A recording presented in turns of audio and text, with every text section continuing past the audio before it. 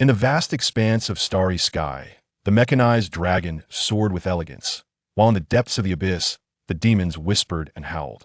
In this epoch where ancient arts and modern technology collide, where mystical powers intertwine with advanced innovations, Yuan stumbled upon a unique attribute panel capable of infinite class switching. Class Martial Arts Grandmaster Material Heart of the Abyssal Nine-Headed Dragon, eligible for advancement to Dragon Sect. Yuan gazed at his hands, gradually shrouded in dark scales, as his long black hair danced wildly without the influence of the wind. With crimson eyes fixed on the humanoid mech streaking across the night sky like a blazing meteor, he smirked and murmured to himself, "Now, I should be able to tear apart a mech with my bare hands, shouldn't I?" The martial arts class. Yuan sat quietly on a black bench, cradling a gray water bottle in his hands. About 20 meters ahead of him, a thick, soft mat covered the ground, adorned with over 30 black punching posts, each nearly the height of a person. Large characters spelling Yuan were emblazoned on each post, and before them stood students clad in blue martial arts uniforms. The students exerted themselves, striking the punching post with fervor, their voices mixing into a chorus of shouts and encouragement, creating an atmosphere pulsating with energy. Yuan gazed intently at this lively scene, his demeanor tranquil that it was not until the voice calling class dismissed pulled him from his reverie that he stood up. He stepped forward to meet a figure dashing through the crowd. Towards him, Yuan. Before him stood a boy of similar age, with slightly tanned skin. He had thick, bushy eyebrows and slightly curly hair, damp strands clinging to his forehead, exuding the heat of intense exercise. "What do you think? The atmosphere at our martial arts school is fantastic, right?" The boy began unwrapping the bandages from his hands. "Practicing martial arts not only equips you for self-defense, but it also offers far greater benefits than those activities you mentioned before, like badminton or swimming." Yuan hesitated for a moment, then offered his water bottle, saying, "I need to discuss this with my parents first." The boy, sensing Yuan's inclination, quickly replied, "Don't worry. He'll call your uncle later. He'll definitely agree to you joining us. Besides, we can keep each other company in class. Look at you, so thin and frail. You should learn some combat skills to avoid being bullied outside." He playfully tapped Yuan's shoulder with his fist, then took the water bottle from Yuan's hands, twisting off the cap and drinking eagerly. After downing half the bottle in one go and wiping his mouth with the back of his hand, he continued, "Moreover, our school is running a promotion right now. Enrolling now means significant discounts compared to usual. Yuan nodded, not engaging further. The boy said nothing more, throwing over his shoulder, "I'm off to shower. Wait for me in the lobby," before he hurried away. Yuan watched as the boy disappeared into the distance, then picked up his backpack from the bench and turned towards the entrance of the school. The boy's name was Peng, his classmate and steadfast friend, an ardent enthusiast of combat sports. He had recently learned that Yuan was seeking a physical activity to strengthen his body, and had insisted on bringing him to the martial arts school for an audit. With persuasive fervor, he had nearly compelled Yuan to enroll immediately. Reaching the entrance of the martial arts school, Yuan stood on the steps. Above him loomed a massive sign inscribed with the ancient character for Yuan Martial Arts School that a recruitment poster was affixed to the wall at the entrance. It simply proclaimed phrases like ancient martial arts, strengthen the body, combat, summer enrollment warm-up, and special discounts. At Yuan stared at the price information highlighted on the advertisement for quite some time, ultimately choosing to look away. Throughout this time, individuals passed by him continuously. Men and women alike exuded confidence and exuberance. In comparison, Yuan's frail figure seemed to lack any presence. He watched these individuals with a tinge of envy. To be honest, he was quite tempted by Peng's suggestion. This body he inhabited after his journey through realms was weak and petite, having long suffered from a lack of physical activity. Describing it as scrawny would be an understatement. This was also the reason he yearned for change. Engaging in martial arts and acquiring combat skills appeared to be an excellent choice. However, the steep tuition fees left Yuan in doubt. Given my family's current circumstances, it's highly unlikely they would agree to my enrollment in this martial arts class. The cost far exceeds what they would consider reasonable. Yuan pondered silently. "Goodbye, coach." Peng's voice reached his ears, drawing Yuan's attention. He turned to see Peng, freshly showered and dressed, waving goodbye to a man of medium build in his 30s. The man seemed to notice Yuan's gaze and casually glanced in his direction. Locking eyes with him sent a shiver down Yuan's spine, as if he were being scrutinized by a predatory beast, causing the hairs on his arms to stand on end. Thump, thump, thump. Yuan felt his heart race, struggling to suppress the surge of anxiety. When he looked again, the imposing man who had instilled such an unprecedented sense of pressure had already turned and entered the school. "Who is that?" Lu Yuan maintained his composure, casually inquiring of Cheng Peng, who had approached him. Cheng Peng followed Lu Yuan's gaze, quickly displaying a look of realization. "Oh, him? He's our school's coach, an exceptionally skilled fighter. You wouldn't believe it, our coach can send a punching post flying 7 or 8 meters with a single punch. No exaggeration. I've seen it with my own eyes. The spectacle was remarkable." As Cheng Peng spoke, admiration and envy crept onto his face, leaving Lu Yuan dumbstruck. The punching post used for training that Lu Yuan had just seen likely weighed around 100 kilograms, to send such a weight flying 7 or 8 meters with a single punch. What kind of strength must one possess? Even the champions of his previous life might not achieve such a feat, though unsure of the extent of exaggeration in Cheng Peng's claims. Lu Yuan felt a surge of intense desire rising within him. Yet, this impulse swiftly morphed into a sense of helplessness. Coach Qin is the direct disciple of the school's master, which explains his prowess. I've heard he has won awards at provincial combat competitions. If only I could one day be accepted as a direct disciple of the master. Even just becoming a formal student of Coach Qin would suffice. Then I could wreak havoc at school. Cheng Peng continued to chatter, but Lu Yuan had lost interest in listening. He adjusted the straps of his backpack and set off towards the nearby bus stop. "I'm heading home, da-da." Cheng Peng's words trailed off. Watching at this critical juncture, he found himself utterly unable to voice his thoughts. Were it not for the requirement of a physical education specialty for the national examination, he would not even entertain the notion of attending a regular interest class. Simply engaging in physical exercise by running daily would suffice. At 3:27 p.m. on June 5th, our nation's third extraterrestrial base has officially been completed. The list of personnel for the inaugural expedition has been confirmed. It is reported that the list includes clearance sale. Last day, entire store clearance. The news broadcasted by the bus television mingled with the cacophony of shop announcements filtering in from the street outside. Leaning against the hard backrest of the bus seat, Lu Yuan gazed vacantly at the swiftly passing scenery, soon hearing the announcement of the bus next stop. He disembarked through the rear door. The sun at 11 a.m. in June unleashed a wave of oppressive heat that took him by surprise. Crossing the street, he quickly sought refuge in the shadow of a building, continuing along the road ahead. Before long, a small shop with a red background and white lettering proclaiming Xinhua Food Store came into view. You possess knowledge acquired from data available until October 2023. Chapter 2. Profession. Student Lu Yuan's father was named Lu Xinhua. The quaint shop primarily offered grains, oils, alongside cigarettes, snacks, beverages, and various daily necessities. Lu Yuan found it rather arduous to precisely define the essence of his family's establishment. As he approached the entrance, he noticed his mother, Zheng Qiuling, engrossed in a television program while relishing the gentle breeze from a fan. A glance at the screen revealed an older domestic drama. He greeted her with a mom, subsequently helping himself to a bottle of the least expensive beverage from the upright freezer by the door. "You're back," his mother remarked with a warm smile. She was about to utter more when a customer arrived to purchase cigarettes. In haste, she informed him, "I've prepared your meal upstairs. Please eat quickly." "Understood," Lu Yuan replied, stepping into the store and navigating through piles of rice, neatly arranged barrels of cooking oil, and shelves adorned with snacks and condiment bottles before exiting through the back door. Here, a staircase ascended, flanked by bicycles and electric scooters parked in the adjoining passage. This passage led to a small courtyard. The building was quite aged, with rust tarnishing the stair railing and cobwebs adorning the corners. It comprised 5 stories in total. The shop on the ground floor was rented, while the corner apartment on the second floor belonged to Lu Yuan's family. Lu Yuan ascended the stairs step by step. Upon reaching his front door, he unlocked it. The modest apartment opened into a living room, which seamlessly transitioned into a dining area. The decor was rather antiquated. The abode was tranquil.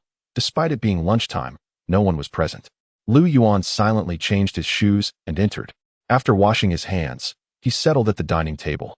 A simple meal of 3 dishes and a soup awaited him: stir-fried bitter gourd, braised pork, smashed cucumber, and winter melon rib soup. Lu Yuan served himself rice and began to eat in silence, having grown accustomed to dining alone at the table. His mother, Zheng Qiuling, was compelled to remain in the shop nearly all day, from its opening at 7 in the morning until its closure at 9 or 10 at night. Family members would bring her meals in bowls, and she had to seize any opportunity to use the restroom. His father, Lu Xinhua, had been at the hospital tending to his grandfather for the past few days. Lu Yuan could discern the familiar taste of the lunch his father must have prepared. As for his sister, Lu Jing, who was pursuing a degree in archaeology, she was away on an expedition. A few days prior, she had video called, mentioning she was in a place called Shishu, characterized by deserts and the Gobi. Lu Yuan consulted a map and discovered that Shishu was over 3,000 kilometers distant from his current city, Jiaoyan, nearly at the border of Xiao, a considerable expanse. Lu Yuan swiftly finished his meal. He consumed a generous portion of bitter gourd and braised pork, but left the rib soup untouched, taking it downstairs to his mother. Afterward, he perched on the sofa to watch television for a while. Flipping through channels with the remote, his gaze was fixed on the screen. Yet his mind remained preoccupied with thoughts of the interest class, not entirely relinquishing the notion of martial arts. Lu Yuan contemplated informing his parents not to enroll him in any interest classes for the time being. Once the circumstances at home stabilized, he could consider enrolling later. He also planned to withdraw all the money he had saved. I shall discuss this with Dad when I visit Grandpa at the hospital this afternoon. Lu Yuan ultimately resolved in his heart. With this decision, he quickly turned off the television and proceeded to the kitchen, washing the dishes in the sink and arranging them neatly on the draining rack. Then, he retreated to his room. He lowered the blinds, activated the air conditioner, and settled at his desk. Glancing at his phone, he checked the time, 12:05 p.m. Finished the battle before 3 o'clock. He set an alarm for 2.5 hours, inhaled deeply, and fixed his gaze upon the mountain of test papers and assignments before him. In an instant, his expression transformed into one of serene determination and acute awareness, akin to that of a battle-hardened warrior. He summoned absolute focus. Lu Yuan recited silently in his mind. Instantly, all ambient noise faded away. The sporadic honking of cars on the street, the boisterous conversations of people below, the gentle hum of the air conditioner in the room, all vanished in that moment. Lu Yuan felt as though he had entered an isolated sanctuary, with merely the stack of books and test papers before him. Beep, beep, beep. The sharp alarm emitted from the phone beside him, vibrating and displaying the time, 14:35. At the sound, Lu Yuan, who had been fervently writing at his desk, suddenly slumped as if he were a deflated inflatable doll, collapsing back into his chair. Phew. He exhaled deeply. His visage appeared pale, enveloped in a profound sense of fatigue. Struggling to lift his hand, he opened the drawer of his desk and retrieved a box of gold-wrapped chocolates. He unwrapped one and tossed it into his mouth, swallowing it whole, accompanied by the water he had prepared. After consuming 4 or 5 chocolates in succession, Lu Yuan finally seemed to regain his composure, rejuvenating his energy. He sat up slightly and began to massage his temples. Before him, lines of information, visible only to him, appeared swiftly. You have focused on studying for 10 minutes, gaining 1 point of professional experience. Your math skill has improved, gaining 2 experience points. Your physics skill has improved, gaining 4 experience points. You have focused on studying for 10 minutes, gaining 1 point of professional experience. In 2.5 hours, his math experience increased by 9 points, physics by 12, and chemistry. Profession experience surged by 15 points. I have nearly completed all the homework assigned by the school. Not an unsatisfactory outcome. A contented smile graced Lu Yuan's face. Then, his eyes glimmered, and a pale blue virtual screen materialized before him. Name, Lu Yuan. Age, 17. Profession, student LV3, 233 400. Strength, 7. Agility, 8. Constitution, 7. Intelligence, 10. Professional basic skills, language LV3, 203 400. Math LV3, 329 400.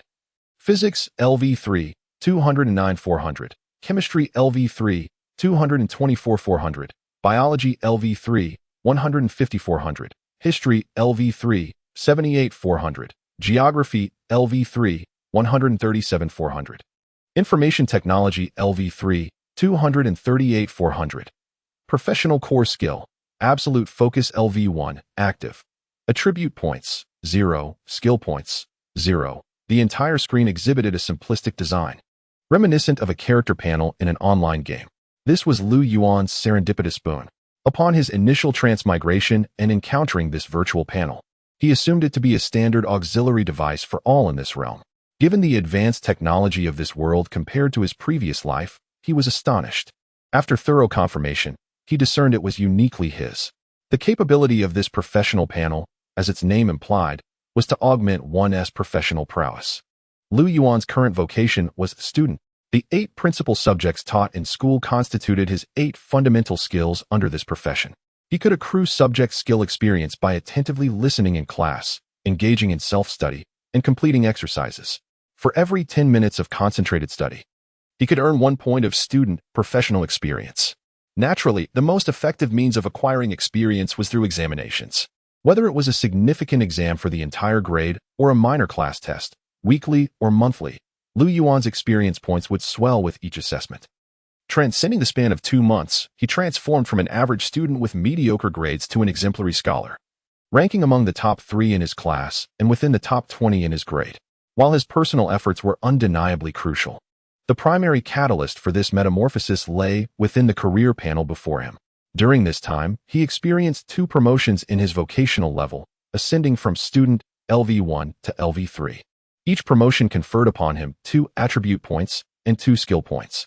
The former significantly bolstered his intelligence, elevating it beyond the typical levels of high school students to a commendable 10 points, while the latter alleviated his weaknesses in physics and illuminated a core skill on his panel, absolute concentration. This skill, active, empowered the learner to intensely focus their mental energy for a brief duration, resulting in a slight enhancement of cognitive abilities and enabling complete immersion in their studies. Note: the duration of this skill's activation correlates with intelligence and physical attributes. Higher values yield longer durations. For a restless adolescent, this skill was nothing short of miraculous. At this moment, the mild throbbing in his head had dissipated, prompting him to cease massaging his temples and instead tend to the soreness in his fingers and wrists. My mind has yet to reach its limit, but my body is struggling. The physical toll is considerable, he contemplated. Who said studying was not a physically demanding endeavor? He pondered the prospect of enrolling in a physical training class, not merely to prepare for the impending unified examination but also to extend the duration of his absolute concentration, thereby significantly augmenting his study efficiency. This evening, he resolved to download some workout videos and practice alongside them. Starting tomorrow, he vowed to embark on a running regimen. He clenched his arm with his hand, which he could fully encircle, silently committing to this newfound determination. His physical condition was indeed lamentable. His predecessor had spent countless hours confined within the 4 walls, engrossed in novels and comics, rendering him nearly immobile. Throughout the physical evaluations at school, he had consistently faltered. With such a frail constitution, he harbored fears that one day, should he push himself too hard in his studies, he might collapse at his desk and never rise again. After a brief respite, during which he felt his strength gradually returning, the clock approached 3 in the afternoon, prompting him to prepare for a visit to the hospital. Before departing, he retrieved a stack of light green bills from a thick dictionary nestled on his bookshelf, carefully tucking them into his pocket. This sum was the reward from the school for his recent academic advancements, 500 on one occasion and 800 on another, totaling 1,300. He intended to withdraw additional funds en route to the hospital to round the amount up, seizing the opportunity to present it to his father. As a member of the family, particularly during these challenging times, he felt a profound obligation to contribute. With this thought in mind, he stepped out of his room. Just as he finished donning his shoes and prepared to leave, the front door swung open. A middle-aged man in his 50s, clad in a blue shirt and appearing haggard, stood before him. "Dad," he exclaimed, taken aback. "What brings you back?" His father, Lu Xinghua, nodded in silence, weary as he trudged inside. Upon entering the house, he collapsed onto the living room sofa, staring at the ceiling with his eyes closed. Lu Yuan slipped his hand into his pants pocket, grasping the bundle of cash, contemplating whether to present it to Lu Xinghua at that moment. Suddenly, Lu Xinghua's phone rang. He opened his eyes to glance at the screen, then hastily rose and stepped out onto the balcony. "Can you wait another 2 days? That scoundrel Wang Jiqiao. He owes me hundreds of thousands in goods. And now I can't locate him. My old man is still lying in the ICU. I assure you I shall repay you at the earliest opportunity." The muffled sounds of Lu Xinghua conversing on the phone wafted from the balcony. Lu Yuan inched closer, listening intently, a frown etching his brow. After a moment of reflection, he grasped the bills in his pocket and swiftly entered his parents' bedroom. Half a minute later, he emerged, composed in demeanor, yet with the money vanished from his hand. The chatter from the balcony had mysteriously ceased. Through the glass door, Lu Yuan beheld Lu Xinghua silently smoking, his gaze fixed upon the opposite apartment building. He lingered for a moment, then turned to depart, but Lu Xinghua's voice called out to him from behind. Xiao Yuan, come here. Lu Yuan turned to see his father extinguishing the cigarette in a flower pot on the balcony and gesturing for him to approach. What is it, Dad? Lu Yuan walked over. For the first time, observing Lu Xinghua closely, he noticed the bloodshot eyes that hinted at sleepless nights. I heard from Xiaoping that you wish to enroll in the martial arts class at the dojo he attends. At this, Lu Yuan's heart plummeted, and he could barely suppress a curse. How could that foolish Qingping, so absorbed in gaming that he often neglected to eat, remember to inform his father about martial arts classes? No, I have no intention of enrolling, Lu Yuan swiftly declined. I perceive no necessity for physical classes at present. The unified examination is still a year away. Furthermore, extracurricular activities would encroach upon my study time, and my coursework is already quite demanding. Spending all day sequestered in your room with books, you ought to venture outside more, Lu Xinghua interjected abruptly, producing a slip of paper from his pocket and placing it into Lu Yuan's hand. Remember to balance work and rest. Lu Yuan examined the receipt handed to him, which bore the name Yuan Martial Arts Dojo, and an amount of 9,988. He stood there, momentarily taken aback. While I was at the hospital, Xiaoping called me. On my way back, I happened to pass the dojo, so I took the liberty of paying the fee for you. The dojo is currently running a promotion. Since you will need to enroll sooner or later, it is prudent to take advantage of the discount now. You need not concern yourself with matters at home or with grandpa. Your primary focus should be on your studies and health.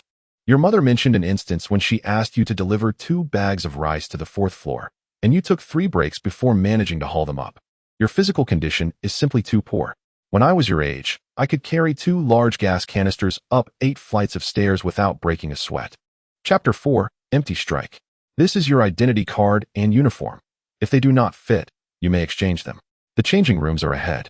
Please proceed to training room 4 after changing. Thank you. Lu Yuan accepted the items handed to him by the receptionist and expressed his gratitude before stepping into the room marked men's changing room. Indeed, he had become a student of Yuan Martial Arts Dojo. He was merely an ordinary 17-year-old high school student. Concerning the decision made by his parents, it was truly difficult to contest. Just as he had been unable to persuade them to reconsider before enrolling, now that his father Lu Xinghua had already settled the fees, he found it impossible to argue for a withdrawal from the classes. Since the money has already been paid, I might as well train diligently. I cannot let this investment go to waste. Resolving to set aside his scattered thoughts, he quickly located his locker using the number 1002 on his identity card. It was Sunday, and a considerable number of individuals were present at the dojo for training. As he listened to their laughter and chatter, he gently swiped his identity card against the electronic lock on his locker. Beep. The locker door opened to reveal an empty interior, save for a few white plastic hangers. The reverse side of the door was fitted with a large mirror, which barely reflected half of Lu Yuan's figure. He scrutinized his appearance in the mirror. His features were quite handsome, yet his complexion appeared pale due to a prolonged lack of outdoor activity. His slightly lengthy bangs obscured one eye, giving him the air of a melancholic, brooding youth. Lu Yuan had often self-deprecatingly referred to himself as a delicate dog, but at the age of 16 or 17, how many robust, muscular boys could there be? Most were slender, much like himself. He enjoyed considerable popularity at school, as his appearance consistently attracted the admiration of many young ladies. As his academic performance soared and he transformed into a top student, the frequency of love letters he received each week surged even further. Once I sculpt my physique, my charm will undoubtedly ascend to new heights, Lu Yuan mused to himself, as he removed his shirt, revealing his pale, slender upper body, adorned with clearly defined ribs. He stuffed his clothes and backpack into a locker, swiftly donning his martial arts uniform. When he slipped into the immaculate outfit emblazoned with the character Yuan, the handsome youth reflected in the mirror seemed to exude an even greater allure. Tightening the belt around his waist, he closed the locker door and stepped out of the changing room, following the signs to the assembly room. The training room number 4 turned out to be smaller than Lu Yuan had anticipated, approximately the size of a classroom. The floor was covered in white mats, and a few individuals were already present. 2 of them appeared to be high school students, around his age, while the others seemed slightly older, radiating an aura of experience gained from years of navigating the world. Ah, a little handsome guy has arrived. A girl with a bun, light makeup, and a score of about 70 in looks exclaimed cheerfully upon noticing him. Her comment captured the attention of everyone in the room. Lu Yuan remained composed, nodding slightly at the group before finding a place to sit. He's quite pretentious. Lu Yuan overheard a curly-haired youth sitting beside the girl casually tease. What's that? He's just a student, the girl with the bun retorted, playfully swatting him, which he promptly seized as an opportunity to grasp her hand. Are you so eager to defend him because you're attracted to him? Get off. Let go of my hand. They began to playfully tussle. Their actions imbued with a hint of flirtation, yet lacking the essence of a couple. Nearby, several men, seemingly acquaintances, watched with envy, eager to join the jovial banter. Hey, do you guys think that after completing a course, we'll be considered official disciples of the Yuan martial arts school? A man seated beside the girl with the bun inquired, observing the curly-haired youth's incessant physical proximity to her. The girl with the bun remained taciturn, while another male interjected with a derisive scoff. Even upon the completion of all requisite courses, success is not assured. The Yuan martial arts school boasts a genuine lineage of ancient martial arts, duly accredited by the Martial Arts Association of Xia. Ascending to the status of an official disciple necessitates passing a rigorous assessment. It is not merely a matter of remitting tuition fees. After all, a profound distinction exists between disciples and students. Disciples incur no tuition fees and may even receive a stipend. Should you succeed in becoming a disciple, you could dismiss your manager upon your return, he elaborated. Is it truly that remarkable? The girl with the bun momentarily halted her playful antics, her astonishment palpable. Indeed, the speaking male affirmed swiftly, perceiving her intrigue. However, the journey to attaining official disciple status is laden with formidable obstacles. Typically, if one qualifies as a disciple, they might even excel in amateur fighting competitions and accrue prize money. It is conceivable to pursue martial arts as a legitimate vocation. Hey, what is so challenging? Siki, just observe how I secure my acceptance as a disciple of the Yuan martial arts school, the curly-haired youth interjected with a grin. Keep dreaming. The girl with the bun cast him a teasing glance. Official disciples, salaries, bonuses. Lu Yuan listened with rapt attention, his eyes momentarily alight at the mention of these enticing prospects. Previously, Chung Pong had articulated his ultimate ambition of becoming an official disciple, a notion Lu Yuan had dismissed lightly. However, he now understood that achieving such a status was no trivial endeavor. Not only would it exempt him from tuition fees, but it would also provide a salary, potentially alleviating his family's financial strain. His thoughts began to meander, yet he swiftly pulled them back. After all, he had only just enrolled and had yet to attend his inaugural class. It was evidently premature to ruminate on such matters. For the time being, his foremost aim was to enhance his physical fitness and ensure that his tuition was judiciously invested. As he contemplated, a man in his 40s entered the training room. It was apparent that he was not an ordinary student. Clad in a black martial arts uniform, he exuded an extraordinary presence as he strode in. Others, like Lu Yuan, quickly recognized his stature, and the previously lively room descended into a profound silence as the middle-aged man surveyed the participants, seemingly taking a head count before breaking into a smile and introducing himself. Greetings, everyone. I am Lin Jichin, and from this moment forth, I shall be responsible for guiding you through the initial phase of your training. You may address me as Coach Lin or Brother Lin. Coach, what will our focus be in this first phase? One eager member of the group inquired as soon as he had finished speaking. Another interjected, indeed. Why are there no punching bags in this room? When shall we have the opportunity to strike the punching bags? I yearn to hit the punching bags. He exchanged knowing glances with the others, adding with a chuckle, let us affix the manager's photograph upon the punching bag. Lin Jichin cast a composed gaze at the group, undeterred by their antics. The foundation of combat resides in strength. The primary focus of this initial phase shall be strength training. I shall impart to you some scientific and effective training methods and techniques that you may practice both here and at home. As for striking the punching bags, he paused momentarily before continuing. Now is not the time for that. For the present, you shall only practice air strikes. With that, Lin Jichin abruptly raised his hand. Lu Yuan barely registered his movement before a sharp cracking sound resonated through the room, startling everyone as if a firecracker had been ignited. This is what we refer to as an air strike, Lin Jichin declared, his expression serene as he surveyed the room. Chapter 5, Basic Fist Techniques. Lin Jichin's demonstration instantly enthralled the entire assembly. The previously boisterous youths swiftly sobered, their demeanor transforming into one of gravity. Lu Yuan, too, felt a surge of astonishment. He recalled reading in novels that martial artists possessed varying levels of strength, their strikes capable of sounding like fireworks or thunder, or sometimes producing no sound at all. To witness such a phenomenon in reality was indeed extraordinary. I ponder how martial artists' abilities are categorized in this realm. Is Lin Jiqin regarded as formidable? Lu Yuan pondered, contrasting the formidable presence of Coach Qin, whom he had encountered the previous day and whom Chengping held in high esteem, with Lin Jiqin. He perceived the latter as even more formidable. While Lin Jiqin's gaze was sharp, it lacked the terrifying intensity that could make one feel as though they might leap out of their skin. Nonetheless, Lu Yuan conceded that his judgment might be flawed. As he was a complete novice in this domain, one must master the techniques of the fist before engaging with the punching bags. Until you attain proficiency, you shall practice air strikes exclusively, Lin Jiqin declared, officially commencing the lesson. As he had indicated, he began instructing everyone on the methods and techniques for strength training. This segment was relatively straightforward, consisting of exercises commonly practiced in physical education classes, such as planks, crunches, leg raises while lying down, sit-ups, and push-ups, targeting various muscle groups throughout the body. Lin Jiqin guided everyone through each movement, correcting their errors along the way. He advised, upon returning home, you may continue to practice these movements independently. Initially, perform 2 or 3 sets of each exercise, and as your physical condition improves, gradually increase the intensity of your training. For those requiring equipment, the training hall is always available for your use. Next, I shall teach you the fundamental combat movements. Upon hearing Lin Jiqin's concluding words, everyone became attentive, and Lu Yuan shared in their enthusiasm. Many had enrolled in the martial arts class in eager anticipation of this moment. In the first phase of the course, you will learn the basic techniques of punches, kicks, and footwork.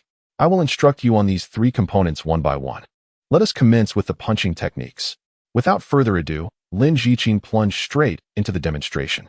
The foundational movements of combat boxing encompass the swing punch, thrust punch, vibration punch, and horizontal hook punch. Among these, the swing punch is further categorized into the left swing punch to the head, and left swing punch to the abdomen. As Lin Jiqin elucidated, he executed each punch, though his speed was not particularly rapid. The fluidity of his movements left Lu Yuan feeling spellbound. The basic punching techniques may appear few, yet upon closer inspection, they were indeed numerous. Instinctively, Lu Yuan reached for his phone to record the session, fearing he might forget the intricacies. However, he quickly recalled that his martial arts uniform lacked pockets, and his phone was currently secured in a locker. Fortunately, Lin Jiqin reassured them. I will break down each movement for you to practice individually once I have completed the demonstration of all techniques. What ensued was a detailed dissection of each movement. Lu Yuan possessed a commendable intelligence quotient, and his memory was notably exceptional. Lin Jiqin's meticulous instruction enabled him to easily retain each punching technique. The only challenge he faced lay in his physical strength and fitness level, which were decidedly inadequate. Many of the movements he envisioned clearly in his mind transformed into awkward forms once executed. It was evident he was not alone in this struggle. Several others encountered similar difficulties, with only one individual displaying a relatively standard and proficient form. Have you trained before?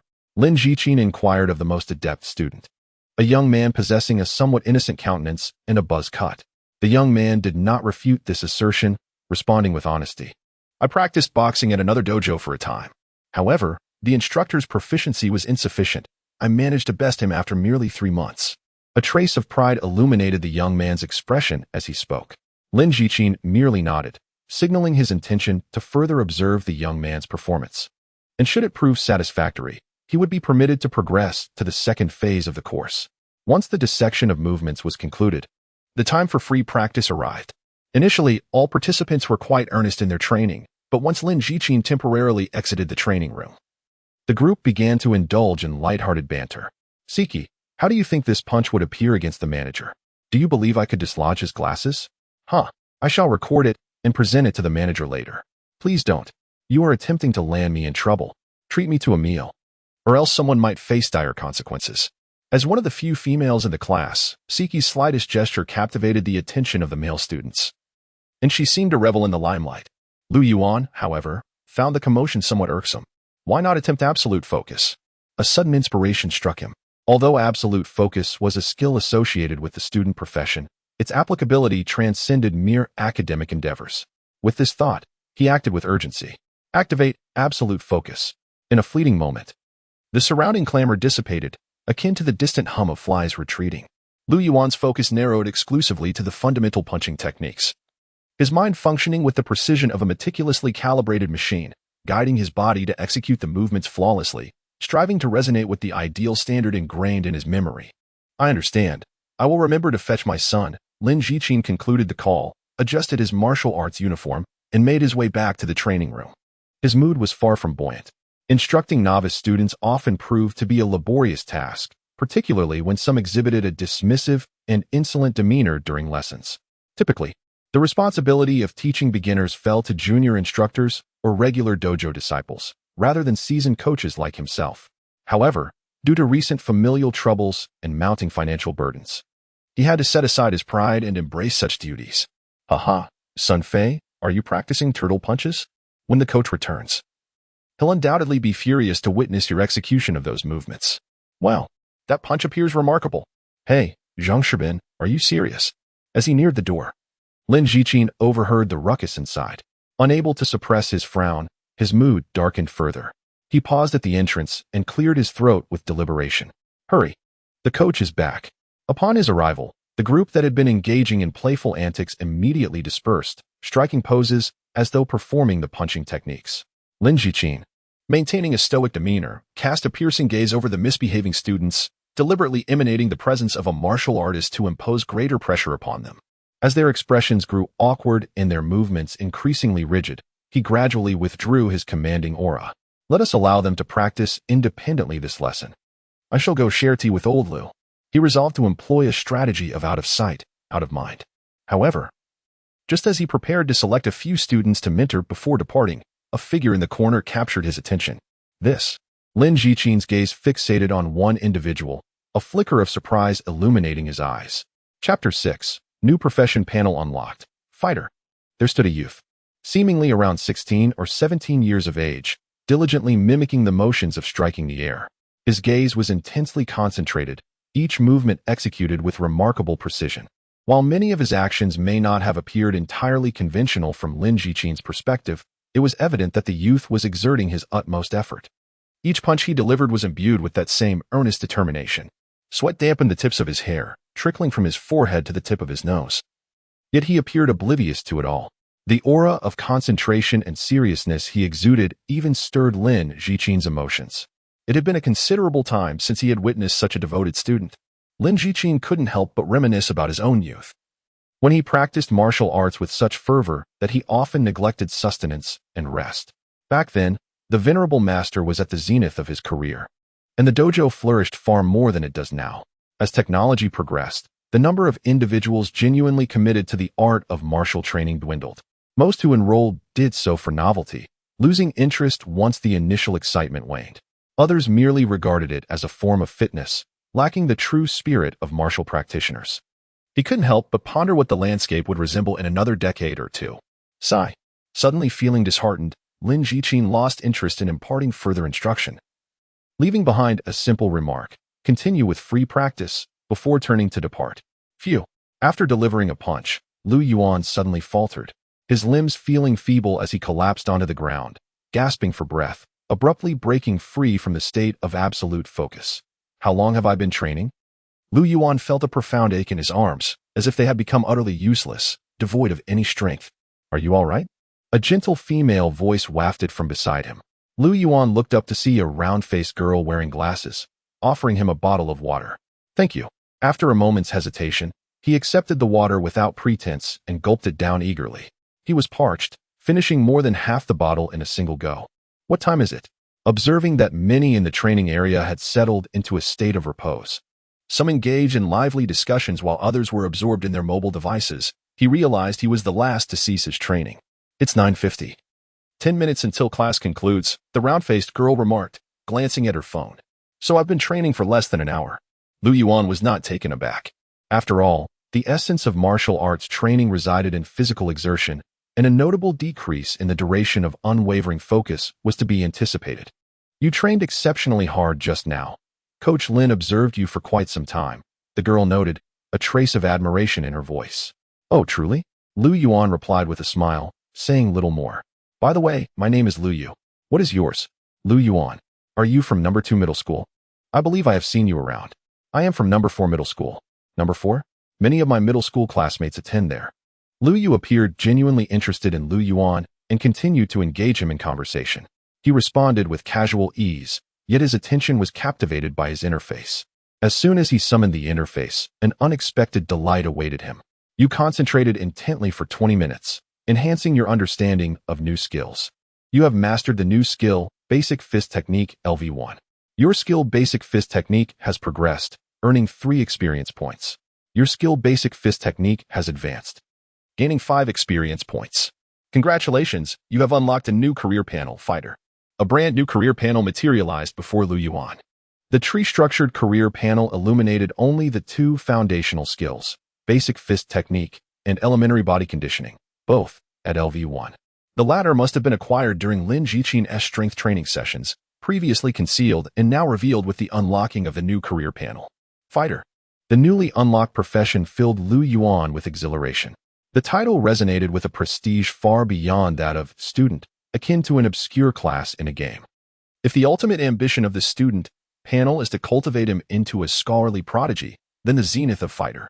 Could it possibly signify the supreme mastery of martial arts? Thoughts of feats such as plucking flowers and breaking steel with mere fingers surged through his mind, igniting an uncontrollable excitement. He felt the tuition fee of 10,000 yuan was indeed a worthy investment. What is your phone number? I shall make a note of it, so I may pose my inquiries after class. Lu Yu spoke with a slight stammer. In a buoyant mood, Lu Yuan responded with a smile. ISNT, they're a group established for our new students by the dojo. I shall add you later. Your name is Lu Yu, correct? She nodded vigorously, clearly delighted. The two continued to engage in light conversation until 10 o'clock, when someone entered to announce the conclusion of class. The students immediately rose and dispersed as if granted a reprieve. However, Coach Lin Jichin did not reappear.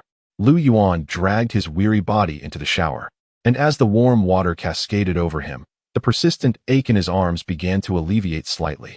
After completing his shower and changing clothes, he emerged from the changing room to find Cheng Peng already waiting in the dojo's hall. Lu Yuan, you finally made it out. Did it take you that long to shower, like a girl? Shut up. Lu Yuan, still fatigued and sore, had little inclination for jesting. Hee, Cheng Peng chuckled, throwing an arm around Lu Yuan's shoulders, his grin wide. So, how was your first day of class? It was quite good, much more beneficial than I had anticipated. Lu Yuan replied earnestly. That is splendid. I was concerned you might not persevere. Cheng Peng laughed. Hurry and complete the basics so you can advance. I eagerly anticipate thoroughly besting you in sparring. We shall see who prevails. Lu Yuan shot him a sidelong glance. The look provoked Cheng Peng, who immediately exclaimed, Wow, you're really full of yourself. My punch strength is already at 50 kilograms. The coach says I'll soon be ready to test for my rank. Do you believe you can take me on? Test for rank? Lu Yuan seized upon a new term in Cheng Peng's words and inquired with curiosity. Are you not aware that martial artists also possess ranks? Allow me to elucidate as we proceed. Cheng Peng guided Lu Yuan toward the dojo's exit. Along their path, they encountered Lu Yu once more, accompanied by another girl who seemed to share a similar predicament, having come with a companion yet not attending the same class. Lu Yu beamed at him, though she appeared too bashful to approach. Over half an hour later, Lu Yuan emerged solitary from an internet CAF, having, through Cheng Peng's introduction and some online inquiry, assembled a general understanding of the classification of martial artist ranks within this realm. Chapter 7. Amateur, Professional, 9th rank. The ranks are primarily divided into 2 categories, amateur and professional. Each category is further subdivided into 9 ranks, with rank 1 being the most elementary and rank 9 the most advanced. Distinct ranks entail varying prerequisites for the mastery of martial arts, strength, speed, and other attributes. Upon scrutinizing the information, Lu Yuan was astounded to realize that attaining amateur rank 9 necessitated a punching force surpassing 300 kilograms. In my previous existence, such a feat would have qualified one as a premier heavyweight professional. Lu Yuan silently marveled, beginning to embrace Cheng Peng's earlier depiction of the dojo's master being capable of propelling a 100-kilogram punching bag a distance of 7 or 8 meters with a single strike. If amateur martial artists wield such formidable prowess, the professional tier must undoubtedly embody even greater strength. It appears that the martial arts standards in this world far surpass those of my former life. elite martial artists could indeed be likened to Superman. Furthermore, Yuan discovered that possessing an officially certified martial artist rank significantly bolstered one's prospects for university applications. Some esteemed, yet lesser-known institutions imposed stringent requirements in this regard. For example, the Air Force Academy mandated a minimum of amateur rank 7 for eligibility. The Air Force Academy serves as the cradle for pilots, astronauts, and even members of mechanized armored units. Thus, high physical standards are to be anticipated. Given the existence of the student career panel, Yuan had contemplated applying to a distinguished university, albeit with aspirations of becoming a researcher or a business magnate. He had never entertained ambitions of becoming a pilot, astronaut, or even a mech warrior. However, his perspective had subtly shifted. Humanity's exploration of the cosmos in this world eclipses that of my previous life. Even elite circles are beginning to pursue extraterrestrial colonization. If afforded the opportunity, it might be enchanting to transcend the terrestrial realm and behold the stars. Consequently, my strategy regarding attribute allocation must also evolve accordingly. As Yuan stood beneath the bus stop sign outside the Internet CAF, he gazed up at the slate blue sky, lost in contemplation. By the time Yuan returned home, it was already 20 past 11. Zheng Qiuling, his mother, remained seated in the shop, engrossed in the television. Upon witnessing Yuan's return, her face instantly illuminated with a welcoming smile. "How was your interest class?" she inquired, and he replied, "It was fine, quite good." "That's wonderful to hear. You must practice diligently. Your father has invested a substantial amount in this class for you," Zheng Qiuling admonished earnestly. "But remember, studies should come first." "I understand, Mom," Yuan nodded, then asked, "Where's Dad?" "He went to the hospital to accompany your grandfather. He has already prepared lunch for you." "You should hurry upstairs to eat," she informed him. "I'll bring it down to eat with you," he suggested. Yuan swiftly ascended the stairs, retrieved his sweat-soaked martial arts uniform from his backpack, and tossed it into the washing machine. He then made several trips to carry the prepared dishes from the table downstairs. Seated at a modest table, barely 1.5 meters high, he began to dine alongside his mother. As the adage goes, running a store is far more challenging than merely sitting in it. The family's small grocery shop relied predominantly on Zheng Qiuling's efforts, a task that was indeed arduous. Do not be misled into thinking that merely sitting in the shop and watching television all day is easy. She remains there day in and day out, for an astonishing 10 hours each day, every day of the year. Would you care to try it? Today's luncheon bore a striking resemblance to that of yesterday. The braised pork had been substituted with braised fish, and the winter melon and pork rib soup had been exchanged for a corn and pork rib concoction. Yuan savored his meal with great delight. After a morning filled with physical exertion, he found himself particularly famished, consuming 3 bowls of rice before pausing for breath. For reference, he typically managed only 2 bowls, and even then, the second was seldom filled to the brim. However, on this occasion, he polished off 3 generous servings. While dining, Yuan cast a glance at his status panel, observing that it remained unchanged. Clearly, a single day of exercise would not yield noticeable enhancements in his physique. He would need to establish a consistent training regimen to witness any significant improvements in strength and fitness. Enrolling in the interest class indeed seemed a prudent decision. "My appetite is particularly robust today," he mused. "Eat well. It will aid your growth in stature and strength. You are merely in your 2nd year of high school. There is still ample room for growth. If you could attain a height of 1.80 meters, you would undoubtedly be even more handsome," Zheng Qiuling remarked with a smile. Observing Yuan's hearty consumption, upon his finishing, she gently urged him to sit still as she rose to clear the dishes. 20 for the white pack. 35 for the red. Which would you prefer?" "I'll take the white, and please include a lighter," he replied. "A lighter is $1, she informed him. Having skillfully managed a customer's cigarette purchase, Yuan noted that his mother had yet to return. He seized the remote control from the counter and altered the television channel. As he indulged in a massage to alleviate the soreness in his arms, he absent-mindedly watched the television to pass the time. The local channel was currently broadcasting the noon news. Recently, the renovation plan for the old city has entered its 2nd phase, with an important notification issued by the Municipal Housing and Urban-Rural Development Committee. On June 6th, the newly constructed sports center stadium in our city officially commenced operations. It is reported that over 10 sports events and large-scale activities are slated to be held here in the latter half of this year. Yuan inadvertently pressed upon a tender muscle in his arm, eliciting a sharp gasp of pain. At that moment, a news segment seized his attention. Recently, a spate of missing persons cases has surfaced in the western district of our city. The municipal police department is treating this matter with utmost seriousness, having established a special task force to conduct a thorough investigation. Yuan paused, a flicker of surprise crossing his visage. The western district? Was that not where his family resided? Missing persons cases? How had he remained oblivious to this? The municipal police's grave concern and the formation of a dedicated task force suggested that these incidents were far from ordinary. Perhaps numerous individuals were entangled in this situation? Or could there be a sinister possibility of murder? He mused silently.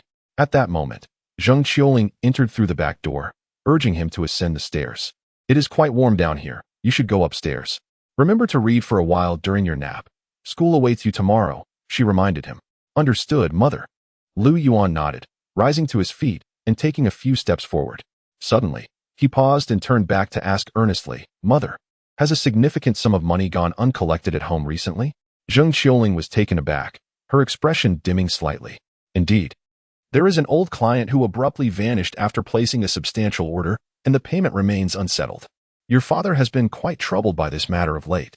As she spoke, her demeanor shifted, and she urged him, Go on, hurry upstairs. Why are you asking so many questions? It is not your concern. Yuan shrugged and offered no further comment as he turned and ascended the staircase. After lunch, he found himself once again solitary at home. Yuan first hung his freshly laundered martial arts uniform on the balcony to dry, then retreated to his bedroom, activated the air conditioning, and reclined upon his bed. At that moment, he felt utterly drained, as though his arms had become increasingly foreign to him. Absorbed in his thoughts, he lost track of time, oblivious to the toll his body had endured. This was a quintessential instance of overexertion. Let us examine the outcomes of this morning's training. Yuan concentrated and accessed his status panel. Now, in addition to his previous vocation, he had acquired a new one, enabling him to seamlessly transition between the roles of student and fighter. On the fighter panel, it presently displayed Fighter LV1, 13100, Basic Skills, Beginner Body Training LV1, 22100, Basic Fist Technique LV1, 53100. Indeed, there were merits to rigorous training. From merely a single morning of endeavor, Yuan had already exceeded half the experience requisite for the basic fist technique he had recently mastered. It would not be long before he ascended to LV2. Chapter 8. Addiction. Yuan reminisced about the content of his morning training. He felt assured that he had fully grasped the fundamental fist techniques imparted by Lin Jiqin, recalling them distinctly and capable of executing each movement. However, he was cognizant that there would inevitably be discrepancies in the precision of his movements. Once I have completely mastered the basic leg techniques and basic step techniques, and elevated them all to LV3 or above, I may unlock the core skills of my profession. Regarding the pivotal skill of absolute focus for the student profession, it is unlocked only after elevating the levels of all 8 primary subjects to level 3. Only upon acquiring the skill absolute focus would Yuan genuinely set himself apart from his peers. His learning efficiency would experience a profound transformation, endowing him with an almost otherworldly perception of advancement in his studies. Consequently, Yuan eagerly awaited the unexpected gifts that the core skills of the fighter profession might confer upon him. The 2 classes of the combat course are arranged for the weekends. If he desires to master the fundamental leg and stepping techniques, he must bide his time for another week. Nevertheless, he could solicit Chengping's assistance in the interim. Yuan had already mentally designated Chengping as his aide. Following an arduous morning of exertion and a substantial lunch, Yuan soon found himself succumbing to drowsiness. Uncertain of the duration of his slumber, he was abruptly roused by a flurry of notifications from his phone. Initially bleary-eyed, as he reached for his device, the ache in his arm jolted him into full awareness. Just hold on until tomorrow. Once my strained muscles mend, the discomfort will surely diminish. Yuan reassured himself through clenched teeth, struggling to grasp his phone. He noticed a multitude of notifications. Upon opening the messaging application, he discovered a friend request among the myriad alerts. I'm Yu, requesting to add you as a friend. It was the round-faced girl with spectacles from the combat class. Yuan casually accepted her request. He then perused the remaining messages, all of which were from his older sister, Lu Jing. Elder sister, little brother, behold the breathtaking vistas of Shishu. You have yet to experience the allure of the desert. Below are a dozen photographs. Deserts, gobies, poplars, and several images of a girl in a hat riding a camel, her face radiating joy. The girl on the camel is, of course, Lu Jing herself. Lu Yuan swiftly scrutinized the photographs and typed, "I am envious, getting paid to travel and explore." Within moments, a reply arrived. "You have no idea how grueling the conditions are here. The unearthed ruins lie deep within the Shishu Desert. I must reside in a tent each day. I am afforded a shower only once a week, and I dare not speak aloud, lest my mouth be filled with pounds of sand." Haha. Lu Yuan could not help but chuckle and sent a few playful emojis. After a brief contemplation, he inquired, "Sis, what have you all unearthed this time?"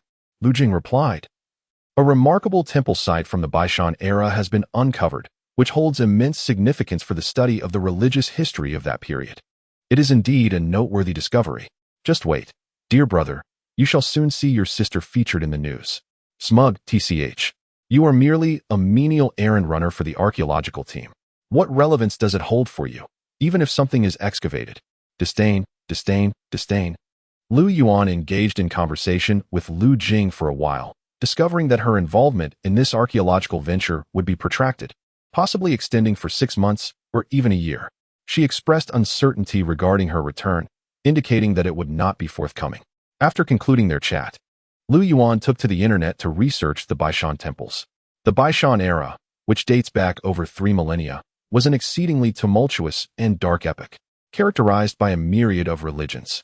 Many of these sects propagated sinister doctrines and engaged in human sacrifices, rendering them particularly sanguinary. Lu Yuan merely skimmed the information before closing the webpage. I wonder what the temple that Lu Jing's team has uncovered is like. What if they inadvertently unearth a trove of bones? Given Lu Jing's timid disposition, she would likely be terrified. Lu Yuan mused with a sense of amusement. As for the recent turmoil at home, Lu Yuan refrained from mentioning it to Lu Jing. He suspected their parents had also chosen to remain silent on the matter. After all, she was currently ensconced in the heart of the desert, over 3,000 kilometers away. Even if she were to learn of it, she would be unable to provide any assistance and would only fret unnecessarily, adding to the list of concerns. What purpose would it serve to speak further? Engaging in diligent study and fervent martial arts practice stands as the most significant contribution I can presently offer to my parents, Lu Yuan mused introspectively. Setting aside his phone, he settled at his desk. Despite a temporary soreness in his arm rendering him unable to write, he was on the brink of completing his homework. Immersed in study, previewing upcoming lessons, and reinforcing his knowledge while in a state of absolute focus, he witnessed a steady increase in experience points across all 8 major subjects throughout the afternoon, inching closer to level 4 in his student profession. At approximately 5 o'clock, Zheng Qiuling rushed upstairs to enlist Lu Yuan's assistance at the store while she prepared dinner in the kitchen. Lu Xinghua made a brief return from the hospital, hastily gathering some food before departing once more. Lu Yuan scarcely had the opportunity to exchange more than a handful of words with him. However, he did receive uplifting news regarding his grandfather's cerebral infarction surgery, scheduled for the following week. Although he was unable to exercise his arms for the time being, his core and legs remained unaffected.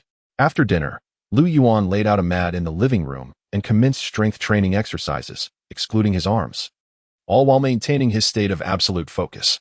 Notifications began to appear on the panel.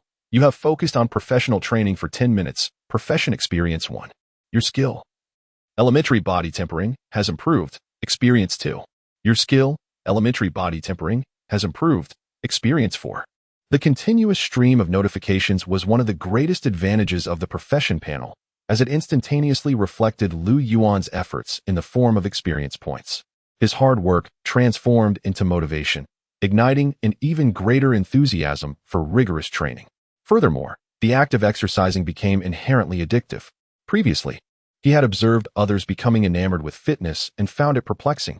Now, he comprehended their allure. Breathless, Lu Yuan concluded another set of exercises and murmured to himself. This relentless pursuit of pushing one's limits indeed fosters a profound sense of self-accomplishment. Initially, his objective had been to complete 2 sets of each exercise. Yet, upon finishing those, he sensed an abundance of energy remaining and proceeded to undertake 2 additional sets. Ultimately, he completed a total of 8 sets of the entire regimen. He did not cease his exertions until every ounce of strength had been drained from his body, collapsing upon the living room floor, utterly incapable of even twitching a finger. Will I awaken tomorrow so sore that I am unable to rise?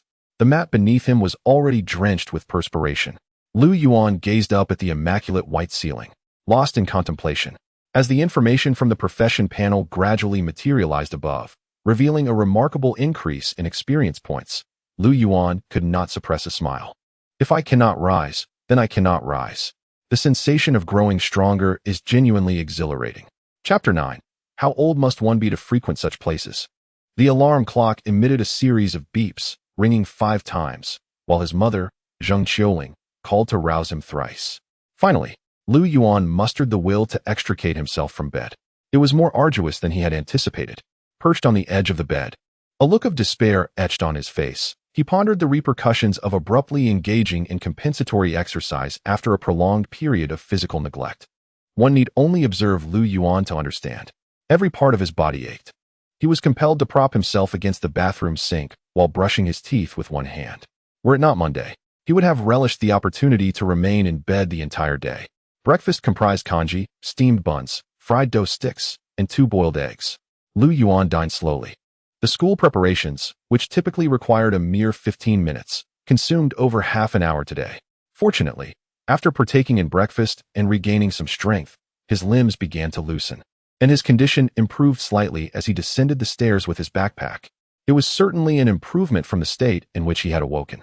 Lu Yuan had initially intended to run to school that morning, but such an endeavor was unequivocally out of the question in his current condition. Even walking proved to be a challenge, and time was of the essence. He resolved to take a taxi to school, a rare indulgence.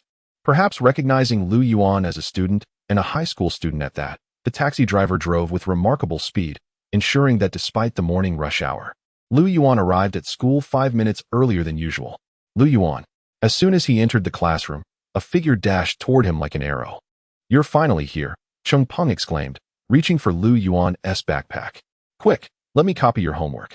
What's in it for me?" Lu Yuan safeguarded his backpack, playfully provoking him.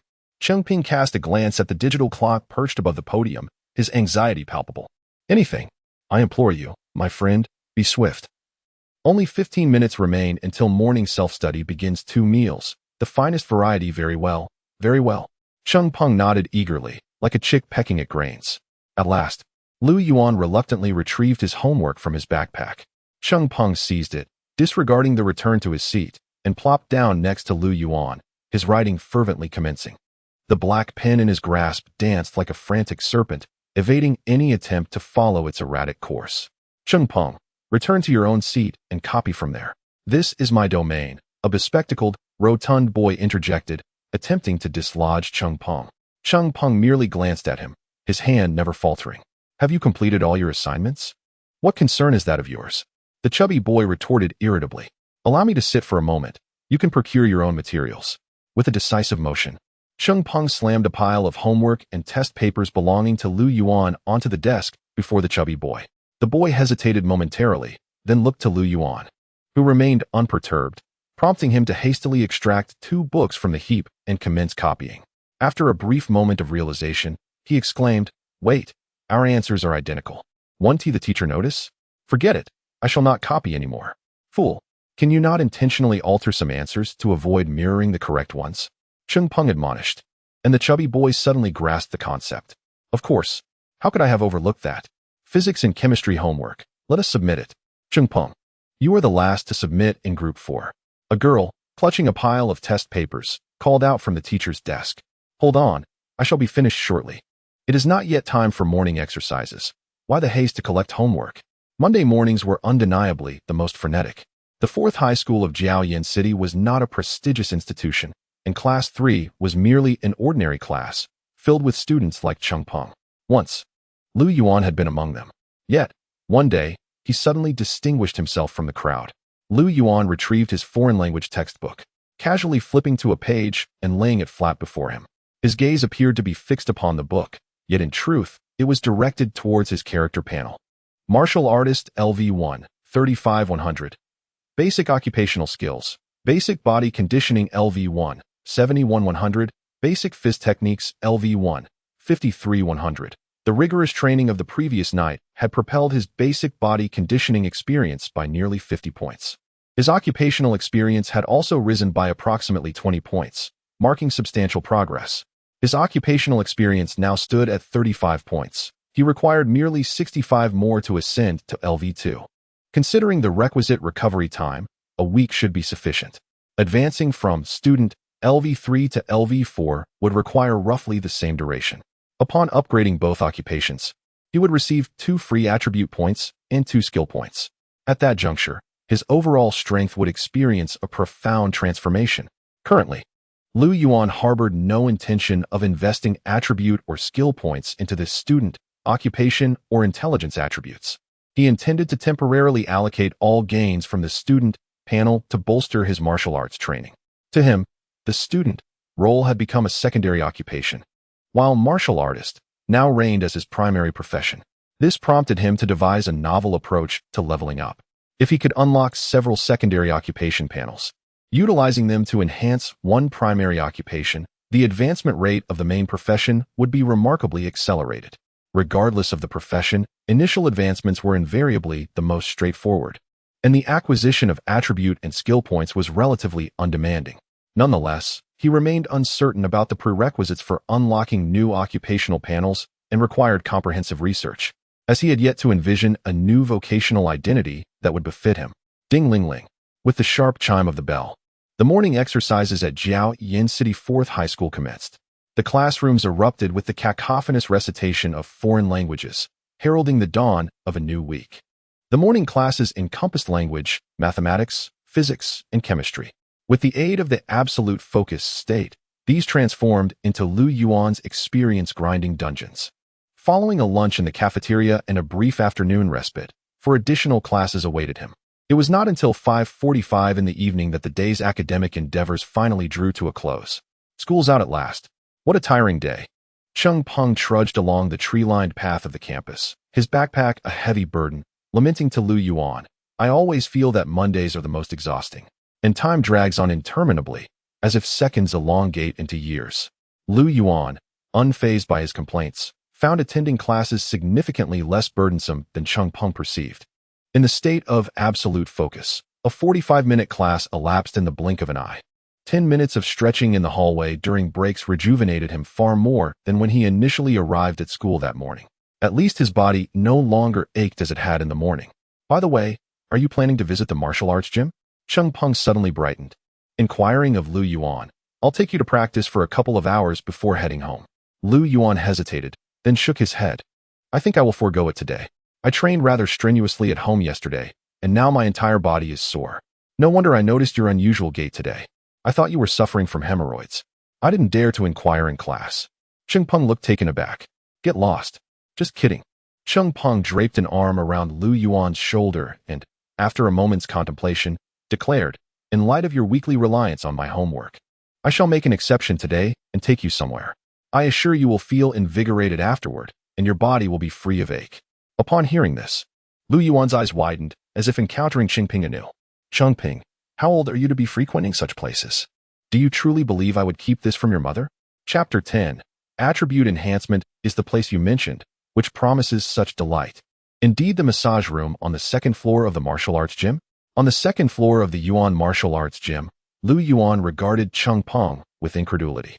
Cheng Peng countered, "What else could it possibly be?" Lu Yuan wore a peculiar expression, shaking his head in disbelief. "Nothing." Cheng Peng cast a scornful glance at him before approaching the front desk to present his student identification. After a brief procedure, Lu Yuan was assigned to a private room within 5 minutes. "Just wait here. Someone will arrive shortly to assist you with the massage. This treatment is remarkably effective. After merely one session, your muscles will feel rejuvenated, and you will be brimming with vitality," Cheng Peng assured Lu Yuan confidently. "I shall head downstairs to practice for a while. Seek me out once you have completed your session." Lu Yuan nodded in acknowledgement. Once Cheng Peng had departed, Lu Yuan surveyed the modest room before him. The air conditioning was on, creating a comfortable ambience. In the center stood a narrow bed, meticulously arranged with a folded bathrobe, while a small cabinet rested beside it. Lu Yuan placed his backpack in the cabinet, then swiftly showered in the bathroom and donned the provided attire. He settled onto the bed, awaiting his appointment, while briefly notifying his parents via his phone that he would be slightly delayed in returning home from the martial arts gym. Before long, A knock resounded at the door. "Come in," Lu Yuan called, setting down his phone as a middle-aged man entered, bearing a case. Observing the man's muscular arms beneath his loose training garments, Lu Yuan felt an inexplicable unease, as if something were amiss. Fortunately, the man's amiable smile soon dispelled this discomfort. "Lie down on the bed." "Yes," Lu Yuan replied obediently, reclining on the small bed. The man opened the case, retrieving a small burner, igniting it, and placing it neatly on the small table beside the bed. A subtle sandalwood fragrance emanated from the burner, gradually soothing Lu Yuan's spirit. "You have been training diligently, have you not?" The man inquired gently, pressing on Lu Yuan's legs and body as he initiated a conversation. "There are indications of tearing and strain in several muscle areas." "Is it serious?" Lu Yuan could not restrain his curiosity. "Not particularly severe," the man replied, shaking his head. "After all, this is a martial arts hall. It is inevitable that disciples will endure minor injuries. I have witnessed far worse than yours." Relieved, Lu Yuan complied as the man instructed him to disrobe and lie face down on a small bed. The man then produced a white ointment, gently applying it to Lu Yuan's thighs, calves, arms, and back. The ointment imparted a soothing coolness upon his skin. Before Lu Yuan could voice his questions, the man preemptively explained, "This is a secret remedy of the martial arts hall. With its application, combined with my massage techniques, you shall be fully restored within a day or two. Only the students of the martial arts hall are privileged to utilize it. You could not procure it elsewhere, even with money." "I am about to begin," the man spoke calmly, suddenly exerting pressure with his hands.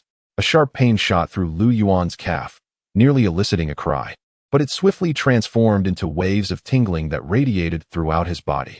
The man's technique was both gentle and forceful, each touch precisely targeting the sore and swollen areas. Drawing upon his experience as a self-proclaimed connoisseur of foot baths in his previous life, Lu Yuan recognized the man as an undoubtedly skilled master. Unbeknownst to Lu Yuan, he had succumbed to slumber. Upon awakening, he noticed soft music playing and a light air-conditioning blanket draped over him. The man who had massaged him was nowhere to be found. Almost 8 o'clock. Lu Yuan retrieved his phone from his bag and checked the time, his expression shifting drastically upon realizing that nearly 2 hours had elapsed. Without pausing to shower, he hastily dressed and hurried downstairs. "I thought you would sleep until tomorrow morning." Chung Peng greeted him in the lobby, inquiring, "How do you feel?" "I will tell you later. Let us go home." "All right, I am starving." The massage on the second floor of the martial arts hall had exceeded Lu Yuan's expectations. By the following day, the soreness in his body had nearly dissipated entirely. He felt rejuvenated, if not better than before. After all, muscles grow stronger through repeated tearing and repair.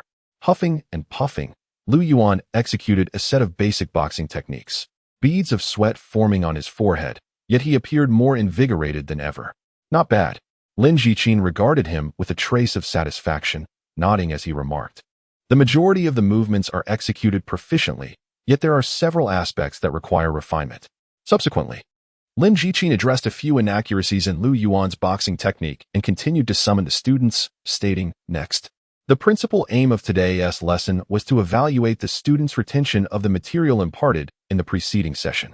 Lu Yuan's initial commendation from Lin Jiqin attracted the admiration of many, exclaiming, "The charming young man is remarkable." The girl with the bun hairstyle from the previous class had transitioned to a ponytail for this session, her makeup more intricate. She purposefully greeted Lu Yuan with enthusiasm.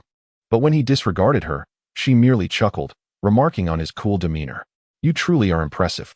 Among those who participated, your practice was the finest, Lu Yu." The round-faced girl quickly approached Lu Yuan upon his descent, voicing her admiration. "I intend to utilize this as a special skill for next year's unified examination. Hence I exerted a bit more effort," Lu Yuan replied with a smile to Lu Yu. "I also enrolled in martial arts training due to the sports-related special skills for the unified exam. I have heard that the performance requirements for combat in the unified exam are considerably less stringent than those for badminton or similar activities. Yet, I feel devoid of talent in this domain. No matter how diligently I strive, I seem incapable of mastering it," Lu Yu lamented. "It is merely the beginning, and girls are inherently at a disadvantage in this arena," Lu Yuan casually reassured her, his attention captivated by the attribute panel displayed before him. Name: Lu Yuan. Age: 17. Profession 1. Student LV3, 345-400. Profession 2. Fighter LV1, 98-100. Strength, 7. Agility, 8. Constitution, 7. Intelligence, 10. Profession 2. Basic skills. Beginner body tempering LV2, 121-200. Basic boxing LV2, 23-200. In comparison to a week prior, the experience points for the fighter profession had risen significantly. Merely 2 additional points were required to attain LV2. Both basic skills had ascended to LV2, particularly beginner body tempering, which was only about 40% shy of LV3, a testament to Lu Yuan's diligent strength training throughout the week. Nevertheless, for reasons unbeknownst to him, his 4-dimensional statistics remained unchanged. Yet, he could distinctly sense an increase in his strength and an enhancement in his physical condition. Even his appetite had surged. Lu Yuan found himself puzzled by this anomaly. Very well, next I shall guide everyone in reinforcing the content from our previous lesson. We will undertake 2 sets of strength training before commencing the new lesson. At this juncture, Lin Jiqin, having gauged everyone's grasp of the basic boxing techniques, began to delineate the agenda for the day. Following Lin Jiqin's lead in executing a set of basic boxing techniques, Lu Yuan's LV2 basic boxing skill accrued additional experience points. This outcome was markedly superior to his solitary practice at home, likely due to the personalized instruction.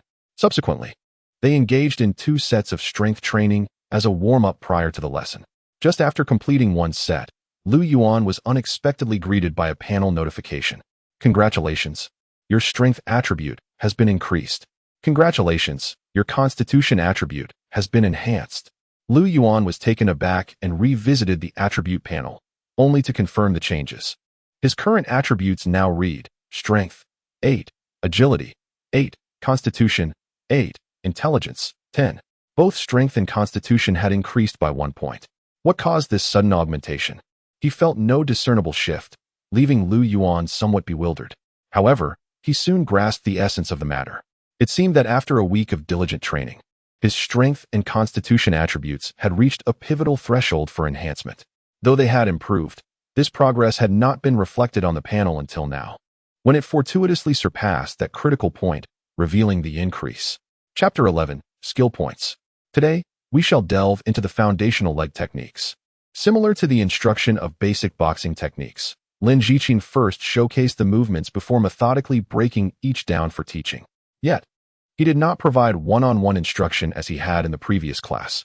Only Lu Yuan and 2 other students were afforded this special attention. These 2, like Lu Yuan, exhibited a keen focus during class and practiced diligently thereafter. In truth, the basic leg techniques proved to be considerably more challenging than the boxing techniques. You may practice freely. I shall step out for a moment. After imparting all the movements, Lin Jiqin, as was customary, departed on business. The students responded with a lackluster enthusiasm, many unconsciously halting their movements. Lu Yuan, however, paid no heed to the others. Once Lin Jiqin's figure vanished, he promptly activated the skill, Absolute Focus. In an instant, he entered a realm of unwavering concentration, completely absorbed in the practice of the foundational leg techniques. Lu Yuan, Lu Yuan. A voice echoed from a distance, gradually intensifying, drawing Lu Yuan's consciousness back. It was akin to surfacing from the depths of water, the surrounding noise inundating him. He took a moment to pause, shaking off the fatigue and heaviness in his legs, resisting the urge to collapse onto the ground. Would you like some water? Lu Yu, a girl with a cherubic face, stood beside him, proffering a bottle of water. Thank you. In keeping with his usual demeanor, Lu Yuan did not decline. He accepted the bottle and drank thirstily. After quenching his thirst, he wiped his mouth and inquired of Lu Yu, how many minutes remain until class concludes? 1 minute, Lu Yu responded, casting a glance at her digital watch, then swiftly amended, oh, never mind, it's already time to conclude the class. Lu Yuan was momentarily taken aback, feeling a twinge of astonishment. Had class truly ended already? The duration of free training in today's session had significantly surpassed that of the previous one. He had emerged from a state of intense concentration even later than before, with his stamina not entirely depleted. It was apparent that his physical fitness had indeed improved considerably. This enhancement in attributes was not without merit. Lu Yuan promptly examined his professional panel. You have focused on combat training for 10 minutes, earning 1 professional experience. Your basic leg technique skill has improved, gaining 3 experience points. You have focused on combat training for 10 minutes, earning 1 professional experience. Congratulations. Your fighter profession level has risen. Although he had anticipated this outcome, the notification regarding the elevation of his profession level still ignited a surge of joy within Lu Yuan. Fighter LV2, 6200. Basic profession skills. Beginner physique LV2, 123-200. Basic fist technique LV2, 57-200. Basic leg technique LV1, 34-100. His panel now indicated an additional point in free attribute points and 1 in skill points. After a moment's contemplation, Lu Yuan allocated the newly acquired attribute point to his physique. His physique attribute, which he had only recently enhanced, now ascended from 8 to 9. With a gentle rustling sound, it was as if a crumpled piece of paper was smoothed out by some magical force, the creases vanishing instantaneously. Within mere moments, Lu Yuan felt the fatigue accumulated from practice dissipate entirely, and he was revitalized. The soreness and pain within his body rapidly faded away, akin to having consumed a miraculous elixir. I hadn't anticipated that allocating points would yield such an effect. It is truly astonishing.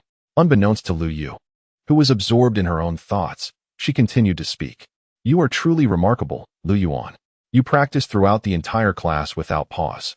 Others had ceased practicing half an hour ago. At that moment, someone clad in martial arts attire burst in, declaring loudly, "Class is over.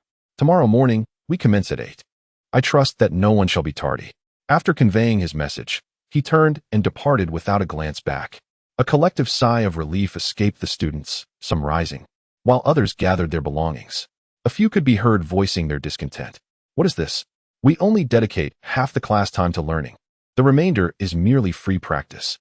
Precisely, today we scarcely imparted knowledge to a few individuals. I have yet to master many of the movements. I shall file a complaint. If this persists, I must lodge a formal grievance. Lu Yuan cast a glance at the group, recognizing them as the boys accompanying the girl with the bun. They appeared rather displeased, vocally expressing their intention to complain about Lin Jiqin. Paying them no mind, Lu Yuan exchanged a few words with Lu Yu before exiting the training room. After showering and changing, he lingered in the dojo's lobby for a time until Cheng Peng emerged, his hair still damp. "Why haven't you dried your hair?" Lu Yuan inquired, frowning with concern that he might inadvertently be splashed. "It's invigorating," Cheng Peng replied nonchalantly, ruffling his hair before asking Lu Yuan, "How did you find today?" "Not bad. I feel less fatigued than last week," Lu Yuan responded. "You have strengthened your physique after a week of training. The initial progress is always the most noticeable." "I experienced the same," Cheng Peng remarked, glancing at the stairs leading to the second floor, smiling as he asked, "Would you care to ascend for a massage? I still have 2 complimentary sessions remaining. Let us utilize them together today." "No, thank you," Lu Yuan replied decisively. "Save those 2 for when you truly require them." Lu Yuan had only later discovered that the therapeutic massages available on the second floor of the dojo were extraordinarily costly. If purchased, a single session would demand an exorbitant 4-digit sum. Cheng Peng, as a distinguished senior member, was granted 3 complimentary sessions, which enabled him to extend an invitation to Lu Yuan. While the massage had proven to be extraordinarily effective, almost miraculous, Lu Yuan felt a sense of discomfort in continuing to accept Cheng Peng's generosity. Although Cheng Peng himself might not take issue, Lu Yuan was acutely aware that Cheng Peng's parents would likely disapprove if they were to discover this arrangement. Regardless of the closeness of their friendship, Lu Yuan did not wish to place such a burden upon him. To qualify for this privilege, senior members must maintain a balance exceeding 100,000 at the dojo. Currently, it was not a consideration for him. Nevertheless, formal disciples do enjoy opportunities for complimentary massages, a prospect that Lu Yuan deemed worthy of pursuit. The privileges and treatment afforded to formal disciples at the Yuan martial arts dojo were exemplary, a fact that had captured Lu Yuan's contemplation from the outset. With the fighter panel now available and his martial arts abilities advancing rapidly, his eagerness to obtain such an opportunity grew stronger. "Will you accompany me to the internet CAF later? I shall treat you to fried chicken for lunch." Cheng Peng attempted to entice Lu Yuan into joining him. However, Lu Yuan promptly declined. "Never mind. I wish to return and practice the leg techniques that the coach taught us today. There is no rush. You may practice at any time." "What is driving your urgency?" "I still have homework to complete this afternoon. There is quite a substantial amount, and with 2 days of martial arts training looming this weekend, I may not manage to finish it all." "Well, Then you ought to return early. Homework takes precedence. If you do not complete it, I will have nothing to copy. The midday sun blazed fiercely. To exacerbate matters, the air conditioning on the bus was inoperative. Yuan arrived home, drenched in perspiration, and immediately seized 2 bottles of cold water from his family shop's freezer, consuming them in rapid succession. Once again, he found himself dining in solitude. The meal had been prepared by his mother, and his father, Lu Xinghua, had hastily departed for the hospital after quickly packing some food. Yuan ascended the stairs, retrieving a bowl to fill with rice and vegetables before descending to dine while keeping his mother, Zheng Qiuling, company in front of the television. Of course, his primary focus was not on the television, but rather on his professional panel, contemplating where to allocate the newly acquired skill point. Chapter 12, Delivery Moments later. Yuan unhesitatingly assigned the skill point to Absolute Focus. Absolute Focus instantly ascended from level 1 to level 2. At this juncture, the skills associated with the fighter, profession, beginner physique, basic fist technique, and basic leg technique, which he had mastered today, were relatively straightforward to enhance before reaching level 3. Within a span of 2 or 3 days, he could elevate a skill from level 1 to level 2. The experience required for advancement from level 2 to level 3 doubled, rendering it slightly more challenging. Yet even then, he could accomplish it within a week. Was it worth sacrificing a precious skill point to save 3 to 5 days of time? Absolutely not. It would be a gross misallocation of skill points. Thus, Yuan naturally opted to enhance the sole core skill he possessed at this stage, Absolute Focus. It appears that the enhancement of core skills can solely depend on skill points, as no experience value is displayed beneath them. Mom, I have finished eating, Yuan declared, hastily concluding the last morsels in his bowl before rising to address his mother, Zheng Qiuling. He was already feeling a sense of impatience, eager to ascend and experiment with the effects of level 2's Absolute Focus. Have you eaten enough? If not, please enjoy a quick meal before you depart. Simply place the bowls and chopsticks into the sink once you are finished. I shall take care of the washing later tonight. I understand. Just as Yuan was about to reach the back door, an unexpected customer arrived at the shop. 5 bags of rice, 2 bags of flour, salt, peanut oil, soy sauce. The customer was a petite elderly lady in her 60s who entered and promptly ordered an impressive array of goods. Yuan found her vaguely familiar, as if she resided nearby. Initially intending to head upstairs, he found himself compelled to pause. Why are you purchasing so much? Is there a banquet at home? This indeed was a substantial order, and his mother seemed to be in high spirits. After swiftly preparing the items, she could not resist inquiring, haven't you seen the news? Recently, there have been numerous disappearances on the west side of the city. The elderly lady replied, her brow knitted with concern. I thought it prudent to stock up, keeping my family indoors as much as possible. Zheng Qiuling's expression grew serious. Now that you mention it, this morning while I was at the shop, I observed police officers taking notes and questioning every store. It seems rather grave. Indeed, you wouldn't believe it. A child went missing in the building next door. As their conversation became increasingly animated, Zheng Qiuling fetched a stool for the elderly lady, and they settled in comfortably, chatting while enjoying the gentle breeze from the fan. Yuan, listening intently from the side, felt a subtle change in his demeanor. The case of missing persons from the previous week remains unresolved. It appears to be escalating. It even involves individuals from their vicinity. However, the information relayed by the old lady was likely exaggerated. He decided to absorb only a fragment of it. Observing his mother engrossed in an endless conversation, even linking the lost dog from the dumpling shop last month to the missing persons case, his conviction only grew stronger. He carried his bowls and chopsticks upstairs, and upon returning to the living room after a brief respite, he found their gossip session had reached its conclusion. His mother was discussing delivery arrangements with the elderly lady. Perhaps I should send someone with your items later? Please provide your address and phone number. When exactly will that be? By 6 or 7 at the latest, it will definitely reach you. Mom, Yuan interjected, I can take it. I am free right now. You? Zheng Qiuling cast a glance at the assortment of rice, flour, and cooking oil by the entrance, her expression wavering. Can you manage? That is quite a lot. Fear not. I have been training during this time. Yuan replied promptly, retrieving the keys that hung on the wall. The vehicle is in the backyard, correct? Yes. Zheng Qiuling affirmed. Then, unable to restrain herself, inquired, Xiao Yuan, are you truly prepared for this? Perhaps we ought to wait for your father to return from the hospital to assist. That is unnecessary, Yuan declared, already dashing into the hallway leading to the back door. Upon passing through, he discovered an electric tricycle nestled in the shade of the backyard. Having worked as a courier for a spell after his university graduation, he adeptly maneuvered the electric tricycle. With ease, he extricated the vehicle from the yard and parked it in front of their modest shop. Next came the task of loading the goods onto the tricycle, which was the aspect that concerned his mother, Zheng Qiuling, the most. However, her worries swiftly evaporated as Lu Yuan effortlessly hoisted several 50-pound bags of rice onto the vehicle. This young man is truly considerate, handsome, and strong. Boss lady, you must be proud of your son. The little old lady lauded Lu Yuan with enthusiasm, causing Zheng Qiuling to radiate with joy. His academic performance is exceptional as well. He consistently ranks among the top in his class. Impressive. After loading all the items, Lu Yuan assisted the elderly lady onto the tricycle, bid farewell to Zheng Qiuling, and deftly turned the handle to embark on their journey. Drive carefully and proceed slowly. He heard Zheng Qiuling's voice echoing behind him. The little old lady's residence was indeed nearby, and within a mere 2 minutes aboard the electric tricycle, they arrived. The only inconvenience lay in the fact that the elderly lady resided on the 5th floor, necessitating Lu Yuan to transport the items upstairs one by one. After numerous trips back and forth, he finally delivered the 5 bags of rice, 2 bags of flour, and cooking oil to her home.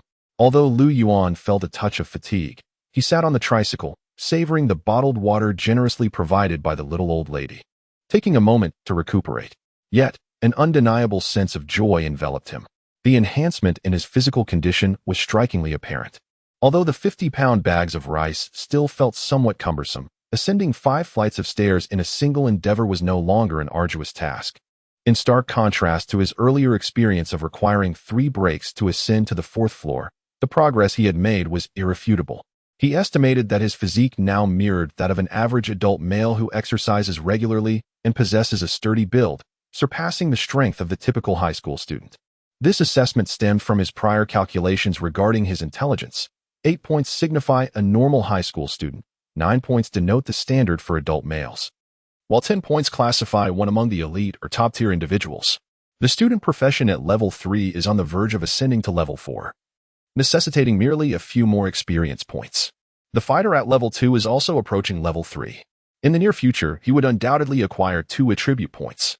With these 2 points, he should possess a considerable opportunity to succeed in the formal disciple assessment at the Source Martial Arts School.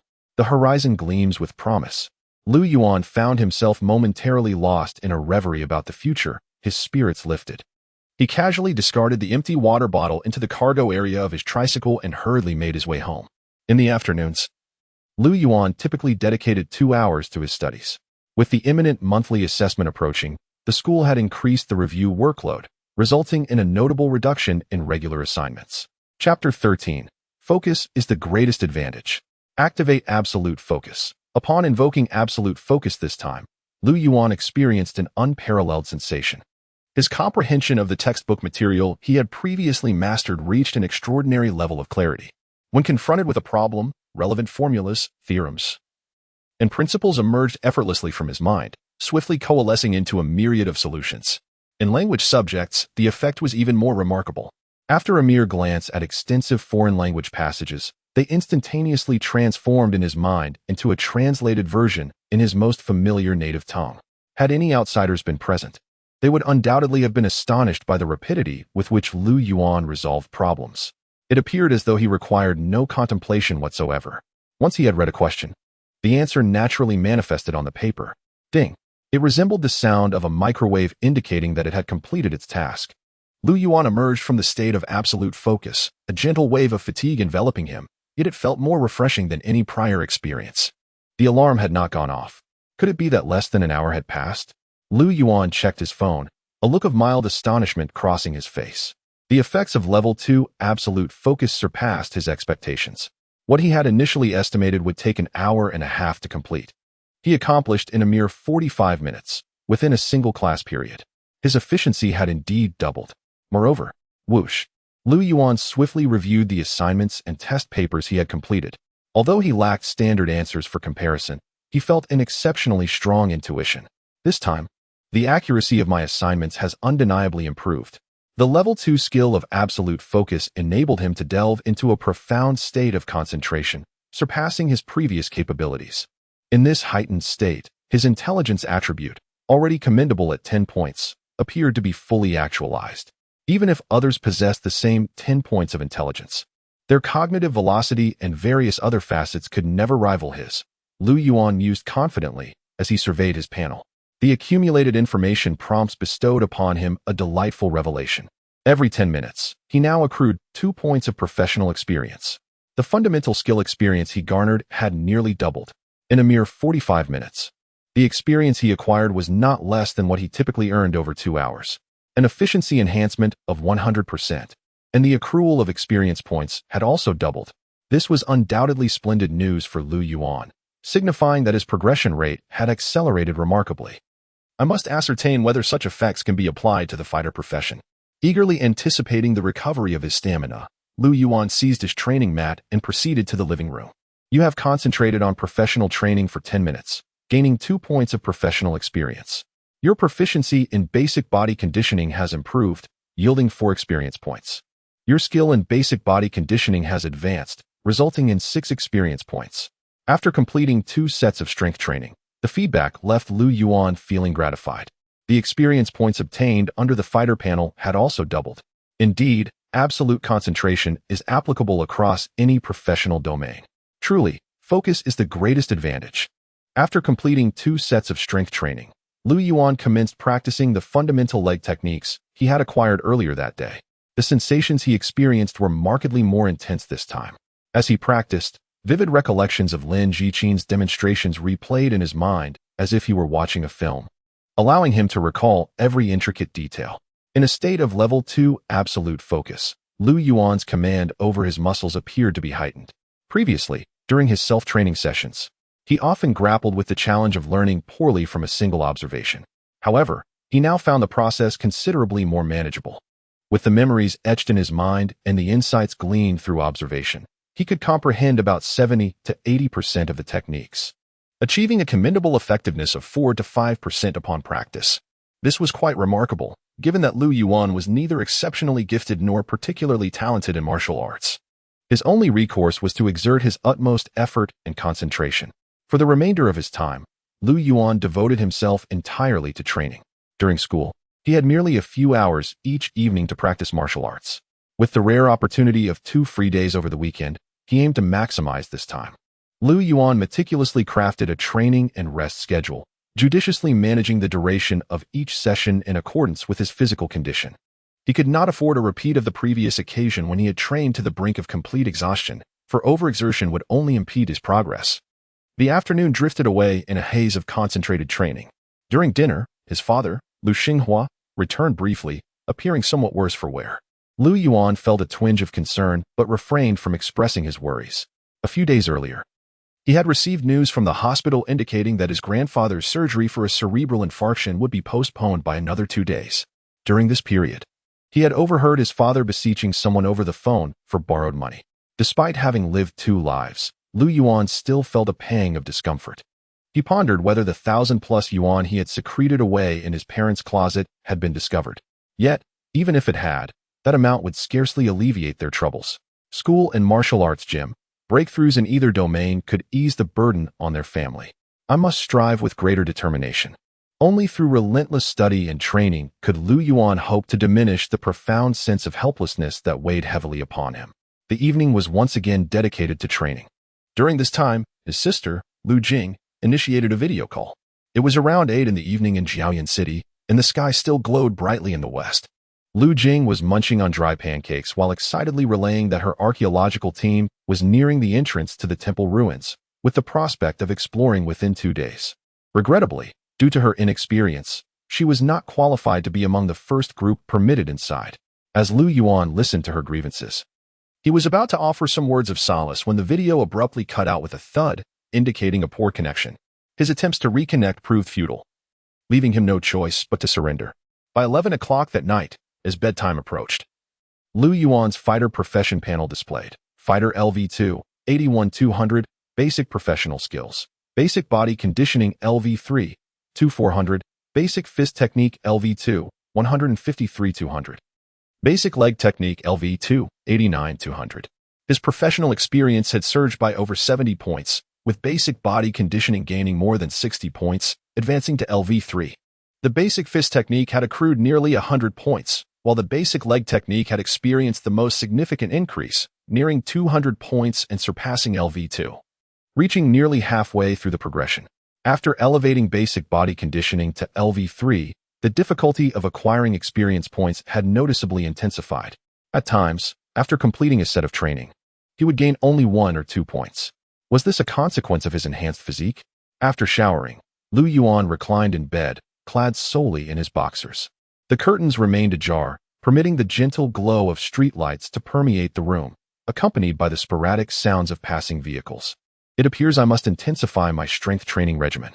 To achieve this, I shall need to incorporate additional equipment. Perhaps I ought to visit the martial arts gym daily after school next week. Reflecting on his earlier decision to allocate attribute points to his physique, Yuan deemed it somewhat impulsive. The most prudent strategy to optimize returns would have been to wait until the benefits from basic body conditioning began to wane before investing points. Upon reaching level 3 in basic body conditioning, he perceptibly felt his thigh, calf, arm, chest, and abdominal muscles growing firmer, and his skin exhibiting greater resilience. He felt as though he had metamorphosed into an ingot of iron, gradually purging impurities under constant external pressure, becoming denser and more substantial. Opening a reading application on his phone, he whimsically selected a novel to peruse. At 11:25, the light emanating from Yuan's phone dimmed, signifying that he had succumbed to a profound slumber. Chapter 14. The Bureaucracy of Father and Son. 5 fried dough sticks, 15 buns, 2 bowls of soy milk. Please package them. In the early morning, Yuan, adorned in a black tracksuit, stood at the entrance of a breakfast establishment procuring his morning repast. As it was the weekend, the usual throng of students and office workers was absent, leaving only a few elderly gentlemen in shorts and tank tops savoring their breakfast after a morning workout.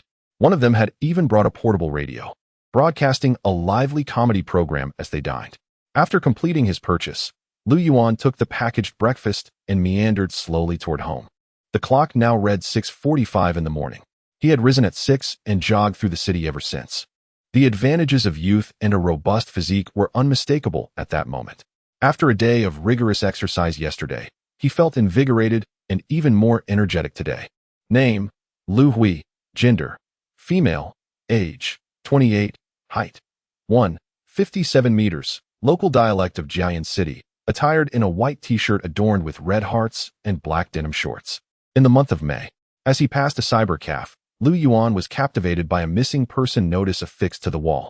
The photograph featured a young girl, radiating joy as she cradled a short-tailed blue cat. He paused to observe it for a moment. Upon discovering the multitude of missing person posters plastered on the wall, it became evident that there were not merely one, but several, perhaps 4 or 5. The notices indicated that the disappearances predominantly transpired during the months of May and June, hinting at a disconcerting pattern. It seems that the issue of missing persons is indeed quite severe, Yuan mused, a frown etching his brow. In an era inundated with surveillance cameras, the sheer number of individuals vanishing in such a brief span of time, coupled with the police's inability to resolve the cases, sent a chill coursing down his spine. Could it be that a significant human trafficking ring has emerged in Jiayan City? Suddenly, a disquieting chill coursed through his lower back, amplifying his desire for fortitude. Although the probability of such misfortune was minimal, the mere contemplation of an unfortunate encounter sent tremors through him. One must endeavor more fervently. Yuan resolved silently as he inadvertently returned to his modest shop. His mother, Zheng Qiuling, had already opened the establishment. Yuan aided her in arranging the previous day's deliveries upon the shelves. Recently, in light of the spate of disappearances, the local community buzzed with anxiety, resulting in a marked increase in patrons purchasing groceries, thereby considerably boosting the shop's sales. After a whirlwind of activity, Yuan set a small table within the shop and shared breakfast with his mother, having grown rather famished following his morning run and the labor of unloading supplies. He devoured nearly 3/4 of the breakfast spread. As his mother, Zheng Qiuling, reminisced about his sister, Lu Jing, a sigh escaped her lips. Your sister laments every time she calls about the substandard food and restless nights. I wonder when she shall return. What a splendid girl she is. Yet she chose to pursue archaeology. Yuan remained contemplative, perceiving that while his sister's calls often bore complaints, They also hinted at a sense of enjoyment in her endeavors. At 7:30 a.m., after concluding breakfast, Lu Yuan boarded the bus destined for the martial arts school, intent on reaching Yuan Martial Arts Hall before the clock struck 8. Today, Professor Lin Jiqin was instructing the essential footwork techniques of combat. In comparison to basic punches and kicks, the movements of footwork seemed deceptively simple. However, upon practice, it became evident that the reality was far more complex. Agility proved paramount in combat. The capacity to strike an adversary while deftly evading their assaults significantly enhanced one's likelihood of success. Lu Yuan remained steadfast in his studies. His level 2 state of absolute focus enabled him to grasp the fundamental footwork techniques at a pace far surpassing that of punches and kicks. Even Lin Jiqin could not refrain from commending him repeatedly. Among the new students, Lu Yuan distinctly stood out for his concentration and commitment. Albeit he was not the most skilled. Yang Jiandong, please come forward, Lin Jiqin called to a student after instructing on the footwork techniques. This student, tall and robust with a slightly darker complexion, had made a profound impression on Lu Yuan. He had claimed upon his arrival to have vanquished his previous martial arts instructor after merely 3 months of training. Indeed, in the foundational classes of punches, kicks, and footwork, he had exhibited exceptional prowess. Lu Yuan suspected that Yang Jiandong had likely attained level 3 in all 3 foundational techniques. Initially, Lu Yuan believed Lin Jiqin had summoned Yang Jiandong for a class transition. However, as the lesson approached its conclusion, another student suddenly exclaimed, "Wow, Coach Lin is clandestinely providing Yang Jiandong with specialized training.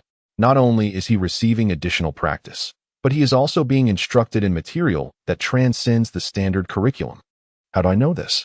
A close friend of Yang Jiandong has just messaged me, boasting about it. Incredible! Lin Jiqin is truly remarkable. We must lodge a complaint against him." A wave of indignation surged through the group, echoing their grievances about the inequity of the situation. Lu Yuan felt a pang of emotion. While he envied Yang Jiandong's privileges, he also experienced a tinge of bitterness. If only I could enhance my performance. Perhaps I would have been afforded the opportunity for individual mentorship from Coach Lin. He mused that with additional training time, he could quickly catch up to or even surpass Yang Jiandong. Alas, he remained a student, constrained by a schedule that mandated his attendance at school 5 days a week. Nevertheless, I must first endeavor to become a formal disciple of the martial arts hall. Lu Yuan resolved within himself. Are you proposing we engage in sparring? Cheng Peng blinked, momentarily taken aback by Lu Yuan's suggestion. Yet, Lu Yuan's demeanor remained composed.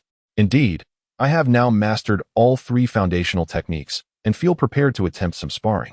Don't be absurd, Cheng Peng immediately countered, shaking his head. You have merely learned the basics. You have yet to fully grasp the techniques. If we were to spar now, I could easily overpower you with one hand. I merely wish to experience the essence of sparring in advance. The martial arts hall only offers 2 classes a week, and the pace of instruction is far too leisurely. By engaging in sparring, I can elevate my mastery of the fundamentals more swiftly. But, noticing Cheng Peng's reluctance, Lu Yuan could not suppress his impatience. Are you afraid? You boast of qualifying for a rank soon and becoming a formal disciple, yet you hesitate to exchange a few moves with me. Me? Afraid of you? Cheng Peng could not withstand the provocation and immediately sprang to his feet. I fear I might injure you. Come on, let's prepare. Cheng Peng rolled up his sleeves, declaring, Meet me at the training ground in 5 minutes. The loser shall become the other's subordinate. Now, that's the spirit, good lad. Lu Yuan nodded in satisfaction. Chapter 15. You have engaged in battle, career experience increased. The ultimate aim of martial arts practice is authentic combat. While Lu Yuan had invited Cheng Peng to join him in sparring, his intentions transcended the mere mastery of the 3 fundamental techniques. He sought to validate a personal hypothesis through this encounter. On the training mat of the martial arts hall, 2 youths clad in their martial arts uniforms stood opposite one another. With nearly an hour remaining until lunchtime, most students had returned home after class. Yet some remained for further practice. Occupying a small corner of the training area, Lu Yuan and Cheng Peng remained relatively inconspicuous. Cheng Peng, being slightly taller than Lu Yuan and well-built from years of combat training, exuded a formidable presence. His naturally wavy short hair and bronze skin contributed to the fierce aura characteristic of a seasoned high school athlete. You requested this. So if I make you weep, do not hold it against me, Cheng Peng remarked, cracking his knuckles as he spoke. You chatter too much. Lu Yuan replied flatly. Let me make you kneel and call me daddy. Cheng Peng taunted before charging at Lu Yuan. Taking a deep breath, Lu Yuan focused intently on Cheng Peng's movements. The techniques of the 3 foundational combat skills flashed through his mind as he sidestepped to evade Cheng Peng's onslaught, seizing the opportunity to strike him in the head with a punch. As they engaged in sparring, both donned protective gear, alleviating concerns of injury and allowing Lu Yuan to unleash his efforts without hesitation. Haha. At the moment Lu Yuan threw his punch, he heard Cheng Peng chuckle. Before he could react, he found his right hand firmly ensnared by Cheng Peng's 2 hands. With a swift turn, he found himself facing away. Then, a powerful force surged forth. Fly away. Lu Yuan's body uncontrollably lifted off the ground, soaring as if riding the clouds. Abruptly, he was hurled to the ground by Cheng Peng in a powerful throw, landing with a thud. The battle concluded in less than a minute. How's that? Do you yield? Hurry up and call me dad. Cheng Peng stood with his hands on his hips, looking down at Lu Yuan with an air of triumph. However, noticing that Lu Yuan had not yet risen from the ground after several moments, he immediately appeared flustered. Are you all right, Lu Yuan? I exerted minimal effort. I trust one did not cause you any harm. Cheng Peng swiftly extended his hand to assist Lu Yuan in rising. I am perfectly fine, Lu Yuan replied, shaking his head, an unusual expression adorning his countenance. He did not display the disappointment, resentment, or embarrassment typically associated with defeat. Rather, his eyes shimmered with exhilaration. Your proficiency in basic fist technique has advanced. Experience points. 3. Your proficiency in basic footwork has advanced. Experience points. 4. You have engaged in combat. Professional experience. 5. My assumptions were indeed correct. In the student vocation, every examination yields significantly more experience in foundational subjects than conventional classroom endeavors. The same holds true for the fighter. The pace at which one acquires experience through practical combat is markedly swifter than through solitary practice. The basic fist technique and basic footwork he utilized in the recent skirmish experienced an immediate and remarkable surge in experience points. His professional experience also escalated by 5 points, nearly equivalent to half an hour of his customary strenuous training. Despite the harsh throw that left him sore, the humiliation and pain were insignificant compared to the experience points he had garnered. Let us engage once more. Lu Yuan rose from the ground, infused with determination as he urged Cheng Peng to continue. Another round? Cheng Peng inquired hesitantly. The disparity between us is too great. Battling you is merely a form of self-inflicted torment. It is not as substantial as you perceive. Without further ado, Lu Yuan launched a punch aimed at Cheng Peng's face. Whoa, are you attacking me unexpectedly? Cheng Peng yelped, reluctantly engaging in combat. More than half an hour later, Lu Yuan limped out of the changing room.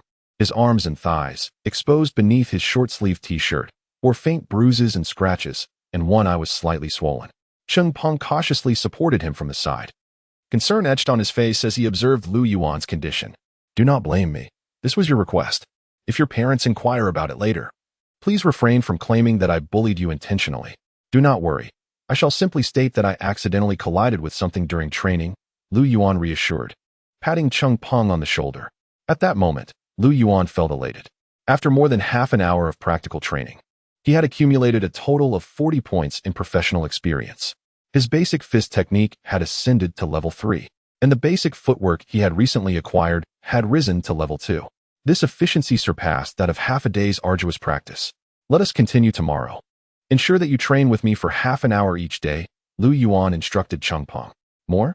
Cheng Peng shook his head vigorously. Absolutely not. I cannot bear to continue this torment. Just consider it self-inflicted torture for me. If you will, Lu Yuan countered with a glare. Otherwise, how will I explain all the times I referred to you as dad today? Well, Cheng Peng hesitated but ultimately acquiesced. Lu Yuan nodded in satisfaction. After this bout of combat, he had gained a clearer understanding of Cheng Peng's abilities.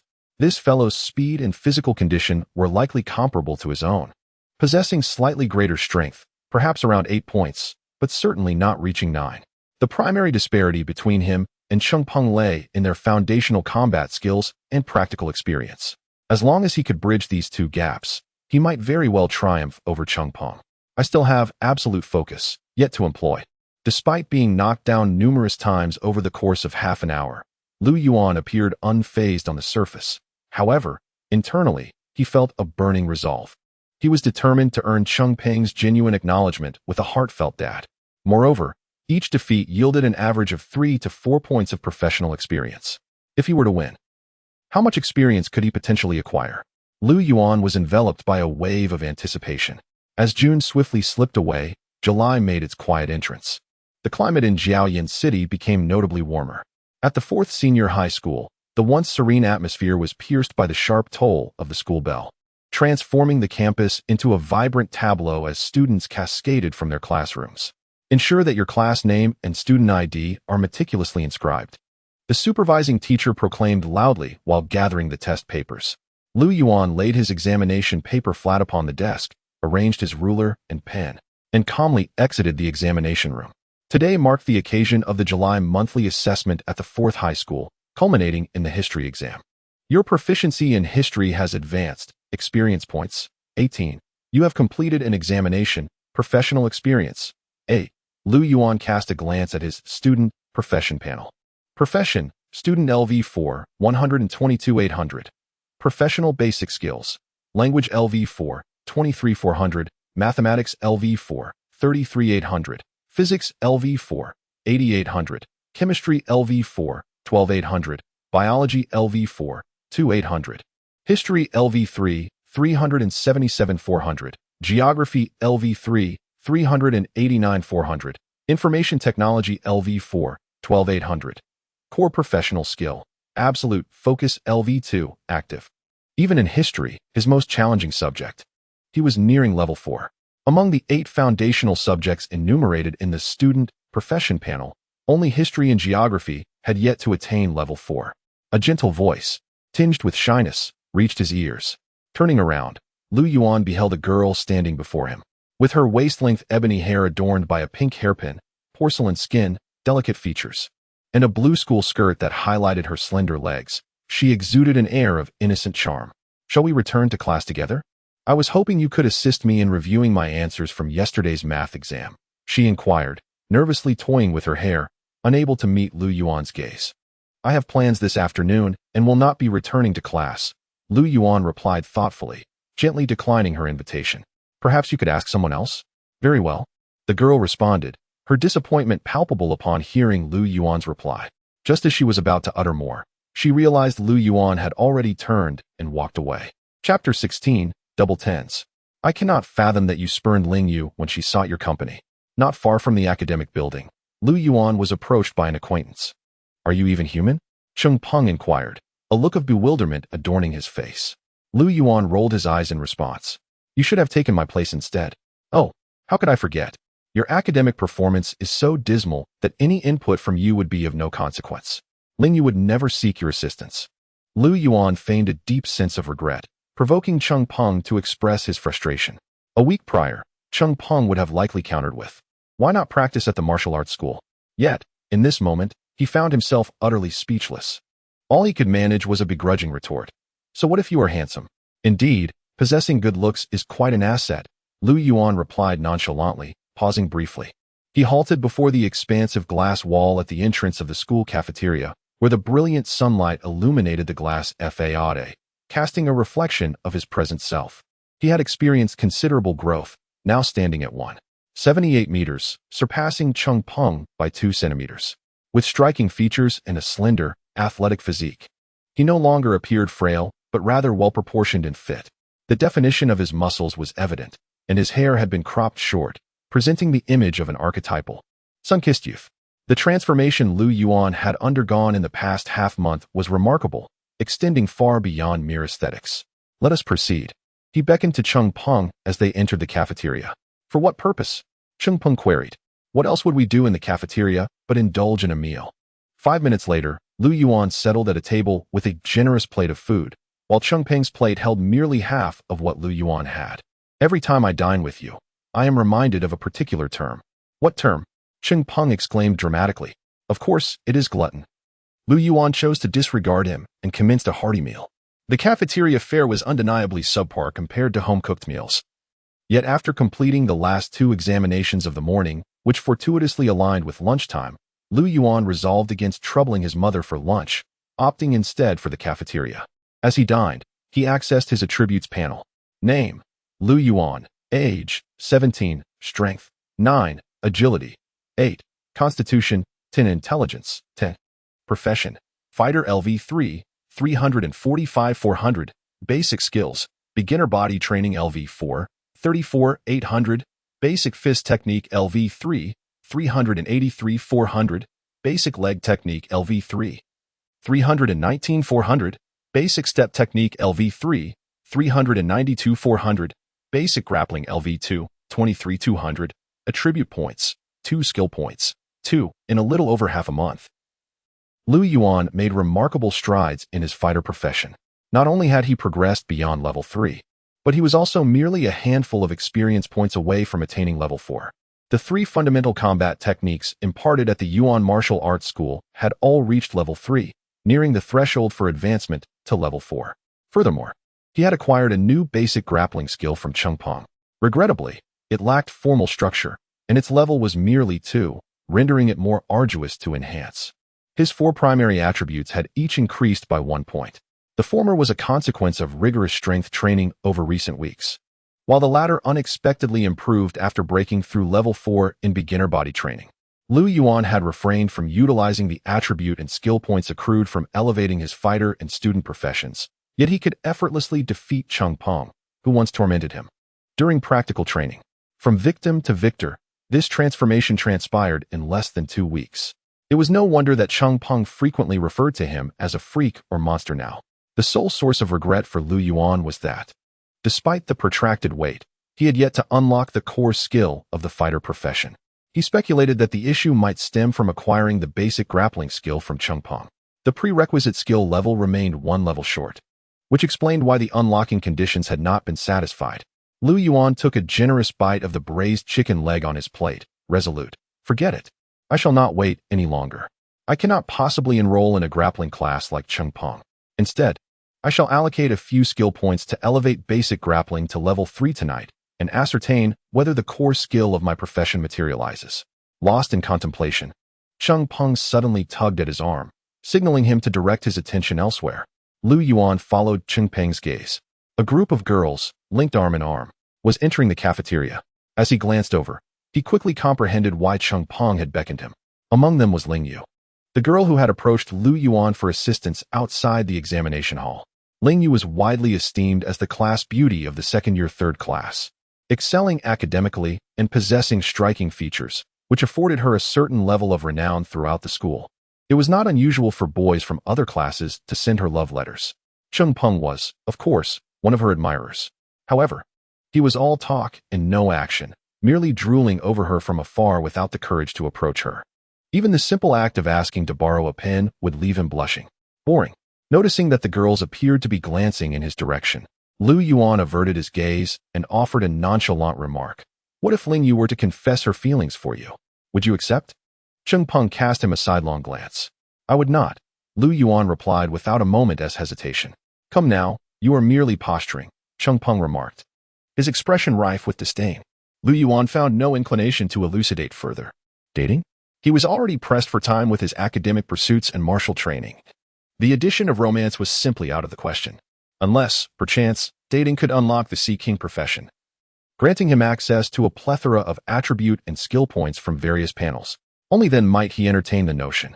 Following the monthly assessments, the customary practice at the academy was to indulge in a 3-day respite. Including today, there remained 2.5 days. After lunch, Lu Yuan inquired whether Chengpeng wished to accompany him to the martial arts school. Chengpeng declined, expressing his intent to engage in gaming at an internet CAF that afternoon. Lu Yuan did not insist. Ever since he had triumphed over Chengpeng in practical training a week prior, the experience gleaned from sparring with him had markedly diminished. He was now accruing merely 1 or 2 points at a time, rendering him increasingly disinclined to partake in training with Chengpeng. Could it be that my strength has escalated to the point where Chengpeng is now perceived as an easily vanquished opponent? I pondered whether, after allocating these 2 attribute and skill points, I would receive no experience whatsoever from battling him. As Lu Yuan meandered along the tree-lined path toward the school gate, he contemplated, perhaps it is time to seek a new training partner to accumulate experience. Should I showcase my prowess before Lin Jichin and subsequently request to advance my classes? Or should I directly engage in the formal disciple assessment? Chapter 17. Discovery at the hospital. Indeed, Lu Yuan had pressing matters to attend to in the afternoon. His grandfather's stroke surgery had been completed 4 to 5 days prior, yet due to his examinations, his family had barred him from visiting. Now that the trials were concluded, Lu Yuan resolved to visit the hospital. The distance from his school to the first hospital in Jiaoyan City, where his grandfather had undergone surgery, was approximately 7 to 8 kilometers. Rather than taking the bus, he chose to traverse the distance on foot. Running under the sweltering midday sun felt somewhat unusual, yet he persisted, alternating between jogging and walking, until he finally reached the hospital entrance after 20 minutes. Covering this 7 or 8 kilometers was not in vain. Lu Yuan reflected, wiping the perspiration from his brow as he noted the notification that appeared on his interface. His physical fitness had attained a commendable level, placing him among the elite of the average adult male. With abundant stamina and energy, Lu Yuan felt no weariness from the journey, only the oppressive heat. Fortunately, the hospital offered a cool respite. After inquiring with a nurse about the location of the inpatient department, he followed her directions and effortlessly located the ward where his grandfather was hospitalized. Pushing the door open, he immediately spotted the frail yet kind-faced elder reclining in the hospital bed, accompanied by Lu Xinghua, who was peeling an apple at his bedside. "Grandpa, Dad," Lu Yuan called out, taking a moment to survey the room. His grandfather, Lu Yueping, occupied the most unassuming of double rooms. Another patient shared the space, separated by a blue curtain that concealed the particulars of their ailment, with only faint sounds of coughing discernible. Xiao Yuan has arrived. After a moment of scrutiny, Lu Yueping recognized Lu Yuan, a smile illuminating his face as he struggled to sit upright. "Please, don't rise. Just recline and rest," Lu Yuan urged, swiftly moving closer. "It's merely a minor procedure, nothing too dramatic," Lu Yueping insisted, managing to sit up and grasp Lu Yuan's hand firmly. Given the medical standards of this world, a cerebral infarction operation could indeed be considered a trivial matter. What consistently weighed upon Lu Yuan's family was not the peril associated with the surgery, but rather the exorbitant costs entailed. "What brings you here in this sweltering midday?" Lu Yueping smiled at his eldest grandson. "I just completed my exams today and have the afternoon free, so I thought I would visit you," Lu Yuan replied. "How did the exam go?" Lu Xinghua interjected, handing a peeled apple to Lu Yueping before turning to Lu Yuan. "I secured a position in the top 3, Lu Yuan responded. Lu Xinghua frowned. "Didn't you rank second in the last monthly exam? Why aim for merely the top 3 this time?" "I meant the top 3 in the entire grade." "Thank you, Grandpa," Lu Yuan exclaimed as the apple, freshly peeled by Lu Xinghua, was swiftly presented to him by Lu Yueping. Without a moment's hesitation, Lu Yuan took a generous bite, relishing the succulent fruit. "You are merely boasting. The last time you ranked 16th, and now you anticipate being among the top 3. Lu Xinghua jested, though his countenance brightened considerably. That was precisely Lu Yuan's intent. Unlike his response to Chengpeng, he opted to embellish a little in front of his father. "You shall discern whether I am boasting when the results are unveiled," Lu Yuan proclaimed with confidence, biting into the apple as Lu Yueping observed with a smile. Just as Lu Xinghua was about to inquire further, his phone rang. Casting a glance at the screen, he hastily exited the ward. "Keep a watchful eye on your grandfather. If anything arises, press that button to summon the nurse," he instructed. "Understood," Lu Yuan replied, watching Lu Xinghua depart before settling in to keep his grandfather company. Lu Yueping's gaze had not wandered from Lu Yuan since his arrival, appraising him with a blend of pride and concern. "Your father mentioned you have recently enrolled in a combat class, studying martial arts." Lu Yueping pinched Lu Yuan's arm approvingly. "The expenditure was not in vain. You have grown stronger and sturdier, no longer the frail boy you once were. Believe me, Grandpa, my strength has increased significantly. When summer vacation arrives, I shall tend to the fields you have planted in the countryside," Lu Yuan declared, thumping his chest, which elicited hearty laughter from Lu Yueping. Lu Yuan's grandmother had passed away several years prior, leaving Lu Yueping to reside alone in the rural countryside. Despite Lu Xinghua's attempts to persuade him to relocate to the city, Lu Yueping had resolutely declined, and it seemed that following this cerebral infarction incident, there would be yet another tug-of-war on that front between father and son. After conversing with Lu Yueping for a while, Lu Xinghua suddenly burst back into the room, urgency emanating from him. "I must step out for a moment, Lu Yuan. Take good care of your grandfather. I shall return shortly." "Very well," Lu Yuan acknowledged, standing up. Yet before he could utter anything further, Lu Xinghua hurriedly turned to leave. He appeared to still be on the phone, and Lu Yuan could hear muffled voices trailing off as he exited the ward. Keep a watchful eye on him. I am coming right over. That rascal finally decided to show his face. From the fragments of conversation he inadvertently overheard, Lu Yuan deduced that the discourse likely revolved around an individual who bore a financial obligation to his family. It seemed that Lu Xinghua had unearthed the whereabouts of this person and was hastening to confront him. Lu Yuan earnestly hoped for a favorable resolution. In silence, he offered a prayer for his father's safety before redirecting his attention to his grandfather. Lu Xinghua had pledged to return shortly. However, that moment marked the last encounter Lu Yuan would have with him that day. Throughout the afternoon, Lu Yuan engaged in conversation with Lu Yueping, followed by a shared experience of watching television. He summoned the nurse twice to attend to the 4-drip.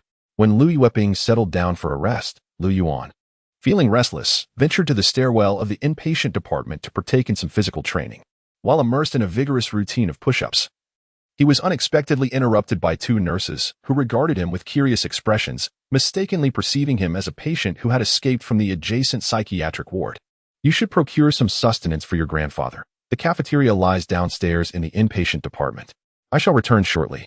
It was not until the approach of dinner time that Lu Xinghua finally called, his voice imbued with weariness. Lu Yuan dutifully reassured him not to fret, for he could manage the situation.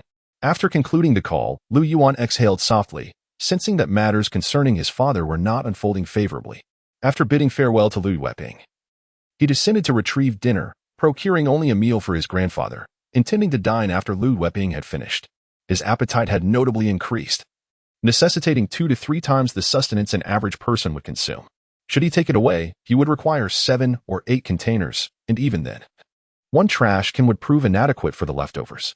As Lu Yuan ascended the stairs with the meal in hand, a voice suddenly sliced through the din of the hospital lobby, reaching his ears with the sharpness of a blade. 8th floor, bed 16, Yang Jiandong. I'm a friend. All right, thank you. Lu Yuan swiftly turned his head toward the origin of the voice. A familiar figure was approaching from the direction of the nurse's station. It was Lin Jiqin. Lu Yuan recognized him as their combat class instructor from the Yuan martial arts school. What could possibly bring Coach Lin to the hospital? He had just inquired about a patient named Yang Jiandong. With his enhanced physical capabilities, Lu Yuan's keen sense of hearing enabled him to detect Lin Jiqin's presence within the hospital. Was Yang Jiandong unwell? Had Coach Lin come to pay him a visit? Just how intimate is their relationship? A wave of curiosity surged within Lu Yuan, compelled by an insatiable urge to unveil the truth. After returning the meal to the ward and ensuring Lu Yueping had completed his meal, he withheld from descending for his own repast and instead stealthily ascended to the 8th floor of the inpatient department. Chapter 18. The return at night. Even if Lin Jiqin and Yang Jiandong shared a profound bond, it had been over half an hour. Surely he must be preparing to depart soon. After waiting an additional 5 minutes in the 8th floor stairwell, Lu Yuan ultimately resolved to emerge and investigate. The entrance to the 8th floor ward was conspicuously marked in red with the inscription Orthopedic Ward. Lu Yuan's eyes glimmered as he cautiously pushed the door open and stepped into the inpatient area. In contrast to the ward where his grandfather resided, the 8th floor was markedly more tumultuous. Throughout the hospital, anguished groans of varying intensity reverberated from each ward, with some individuals even shrieking in hysteria, prompting admonitions from the nurses. Occasionally, one would encounter family members of patients hastily transporting water bottles or bedpans, each person absorbed in their own urgent tasks. No one paid heed to Lu Yuan. Ward 16. His gaze traversed the bed numbers at the entrance of the ward until he swiftly identified Ward 16. Indeed, this was the location. The name corresponding to bed 16 was unmistakably Yang Jiandong. Through the glass window of the door, Lu Yuan beheld a figure reclined on a hospital bed, their head enveloped in bandages and one leg encased in plaster. Beside the bed sat a young woman in a yellow dress, seemingly in her early 20s, her demeanor radiating tranquility. Good heavens! Could this be the result of a car accident? Lu Yuan pondered, yet he dared not tarry and proceeded onward. Upon reaching the beds numbered in the 20s, an idea began to crystallize in his mind. He turned back and returned to Ward 16, gently rapping on the door. He then positioned himself where those inside could not perceive him. Moments later, the door creaked open, revealing the girl in yellow. "Who are you?" she inquired, regarding Lu Yuan with curiosity. "I am a pupil of Coach Lin. It appears he may have left a spare phone here. Could you assist me in locating it?" Lu Yuan responded with haste. Oh, the girl nodded, retreating back into the room. A wave of relief washed over Lu Yuan, confirming that Lin Jijin had indeed been present just moments prior. After a brief interlude, the girl reappeared. I did not see any phone. Coach Lin just called to inform me that he found it. He left it in the car, Lu Yuan explained apologetically. I apologize for the inconvenience. It is perfectly fine. As long as it is found, she replied, perhaps enchanted by Lu Yuan's politeness, offering him a smile. If there is nothing further, I shall return inside. Very well. Lu Yuan acquiesced, but feigning curiosity, he glanced toward the ward and casually inquired, what transpired with this senior? His injuries appear rather grave. Well, the girl bit her lip, her eyes shimmering with unshed tears, her voice laced with sorrow. He became embroiled in a fight. It is simply his nature. Even prior to his training in martial arts, he relished brawling. After merely a few days of practicing combat, he ventured forth to compete, asserting that if he triumphed, he would earn enough to purchase me a house and propose. It is a miracle he did not perish in the ring. Injured in a fighting competition? Yang Jiandong actually entered a combat contest. Lu Yuan was momentarily taken aback, yet he maintained a veneer of sympathy and offered the young woman a few words of comfort. Once she re-entered the room, Lu Yuan did not hasten to depart. Instead, he approached the nurse's station to inquire about Yang Jiandong's condition. Having conversed with the girl in the yellow dress at the door, the nurse assumed he was a friend of Yang Jiandong and readily permitted him access to the medical records. The records revealed multiple soft tissue contusions, along with fractures in the facial region, ribs, arms, and right leg. In the hospital cafeteria, Lu Yuan contemplated this matter as he dined. Recently, their cohort at the Yuan Martial Arts School had seen less and less of Yang Jiandong. His class schedule appeared to diverge entirely from that of his peers, and there were murmurs that he was receiving private instruction from Lin Jijin. A few students had even approached the martial arts school to voice their grievances against Lin. Yet the matter remained unresolved. Consequently, relationships became strained, prompting many to withdraw from classes. However, Lu Yuan held no significant grievance. It was within the coach's discretion to concentrate on whichever student he deemed deserving. After all, the concept of fairness is inherently subjective. Though he experienced a fleeting pang of envy, it gradually dissipated as his own skills flourished. Yet upon uncovering the events of that day, he felt any lingering envy vanish entirely. Although Yang Jiandong's girlfriend did not mention Lin Jijin, Lu Yuan could not shake the feeling that Yang Jiandong's injuries sustained during the competition were somehow intertwined with him. Otherwise, why would she have traveled all this way to see him? Could it be that Lin orchestrated Yang Jiandong's participation in the competition? After finishing his meal, Lu Yuan momentarily set aside this newfound secret and promptly ascended the stairs to rejoin Lu Yueping. That evening, he accompanied his grandfather, Lu Yueping, to watch the evening news before settling down to enjoy an old spy film. It was not until around 8 o'clock, nearly 9, that Lu Xinghua finally arrived at the hospital room. You have worked hard today, Lu Xinghua remarked, fatigue etched upon his face. The scent of smoke lingering around him even from several meters away. One could only surmise how many cigarettes he had smoked that afternoon and evening. Father, why don't you head home today? I can remain here with Grandpa, Lu Yuan proposed, concern for Lu Xinghua's condition palpable in his tone. Lu Xinghua waved his hand dismissively, asserting with determination, I will take you home. Recognizing his father's unwavering resolve, Lu Yuan conceded, then I shall return on my own. Lu Xinghua contemplated for a brief moment, but refrained from pressing the issue further. Just exercise caution on your journey home. Message me upon your arrival. Understood. As Lu Yuan exited the hospital, the clock chimed 9. He called his mother, Zheng Qiuling, and opted against waiting for the final bus, electing instead to walk home. The first hospital was situated near the heart of Jiaoyan City, and at this hour, the streets thrived with vibrant activity. Fruit stalls and various snack vendors adorned the corners. Unable to resist temptation, Lu Yuan treated himself to a serving of fried noodles and 2 skewers of barbecue, squatting by the roadside to savor his meal. Since enhancing his physique, his appetite had markedly increased, necessitating 4 to 5 meals a day, occasionally even 6. Recently, he had begun to experiment with his own meal plans, delving into high-calorie, nutritious recipes. Nevertheless, due to financial constraints, he had yet to implement these plans. Once the monthly exams conclude and the school scholarship is awarded, I can indulge in better meals. And then there's the martial arts school. Lu Yuan carelessly kicked a mineral water bottle before him, which fortuitously landed in a nearby trash bin, capturing the attention of two stray dogs nearby.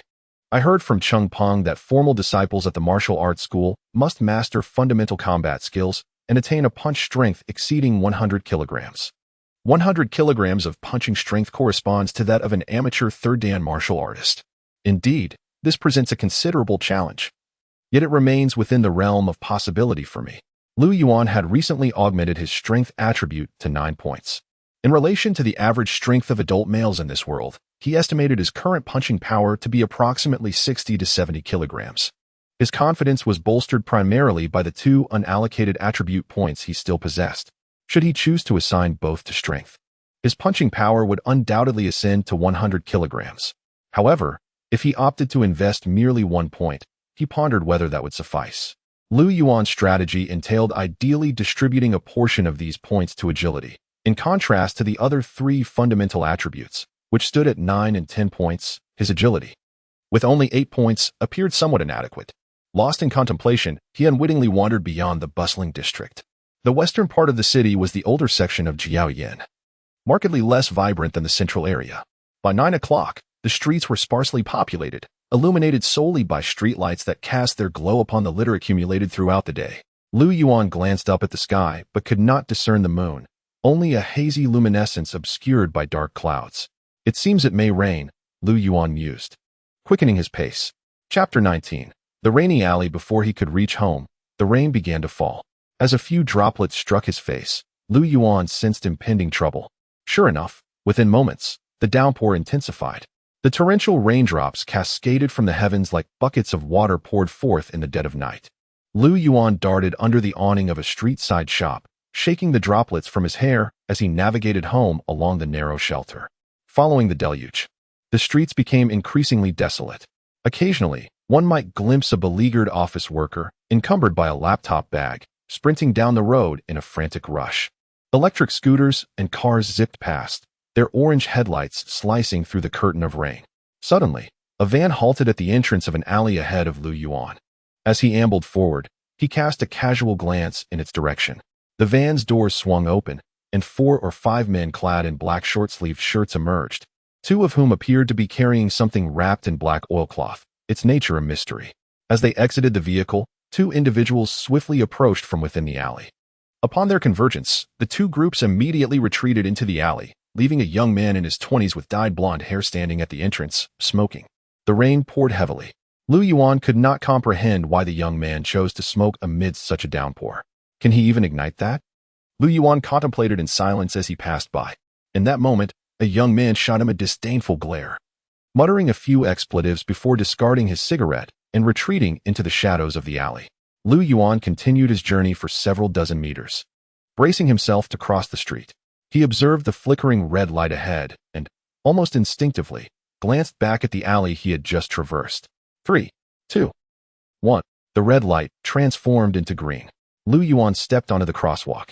Even as he shielded his head with his hand, raindrops cascaded from his hair. He squinted, meticulously avoiding the puddles that marred the road.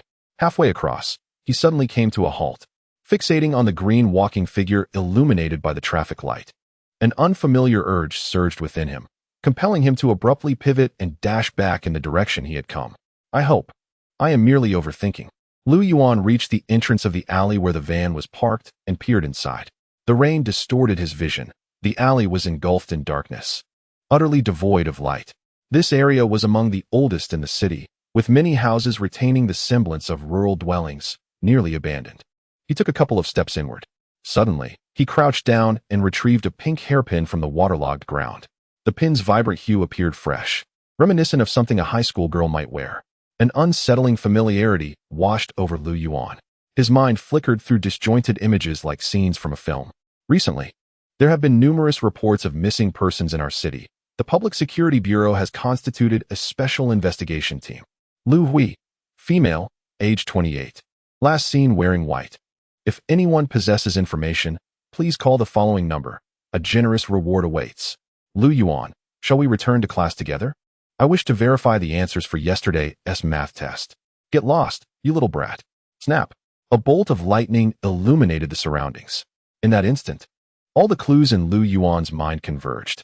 Missing persons case, abduction, Lingyu, Instinctively, he reached for his phone, but a faint whooshing sound pierced through the rain, drawing nearer. Bang! A rusty steel pipe struck the concrete ground with a resounding force. Yuan crouched, his clothes now drenched in mud, rendering him somewhat disheveled. Well, you can still dodge? The fair-haired youth brandishing the steel pipe regarded Yuan with astonishment. The silver earring adorning his left ear shimmering in the ephemeral glow of the lightning.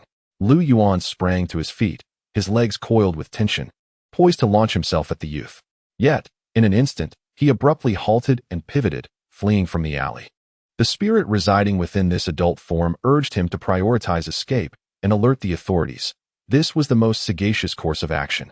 However, before Yuan could exit the alley, the van at the entrance roared to life, its orange lights casting a glow as it suddenly veered into the narrow passage.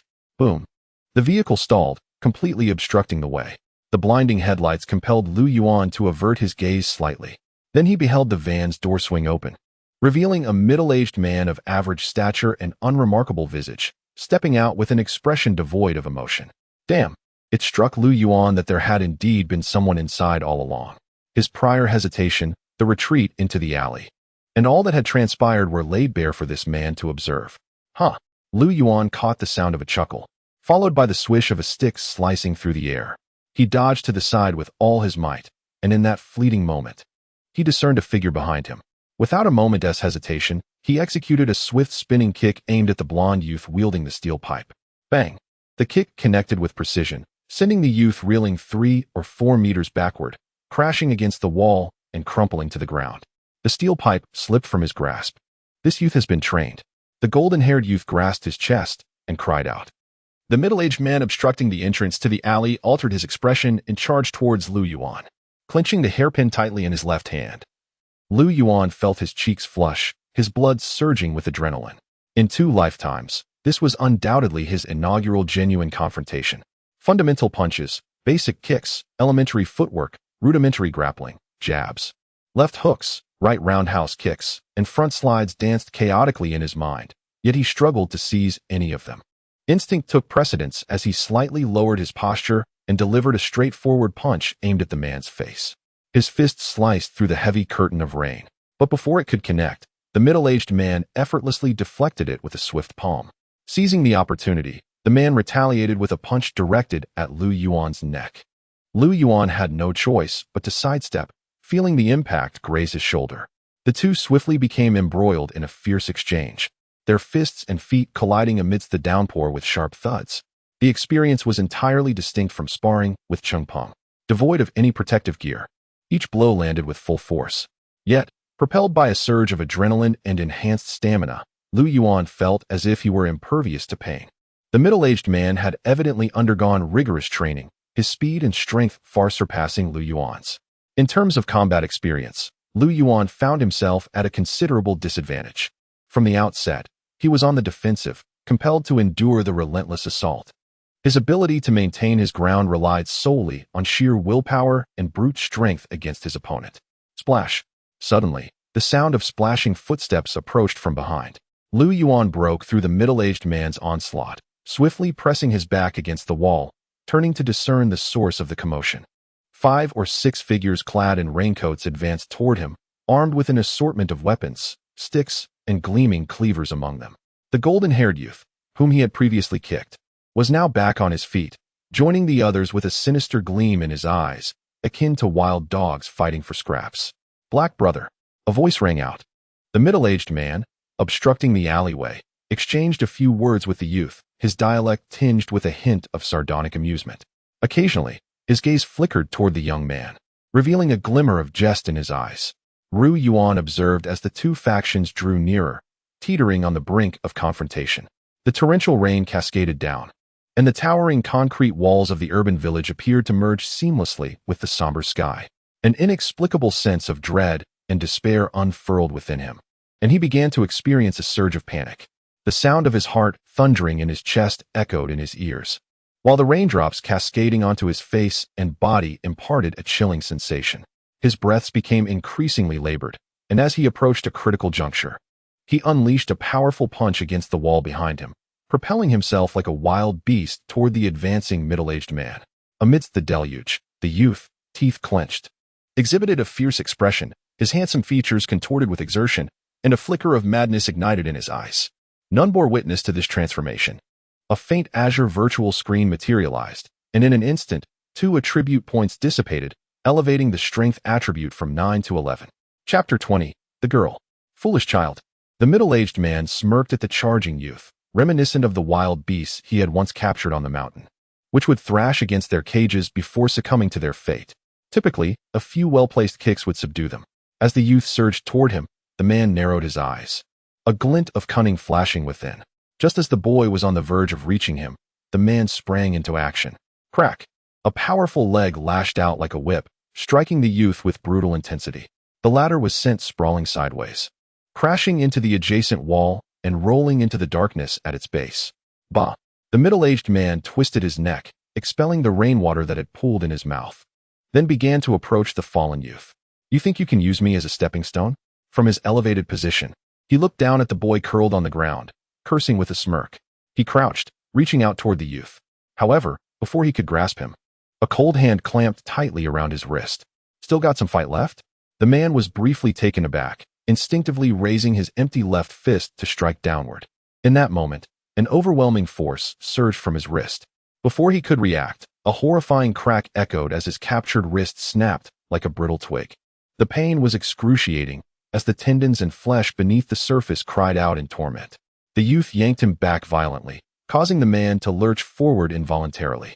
A resounding bang reverberated as something struck him forcefully on the head, compelling him to tilt backward uncontrollably. Then, he was propelled upwards. Amidst the torrential downpour, 2 figures collided with fervor, culminating in a heavy crash against the rear of a nearby van. The vehicle shuddered violently, its front slightly dented, and the sound of shattering lights echoed through the air. Then, silence enveloped the scene. The rain continued to fall, and thunder rumbled ominously in the dark clouds above. The men, clad in raincoats and brandishing clubs and knives, stood in astonishment, each taken aback by the sudden turn of events. Black, brother, someone finally exclaimed.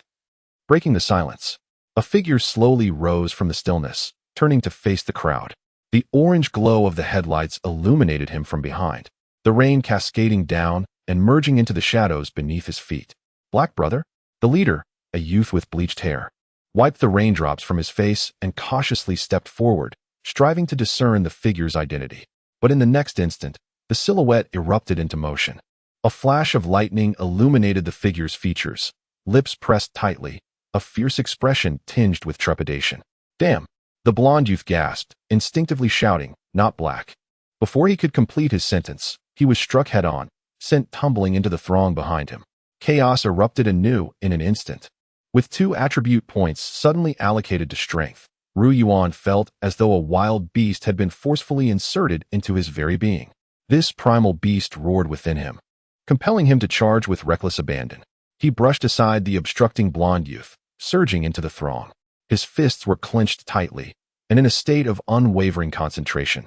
The cacophony of weapons slicing through the air and the rhythmic drumming of rain receded into oblivion. He perceived each individual's movements with crystal clarity, their visages twisted in shock, fury, terror, or ferocity. Harnessing his momentum, he delivered a devastating blow to a youth with a buzz cut, who collapsed to the ground as if struck by an invisible force. Following that, he unleashed a formidable kick into the chest of another man wielding a knife. Crack! He felt as though he had shattered something. The man wielding the knife was propelled backward like a projectile, colliding with the heap of bodies behind him. Just then, he sensed a strike against his back. He spun around to confront a man brandishing a baseball bat, who glared at him menacingly. Yet, upon their eyes meeting, the man instinctively recoiled. Yuan clenched his teeth and delivered a powerful left hook. The man scarcely had time to raise his hands before he was catapulted sideways, crashing into a mound of debris in the corner. The 2 remaining men wore expressions of sheer terror, their throats tightening as they began to retreat. A flicker of menace crossed Yuan's visage as he advanced with intent. 2 minutes later, the battle reached a definitive conclusion. Yuan stood amidst the chaotic tableau of bodies sprawled across the ground, gasping for breath. Rain poured down upon him, gradually extinguishing the flame that had ignited within his chest. Soaked to the skin, he remained oblivious to his drenched state. As the frantic beating of his heart gradually steadied, he regained his composure. He picked up a baseball bat from the ground, ensuring each fallen adversary received a few more strikes, confirming their incapacity to rise again and checking for any who might have met a dire fate by his hand. After delivering the final blow, he casually discarded the bat. He observed the terrified expression of the blonde youth, whose leg he had just shattered, akin to a ghost witnessing a horror. Yuan paid him no heed.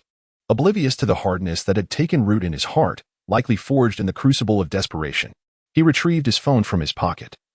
Hastily wiping away the raindrops on the screen, the display illuminated, revealing several missed calls from his parents. Relieved that it had remained undamaged, he exhaled softly and returned his mother's call. "I shall be home soon." After concluding the call, he nonchalantly took a mobile phone from the moaning man in the raincoat lying on the ground and dialed the emergency number. Once this task was complete, Yuan stepped further into the alley. He noticed a partially open door, faint light seeping through its cracks. He reached into another pocket and felt the presence of a pink hairpin. Pausing for a moment, he cautiously pushed the door open. Inside, the room was vacant.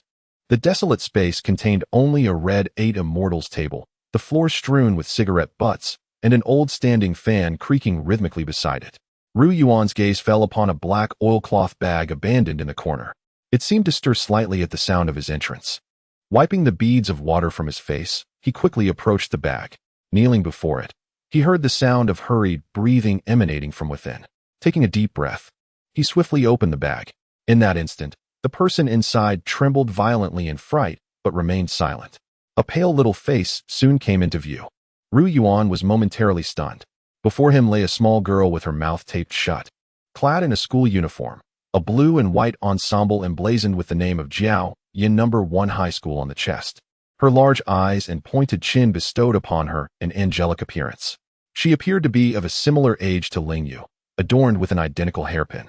Yet she was even more exquisite. Had he made a grave error? It dawned upon Yuan that he had profoundly misjudged the circumstances. However, she too had been abducted. He pondered, shaking his head to cast aside irrelevant thoughts. He tore the tape from her mouth and reassured her, "Do not be afraid. I shall ensure your escape." The girl uttered not a word, her visage a mask of terror as she fixed her gaze upon him. Yuan endeavored to assist her in rising. Yet she recoiled in fright. Resolving to take decisive action, he scooped her up. Outside, the relentless rain continued to pour. Yuan dashed through the alley, clutching the black oilcloth bag. Upon reaching the alley's mouth, he leaped onto a van obstructing the path and scaled its roof. Once outside, he swiftly ducked under the awning of a nearby shop, gently placing the girl down. He lifted the oilcloth covering her and beheld her curled up like a frightened kitten, her fear visibly diminishing. It appeared she had begun to comprehend her newfound safety. Chapter 21. A Great Harvest. "I have summoned the police. They shall arrive shortly." Yuan comforted her. He contemplated returning to the house to investigate further, uncertain whether the kidnappers had accomplices or if there were other victims still ensnared within. However, the girl clutched his clothing tightly, appearing utterly bereft of security. Fearing that further attempts to detach might agitate her emotions, he relinquished the notion of going back. After all, the police would soon be present. Thus, Yuan held the girl, squatting at the shop's entrance, gazing at the rain-soaked tableau before him. Even before 10 o'clock, the streets were devoid of any passers-by. The world felt eerily silent, as if only he and the girl existed within it. After a while, he finally heard the distant wail of sirens.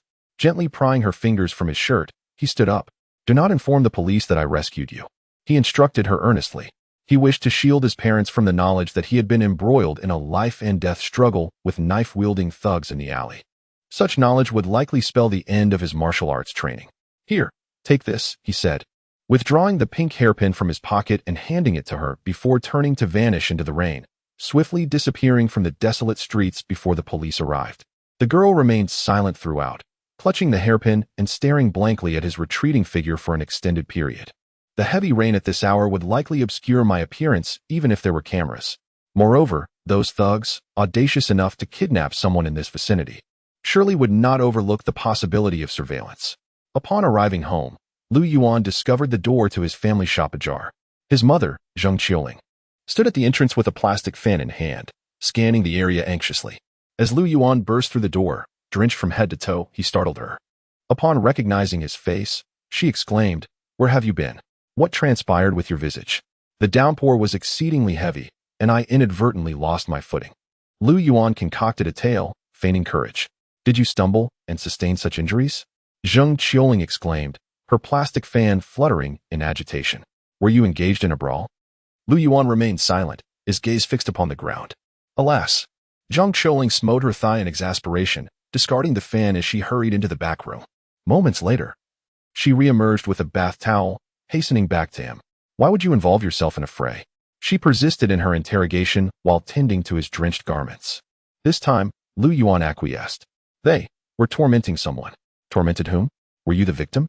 Who were they? A few ruffians. You have truly become audacious. Zheng Qiuling tousled his hair, her voice laced with frustration. Upon hearing his muffled groan, her demeanor softened, and her touch grew gentler. Just dry yourself off. I shall procure some medicinal alcohol for you. She flung a towel in his direction and began to depart. Before ascending the stairs, she seemed to remember something, hastily returning to secure the shop door. It appeared she harbored concerns that the ruffians he had mentioned might return in pursuit of him. After a flurry of activity, once Lu Yuan had concluded his shower and applied the medicinal alcohol, and after enduring his mother's admonitions, he finally retreated to his room. The clock inching toward midnight. Ouch! He winced as he pressed on the left side of his ribs, the pain eliciting a sharp intake of breath. The accumulated aches and discomfort surged forth to trouble him. His injuries were concentrated in two areas, the left rib, where a middle-aged man had delivered a brutal kick, and his back, which bore the marks of a stick beating. Other areas were merely bruises and scrapes. During the application of the medicine, his mother had appeared visibly distressed. Lu Yuan catching her discreetly, wiping away tears. That adversary was quite formidable, undoubtedly a skilled fighter. Fortunately, he had managed to summon enough strength to subdue him before he could react. Otherwise, he might not have emerged unscathed. What brought Lu Yuan the greatest relief was the fact that none of the thugs were armed. Had even one of them possessed a firearm, his fate would have been far grimmer. Reflecting on the encounter, he felt a chill of danger. If confronted with a similar situation again, he could not assure himself of the courage to venture into that alley once more. Until he acquired sufficient practical experience, he must avoid such perilous situations. Through this ordeal, Lu Yuan fully comprehended the disparity between himself and genuine fighters. The skills displayed on his professional panel, lacking rigorous real-world validation, were merely superficial statistics.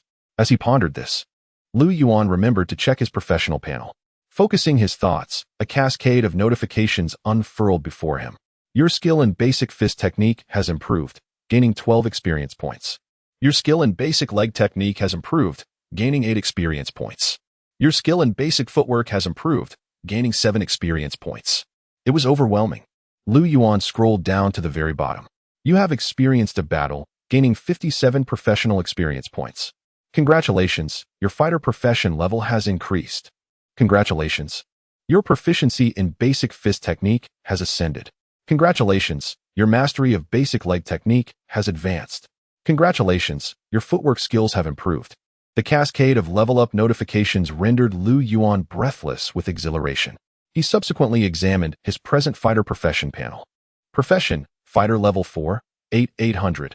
Basic Professional Skills, Primary Body Refinement Level 4, 36,800. Basic Fist Technique Level 4, 66,800. Basic Leg Technique Level 4, 49,800. Basic Footwork Level 4, 23,800. Basic Grappling Level 2, 65,200. Attribute Points. 1. Skill Points. 3. His Basic Fist Technique, Basic Leg Technique, and Basic Footwork have all ascended to Level 4. His fighter profession has progressed from Level 3 to Level 4, keeping pace with the student profession. This perilous clash has bestowed upon Lu Yuan an extraordinary 57 points of professional experience, accumulating several hundred skill experience points. Such a windfall is truly monumental. Indeed, a fighter must evolve through the crucible of combat to advance expeditiously. Battle serves as the finest sustenance for fortifying strength. The attribute points he had temporarily dedicated to combat were replenished following the elevation of his profession level. Initially, Lu Yuan had intended to assign this point to agility. Yet, upon casting a glance back, he was astonished to discover that his agility had inexplicably surged to 9. Has it reached its threshold? Coupled with the battle that elevated my basic footwork level, has it now manifested? Lu Yuan blinked, swiftly assembling the rationale. Despite the enhancement in agility, he chose to allocate this attribute point to agility nonetheless. First, Let us transcend the 10-point barrier, then contemplate specialization. With the addition of 1 point, agility ascended from 9 to 10. Consequently, Lu Yuan's 4 principal attributes now stood as follows: strength, 11, agility, 10, constitution, 10, intelligence, 10. Chapter 22, The Imaginary Adversary. Upon augmenting his agility, Lu Yuan distinctly sensed a newfound buoyancy within himself. The muscles in his arms and legs became taut and more defined. The slight bulkiness resulting from the previous 2-point strength enhancement had dissipated entirely. He procured a ruler from the drawer, securing one end of a thin string to suspend it from the edge of his desk. Due to the ruler's smooth surface, the string persistently slipped upward, striving to liberate itself from the ruler's weight. Lu Yuan positioned 2 fingers on either side of the ruler's 0 mark, concentrating solely on the ruler while disregarding the string. At the precise moment the string relinquished its hold on the ruler, causing it to descend, he deftly intercepted the falling ruler, less than 2 centimeters. Lu Yuan scrutinized the results, grasping their significance. My neural reaction speed has notably improved. This bears considerable implications. In an athletic competition, Lu Yuan could now launch from the starting line a fraction of a second faster than his peers upon the sound of the gunshot. In a combat scenario, this translated to swifter reactions to an opponent's strike, enabling him to evade and counterattack. I must carve out time tomorrow to assess the extent of my improvement in running speed. Furthermore, the augmentation from the 2 points of strength. Lu Yuan removed his shirt and approached the wardrobe mirror, examining his reflection with keen interest. With the 2 points of strength added, his muscles, arms, chest, abdomen, back, and thighs appeared significantly more robust. The contours were sharp and the lines smooth, rendering him quite formidable. Prior to the increase in agility, he had appeared somewhat exaggerated, reminiscent of those fitness enthusiasts online. Now, however, he presented a much more appealing visage, embodying a fit appearance while retaining a slender silhouette, harmonizing with his aesthetic. Who could have fathomed that merely a month prior? The youth in the mirror bore scarcely an ounce of flesh. With 11 points of strength, my power has at least doubled compared to when it was at 9.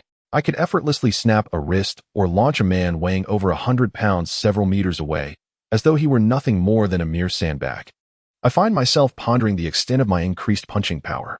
Tomorrow, I shall visit the martial arts school to put it to the test. The exhilarating memory of overpowering a group of raincoat-clad men in the alley still lingers in Lu Yuan's mind. It was reminiscent of an adult vanquishing a group of children. His overwhelming strength compensated for any deficiencies in technique or experience. While Lu Yuan admired his physique, a sudden epiphany struck him. I still have 3 unspent skill points. With a vast array of foundational professional skills at his disposal, he had hesitated to invest them, even as he steadily accrued experience. Now, with 3 points amassed, he could no longer restrain himself. Among the 4 fundamental combat skills, only basic grappling had yet to reach level 3. If I elevate basic grappling to level 3, I shall fulfill the prerequisites to unlock the core skill of the fighter profession. Lu Yuan had been anticipating this moment for over half a month. Determined to attempt the upgrade tonight, the recent battle had intensified his yearning. He allocated 1 skill point to basic grappling, instantly elevating it from level 2 to level 3 while preserving its existing experience. This was reminiscent of his previous endeavors to directly enhance the physical subjects under the student profession using skill points. Upon consuming the skill point, Lu Yuan felt a surge of fragmented memories flooding into his consciousness. These were recollections of his rigorous practice of basic grappling. The images fused into his being, embedding themselves deeply within his muscles. It felt as though he had genuinely undergone extensive training, transitioning from level 2 to level 3 in basic grappling. Not only had I mastered the movements of the existing grappling techniques with greater finesse, but I had also acquired several new techniques that Chung Peng had never imparted to me. It is astonishing how they have seamlessly integrated into my skill set. Lu Yuan casually executed a few basic grappling maneuvers, marveling at the wonders of the professional panel, and then eagerly checked the panel once more. It truly appeared. As anticipated, a faint hint of gray appeared on the fighter profession panel beneath Lu Yuan's elated gaze. He concentrated intently and received the prompt. Core skill awaiting unlock. Would he like to unlock it? Naturally. Without a moment's hesitation, Lu Yuan allocated a skill point. Soon, the gray point on the panel glowed with illumination. A brand new skill fully manifested. Core skill, imaginary enemy, active. Effect, construct an opponent in your consciousness, simulating the course of battle. Lu Yuan scrutinized the description of this core skill, his eyes alight with curiosity. Imaginary enemy. Imagine combat.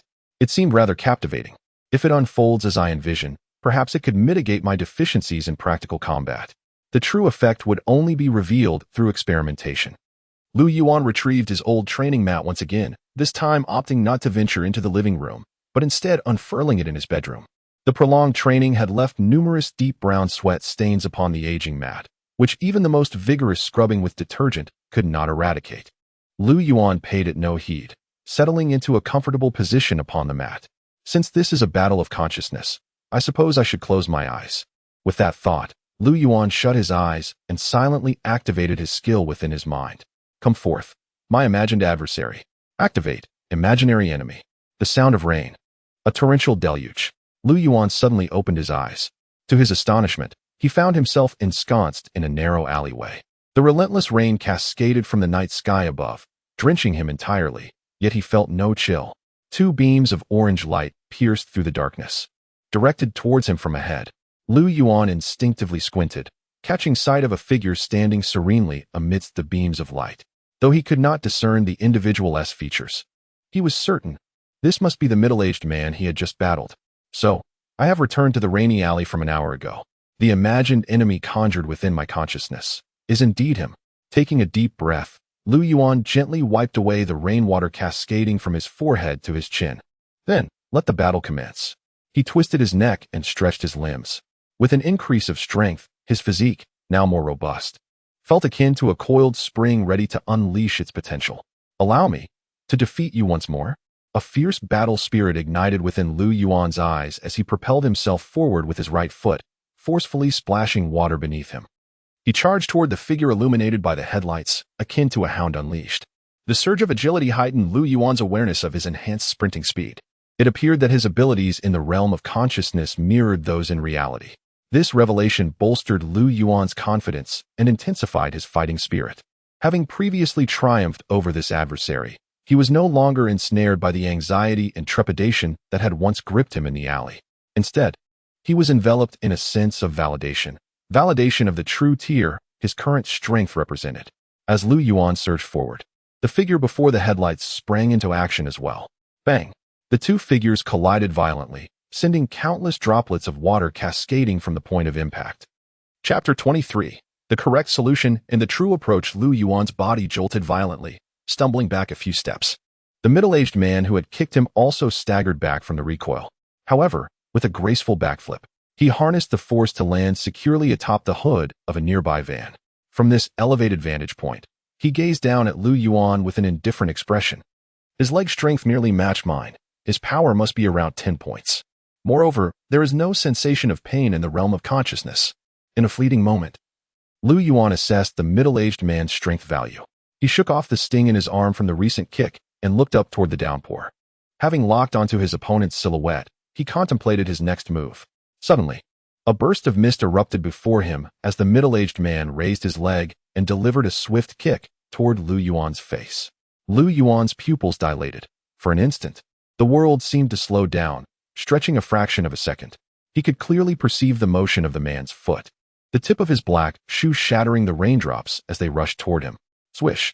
Lu Yuan sidestepped, perfectly evading the man's direct kick. The advantage of his 10 agility manifested at that moment.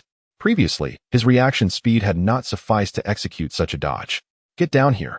After deftly evading the kick, Lu Yuan swiftly pivoted and executed a sweeping motion with his leg aimed at the middle-aged man's lower body.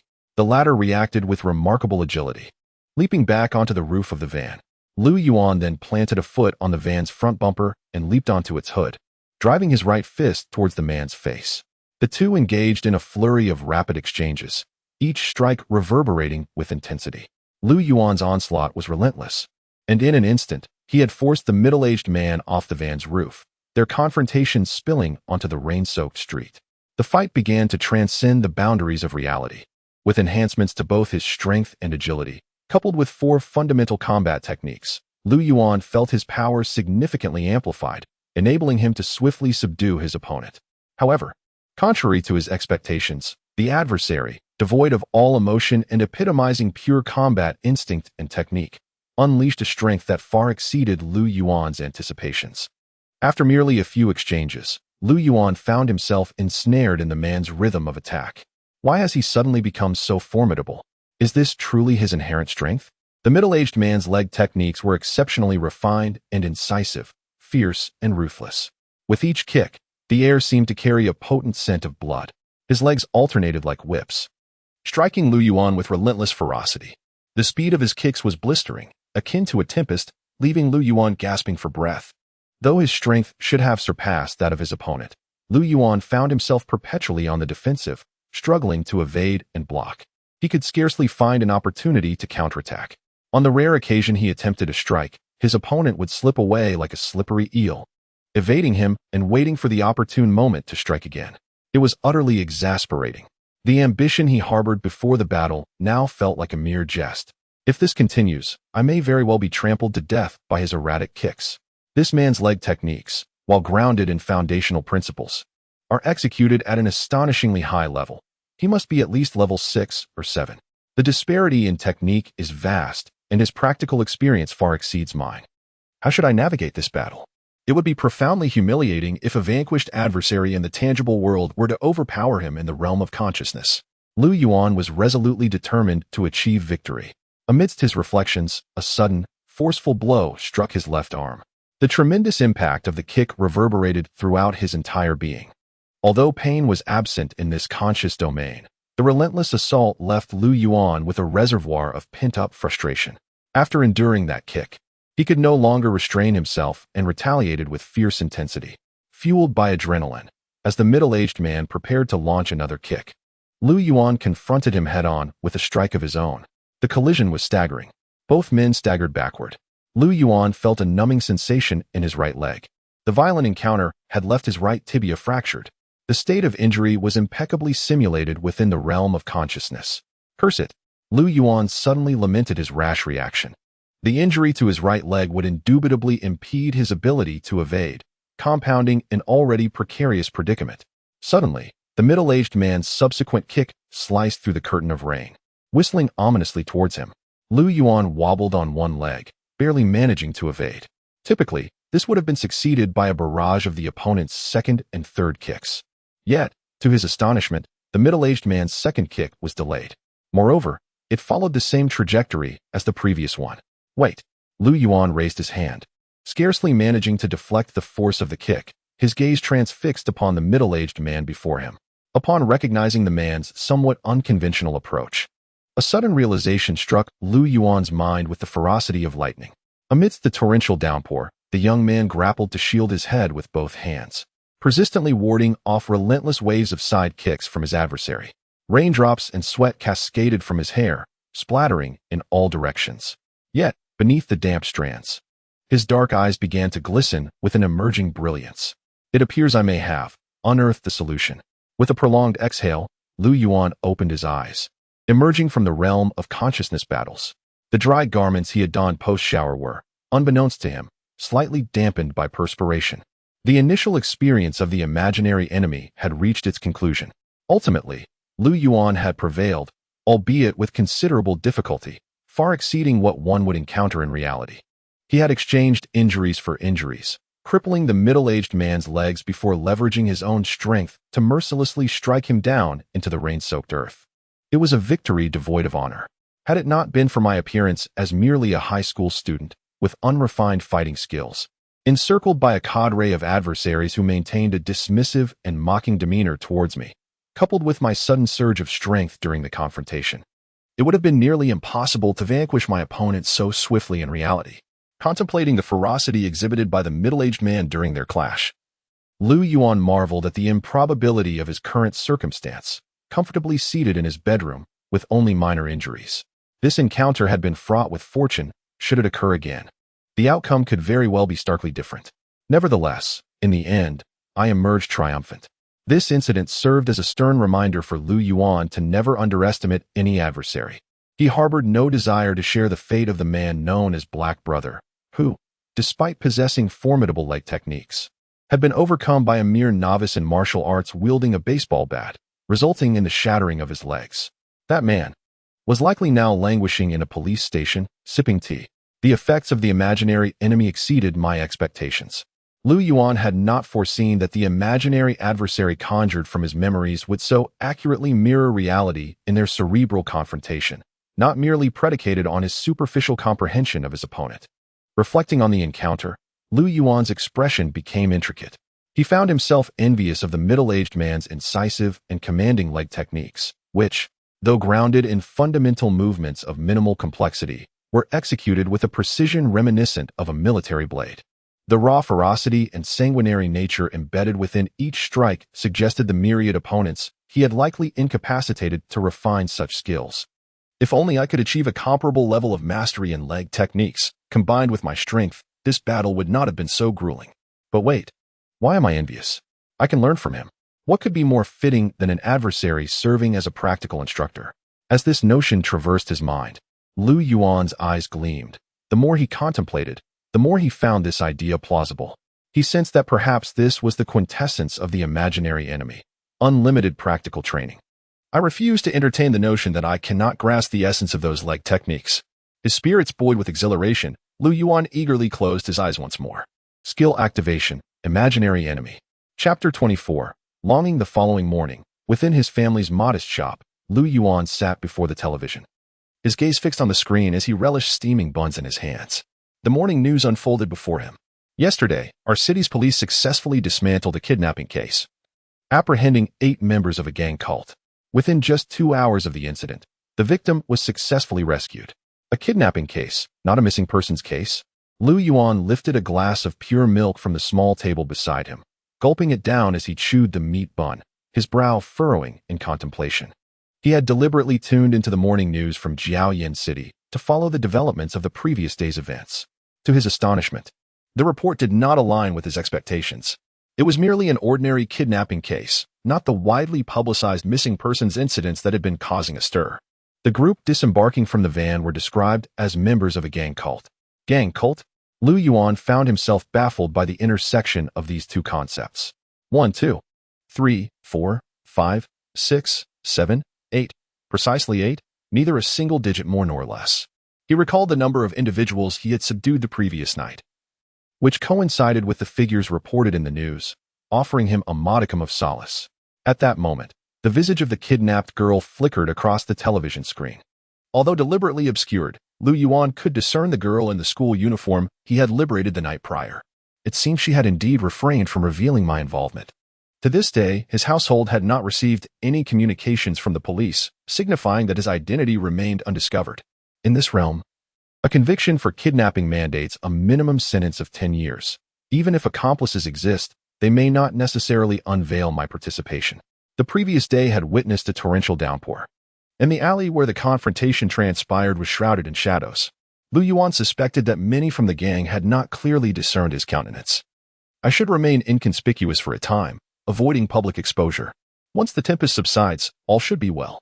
He pondered various scenarios, his anxiety palpable, fearful not only for his own safety, but even more so for the potential repercussions on his family. My strength is woefully inadequate. If only I were more formidable, I would not dread their vengeance. Lu Yuan bit into a meat bun with determination, musing, and I require affluence. With wealth, I could employ bodyguards to safeguard my family around the clock. He had never experienced such an intense yearning for power and prosperity in his existence. It is nearly 7. Why has your father not yet returned from the hospital? The delivery will arrive shortly. How can I manage alone? His mother, Zheng Qiuling, murmured as she entered the shop. Upon hearing her, Lu Yuan promptly replied, "Mother, I shall assist you. Aren't you meant to attend martial arts class today? It is acceptable to go later." Zheng Qiuling nodded, moving closer to inspect Lu Yuan's cheek, her concern manifesting as she inquired, "Is it due to an injury and discomfort that you could not sleep well last night?" Lu Yuan was momentarily taken aback, then bashfully nodded in acknowledgement. "This is precisely why I cautioned you against engaging in fights again." Zheng Qiuling recalled the incident and could not help but express her annoyance. Lu Yuan could only acquiesce to her admonitions. In truth, his injuries had significantly improved. After a night's repose, the bruising on his visage and body had notably subsided, and the abrasions had begun to form scabs. Only the areas on his back and ribs remained tender. The reason Lu Yuan had struggled to find slumber the previous night was primarily due to the imaginary enemy. Who could have anticipated that the imaginary enemy would prove to be such an exhausting undertaking? After merely 3 rounds, I felt as though I had endured an all-nighter at an internet CAF for days. Even after a full night of rest, I still felt somewhat lethargic. Yuan had assumed that after specializing in fighter, he would no longer need to augment his intelligence attribute. To his astonishment, that was not the case. Even the plethora of attribute points felt insufficient. Yuan pondered silently. He had only a handful of skill points remaining, intending to reserve them for when they would be truly indispensable. Should I escort you to the hospital? What if you've unknowingly fractured a bone? His mother, Zheng Qiuling, expressed her concern. As she spoke, she lamented, "If only your sister were home, I would feel far more at ease with her watching over you." Mom, didn't you always say she was the source of your greatest worries? Better than you. At least she hasn't learned to engage in fights. Zheng Qiuling shot him an exasperated glare, prompting Yuan to fall silent. At 7:23 a.m., the delivery truck arrived at Yuan's residence. To demonstrate that his injuries were not grave, he exerted himself extra hard. After his strength reached 11 points, he felt considerably more powerful. He effortlessly lifted a sack of rice weighing several dozen pounds with one hand. In less than 10 minutes, he had unloaded the entire cart of goods. While washing his hands, Yuan overheard the delivery driver urging his mother to settle the payment, which was still outstanding from previous deliveries. His mother handed over 2 packs of cigarettes, sweet-talking the driver until he reluctantly departed. Yuan observed this scene in silence. Today, I must pass the assessment to become an official disciple of the martial arts school. Yuan, what transpired with your face? At 8:05 a.m., Yuan arrived at the Yuan martial arts school. In the changing room, he encountered Changping, who immediately expressed surprise upon seeing him. It rained heavily last night, and I slipped while running, Yuan explained. Was it truly a slip? It does not appear to be so. Changping scrutinized Yuan with skepticism. Not wishing to engage in a lengthy discussion, Yuan swiftly donned his martial arts uniform and exited the changing room. He had arrived 10 minutes later than usual due to assisting his mother with a delivery, which constituted tardiness. However, the delay was not substantial. Upon entering the training room, he discovered that he was still among the early arrivals. The number of participants was dwindling. A glance around the training room revealed that only about 2/3 of the initial attendees remained. Over the past month, many had abruptly gone absent. Initially claiming to take leave, they later became increasingly difficult to spot. For instance, the lively group of girls with bun hairstyles had nearly vanished by the 3rd week. The last lesson had seen only one of them remaining, and now even that solitary figure was missing. Their capricious nature reminded Yuan of his past life. He recalled how he would fervently pursue various interests, only to abandon them once the initial enthusiasm waned. If there were no occupational panel, and I lacked the enhancement of absolute focus, would I also end up like them in this life? Yuan silently questioned himself. Perhaps he might. Yet at least now, circumstances were different. Yuan, you're here. Yu, the sole friend he could claim in this martial arts class, consistently attended every session. Upon seeing Yuan, she greeted him cheerfully, "Good morning." Yuan nodded in response, but Yu quickly noticed his face, exclaiming, "Oh, what happened to your face?" "I slipped while hastening home in the rain last night," he reiterated, having grown fatigued from reiterating the same explanation. Fortunately, Yu refrained from pressing him further, instead graciously offering to lend him some ointment, as she habitually carried supplies for bruises and scrapes. Declining her generous offer, Yuan commenced his warm-up routine. As the initial enthusiasm of the students began to wane, Coach Lin Jiqin adopted a more relaxed demeanor. For several preceding sessions, he had arrived only after 8:30 a.m., allowing the students to warm up independently for the first half hour. Yuan concentrated primarily on mastering fundamental leg techniques. Having engaged in a confrontation with a middle-aged man in the realm of consciousness the previous evening, he had acquired insights he was eager to assimilate. Upon entering the state of absolute focus, Yuan instinctively began to emulate the kicking techniques of the middle-aged man from his recollections, executing the movements with precision. Chapter 25. Bench press's kicking motion ought to generate power akin to this. It is somewhat too swift, yet it still appears amiss. Might there be an issue with the posture during the latter half? Yuan meticulously followed the memories of his encounter with the middle-aged man, recalling the striking techniques that had profoundly impacted him.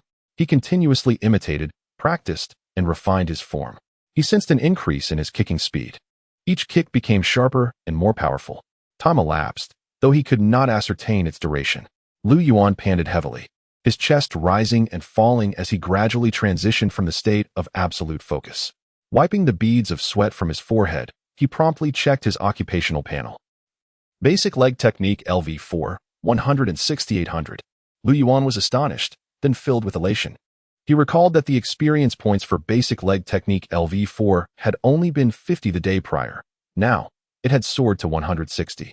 Had he truly accrued over 100 experience points from this session of practice? Having a benchmark to reference indeed accelerates progress. Numerous instances of practical experience are essential.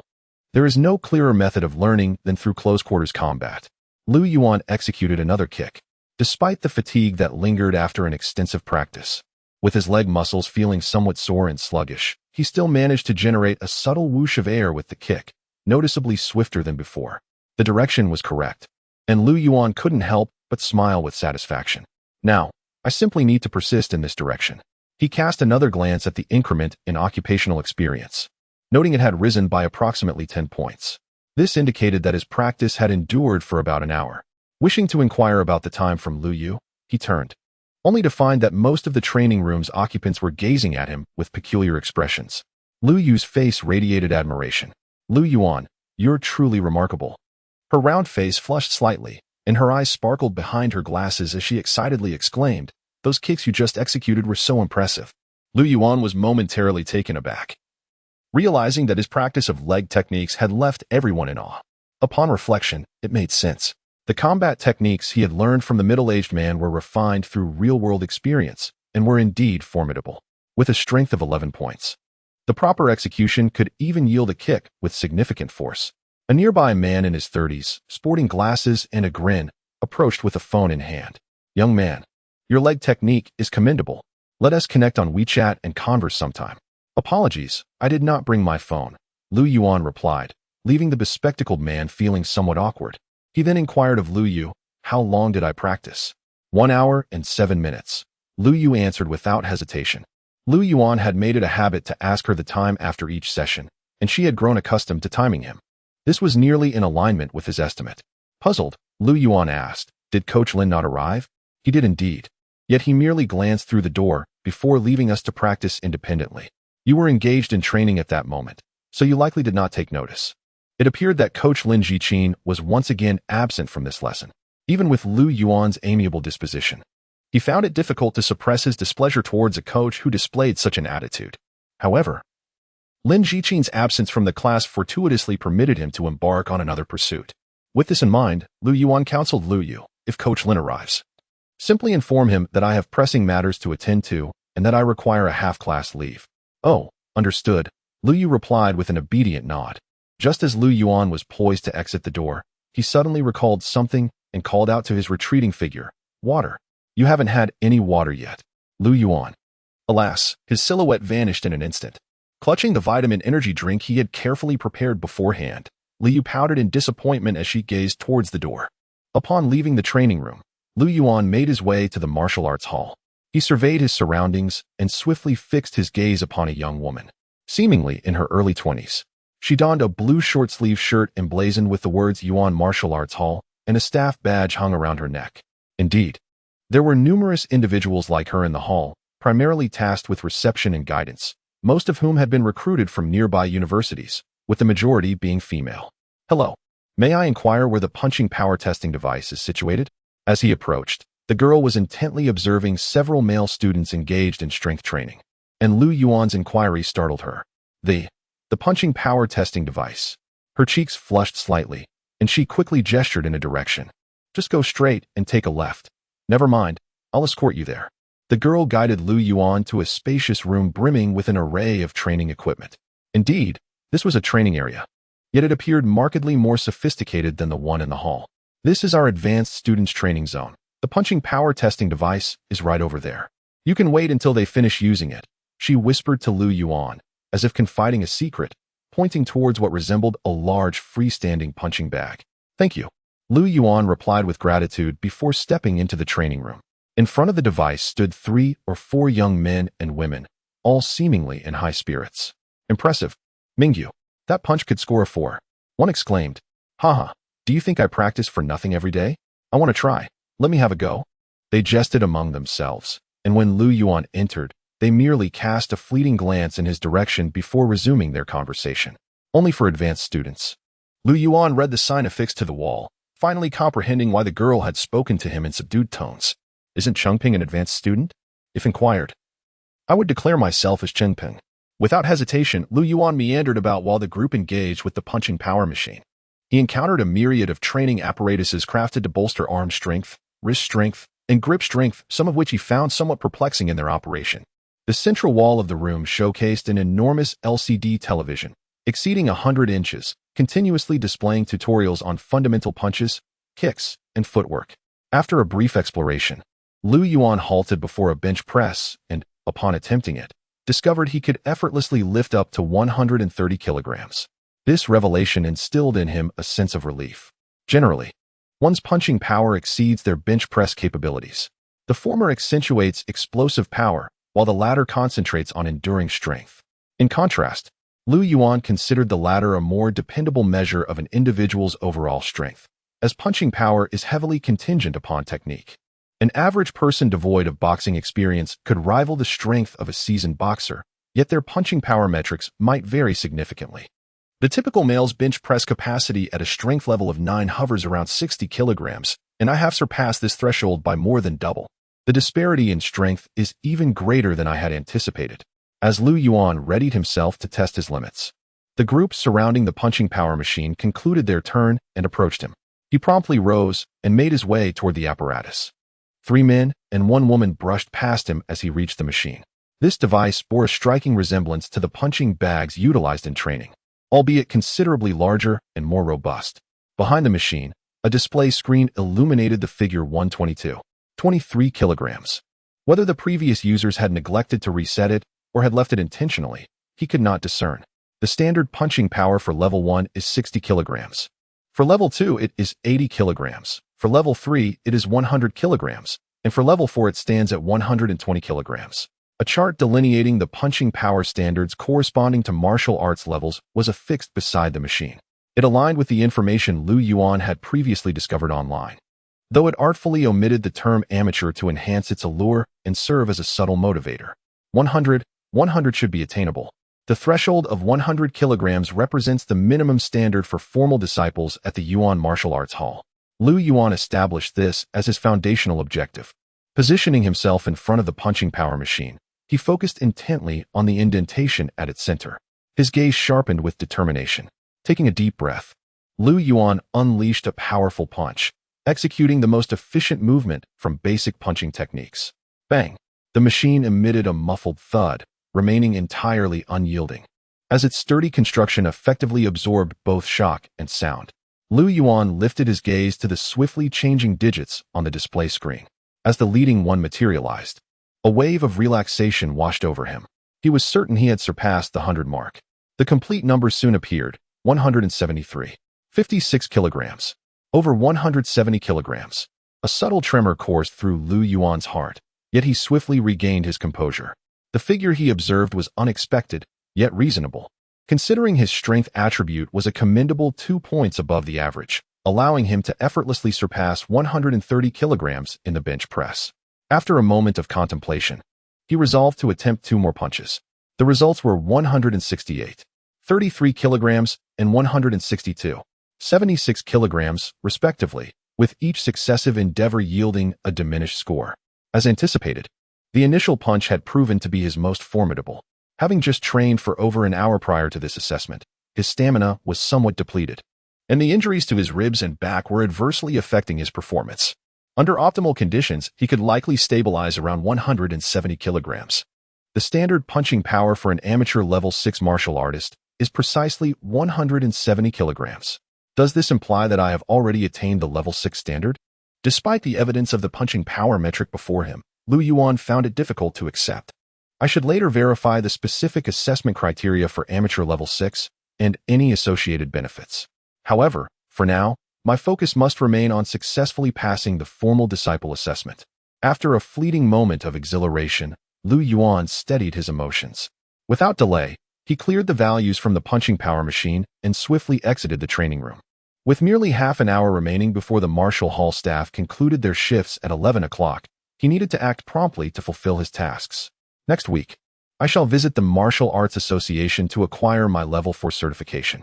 When I next encounter that fellow surnamed Lei, I shall thrust the certificate into his face and observe whether he dares to exhibit arrogance before me again.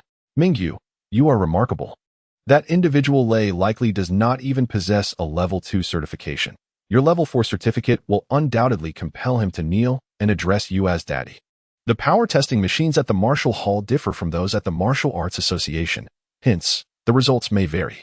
It would be prudent to practice further. Striving to succeed on the first attempt. Enrolling once necessitates a waiting period of several days. Rest assured, am I not aware of this? The short-haired youth, having just completed a strength assessment, smiled and nonchalantly remarked, in the coming days, I shall concentrate on refining my 3 fundamental strength training regiments. I am confident my punching power can improve slightly. Provided I maintain consistency, those minor discrepancies in values shall not impede my progress.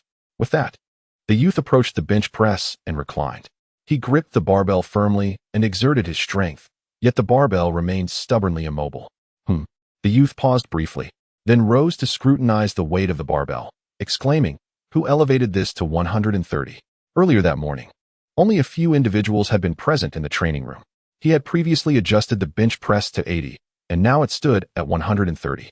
His companions merely shrugged and shook their heads, all innocently asserting it was not their doing. I must readjust this, the short-haired youth said, frowning in dissatisfaction. However, this was not a significant concern. He muttered a few words before moving on. At that moment, one of the girls in the group interjected. It must have been that individual who just entered while we were utilizing the punching machine.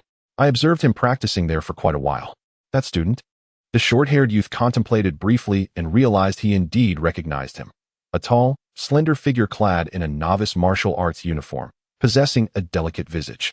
Yes. The girl gestured towards the punching machine, confirming, when he noticed us. He hurried over to the punching machine. Then it is likely him, the short-haired youth nodded, saying nothing further, and began adjusting the weights. He removed the excess plates, murmuring, "What a nuisance, adding such heavy weights. Can it even be lifted?"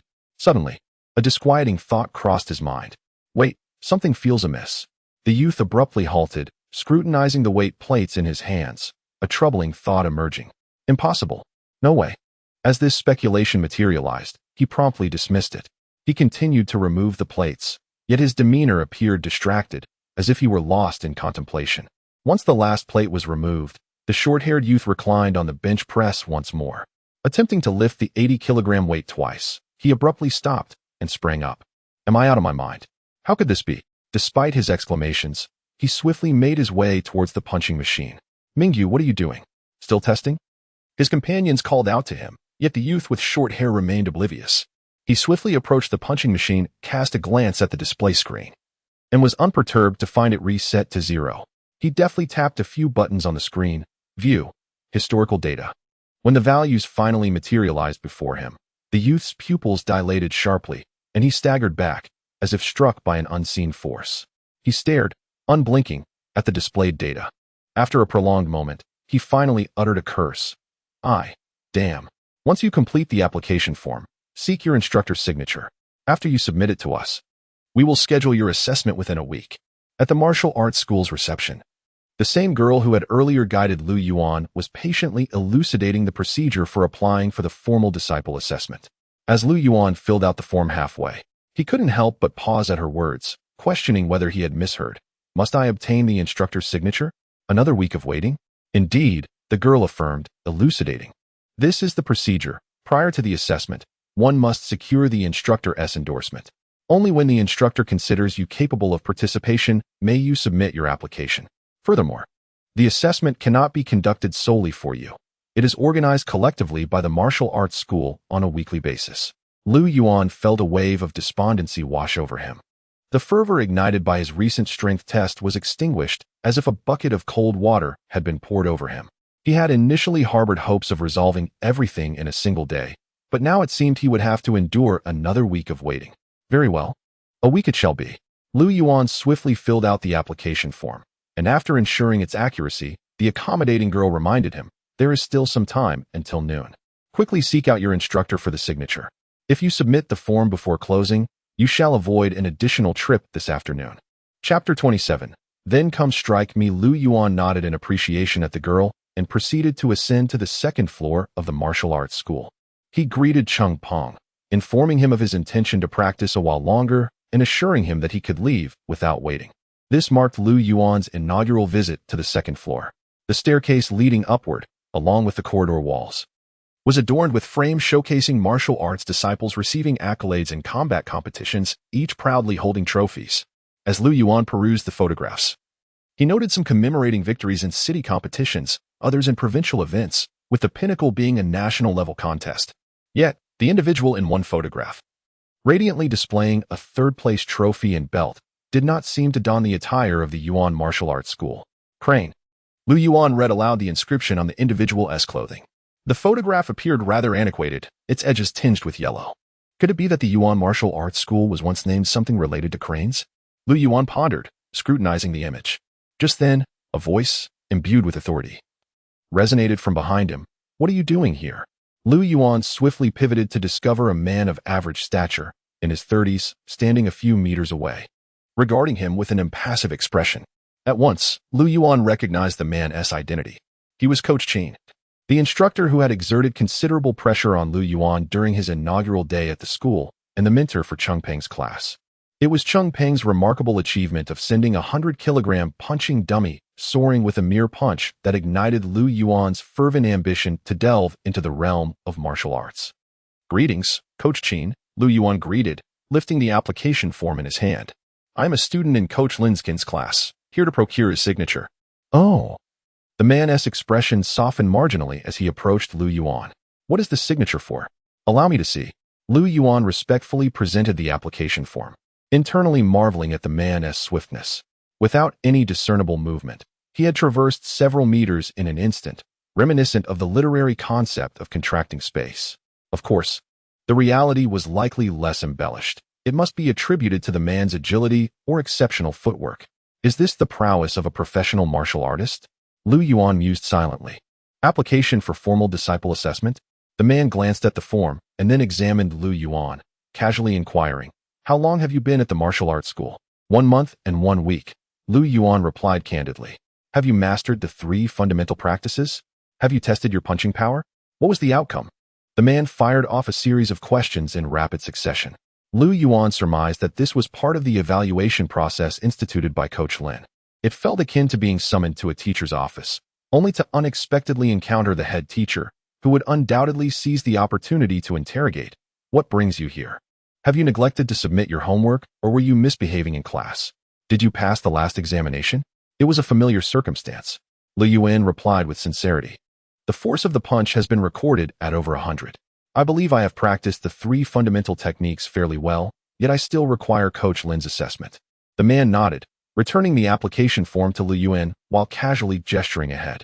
Proceed directly to the penultimate office. Coach Lin should be inside. Please, go ahead. Thank you.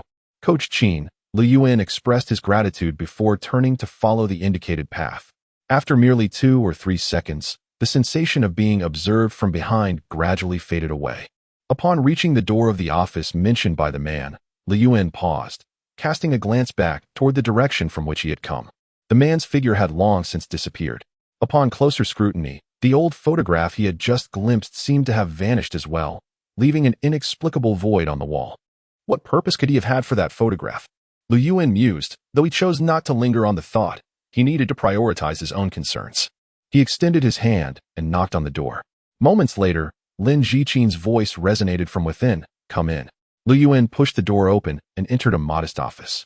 Inside stood merely a desk, a coffee table, and a punching bag nestled in the corner. By the window, a few plants struggled for survival, their leaves exhibiting a yellowed hue, clearly neglected for an extended period. At that moment, Lin Jiqin was seated on the sofa before the coffee table, smoking, with an ashtray overflowing with remnants. As Lu Yuan entered, he was extinguishing a cigarette. Who are you? Lin Jiqin inquired with a frown, scrutinizing Lu Yuan. I am Lu Yuan, one of your students, Coach Lin. Lu Yuan realized that Lin Jiqin was indeed rather unreliable, despite being one of the exemplary students in his class. Lin Jiqin appeared to have no recollection of him whatsoever. It was no wonder his classes had become increasingly perfunctory. Those who enrolled in his course were truly unfortunate. Were it not for his professional dedication and considerable effort, the tuition fee of 10,000 yuan paid by his father, Lu Xinghua, would have been squandered long ago. Lu Yuan. Ah, now I recall. A look of dawning recognition crossed Lin Jiqin's face, though it remained uncertain if it was sincere. He picked up the cigarette box from the coffee table, extracted another cigarette, and lit it, inquiring of Lin, "What brings you here?"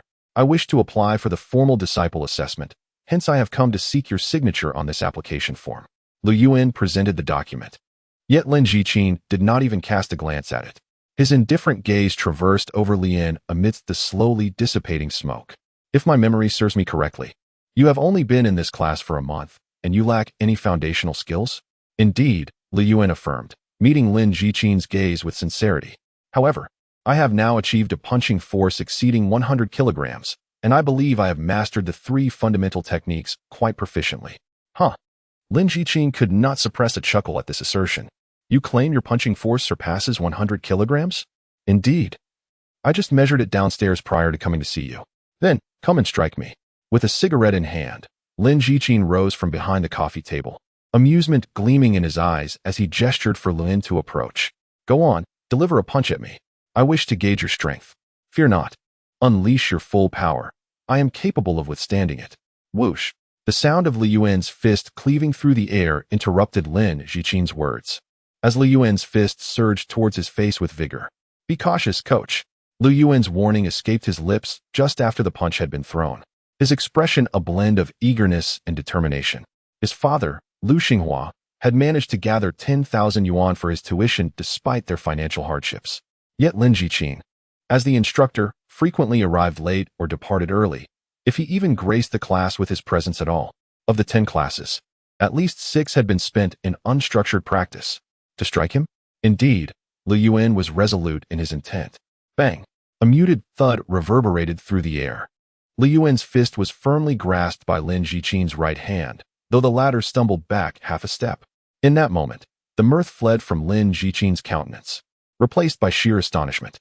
He regarded Lu Yuan with wide eyes, as if truly seeing him for the first time. "Apologies, coach, did I injure you?" Lu Yuan gently withdrew his fist from Lin Jiqin's grip, sheepishly scratching his head. "No, of course not. How could you possibly hurt me?" Lin Jiqin snapped back to reality, murmuring a few phrases. Suddenly, he discarded the cigarette he had been holding, his eyes sparkling with fervor as he fixed his gaze upon Lu Yuan. That expression. It was as though he had inadvertently unearthed a brilliant diamond from beneath a mound of gravel. "Quickly, demonstrate the 3 fundamental techniques I imparted to you."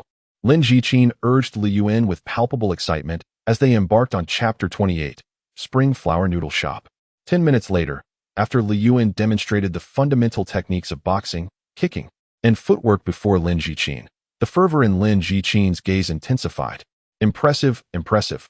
No, I should say exceptional," he remarked, regarding Lu Yuan with admiration and generously bestowing praise upon him. "Few in the advanced class can master these 3 fundamentals to your degree. In just a month, you've managed to attain this level with what I imparted to you. It clearly showcases your remarkable talent for martial arts. Truly exceptional. Almost as if you were destined for the path of combat." Accompanied by Lin Jiqin's expression, this declaration bore an uncanny resemblance to the flattery of a motivational speaker. Nevertheless, Lu Yuan had accomplished his goal. This was precisely the reaction he sought. "Yes, I am indeed a prodigy. Lin Jiqin, you regard us beginners with disdain, continually urging us to practice freely. Today, I am here to demonstrate that even in free practice, I can attain the level of an official disciple of the dojo." Could this be construed as a subtle rebuke to Lin Jiqin? Regarding the signature, Lu Yuan's gaze fell upon the application form that Lin Jiqin had carelessly placed upon the coffee table. "Oh, right, I nearly forgot." Lin Jiqin chuckled heartily, his demeanor now a stark contrast to his earlier self. "I'll sign it right away." He retrieved a pen from the holder on his desk, seated himself before the coffee table, and prepared to inscribe his name in the designated coach's signature area on the application form. Lu Yuan watched intently as Lin Jiqin signed, simultaneously glancing at the electronic clock mounted on the wall. It was now 11 o'clock and 8 minutes past the dojo's closing time. Having delayed for so long, he wondered if he would still be able to submit the application form upon his return. As Lu Yuan contemplated this, he suddenly noticed Lin Jiqin pausing mid-signature. He raised his eyes to glance at the clock on the wall, and, to Lu Yuan's surprise, said, "It's almost lunchtime. Why don't we go eat first?" Lu Yuan appeared bewildered, uncertain of Lin Zhiqin's intentions. Could he not sign first and then partake in a meal? Coach Lin, this. Lu Yuan wore a reluctant expression. "The individual downstairs collecting forms awaits my presence. Fear not, I shall assist you in submitting it later." Lin Zhiqin waved his hand dismissively, rising to guide Lu Yuan towards the door. "Let us dine first. I am aware of a splendid establishment nearby. We shall proceed there now." Reluctantly, Lu Yuan was led forth by Lin Zhiqin, helplessly observing the forlorn application form resting on the coffee table in the office, vanishing from his sight as the door closed behind him. What absurd regulation is this? Why must the coach's signature be requisite for the assessment application? What manner of coach is this? He neglects proper instruction during regular sessions, yet at crucial moments, he intentionally impedes his students? As they journeyed to the modest restaurant Lin Zhiqin had mentioned, Lu Yuan silently cursed the protocols of the martial arts school and Lin Zhiqin. Of course, he was obliged to maintain an expression of surprise and delight at being treated to a meal by his coach, obediently trailing behind Lin Zhiqin. Lin Zhiqin appeared to be in high spirits, walking with a smile playing at the corners of his mouth. "We have arrived." After departing the martial arts school, Lin Zhiqin soon led Lu Yuan to the establishment he had referenced, Chunhua Noodle House. It was a humble eatery nestled in an alley adjacent to the martial arts school, bearing a red and white sign and a grimy entrance smeared with grease. From the exterior, the noodle house exhibited no remarkable attributes. Upon stepping through the glass sliding door, a refreshing wave of air welcomed them. "The air conditioning is quite vigorous," Lu Yuan mused. The small venue was not expansive, containing merely 7 small rectangular tables in the dining area. A few patrons were seated, relishing their noodles. Lu Yuan noticed a menu affixed to the wall. In addition to noodles, they offered an array of home-style stir-fried dishes at reasonable prices. "Coach Lin is here." Shortly after their entrance, a middle-aged woman, of similar age to Lin Zhiqin and clad in an apron, emerged from the kitchen. Upon spotting Lin Zhiqin, she greeted him with a warm smile, clearly an old acquaintance. "Are you once again treating a student to a meal, Coach Lin?" The woman smiled kindly at Lu Yuan. Indeed, Lin Zhiqin bypassed the menu on the wall and directly placed an order: kidney, ribs, chicken. "Is the fish fresh today?" "It arrived just this morning, still alive." "Then I shall also take a whole fish." "The private room upstairs is available, correct?" There was no one present. "You may ascend on your own." Lin Zhiqin adeptly ordered 4 or 5 dishes and then guided Lu Yuan up a narrow staircase adjacent to the kitchen, scarcely half a meter in width. The second floor featured several small rectangular tables, accompanied by a modest door nearby. Upon pushing the door open, a diminutive private room of merely 7 or 8 square meters was revealed. "The restroom is right next door. You will see it as soon as you step outside," Lin Zhiqin remarked as he settled at the small table within the room, reminding Lu Yuan. Lu Yuan nodded in acknowledgement. Shortly after their seating, a middle-aged woman returned with a teapot and a small plate of sunflower seeds. "Please enjoy some water. The dishes will be prepared shortly." After providing each of them with a set of chopsticks and bowls, she departed. Lin Zhiqin, in a habitual manner, retrieved a pack of cigarettes, opened it, cast a glance at Lu Yuan, and then discreetly tucked it away once more. Instead, he opted to grasp a handful of sunflower seeds to nibble on. With idle moments at hand, Lu Yuan took the teapot from the table, rinsed both his and Lin Zhiqin's bowls and chopsticks with water, and poured 2 cups, offering one to Lin Zhiqin while keeping the other for himself. "Do not feel constrained. It is merely a casual meal," Lin Zhiqin said, nudging the small plate of sunflower seeds towards Lu Yuan, who graciously accepted a handful. "What do your parents do?" Lin Zhiqin abruptly inquired. Lu Yuan hesitated momentarily, reflecting before replying. "They operate a modest grain and oil shop. My father also makes deliveries." "Are you an only child?" "I have an older sister. She just graduated from university this year." "You must be in your 2nd year of high school, correct?" "I have a nephew about your age." Lin Zhiqin commenced an inquiry regarding Lu Yuan's family and personal background, intermittently sharing snippets about himself. Even at that moment, Lu Yuan remained perplexed as to why Lin Zhiqin had extended an invitation for dinner without any apparent reason. After settling in, he discerned that Lin Zhiqin was purposefully withholding his signature, presumably harboring ulterior motives, awaiting an opportunity for him to speak. "Why did you enroll in the martial arts school's combat class?" As their dialogue progressed, Lin Zhiqin unexpectedly redirected the conversation back to the martial arts academy. Lu Yuan perceived that the pivotal discussion was on the verge of beginning. In regard to the college entrance examination, he responded with an unflappable demeanor.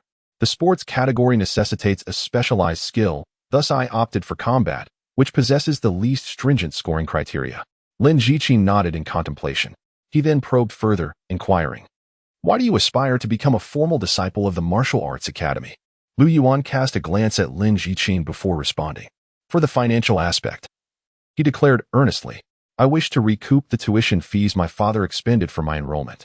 Chapter 29. The Truth and Discrepancies. Lu Yuan's candid reply took Lin Jiqin by surprise, leading him to regard him with an inexplicable expression of admiration, remarking, "At your age, recognizing the importance of alleviating your family's burdens is indeed a rarity. Nevertheless, recuperating your tuition fees, becoming a formal disciple will not facilitate that." "Why not?" Lu Yuan was perplexed. "Is it not stated that upon becoming a formal disciple, one receives a monthly stipend from the academy, alongside meal allowances and other benefits? Do you believe the Martial Arts Academy operates as a philanthropic institution?" Lin Jiqin chuckled, shaking his head. "While there are certain privileges afforded to formal disciples, they are also required to pay tuition, which is higher than that of regular students. Are you aware of the principle of not imparting teachings lightly? If the academy were to provide financial support to formal disciples, the coaches here would have long since found themselves destitute. One of the certified practitioners acknowledged by the Martial Arts Association. Each year, they are required to pay a fee to the association. Failing to do so will render their certification invalid the following year." Lu Yuan's countenance darkened. What Lin Jiqin articulated was in stark contrast to his understanding, effectively dismantling his long-held aspirations. "The information you have received likely conflated the notions of formal disciples and core disciples.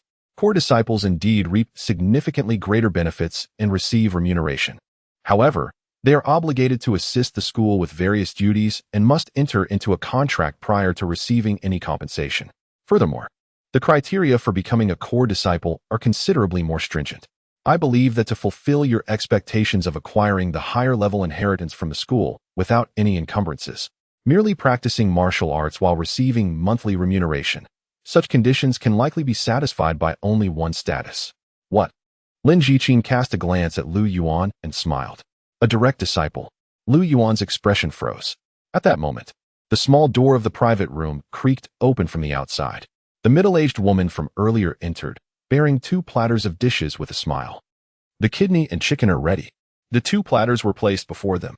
The kidney, sauteed with vibrant red chili peppers, and chicken presented in a clay pot. The chicken had been stewed with pig trotters, the broth rich and gelatinous, the meat so tender it disintegrated at the slightest touch of chopsticks, indicative of prolonged simmering. And its appearance was quite enticing. "Do give it a try. The kidney and chicken here are both signature dishes," Lin Jiqin encouraged Lu Yuan, then added to the woman, "Please bring us some rice." He glanced at Lu Yuan and continued, "A generous serving, if you please." "Understood." The woman smiled and nodded. "You martial artists certainly have hearty appetites." Lu Yuan did not hold back in the company of Lin Jiqin and began to eat eagerly. His mood was somewhat melancholic, and he sought solace in food. Both dishes were flavorful, though they scarcely reached the realm of the extraordinary, nonetheless. Lu Yuan had never been particularly discerning when it came to cuisine. He could easily consume an entire large bowl of fare from the school cafeteria. Lu Yuan tore off a chicken leg, holding it in his left hand while his right, armed with chopsticks, selected other delicacies.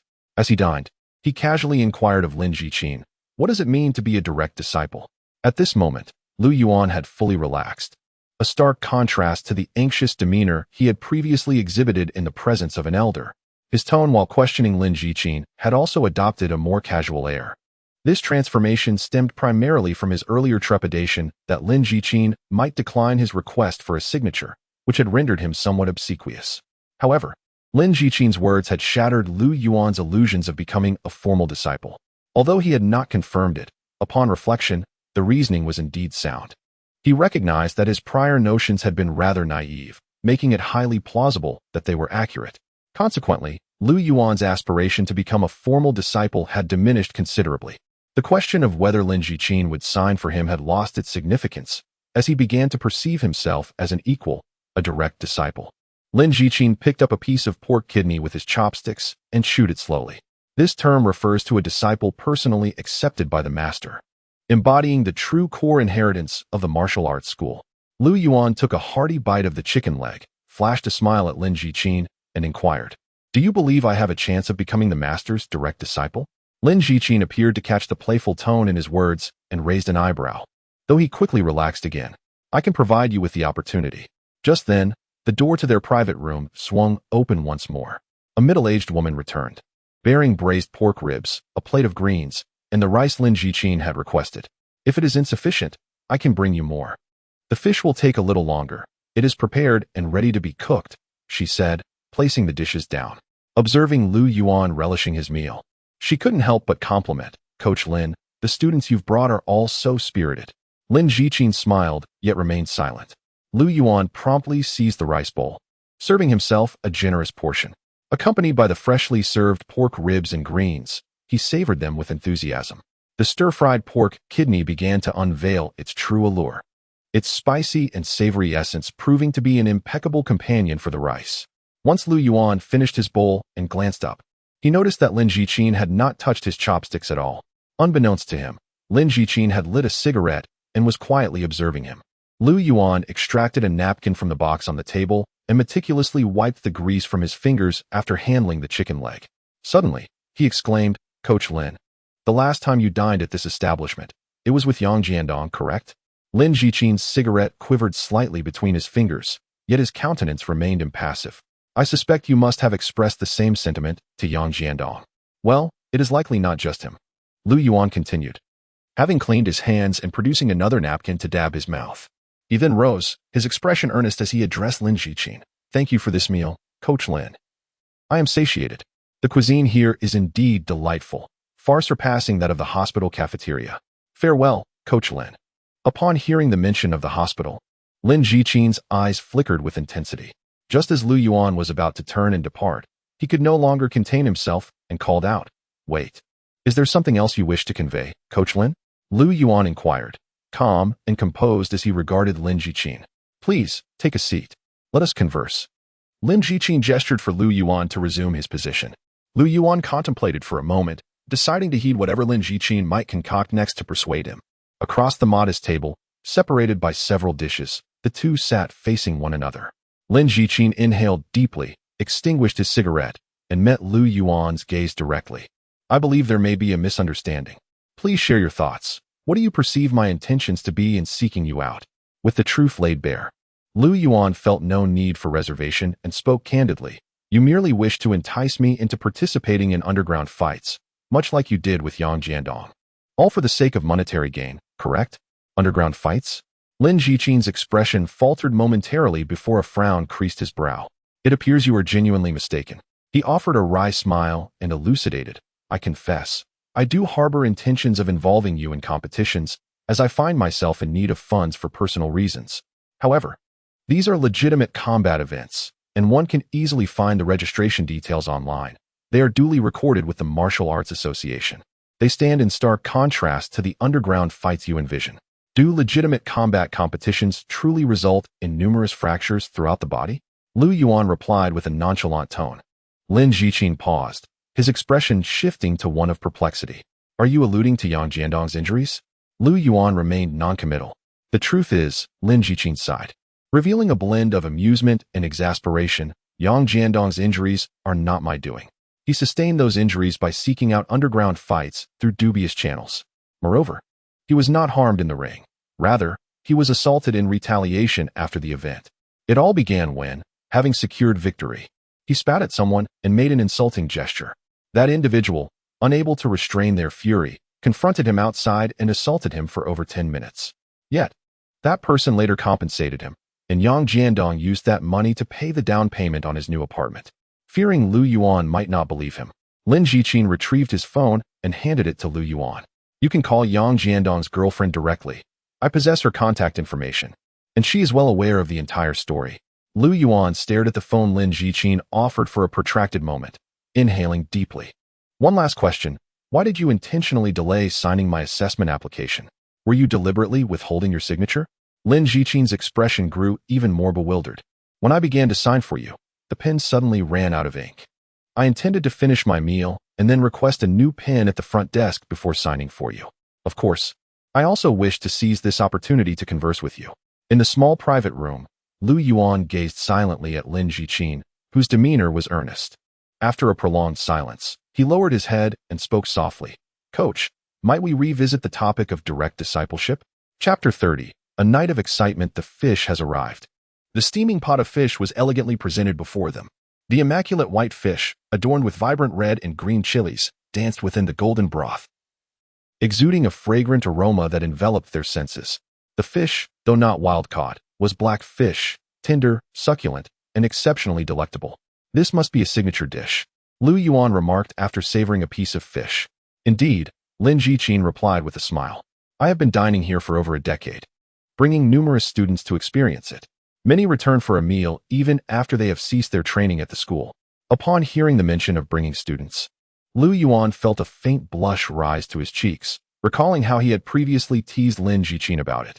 Yet, Lin Jiqin appeared completely unfazed, merely stating, "You are far more mature than the average high school student. I simply tend to overthink matters occasionally." Lu Yuan acknowledged this as he picked up another piece of fish, relishing it with rice.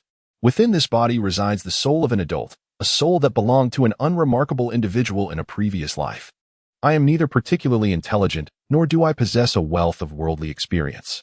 I am only slightly more mature than the average high school student, and that by a mere margin. When I inadvertently create a humorous situation, I often find myself feeling embarrassed. However, Lin Jiqin's words may not be entirely truthful. My nephew is about your age, yet he pales in comparison to you in these aspects.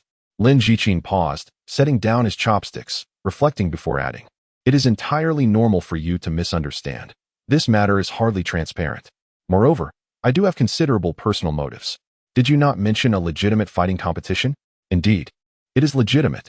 However, the martial arts school prohibits disciples from participating in profit-driven fighting competitions." Lu Yuan pondered for a moment. "So if I agree, I cannot undergo the formal disciple assessment at this time?" "Correct," Lin Jiqin affirmed. "This is also why I sought you out, alongside Yang Jiandong. Students do not fall under the same regulatory constraints as disciples." Then, Lu Yuan set down his chopsticks, wiped his mouth, and inquired earnestly, "What are the benefits of agreeing? Is it merely financial?" Lin Jiqin cast a glance at him and responded, "There is also my personal one-on-one guidance. For Yang Jiandong, those constituted the sole incentives." Lu Yuan's expression altered slightly. "There is more for me." "Indeed," Lin Jiqin nodded. "Your martial arts talent surpasses that of Yang Jiandong by a considerable degree. I shall impart additional skills to you. Furthermore, I previously alluded to the prospect of becoming a direct disciple. What is the essence of the martial arts school's core inheritance?" Suddenly, Lu Yuan recalled the ephemeral image he had glimpsed on the second floor of the martial arts school, portraying a figure adorned in a crane martial arts uniform. Regrettably, Lin Jiqin was hesitant to reveal any particulars. "I will disclose it once you agree." Lu Yuan opted not to press further. "Before this meal concludes, you may pose any inquiries you wish. After we finish, I require your response." Lin Jiqin addressed Lu Yuan. "Understood," Lu Yuan replied succinctly, redirecting his focus to his meal. Although Lin Jiqin had indicated he could ask anything, Lu Yuan remained reticent, likely having absorbed all he wished to know, his mind already at peace with the answers. The meal progressed rapidly, and soon enough, 5 dishes had been consumed, with Lu Yuan's stomach nearly bursting as he emitted several gratified belches. Lin Jiqin had partaken little, having set down his chopsticks early, now lighting a cigarette as he appeared lost in contemplation. Once Lu Yuan had finished, Lin Jiqin gestured for him to depart. One must concede, this establishment was indeed economical. 5 dishes, including chicken and fish, had amounted to less than 200 yuan, with Lin Jiqin graciously covering the expense. Standing in the shade outside the modest restaurant, Lu Yuan squinted at a stray cat foraging near a trash bin across the street. After settling the bill, Lin Jiqin emerged and approached him, inquiring, "So, have you made your decision?" Lu Yuan nodded and replied calmly, "I can acquiesce, but I would first like to witness the competition you mentioned." Lin Jiqin's gaze flickered. "Very well, I shall take you. When are you available?" "Tomorrow shall suffice." Lu Yuan enjoyed a brief holiday for the next 2 days before resuming his studies. "I shall collect you around 6 o'clock tomorrow evening. Kindly share your phone number and address." Lu Yuan swiftly communicated his phone number and provided the location of a nearby street corner, not out of fear of disclosing his home address, but rather to prevent his mother from witnessing Lin Jiqin's arrival, which would necessitate an awkward explanation. By this time, it was nearly noon. After engaging in conversation with Lin Jiqin, Lu Yuan found himself disinterested in returning to the martial arts school. The submission of his application had lost its significance. Bidding farewell to Lin Jiqin, Lu Yuan hastened to the nearest bus stop. Observing Lu Yuan's swiftly vanishing silhouette, Lin Jiqin's eyes sparkled as he whispered words only he could perceive. 1 month. 6. Indeed, a rare talent. Perhaps I can persuade the master. The card packs for Galactic Mech Warrior are available at the prices of 1 silver, 5 gold, and 10 diamonds. How astonishing. I have just drawn an SSR Shining Black Warrior. What a cheeky child. Where did you acquire such language? Exercise caution, for I may be compelled to inform your instructor. The midday bus ambled along sluggishly, reminiscent of an aged turtle succumbing to the oppressive embrace of the sun. By the time Lu Yuan returned home, the clock had already struck 12:45. He observed a handful of nearby elementary school students engaged in a game of cards before ascending the stairs. With a whoosh, Lu Yuan activated the faucet at the bathroom sink and splashed his visage with cool water. The reflection in the mirror unveiled a youth of fair complexion and striking features. Though still bearing the marks of youth, there existed a subtle sharpness in his brow and a brilliance in his eyes. The scabs were on the verge of peeling away. It appeared that the old wounds from a few days prior were nearly mended. Lu Yuan gently touched a bruise upon his cheek. Noting the remarkable speed at which the superficial injury from the previous night had begun to heal, almost restored to its original state, his youthful vitality and elevated metabolism, coupled with his robust physique, endowed him with a recovery rate that surpassed that of the average individual. After cleansing his face, he dried it with a towel, retrieved a refreshing beverage from the refrigerator, and settled at his desk. He began to reflect upon Lin Jiqin's words from their earlier meal. If Lin Jiqin is not misleading me, then partaking in a few boxing matches may not be an unreasonable endeavor. The family finds itself in need of financial resources, and I am in pursuit of practical combat experience. Each bout, regardless of triumph or defeat, holds the potential to yield significant experience points. This indeed presents a splendid opportunity to accelerate my growth. As he contemplated, Lu Yuan's phone vibrated unexpectedly. He picked it up and glanced at the screen, discovering a message from an unfamiliar number. Mosa Cup, Fiery Knight Supreme Combat Tournament, can be verified. Lin Jiqin. Lu Yuan paused for a moment. So this was the text Lin Jiqin had sent. Is this the complete title of the legitimate fighting competition he referenced? He swiftly saved Lin Jiqin's contact and opened his computer, typing the extensive tournament title into the search bar. Soon, pertinent information materialized on the webpage. He clicked on the foremost link, which bore the highest relevance. Before him unfurled a promotional website. The stark black background was embellished with bold, blood-red lettering proclaiming Fiery Knight, evoking a sense of enigma and fervor. This tournament is orchestrated by the Mosa Combat Enthusiasts Association, with the format segmented into preliminary, semi-final, and final rounds. As Lu Yuan perused the details regarding the organizer and tournament structure, his eyelids fluttered at the sight of the prize money. 1 million. The champion's reward for this so-called Fiery Knight Supreme Combat Tournament amounted to a staggering 1 million. For Lu Yuan, this was undoubtedly a tantalizing prospect. If I could secure that million, well, perhaps I should refrain from indulging in fantasies. The championship appeared far too distant for Lu Yuan. Despite his ability to deliver a punch akin to an amateur 6th Dan martial artist, in the realm of combat, he remained a veritable novice. If I could elevate my leg techniques to that of a seasoned man's level, the hope seems faint. Lu Yuan shook his head, decisively dismissing that unrealistic notion from his thoughts. Continuing to scroll down, he scrutinized the registration methods and competition locations. The entire web poster culminated in fine print. A night of euphoria. Indulge in the joy that battle brings. At the conclusion of the fine print, an image of a goat's head with one eye painted blood red appeared. After reviewing all the information on the poster, Lu Yuan contemplated for a moment and directly dialed the contact number displayed. A female voice answered the call. Upon expressing his desire to register for the competition, she instructed Lu Yuan to bring his ID to a designated location for an interview the following day. Must I undergo an interview to register? Lu Yuan found this somewhat perplexing. However, it did impart a sense of professionalism to the organization. Intrigued, Lu Yuan sought out the Mosaic Fighting Enthusiast Association referenced on the poster.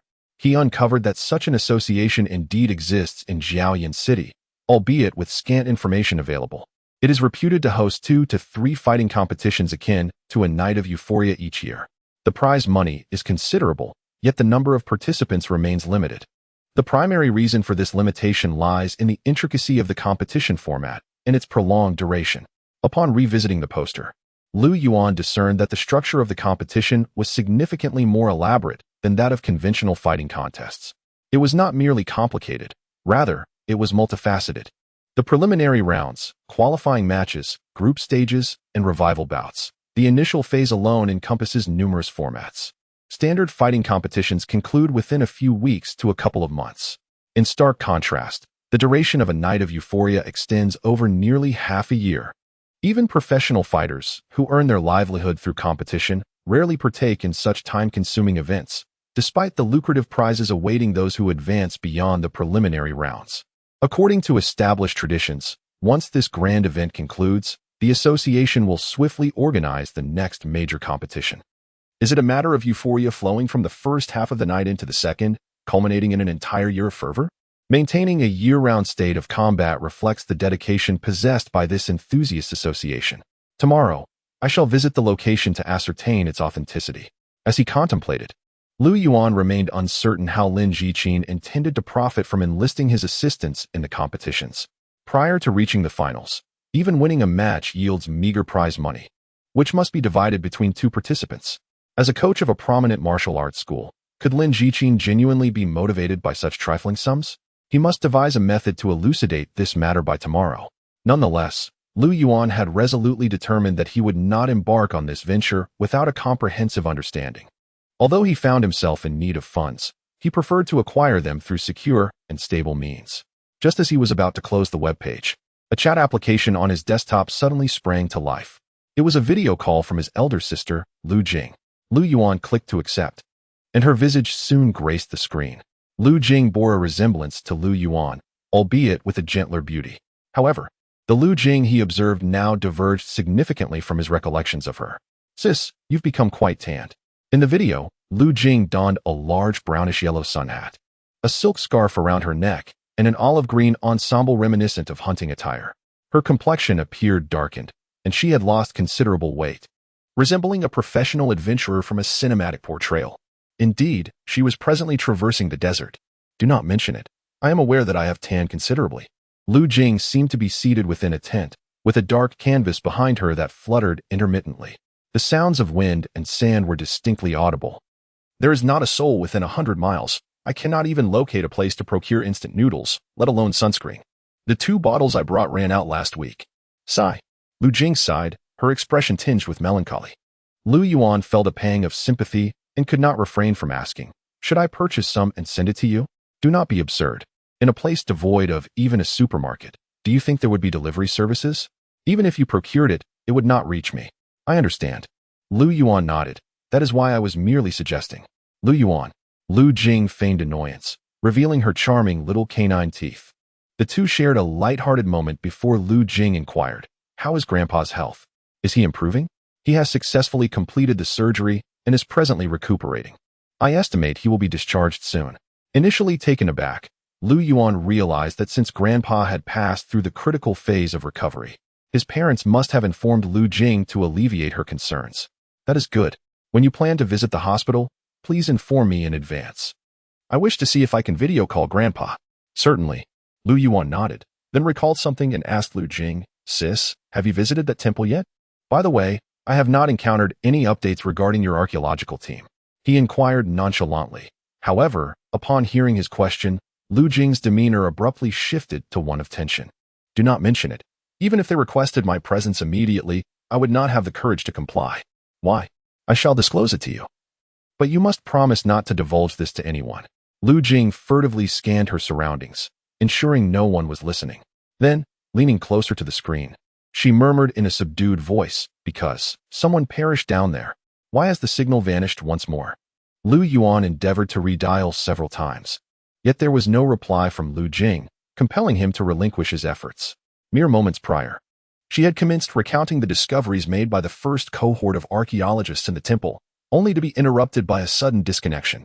It was reminiscent of reaching a pivotal moment in a novel, only for the author to abruptly sever the chapter, leaving Lu Yuan in a state of dismay. Alas, he would have to await the next opportunity to inquire further. He typed several exclamation marks in the chat box directed at Lu Jing before shutting down his computer and rising from his desk. He retrieved his training mat and unfurled it in his bedroom. The regimen of daily martial arts practice must persist. He had already squandered a considerable portion of the day. Chapter 32. The Terrifying Fist. On a sweltering July afternoon, the sun blazed with fervor, and waves of heat cascaded through the window, transforming the room into a veritable steam chamber.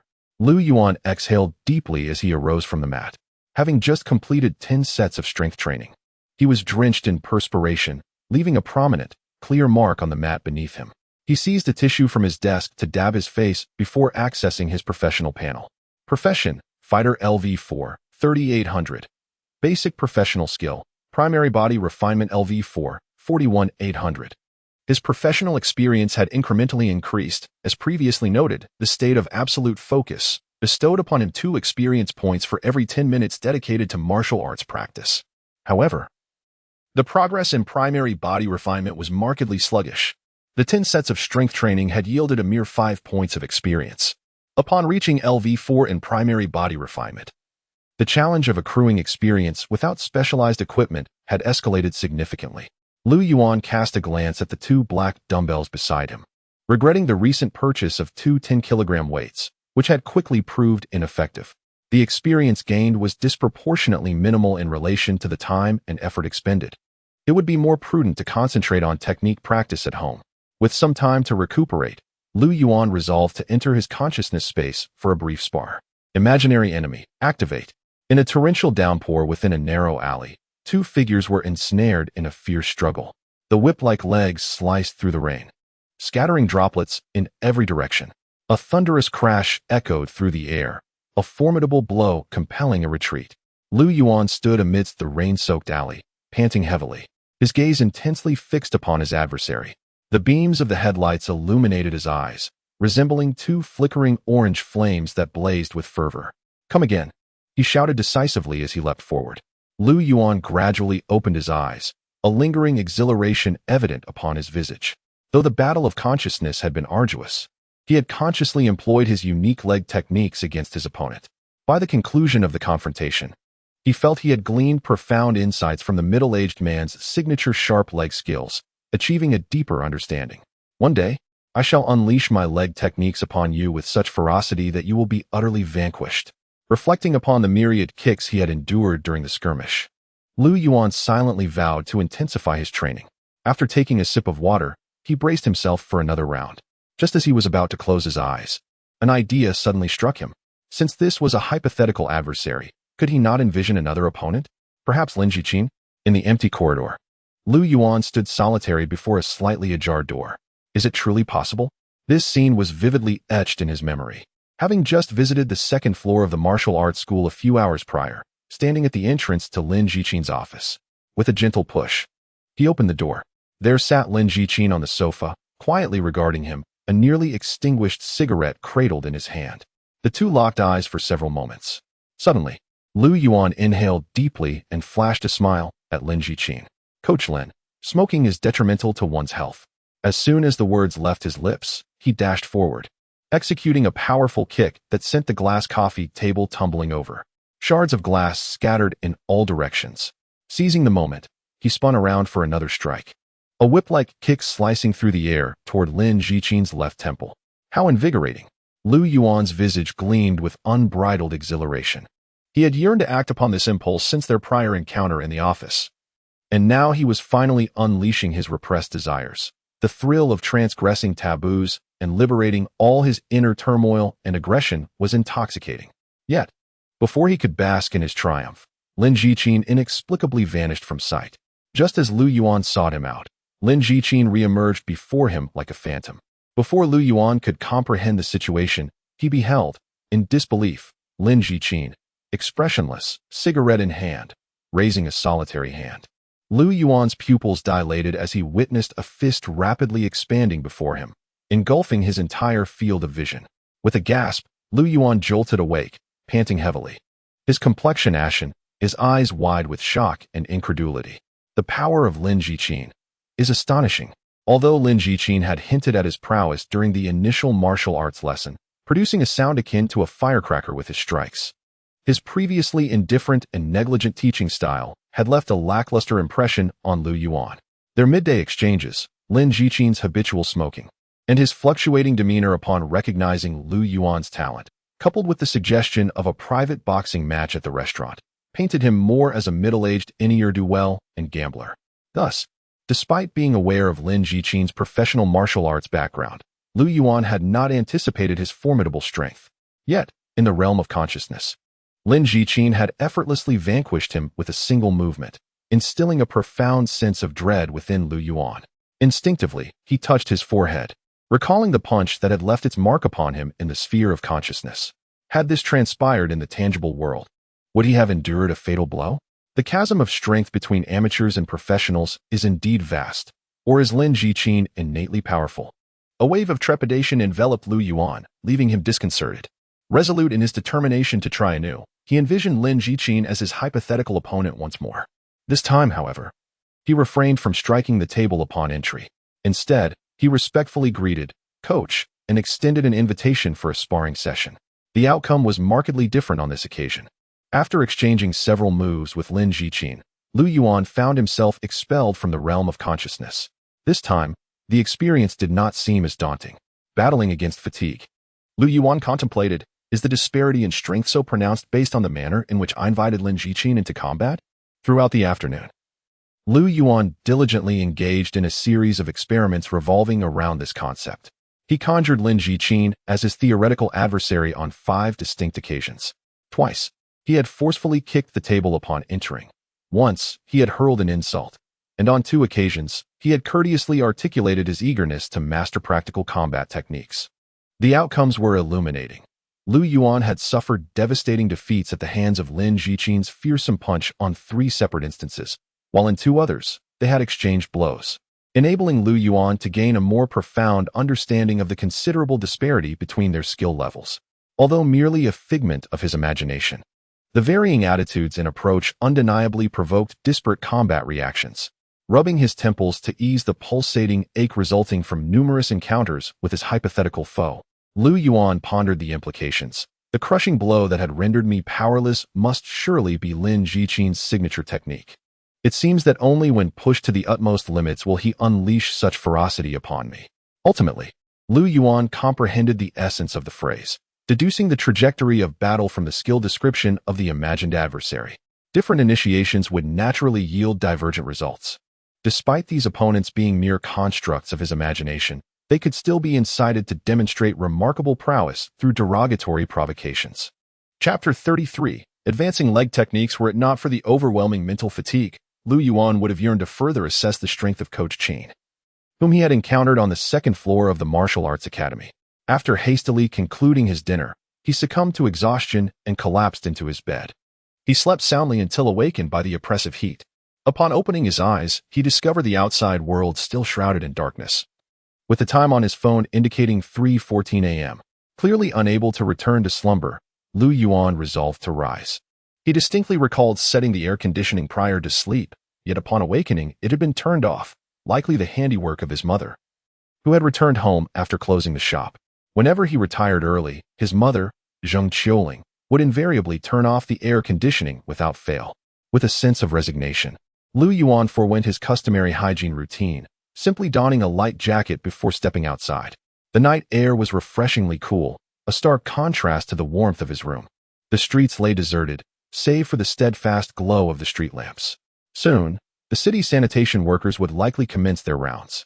Aimlessly jogging down the road, Lu Yuan spotted a quaint eatery where a couple was industriously preparing breakfast, the lights illuminating their efforts as they rolled dough and filled buns. As he approached the street where he had once valiantly thwarted 8 kidnappers, Lu Yuan hesitated and opted for a detour. After 20 minutes, he finally reached the riverside in Jiaoyan City. A park that buzzed with activity during daylight now lay silent and empty. Only a few fishermen, perhaps having spent the entire night awake, sat silently with their small stools by the riverbank, devoid of any sound or movement. He feared that they might doze off and tumble into the water. Finding a location with a broad view, he commenced his training. Having squandered an entire night that could have been devoted to practice, It was imperative that he made up for lost time, primarily by refining his leg techniques.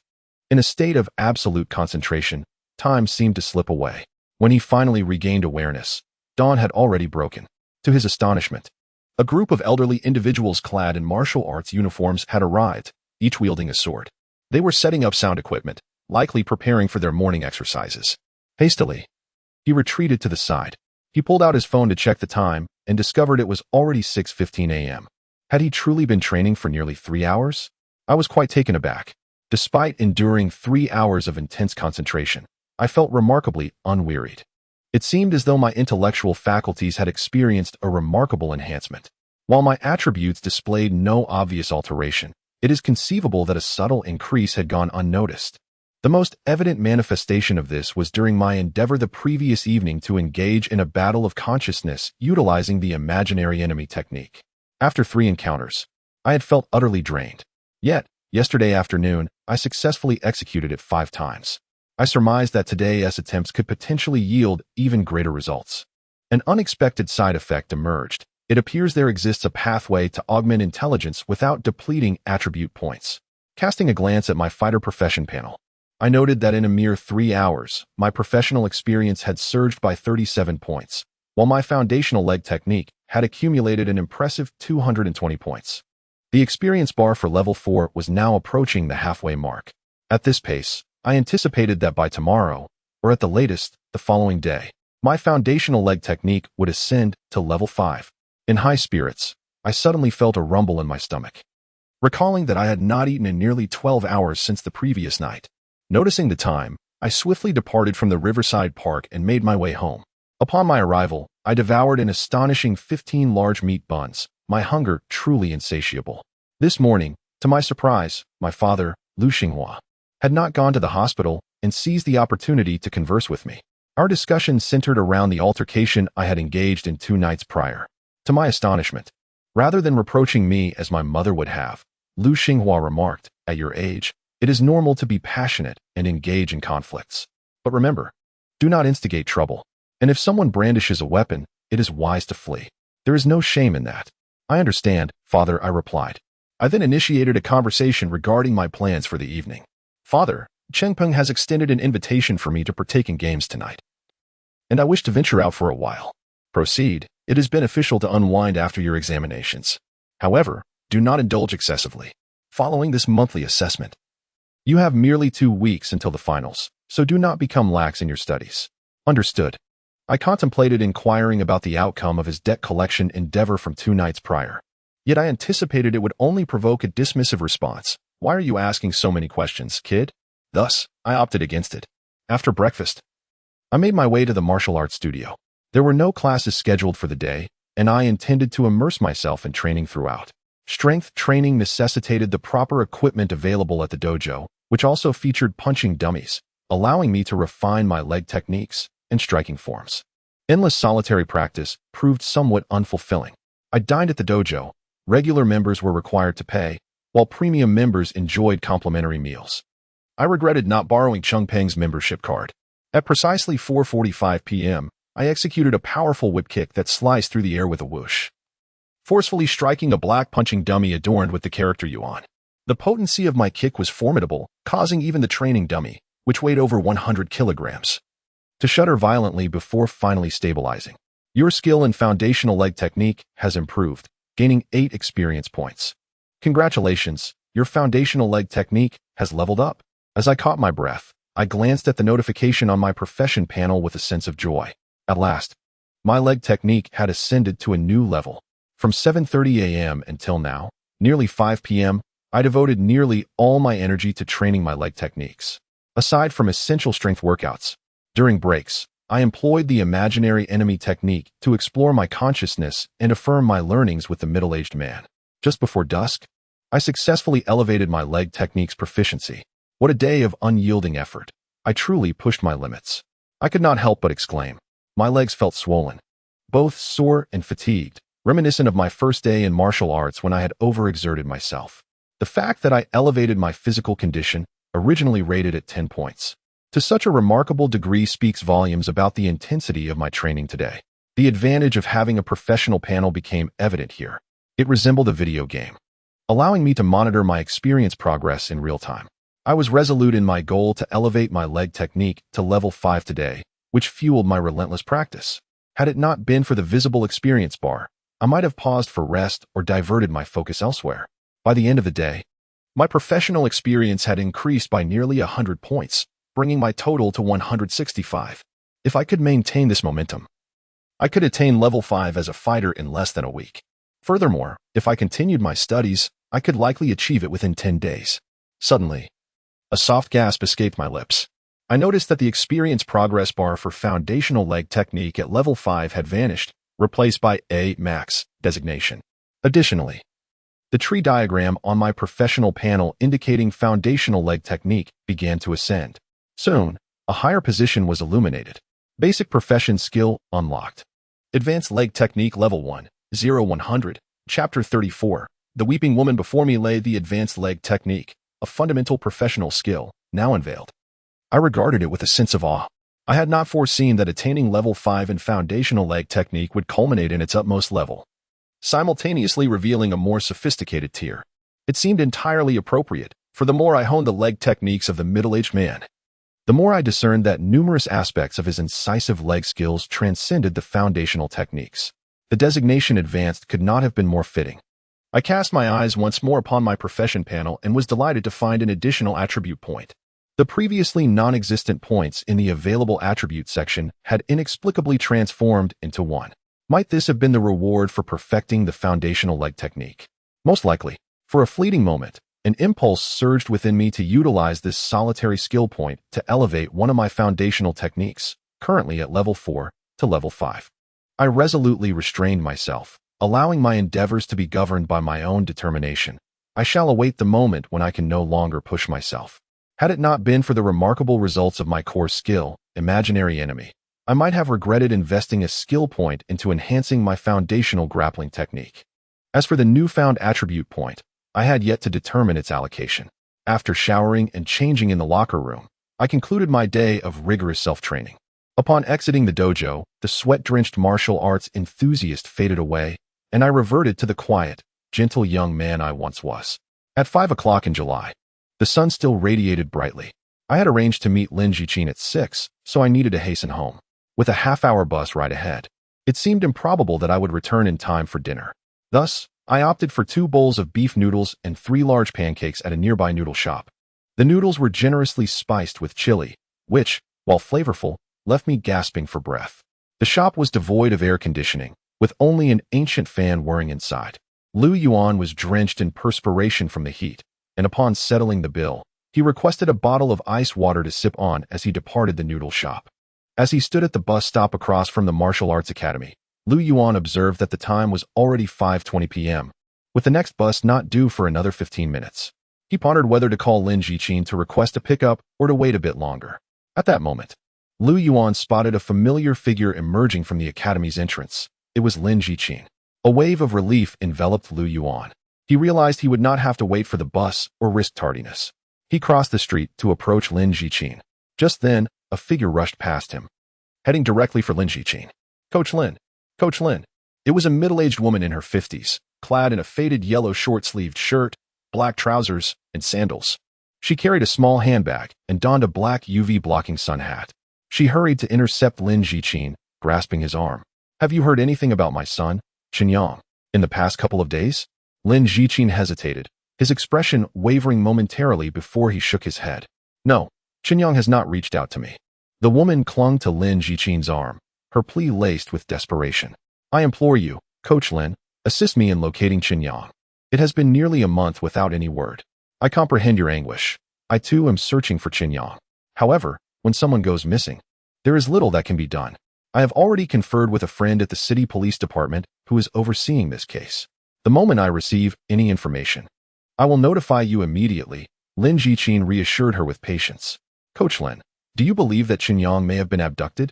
Each night, I dream of him imprisoned in a dim little room, bloodied and crying out, Mom, it hurts, save me. The woman's anxiety intensified as she continued, Please, assist me in the search for him. I can vividly recall the appearance of that little room. I can guide you there. We can search together. As her agitation escalated, Lin Jiqin appeared to grow impatient. He gently extricated his arm from her grasp, murmuring an apology before swiftly departing. The woman followed for a few steps before halting, burying her face in her hands and weeping. Lu Yuan observed this entire scene with quiet contemplation. He watched the woman weep for a while, then noticed her wipe her tears and, with reddened eyes, ride away on a crimson electric bicycle. It appeared that this was not her initial visit. Reflecting on this, Lu Yuan followed in Lin Jiqin's direction. In the parking lot adjacent to the martial arts academy, he discovered Lin Jiqin seated in a black sedan, smoking. Lin Jiqin stared intently into the rearview mirror, seemingly lost in reverie. As Lu Yuan approached, Lin Jiqin abruptly turned his head. "Is that you?" Upon recognizing Lu Yuan, his demeanor softened. He casually closed the overhead mirror and forced a smile. "How did you find your way to the academy? Did we not agree that I would come to fetch you? I happened to be training at the academy today and encountered the coach as I was leaving." Lu Yuan replied. Lin Jiqin nodded and gestured for Lu Yuan to enter the vehicle. "Very well, let us go. I shall take you to dinner first. I have already dined," Lu Yuan stated as he opened the passenger door and settled in. Lin Jiqin glanced at the time on his phone, contemplating before saying, "Let us proceed directly there. We should arrive just in time. Are you not eating?" "No need," Lin Jiqin replied, igniting the engine and gradually maneuvering out of the parking lot. As they approached the entrance of the academy, Lu Yuan could not resist casting a glance backward at the location where Lin Jiqin had been confronted by the woman. "Coach, who was that woman?" he inquired. Lin Jiqin shot a sidelong glance at Lu Yuan, his expression becoming somewhat intricate. "There is nothing to conceal. That woman is the mother of a student who vanished a month and a half ago. He disappeared during a nocturnal run and never returned. Due to his absence, I subsequently sought out Yang Jiandong and then you. Missing." Lu Yuan reacted, particularly attuned to those words, exclaiming, "Is this the case that has been making headlines for the past 2 months?" "Yes," Lin Jiqin nodded slightly. "It is likely connected to this case." "Is this case truly that challenging to resolve? Is there no lead whatsoever?" Lu Yuan found himself unable to suppress his curiosity, recalling Lin Jiqin's mention of a friend within the police force. After a moment of contemplation, Lin Jiqin responded, "It should be resolved soon. It has been 2 months, and it must have attracted the attention of higher authorities. Once they dispatch someone, resolution will not linger." The tone and implication of Lin Jiqin's words struck Lu Yuan as peculiar, as if he possessed some insider knowledge and was assured that the arrival of higher-ups would swiftly rectify all matters. Although Lu Yuan's curiosity was ignited, he sensed Lin Jiqin's reluctance to delve deeper into the subject, prompting him to suppress his inquiries and remain silent in the passenger seat. Chapter 35. Mosa. As Lin Jiqin navigated through the city, the onset of the evening rush hour caused a brief delay. After over half an hour, they arrived at a spacious thoroughfare, 675 Scholar Avenue, home to the Mosa Fighting Club. The enormous sign hanging from a nearby edifice confirmed the address he had glimpsed on the competition's promotional poster the previous night. This area, situated near the Southern Industrial District, boasted a sense of openness, with buildings sparsely arranged and pedestrian and vehicular traffic minimal. Lin Jiqin parked the car at the roadside and gestured for Lu Yuan to disembark. "Come, let us explore a bit before the evening's competition commences." Lu Yuan nodded, following Lin Jiqin toward the imposing sign. Just before entering, he noticed several other signs at the entrance: Mosa Combat Enthusiast Association, Mosa Fighters Mutual Aid Society, and Mosa Ancient Culture Research Center. Lu Yuan paused at the third sign, his eyes widening slightly. Is Mosa truly the name of a cult? Lin Jiqin halted, glancing at the sign Lu Yuan was scrutinizing. The proprietor of this club is a follower of the Mosa cult. He sponsors the fighting competitions organized by the association each year. Lu Yuan nodded, accompanying Lin Jiqin inside while inquiring, "What sort of cult is Mosa?" Lin Jiqin casually replied, "It appears to be a minor sect that has endured since the White Mountain era. Initially, it revered hunting and martial combat, but over time, it has evolved into a fervor for fighting and combat sports. I am not particularly well versed in the specifics." The White Mountain era? Lu Yuan's mind stirred with recognition as memories flooded back to him. He recalled his sister, Lu Jing, mentioning that her archaeological team was currently engaged in the excavation of a temple from the White Mountain era. Upon entering the main hall of the club, Lu Yuan was greeted by a grand emblem of a red-eyed mountain goat. This insignia, which he recognized from the competition's promotional materials, led him to surmise that it belonged to the Mosa cult. The research center and association office were located upstairs, while the competition venue lay beneath. Let us proceed downstairs. Lin Jiqin instructed Lu Yuan as they entered the elevator. He pressed the button for the second basement level. A cursory glance revealed that there were 4 or 5 levels below him. He silently scoffed at the thought of digging so deep. Were they not concerned about the structural integrity of the building?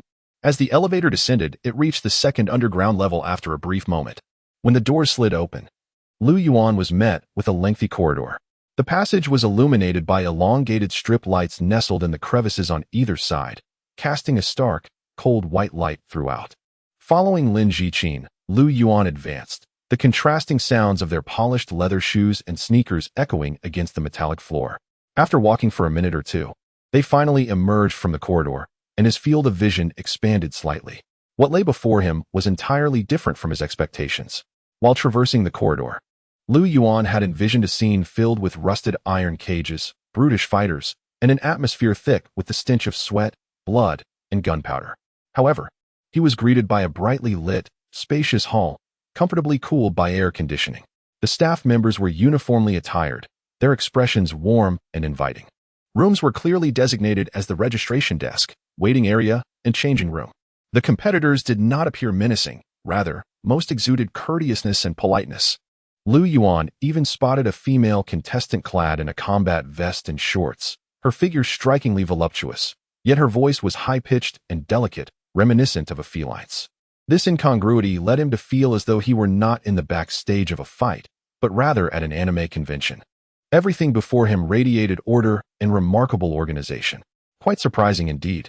Lin Jiqin cast a sidelong glance at him, accompanied by a gentle smile. I experienced a similar sentiment during my inaugural visit. In truth, the events orchestrated by MOSA exhibit a level of organization that surpasses many esteemed fighting competitions. Perhaps they have amassed considerable experience. Lu Yuan found himself in a state of wonder. He recalled the information he had unearthed the previous day, revealing that the MOSA Fighting Enthusiasts Association partakes in events nearly year-round. Given this consistency, the individuals present must be entirely well-versed in the entire process. Indeed, one could assert. Lin Jiqin responded, as he guided Lu Yuan through the surroundings. The people here appeared quite familiar with Lin Jiqin, many extending warm greetings while casting inquisitive glances at Lu Yuan. This scrutiny rendered Lu Yuan somewhat uneasy, as he detected an undercurrent of condescension in their gazes. What amused them? Were they merely pleased, or did he possess an air of youthful naivety, akin to that of a high school student? His mood darkened, and he began to lose the favorable impression he had harbored about this place. It was at that moment he observed the walls and ceiling of the hall adorned with images of the red-eyed goat, a symbol of the MOSA cult, interspersed with a variety of enigmatic patterns. Over there lies the betting station, Lin Jiqin suddenly interjected, pointing to a small window and interrupting Lu Yuan's mounting agitation. If you are inclined, you may place a few bets. Fear not, it is entirely legal. Furthermore, the specifics of the competitors remain unknown. It is purely a game of chance. The wagering limits are modest. It serves merely as a form of entertainment. Lu Yuan glanced sideways and replied, Coach, the school prohibits gambling for high school students. Haha. Lin Jiqin chuckled softly, opting not to pursue the matter further. He checked the time and remarked, It is nearly time, let us proceed. The two traversed a narrow passage for approximately 10 meters before pushing open a grand door. Before Lu Yuan unfolded a vast arena, dominated by the imposing goat skull sculptures emblematic of the MOSA cult, which were nearly omnipresent in this locale. One particularly grand sculpture loomed overhead, suspended from the ceiling as if surveying the arena. Below lay the fighting platform, equally expansive, starkly contrasting with Lu Yuan's previous conception of a combat stage no larger than 5 meters across. Here, fighters could not only engage, but even a sprint of 50 meters would seem trivial within this vastness. Do fighters compete up there? If they cannot prevail, will they resort to fleeing? Lu Yuan contemplated the scene before him. The design of the platform was unparalleled. It loomed at least 10 meters above the ground, flanked by staircases on either side for access. Its surface was entirely obsidian, while the surrounding railings appeared to be hewn from solid wood, embellished with sculptures of goat heads, imparting a fantastical yet eerie ambience. In striking contrast to the imposing fighting platform, the spectator seating was woefully inadequate. There were scarcely any seats, and the few that existed were sparsely occupied. Lu Yuan estimated that the number of spectators barely exceeded 30. Lin Jiqin guided him to a slightly elevated position near the wall of the platform, offering a reasonable view of the unfolding action. Perhaps the organizers had never intended to accommodate an audience, Yuan mused, finding the seating arrangement rather awkward. It seemed as though the seats were an afterthought, clashing with the overall aesthetic of the venue, the materials appearing to be selected with little care, unlike other elements that reflected meticulous consideration. Yet, could a competition devoid of an audience truly be deemed a competition? At present, we find ourselves in the preliminary rounds, with 10 matches scheduled each day. Commencing in merely 10 minutes, Lin Jiqin commented, glancing at the time on his phone. Yuan nodded in acknowledgement, his gaze drawn to the wallpaper on Lin Jiqin's device, which depicted a young and beautiful woman, prompting him to ponder whether she was his spouse. In the blink of an eye, the 10 minutes elapsed. At precisely 6:35, the walls of the venue erupted into illumination. It was only then that Yuan discerned the presence of enormous screens installed upon all 4 walls. When the screens remained dark, their elaborate patterns had cleverly concealed their existence, an oversight on Yuan's part. Now, the screens prominently displayed the emblem of the Mosa cult. A goat's head, its eyes emanating a pulsating crimson light, accompanied by music from an indiscernible instrument. From either side of the platform, 2 women, their bodies artfully painted and adorned in vivid hues, emerged, dancing passionately at its center. Beneath the platform, red lights began to glow, and from Yuan's perspective, the scene resembled a peculiar ritual in progress. This is a Mosa tradition. Prior to each competition, such a performance unfolds. I have even observed them sacrifice live animals upon the platform during significant occasions. You will grow accustomed to it in due time, Lin Jiqin explained softly to Yuan, gesturing towards the dancers with a sense of wonder.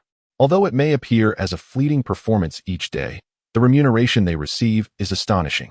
Nevertheless, I must confess, the movements are indeed quite arduous. Most individuals would find it impossible to replicate them. Chapter 36. A word from you, worth more than 10 fights. The opening dance persisted for approximately 20 minutes.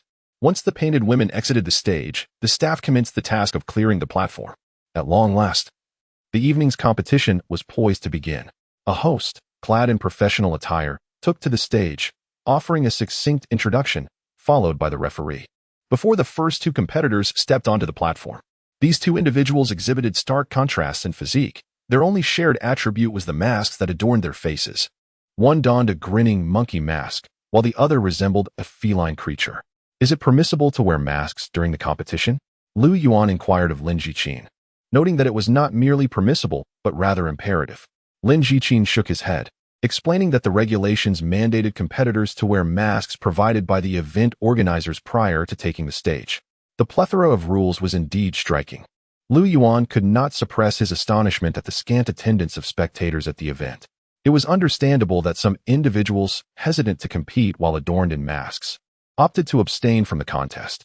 At that moment, 2 contenders ascended the platform, unleashing a flurry of fists and feet in a whirlwind of action. After a brief period of exploration, the match escalated into an impassioned clash, characterized by fervor. Yuan observed the fierce confrontation. However, despite the expansive screens broadcasting the event from every angle, the significant distance hindered his ability to accurately assess the competitor's true capabilities. Lin Jiqin, possessing a far sharper eye, remarked, "These 2 are not your equals. They appear to be, at best, intermediate fighters, around the 4 or 5 dan level. Before the semifinals, it is improbable that you will encounter any true masters. Even if you do, you can simply concede. After all, there is a resurrection match." Yuan recognized that Lin Jiqin's words were intended to offer reassurance. Contemplating this, Yuan ventured, "I perused an overview of the event online. It seems there are monetary rewards in the preliminaries, correct?" "Indeed," Lin Jiqin replied. "For valid combat, the victor receives a prize of 5,000, while the defeated earns 2,000. What constitutes valid combat?" Yuan inquired, intrigued by Lin Jiqin's terminology. Lin Jiqin shook his head, responding, "I am not entirely certain. However, I have heard that the Mosa sect employs a unique method of judgment related to their teachings. In this regard, many prestigious competitions fall short of their standards. Match fixing is rampant and cannot be entirely eradicated, yet only the events organized by the Mosa sect have effectively addressed this issue. A unique method of judgment. Valid combat." Yuan pondered these phrases, increasingly captivated by the air of mystery surrounding the Mosa sect. At this juncture, the first match concluded, with the victor donning a monkey mask. The entire bout had been relatively amicable, with one competitor conceding upon recognizing his inferiority, while the other displayed restraint. The referee announced the results before the next contest commenced. Yuan observed as the recently victorious participant descended from the platform, removing his mask to reveal a gentle visage. He hurriedly exited while conversing on his phone, seemingly in a rush to return home and prepare a meal. If I agree to participate. Yuan withdrew his gaze and turned to Lin Jiqin. How much of the prize money will the coach take? Your earnings will naturally belong entirely to you. Lin Jiqin assured him. Yuan paused, a frown beginning to crease his brow. Lin Jiqin's insistence on his participation without claiming any winnings seemed dubious and difficult to accept at face value. Perhaps sensing Yuan's hesitation, Lin Jiqin smiled and clarified. I have already secured a sum from the event organizers. Due to certain circumstances, I signed a contract requiring me to bring contestants to fulfill a quota of matches. The penalty for breach of contract is substantial, leaving me with little choice. Is that truly the case? Yuan's trust wavered, yet he discerned no substantial grounds for skepticism. Thus far, apart from the peculiar nature of the event itself, everything appeared remarkably ordinary. As Lin Jiqin had articulated, it was indeed a bona fide competition, leaving him unable to identify any shortcomings. Furthermore, this represents a splendid opportunity for your advancement. Your foundational skills are admirable. What remains is the refinement of your combat style. The Mosa sect's Raging Night tournament features participants of relatively modest abilities, devoid of the sordid entanglements typically associated with competitions, rendering it an ideal setting for a novice martial artist such as yourself to acquire invaluable practical experience.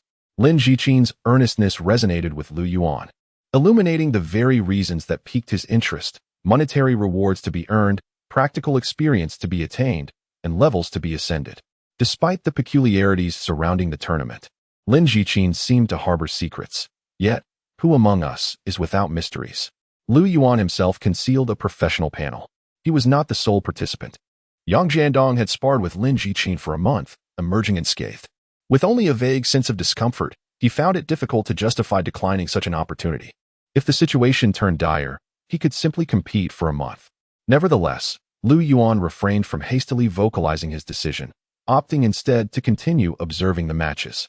Lin Jiqin, undeterred, shifted the discourse, utilizing the detailed broadcast on the large screen to elucidate the various techniques employed by the combatants. As a seasoned martial artist and coach, Lin Jiqin's expertise radiated. Many techniques initially eluded Yuan's notice, yet with Lin Jiqin's perceptive commentary, clarity dawned upon him, prompting him to exclaim. So that is how it is. After several matches, Yuan perceived a profound enhancement in his comprehension of practical combat, as if a grand portal had swung open before him. Reflecting on his prior encounters, whether in the realm of reality or within the confines of his imagined adversary's consciousness, he recognized that his approach had resembled that of a chaotic street brawler, devoid of strategy and finesse. Ideas and inspirations surged within his mind, igniting an ardent desire to immediately enter the consciousness space and seek out the middle-aged man in the rain-soaked alley for validation. Upon witnessing the seventh match, Yuan glanced at his professional panel, pleasantly surprised to discover that his experience as a fighter had increased by over 30 points. Goodness. This is akin to what I would gain from confronting an accomplished martial artist. Is this what they mean when they say a word from the wise is worth 10 battles? Yuan felt an exhilarating surge of joy, and even Lin Jiqin, whom he had previously regarded with skepticism, appeared somewhat more agreeable. Suddenly, a commotion erupted from the distant arena, prompting Yuan to look up. The seventh match seemed to have concluded, yet the victorious man, adorned with a gorilla mask, did not immediately vacate the stage. Instead, he emitted a bizarre cry. Kneeling upon the ground, tilting his head back as he violently tore at his clothing. With frenzied hands, he clawed at his exposed chest, soon rendering it a gruesome sight. Bloodied and raw. Throughout this ordeal, he exhibited convulsions akin to an epileptic fit, murmuring strange syllables. What is he doing? Yuan felt a tumult of shock and confusion. Instinctively glancing towards Lin Jiqin for clarity, Lin Jiqin remained remarkably composed. A devoted adherent of Mosa, he noted, he is uttering the name of their god of martial combat. This could be regarded as a distinct form of worship among the followers of Mosa. Is that the goat-headed figure? Yuan observed the man. reclined on his back, entranced by the magnificent goat head statue suspended from the zenith of the arena. He thought he discerned a flicker of crimson light emanating from the statue's hollow eye sockets. Indeed, according to the Moses scriptures, their deity of martial prowess is portrayed as a figure with the head of a goat, brandishing a sword in one hand and a spear in the other. It is said that this divine entity bestows upon his adherents an insatiable fighting spirit and an indomitable physique in the throes of battle. Given that this contest is orchestrated by the Moses sect, it is only fitting for their followers to partake. It is quite conceivable that one may encounter them in the future. Lin Jichin had previously professed ignorance regarding the Mosa religion, yet his current demeanor belied that assertion. Lu Yuan, without the need for encouragement, merely nodded in acknowledgement, signifying that he had taken note. Chapter 37. The Crow and the Flying Shuttle. The competition on stage proceeded without interruption. Upon reaching the 10th and final match of the evening, Lin Jichin, who had been narrating, suddenly paused and redirected the conversation toward Lu Yuan.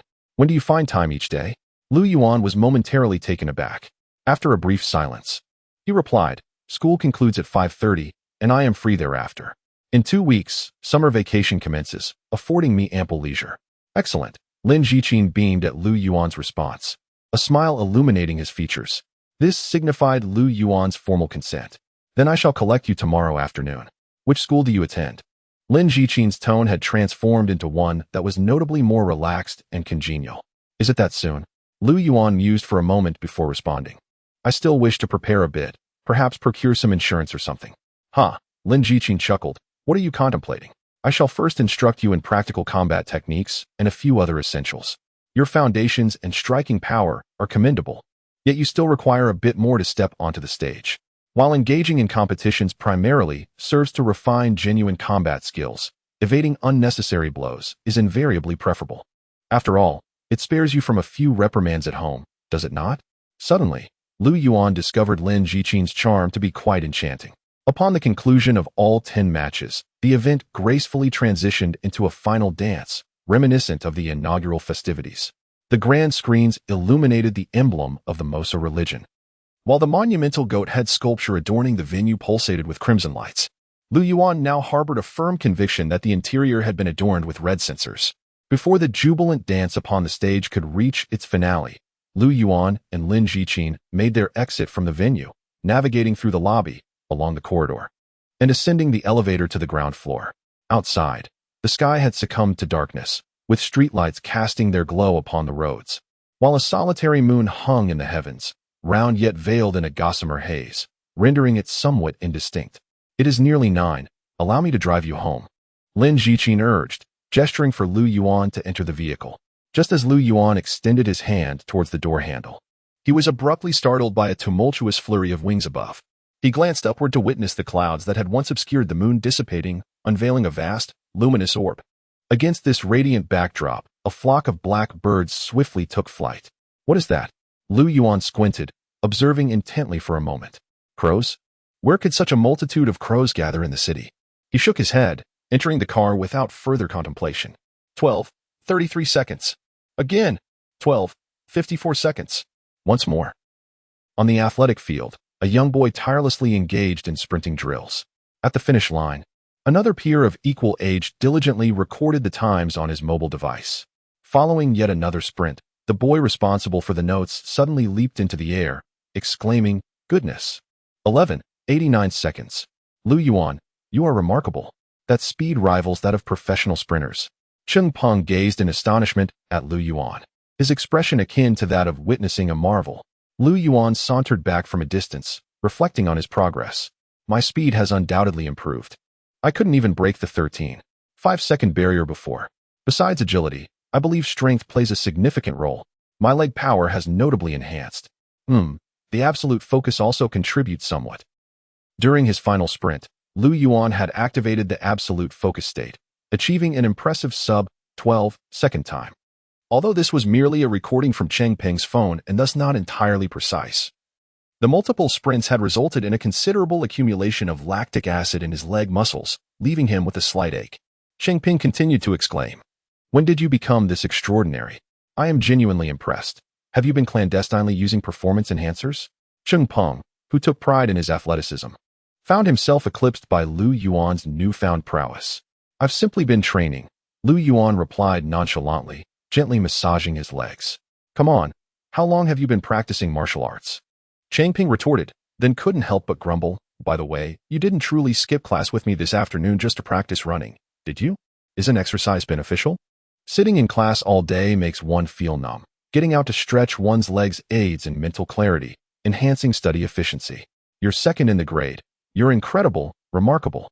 Changping couldn't resist offering a thumbs up, though his expression conveyed a blend of admiration and disbelief. The recent monthly exam results had been released, and as Lu Yuan had anticipated, he had indeed secured a position within the top 3, specifically second place, just a few points shy of first. Naturally, this garnered abundant praise from the homeroom teacher and various subject instructors, as well as admiration from classmates. Had this occurred a month prior, Lu Yuan might have felt elated. However, now, he merely regarded it as rather mundane. He found the sense of accomplishment derived from advancing in martial arts far more fulfilling. Conversely, the 2,000 Yuan scholarship awarded for ranking in the top 3 was quite tangible. "The final exams are in 2 weeks. I can earn another reward then." With that thought, Lu Yuan's spirits lifted, and he called out to Changping, "Let us head to the convenience store. Today, I shall treat you. Choose whatever you desire." "Really?"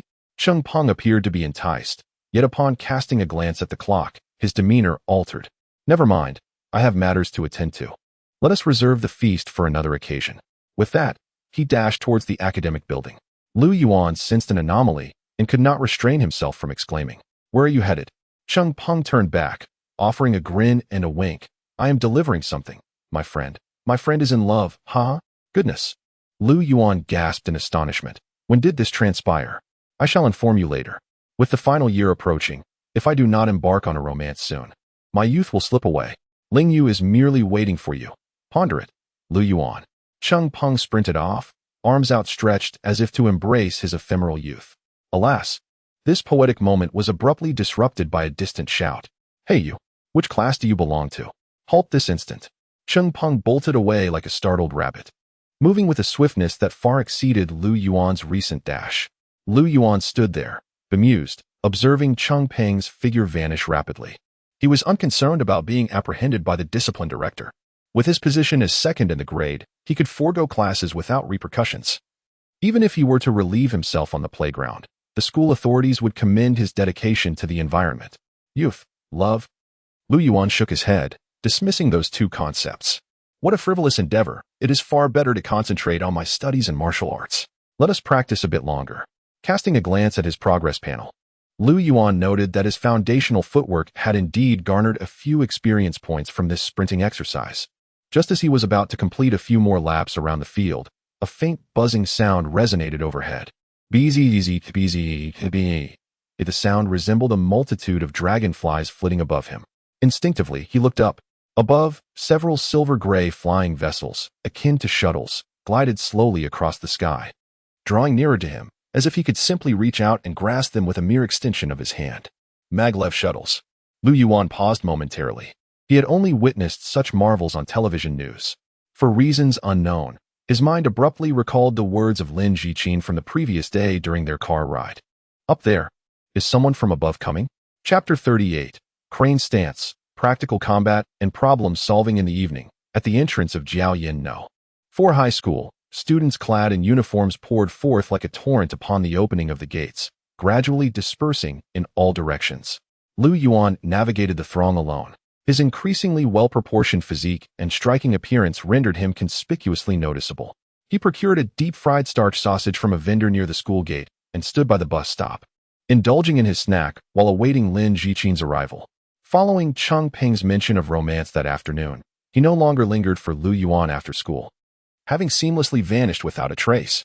Lu Yuan had also communicated with his mother, Zheng Qiuling, informing her that he would dine outside and practice at the martial arts school for a few hours. As groups of students boarded the bus, just as Lu Yuan finished his starch sausage and pondered the prospect of purchasing a second, Lin Jiqin made her entrance. "It has been a while since my last visit to number 4 high school. I almost forgot where the gate was and circled around twice before locating it," Lin Jiqin remarked, rolling down the car window and gesturing for Lu Yuan to enter. "Did Coach Lin have relatives attending number 4 high school?" Lu Yuan inquired. And Lin Jiqin smiled. offering no further words. The vehicle soon arrived at the Martial Arts Academy, where Lin Jichin instructed Lu Yuan to alight first. After donning his training attire, Lu Yuan entered the training room, where Lin Jichin serendipitously appeared as well. Without indulging in preliminary pleasantries, Lin Jichin directly proclaimed, "I shall teach you the stances reserved for formal disciples. With diligent practice, the benefits would far exceed those derived from conventional strength training."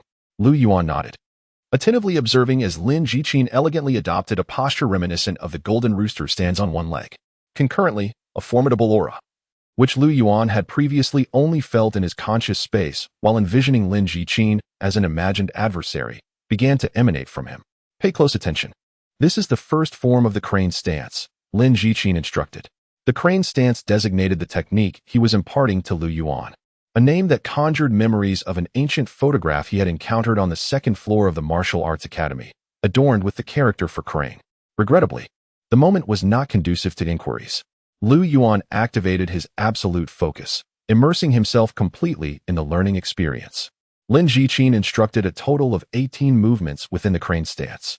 As he explained, formal disciples, even after payment, were only permitted to learn the first 12 movements, while the final 6 encapsulated the true essence of the technique. Lu Yuan discerned this truth himself. The initial 12 movements, though progressively more challenging, remained accessible to an ordinary individual willing to invest effort. However, commencing with the 13th movement, the complexity escalated dramatically.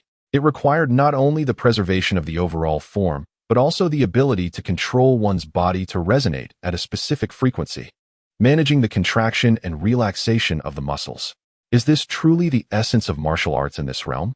The fundamental distinction between professionals and amateurs? A thought suddenly flickered through Lu Yuan's mind. The entire instructional process for the stances extended over half an hour. After demonstrating and elucidating all 18 movements while guiding Lu Yuan through them, Lin Jichin remarked, "That suffices for today. While your martial arts aptitude is commendable, mastering the crane stance in a single day is, alas, unrealistic. Engage in daily practice here after school, and with time, you shall naturally acquire it." Huffing and puffing, Lu Yuan nodded in agreement. His body was beset with sensations of tearing, soreness, and swelling in various regions. Despite merely following along for a few movements and not for an extended period, it felt akin to an entire day of strength training at the martial arts gym. One could not help but marvel at the human body's astonishing design, akin to a precious treasure. Lu Yuan glanced at his professional panel and was astounded to discover that his professional experience and beginner body conditioning had surged by over 30 points. The increase in professional experience was understandable, as he had absorbed Lin Jichin's discourse on practical combat techniques for 2 hours the previous night, garnering a significant amount. Now, with hands-on instruction, the outcome was hardly surprising. What truly astonished Lu Yuan was the remarkable surge in experience for the beginner body conditioning skill. Once the beginner body conditioning reached level 4, the experience accrued from each strength training session had drastically diminished. Even with specialized equipment, a comprehensive set of exercises would yield only 1 or 2 points of experience. Yet now, having merely commenced learning the crane stance, his experience had surged by over 30 points. The results were comparable to completing dozens of strength training sets. Remarkable, Lu Yuan couldn't help but exclaim. Lin Jichin cast a sidelong glance at him and replied, "Indeed, it is remarkable. The complete crane stance is one of the core legacies of the martial arts school, not something readily accessible to all." Crane stance. Lu Yuan gradually relaxed his body, exhaling a breath of stale air, and inquired, "Coach, wasn't our martial arts school originally named something else?" Lin Jichin responded with candor, revealing that their martial arts school traces its heritage to the Tianshui Luhua school of the Crane Sect, currently led by the head of the Crane Sect. Due to certain circumstances, they relocated to Jiaoyan City and renamed the institution the Yuan Martial Arts School. Contemplating the significance of the name, Lu Yuan inquired, "If there exists a Crane Sect, are there other sects as well?" Lin Jichin's gaze flickered momentarily, yet he opted for silence, urging Lu Yuan to rise swiftly and embark on the subsequent phase of specialized training. Lu Yuan, refraining from further inquiries, promptly engaged in practical combat under Lin Jichin's guidance. "I will soon impart the 3 fundamental techniques you acquired in the regular student class, along with the essentials of grappling, palm techniques, and finger techniques. These serve as your preparation for practical combat. Once in teaching mode, Lin Jiqin underwent a remarkable transformation.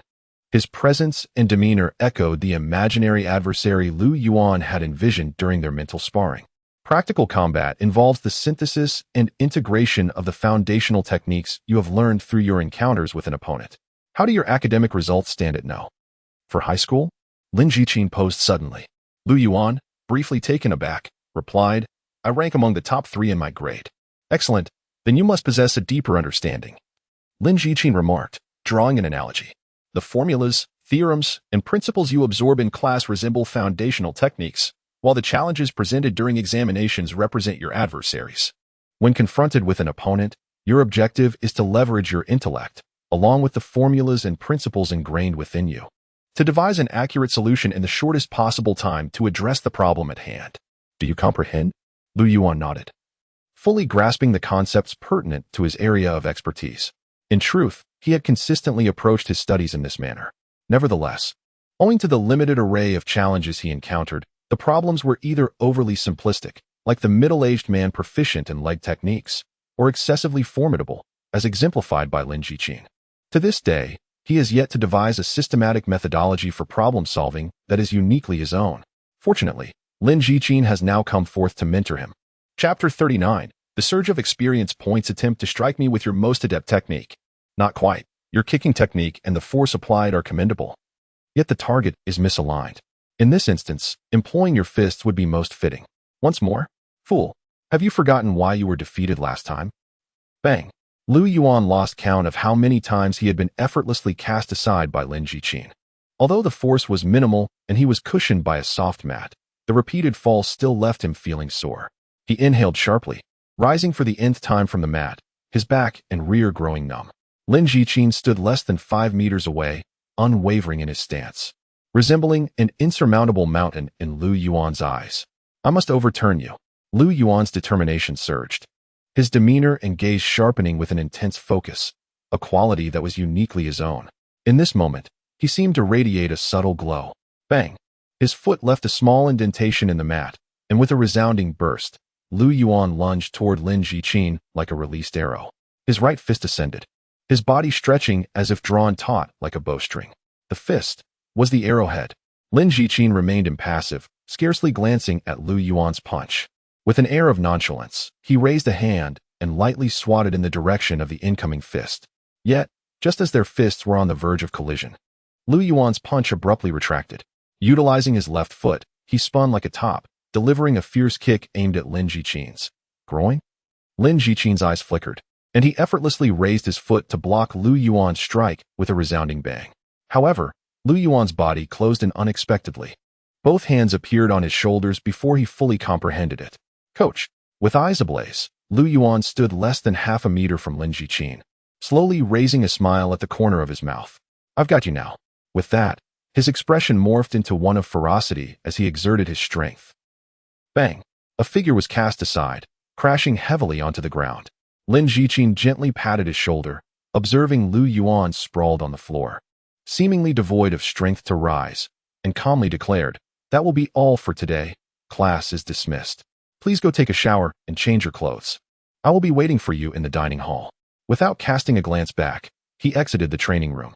Upon stepping into the corridor, Lin Jiqin suddenly came to a halt. He glanced at the creases on his shoulder caused by Lu Yuan's grip, smoothing them out with deliberate care. His typically serene gaze now revealed a tumult of complex emotions. That boy, how long has it been since he began his training? No one heeded this exclamation. Lin Jiqin shook his head and swiftly departed.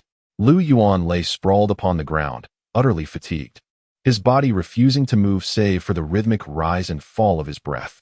His hair and martial arts uniform were completely drenched in sweat. Even if Lin Jiqin had not called time, he lacked the strength to rise. What a pity. Lu Yuan sighed softly, lamenting that despite his unwavering focus, he was unable to surmount the formidable challenge that was Lin Jiqin.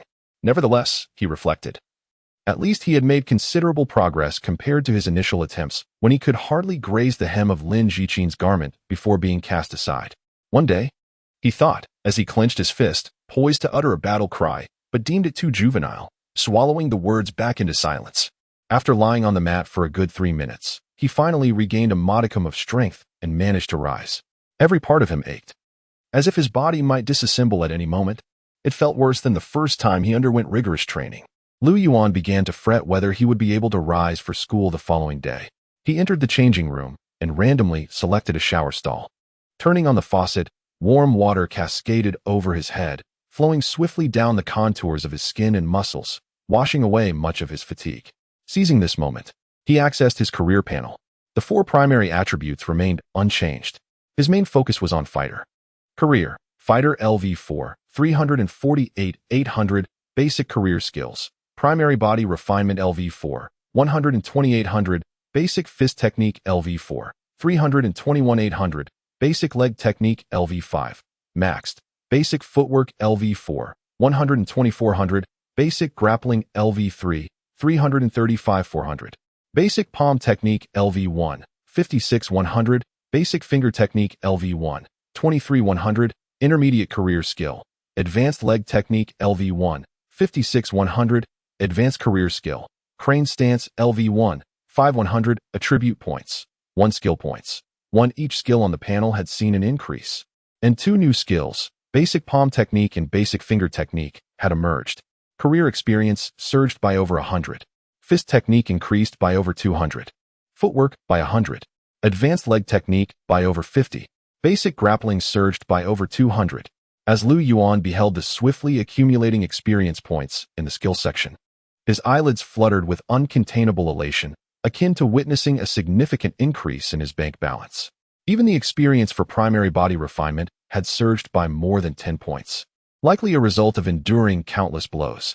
What a fruitful harvest! He now genuinely understood the significance of receiving guidance from a master. The rate of advancement was comparable to soaring on a rocket. Who claimed that Lin Jiqin was incapable of teaching? He simply lacked the inclination to do so previously. Once I perfect the primary body refinement, it shall enhance my physique. Perfecting the remaining 5 foundational techniques will yield additional attribute points. Altogether, that amounts to 6 attribute points. And this does not even encompass the rewards from advancing my career. It will not be long before my strength experiences a transformative leap. Yuan vigorously dried his face, his eyes sparkling with excitement and anticipation. Suddenly, he observed a new development on his career panel. A newly illuminated point of brilliance emerged prominently against the dark backdrop. It was the crane stance. The crane stance is indeed regarded as an intermediate skill, quite impressive. Yuan could not suppress a soft exclamation, promptly prioritizing it in his thoughts. With the introduction of the crane stance, Yuan had acquired 3 new skills that day. It appears I have more to focus on. After a hurried shower and change of attire, Yuan proceeded to the dining area of the martial arts hall. The clock on the wall indicated it was now 9 o'clock and 8 minutes in the evening. Lin Jiqin's special training had extended for nearly 3 hours. At this hour, the dining area was sparsely populated, primarily occupied by students who had just concluded their training and were preparing to return home for rest. Over here. Lin Jiqin beckoned Yuan from a corner table. Yuan hurried over, astonished to discover that Lin Jiqin had even prepared a meal for him. A large basin overflowing with an array of dishes, both meat and vegetables, presented a culinary experience markedly superior to what Yuan had previously encountered at the martial arts school. It was evident that the meal had been meticulously arranged with a fundamental nutritional balance in mind. One must also pay heed to dietary supplements. Upon your return, you may research this yourself. Next time, I shall refrain from serving you, Lin Jiqin remarked, placing only a bottle of water before himself. Yuan nodded, settling down to commence his meal, indeed feeling quite famished. During a period of growth, coupled with significant physical exertion, his energy reserves had nearly been depleted, signaling an urgent need for sustenance. As he dined, Lin Jiqin unexpectedly handed him a black card. Yuan regarded the card in puzzlement until Lin Jiqin elucidated. After your meal, proceed to the 2nd floor for a therapeutic massage. Your forthcoming training regimen will be rather arduous. Neglecting care could result in hidden injuries. Furthermore, practicing the crane stance requires the application of auxiliary medicinal oils for optimal results. Chapter 40. The Serpent Crane Contest, A Fabricated Truth. At 9:25 p.m., Yuan reclined on the massage table, shirtless and clad only in his undergarments. Soft, unfamiliar melodies wafted through the air, mingling with a delicate fragrance of sandalwood. He swiftly typed a message to his mother, Zheng Qiuling, informing her of his likely late return. After dispatching the message, he set his phone aside and surrendered himself to the rare indulgence of a professional-grade massage. The therapist, a slender middle-aged man, was reserved yet demonstrated superior technique compared to the previous practitioner. His pressure was expertly calibrated, and his precision in targeting specific areas was commendable. However, the most notable distinction lay in the oils utilized, or rather, the medicinal ointments. Yuan recalled that his last session employed a lightly scented white oil borrowed from Chengpeng, whereas this session featured a thick, black oil that was somewhat pungent and less pleasant. The sensation upon application transitioned from a fiery heat to a refreshing coolness, penetrating deeply into his skin and lingering for quite some time. Is this the auxiliary medicinal oil of the Tian Shui Luhe faction? Yuan contemplated in silence. This time, he remained awake. After a half-hour of massage, he lingered for a brief moment before rising to take a shower. The effects of the professional-level massage were indeed extraordinary. By the time Yuan departed from the martial arts school, he experienced a notable alleviation of soreness, estimating that he would nearly recover by nightfall. It is said that the more ancient a martial arts lineage, the more proficient they are in the art of healing injuries. This is attributed to the inevitable adversities faced by martial arts sects, with disciples frequently sustaining injuries during training. Without a distinctive healing methodology, even the most formidable martial arts school finds it challenging to persevere. Yuan recalled this wisdom, though the source eluded him. Upon reflection, it appeared quite reasonable. The last bus arrived tardily, filled with weary commuters clutching briefcases or laptop bags, their faces marked by fatigue. Observing them, Yuan felt a pang of empathy for what he recognized as his former self. After casting a sympathetic glance, he chose a seat near the rear door. Outside, the lights twinkled like stars, and a resplendent full moon hung in the night sky. Suddenly, he recalled the flock of crows he had encountered after leaving the Mo-Sa combat club the previous night. Just then, a shadow darted past him, accompanied by the sound of flapping wings. He swiftly turned to pursue the sight, but found nothing, uncertain whether it had been a crow. He retrieved his phone and conducted a search. The encyclopedia indicated that crows are highly social creatures, typically active during the day. However, due to the brilliant city lights at night, sightings were not uncommon. It appeared to be a normal phenomenon. Driven by curiosity, he sought information about the Tian Shui Luhe faction. However, the content he sought was elusive, yielding a message stating the information could not be found. Undeterred, Yuan deleted the word crane and simply searched for Tian Shui Lu. This time, he uncovered several results. The chairman of the Xiaobang Martial Arts Association, Kai Huazhong, was invited to attend the martial arts exchange conference between the two nations. Congratulations were extended to Tian Shui Lu disciple Huaning for achieving the runner-up position in the 37th Eagle Cup National Martial Arts Competition. Participating martial arts factions included Tian Shui Lu, Hengshan Lu, and Haisha Sect. Yet, information pertaining to the Crane Sect remained scarce. Yuan continued scrolling, reaching the 5th page before discovering a tantalizing hint. Since the Serpent Crane contest over 20 years ago, this snippet referenced an article on the history of Tian Shui Lu, but upon clicking, he was met with a page not found message. Alas, Yuan let out a weary sigh as he perused the pages once more, yet discovering no additional clues. Reluctantly, he placed his phone aside. The Serpent Crane contest, he mused. So, in addition to the Crane Sect represented by Yuan martial arts, there indeed exists a Serpent Sect? The current leaders of Tian Shui Lu must surely hail from the Serpent Sect. His thoughts raced, intertwining narratives from various novels he had encountered in both this life and the last, weaving together a complex yet captivating tale. The Serpent Crane contest, a thwarted attempt at seizing leadership of Tian Shui Lu. Heartbroken and fearing retaliation from the Serpent Sect, they adopted a new guise in Jiaoyan City, rebranding themselves as Yuan Martial Arts. The more he reflected, the more he found himself convinced of the authenticity of his imagined narrative. The mere mention of the Serpent Sect conjured a sense of dread. It was entirely conceivable that during the contest, they had resorted to unscrupulous tactics to secure their supremacy. Revitalizing the Crane Sect is our duty. A fervent rallying cry unexpectedly emerged in his mind, only to be swiftly cast aside. Enough.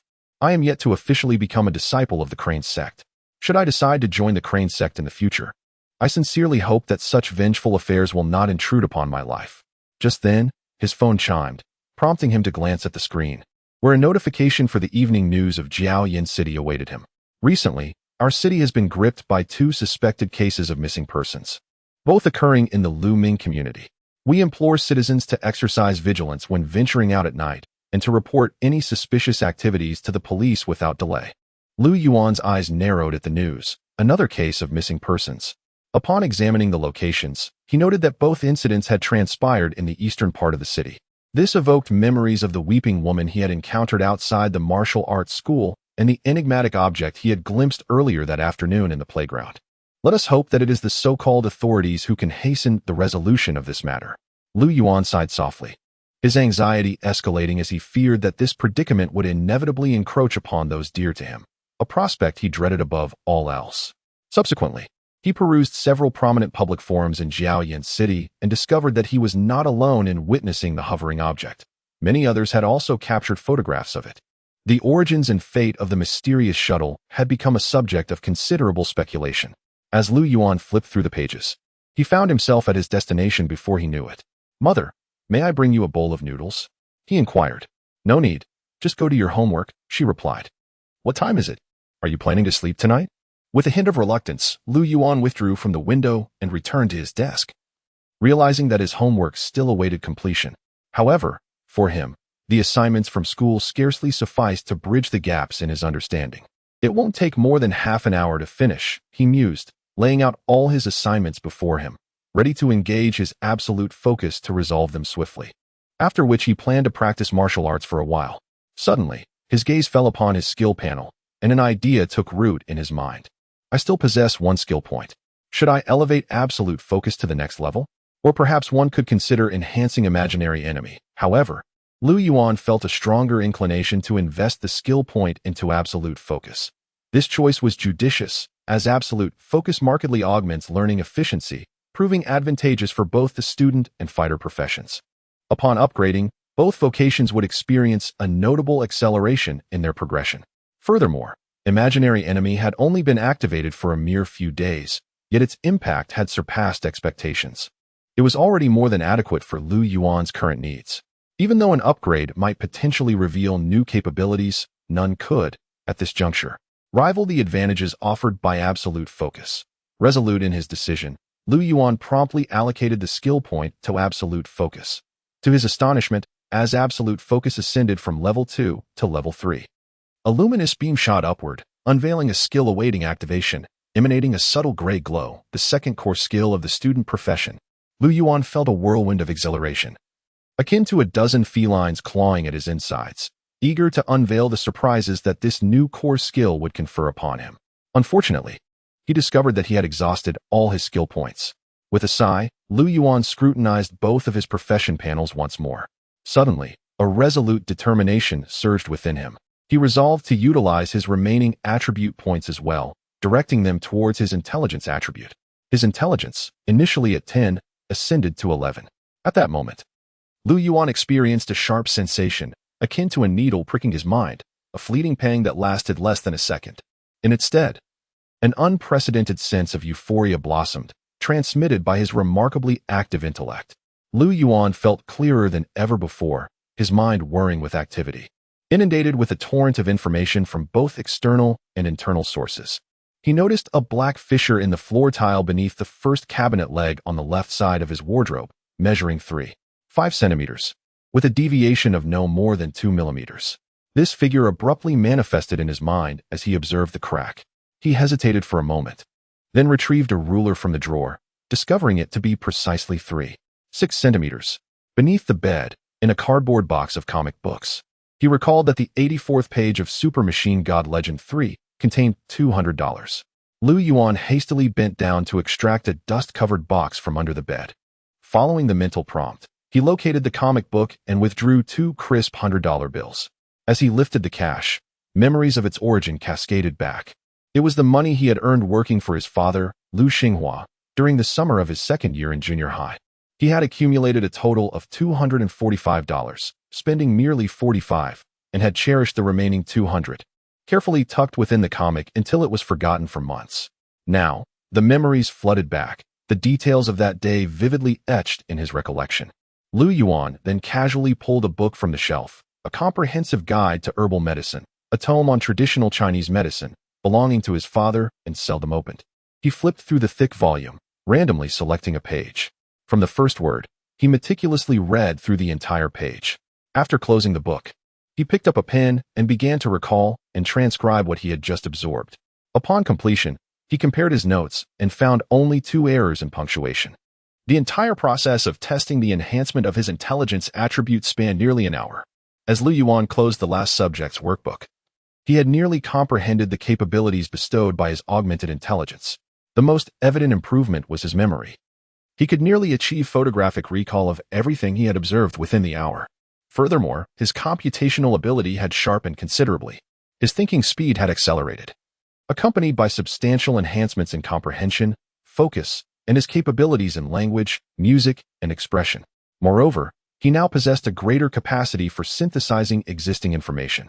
It felt as though a prodigious intellect had suddenly awakened within him, akin to a genius that might emerge once in 12,000 individuals. He could not ascertain how this outcome was derived from his past experiences and observations. In summary, he was undeniably more astute.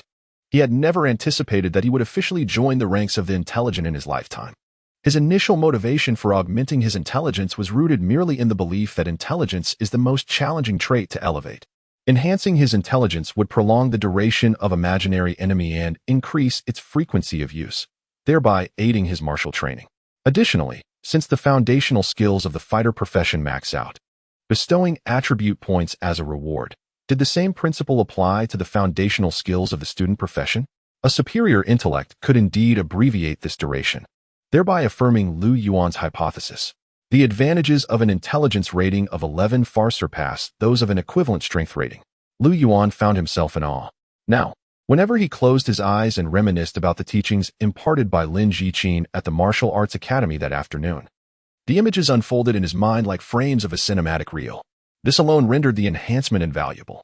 Let me experiment with the effects of level 3 foot absolute focus. Yuan suddenly recalled that this particular aspect had yet to be tested.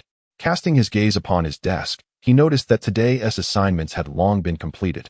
He resolved to employ martial arts for the trial. Crane stance. There existed a total of 18 movements, each accompanied by distinct techniques and essentials. Committing them all to memory was no trivial task, let alone replicating them physically. Yuan retrieved his dedicated practice mat and laid it out, standing barefoot upon it. He assumed the initial posture reminiscent of a golden rooster balancing on one leg, then silently recited in his mind, "Absolute focus, activate." Buzz. The moment the skill activated, it felt as if an unseen force had yanked Yuan sharply from behind. Whoosh. In an instant, he seemed to plunge into a vast expanse of water. His entire essence felt as though it was uncontrollably sinking, descending deeper. The clamor of the earthly realm dissipated, leaving him enveloped in tranquility. In truth, had there been observers, they would have noted that at this moment, Yuan's pupils were dilated, his expression was placid, and he appeared to be in a state of unconsciousness. Yet, his body continued to move, instinctively executing the postures of the crane stance one after another. Tick-tock, tick-tock. The sound of the second hand of the electronic clock on the desk ticked away. Whoosh. After maintaining a specific posture for an extended duration, Yuan suddenly collapsed, as if awakening from a profound dream. It was akin to someone who had been submerged beneath the water for an interminable time, suddenly breaking through the surface to behold the light of day once more. I. Just as Yuan was on the verge of uttering something, his expression contorted in an instant. A wave of muscle-tearing agony surged through him like a barrage of bullets, reducing him to a mere wretch in the span of a heartbeat. Yuan convulsed and fell to the ground with a resounding thud. Chapter 42. Aspiring for the impossible. Xiao Yuan. Knock, knock, knock. What are you doing? Why aren't you asleep yet? I'll be sleeping soon, Mom. At the threshold, Zheng Qiuling extended her hand toward the doorknob, curiosity flickering within her, yet her phone vibrated within her pocket, compelling her to retract her hand swiftly. Is father well today? Will you return home to rest tonight? As she spoke, her voice gradually waned towards the bathroom. Within the confines of the room, Yuan lay on the floor, teeth clenched, ultimately finding a moment of respite, releasing a series of agonizing groans. Waves of muscle-tearing anguish surged through various parts of his body, rendering even the slightest movement of his finger nearly impossible. With a sharp intake of breath, Yuan fixed his incredulous gaze upon the ceiling above him. Did I truly managed to execute all 18 movements of the crane stance in a single breath. The third level of absolute focus had plunged him into an unparalleled depth of concentration, as if he were instinctively engaged in a momentous endeavor. All lingering subconscious doubts, impossible, I cannot achieve this now, were entirely silenced until the task was fulfilled. Incredible, Yuan murmured, the pain coursing through his body overshadowed by an overwhelming surge of joy and amazement. It appears that when concentration reaches a certain zenith, it transforms into a form of superpower, does it not?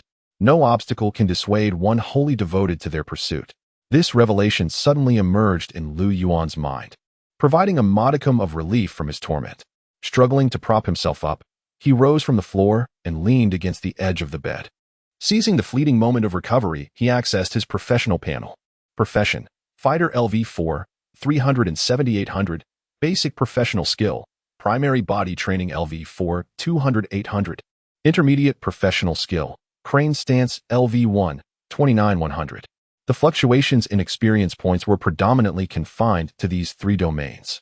The experience for the fighter profession ascended by 22 points, while the crane stance's experience increased by 24 points. The most notable advancement was in primary body training, which surged by 80 points. This marked the zenith of several days of intensive strength training. It seemed as though he had activated some sort of cheat mode. Yuan could not suppress a chuckle. However, this advantage came at a significant price. For tonight, at least, he could relinquish any thoughts of further training. He simply crawled onto the bed, reclining there with closed eyes to engage in simulated combat training within the confines of his consciousness using imaginary enemy. The following day, at Jiaoyan 4th High School, in Class 2 of Grade 2, the break time was alive with bustling joy. Goodness, Yuan, have you transformed into a back-pushing diagram? Cheng Peng inquired with curiosity, tugging at the collar of Yuan's uniform, startled by the plethora of plasters affixed beneath. Silence, you fool. Yuan shrugged off his hand and shot him a sharp glare. Cheng Peng, however, appeared concerned, leaning in to drape an arm around Yuan's shoulder, earnestly advising. Practicing martial arts is commendable, but do not become overly engrossed. The final exams are imminent, and everyone else is setting aside their pastimes to concentrate on their studies. Why are you training even more diligently? I could forego all my classes from now on and still outperform you on the exam by writing with my feet while blindfolded. And yet you lecture me on studying, Yuan replied with a casual air. Hey, are you insulting me? By the way, have you not begun dating? Which class is she in? What is her name? When shall you introduce her to your friends? Yuan deftly shifted the conversation to inquire about Cheng Peng's affairs. As soon as the subject changed, Cheng Peng's face illuminated with pride. Certainly, I shall introduce her to you soon. Just as he was about to elaborate, Cheng Peng's expression abruptly shifted, becoming grave. He casually seized a textbook and began to speak nonsensically. Yuan, you must assist me in solving this problem. Yuan, perplexed, glanced toward the classroom door, noting the absence of any teacher. Moreover, it was still break time. Suddenly, a pink hairpin drifted past Yuan like a soft cloud. Realization struck him, yet his brow furrowed involuntarily. Aren't you already in a relationship? Why are you still so preoccupied with Lingyu? It is simply that I wish to keep her unaware of my feelings. Observing Cheng Peng's evasive demeanor and shifting gaze, Yuan comprehended his sentiments all too clearly. Despite being in a relationship, he had not entirely relinquished his past infatuation, clinging to fanciful illusions. What a tenacious individual he is. Suddenly, the class bell chimed, prompting Yuan to wave his hand, urging Cheng Peng to depart. He dismissed the trivialities of Cheng Peng's concerns. Yuan nonchalantly seized a textbook and opened it. Yet his thoughts were consumed by martial arts. The previous night, he had engaged in a total of 8 battles within the realm of consciousness, 2 matches against the middle-aged man in the Rain Lane, for against Lin Jiqin, and 2 against the coach surnamed Qin in the corridor of the martial arts hall. With an enhancement in intelligence, the activation frequency of imaginary enemy had indeed surged significantly. The practical training with Lin Jiqin had yielded remarkable outcomes. He could now relatively easily secure victories against the middle-aged man in the Rain Lane within his consciousness space. However, Lin Jiqin remained an insurmountable challenge, as did Coach Qin. Regardless of how he initiated the confrontation, the result was invariably the same. He was effortlessly vanquished by a single blow. Lin Jiqin favored punches, while Qin Feng wielded his fingers with precision. Yuan instinctively touched the area of his throat. recalling the full name of Coach Qin from the martial arts hall. In truth, Yuan was uncertain whether it was a finger or a palm strike. Nonetheless, everything became indistinct before his demise. However, one certainty remained. Like Lin Jiqin, that technique was a formidable killing maneuver mastered by them both. Yuan found himself repeatedly facing demise within the realm of consciousness, nurturing an aspiration to master the two elusive techniques. Yet, this ambition appeared somewhat unattainable for him at the moment. He resolved to concentrate on mastering the fundamentals first. As Yuan shook his head, he inadvertently strained the muscles in his arm while turning the page, eliciting a gasp of pain. The previous night, utilizing the third-tier skill Absolute Focus, he had successfully perfected all 18 movements of the crane stance in a single endeavor. However, the aftermath was considerable. One could only speculate on the number of muscles he had torn. Fortunately, he had received a therapeutic massage prior to returning to the dojo, and the healing essence had not yet completely dissipated from his body. Otherwise, rising from bed that morning would have been an arduous task. En route to school, he paused at a pharmacy to procure several boxes of ointment for muscular injuries, applying them generously. Regardless of their efficacy, they afforded him a semblance of psychological solace. Yuan's physics teacher, who was elucidating a test paper at the podium, discerned his unusual demeanor. Adjusting his spectacles, he inquired with concern, "Are you feeling unwell? Do you require a visit to the infirmary? If the situation is grave, one may return home to recuperate." Yuan contemplated for a moment, ultimately deciding against refusal.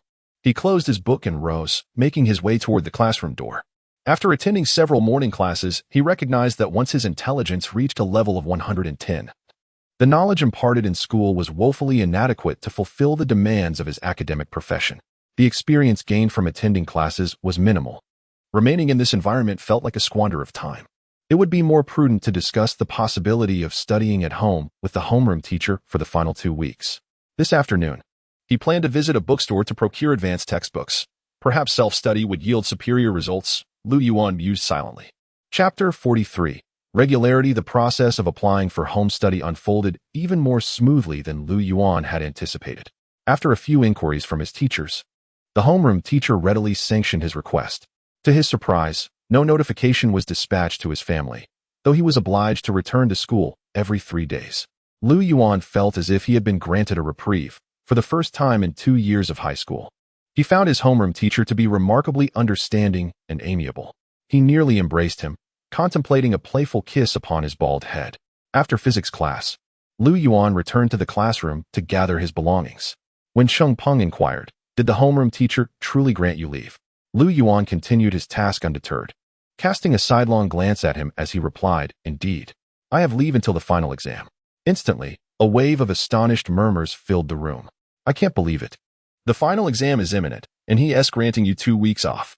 Cheng Peng's envy was palpable, his eyes nearly reddening. Must the second in the grade be so arrogant? Yuan patted Cheng Peng on the shoulder, reassuring him earnestly, "When you reach my level, you shall comprehend." With that, Yuan casually slung his backpack over his shoulder and departed, leaving behind a throng of envious and admiring gazes. As he approached the classroom door, a pink hairpin unexpectedly obstructed his path. The girl fumbled for words, seemingly wishing to address Yuan. Unfortunately, he did not afford her the opportunity, simply stating, "Excuse me." As he sidestepped Lingyu and moved on, he could almost sense her resentful gaze trailing him. "I harbor no interest in romance." Yuan departed from the school and made his way directly to the largest bookstore in the city. He devoted the entire afternoon to examining senior year textbooks for the latter half of the academic year, while also delving into subjects that would be explored in college. He even managed to indulge in over an hour of leisurely reading. The knowledge acquired through self-study greatly surpassed what he had gathered in the classroom. It was high time, Yuan mused. His intelligence quotient of 110 distinguished him from the average high school student. Indeed, self-study was far more suited to his learning style than the traditional educational model. After checking the time, Yuan quickly grabbed a bite at the bookstore's entrance before boarding the bus to the martial arts dojo. "Stop," Lin Jiqin suddenly commanded, interrupting Yuan's training. With a furrowed brow, he gestured for Yuan to approach. "Why have you regressed so significantly today? Is yesterday's injury still troubling you?" He tugged at Yuan's martial arts uniform, noticing the patches of ointment beneath. Unable to restrain his curiosity, he asked, "Did the therapeutic massage on the second floor not prove beneficial?" No, it was indeed quite effective, Lu Yuan replied, somewhat sheepishly. I practiced a bit more at home last night and may have overexerted myself. Overexerted? Which movement did you reach to attain this outcome? Show me. Lin Jiqin regarded Lu Yuan with a stoic expression. Lu Yuan obediently commenced practicing the crane stance. Without the advantage of level 3 absolute focus, he could only complete the 15th movement before reaching his limit. He remained oblivious to the transformation in Lin Jiqin's expression, from calm to subtly moved, then to shock and complexity, before finally reverting to a neutral demeanor. Cease practice for today. The combat training is also cancelled. Lin Jiqin pondered for a moment before instructing. Go upstairs now. I shall arrange for a medicinal bath for you. A medibath? 20 minutes later, Lu Yuan found himself immersed in a steaming wooden tub, which was covered, leaving only an aperture for his head to protrude. The steam enveloped him, obscuring the various herbs infused in the water. Yet he was distinctly aware of the potent aroma of traditional Chinese medicine. Coach, Lu Yuan called out to Lin Jiqin, who stood nearby. Lin Jiqin simply replied, remain submerged until the water cools, then return home independently. As Lu Yuan watched Lin Jiqin depart, he was left alone in the room. As he soaked in the hot water, it felt as though countless minute creatures were incessantly burrowing into his skin, itchy, tingling, yet strangely pleasurable. The treatment appears to have progressed once more. Feeling a sense of boredom, Lu Yuan commenced scrubbing himself vigorously, cleansing the remnants of dirt from his armpits and the soles of his feet. After thoroughly cleansing his entire body, the discomfort seemed to dissipate. The warm water continued to embrace him, and he succumbed to slumber. Upon awakening and glancing at the clock on the wall, he was astounded to discover it was already past 9 in the evening. Oh no, I forgot to message my mother. He hastily rose from the tub, the water now completely cold. Without rinsing off, he swiftly dressed and dashed out the door. Lin Jiqin quietly emerged from the adjacent room. Observing Lu Yuan's hurried departure, his gaze flickered momentarily. Suddenly, his phone rang. Hello? Lin Jiqin, your daughter is currently lying in a hospital bed, and you, as her father, seem entirely unconcerned? You continue to linger around that dilapidated dojo. The woman's voice on the other end broke into tears. Lin Jiqin furrowed his brow, inhaling deeply before responding. I shall be there immediately. Impressive. Truly impressive. In his chamber, Lu Yuan unleashed punches into the void, producing a whooshing sound. His visage illuminated with astonishment and incredulity. The effects of tonight's medicinal bath far surpassed those of the preceding 2 massages. Barely any time had elapsed, and his torn muscles felt as though they had entirely rejuvenated. Lu Yuan endeavored to practice the crane stance once more, managing to execute the 16th movement before he could no longer persist. The healing process appeared to have fortified his muscle tissue, markedly alleviating the pain. Lu Yuan exercised prudence, avoiding excessive exertion. He devoted the evening to rest, abstaining from any additional training, and retired early to bed to engage in mental strategizing. The threat posed by the middle-aged man in the rain-drenched alley had significantly waned, enabling Lu Yuan to redirect his attention towards Lin Jiqin and Qin Feng, preparing for the forthcoming combat training sessions. Death within the realm of consciousness bore no significance for him. Perhaps amidst the throes of demise, one day he might unexpectedly attain enlightenment? Lu Yuan's existence gradually adopted a rhythm of routine. After he discontinued his formal education, he continued to rise early each morning. His days were devoted to rigorous practice at the martial arts academy during the morning, immersed in literature at the bookstore or library in the afternoon, and receiving personalized instruction from Lin Jiqin in the evening. He did not keep his self-directed studies a secret from his family. After presenting the advantages and disadvantages to his parents, his father, Lu Xinghua, remained largely silent, while his mother, Zheng Qiuling, who held a more traditional perspective, voiced her concerns but ultimately allowed the matter to fade away. Time passed swiftly, and before he knew it, 10 days had elapsed. Within the practical training room on the first floor of the Yuan Martial Arts Academy, Lin Jiqin stood impassive in casual attire. A figure clad in white, akin to a tempest, relentlessly unleashed a barrage of attacks upon him. The whip-like kicks sliced through the air, producing a sharp sound reminiscent of an axe cleaving through wood. Yet, when these strikes met Lin Jiqin, it was as if rain fell upon a sandbank, dissipating silently without causing even the slightest ripple. Suddenly, Lin Jiqin raised his hand with precision. His palm connected firmly with the white figure, propelling the latter backward like a kite severed from its string, soaring several meters before landing upon a soft mat. Coach, Your strikes are rather ruthless, the figure in white remarked, rubbing his chest as he rose from the mat, revealing a striking visage filled with enthusiasm. Lin Jiqin, however, refrained from engaging in further conversation, simply stating, "Prepare yourself. I have arranged a match for you tonight." A match? Lu Yuan was taken aback. The immersive training he had undergone had nearly caused him to forget the very purpose of his endeavor. He had never anticipated that this day would arrive so unceremoniously. "After your shower, proceed to the cafeteria for a meal. I shall await you in the parking lot." Lin Jiqin's words were succinct as he turned to depart. Lu Yuan wasted no time. He wiped the sweat from his brow and made his way directly to the changing room. After a hasty shower, he opened his locker while donning his clothes. The half-length mirror reflected his current appearance. In the past 10 days, Lu Yuan had grown taller, approximately 2 centimeters, nearing a height of 1.8 meters. He likely surpassed that height while wearing shoes. His bare upper body showcased beautifully sculpted muscle lines, with well-proportioned and robust thigh and calf muscles, a fact he took great pride in. Despite his fervor for martial arts and the joy he derived from pushing his physical boundaries to enhance his strength, he had no desire to become a muscle-bound brute. Gazing at his youthful visage in the mirror, he accessed his professional panel. Name, Lu Yuan, age, 17, strength, 11, agility, 11, constitution, 11, intelligence, 11. Profession, fighter LV4, 781 800. Basic professional skills, primary body refinement LV5, max. Basic fist technique LV5, max. Basic leg technique LV5, max. Basic footwork LV4, 62800. Basic grappling LV4, 535 800. Basic palm technique LV3, 324 400. Basic finger technique LV3, 134 100. Beginner professional skills. Advanced leg technique LV3, 23 400. Advanced fist technique LV1, 89 100. Intermediate professional skills. Crane style posture LV2, 21 200. Attribute points. 1. Skill points, 0. His 4 core attributes, agility and constitution, had each increased by 1 point. The former was a natural enhancement upon breaking through to LV2 in crane style posture, while the latter had improved upon reaching the maximum level in primary body refinement. It must be noted that crane-style posture truly deserved its esteemed status as an intermediate professional skill. Merely breaking through to the first minor realm conferred a boost of 1 attribute point.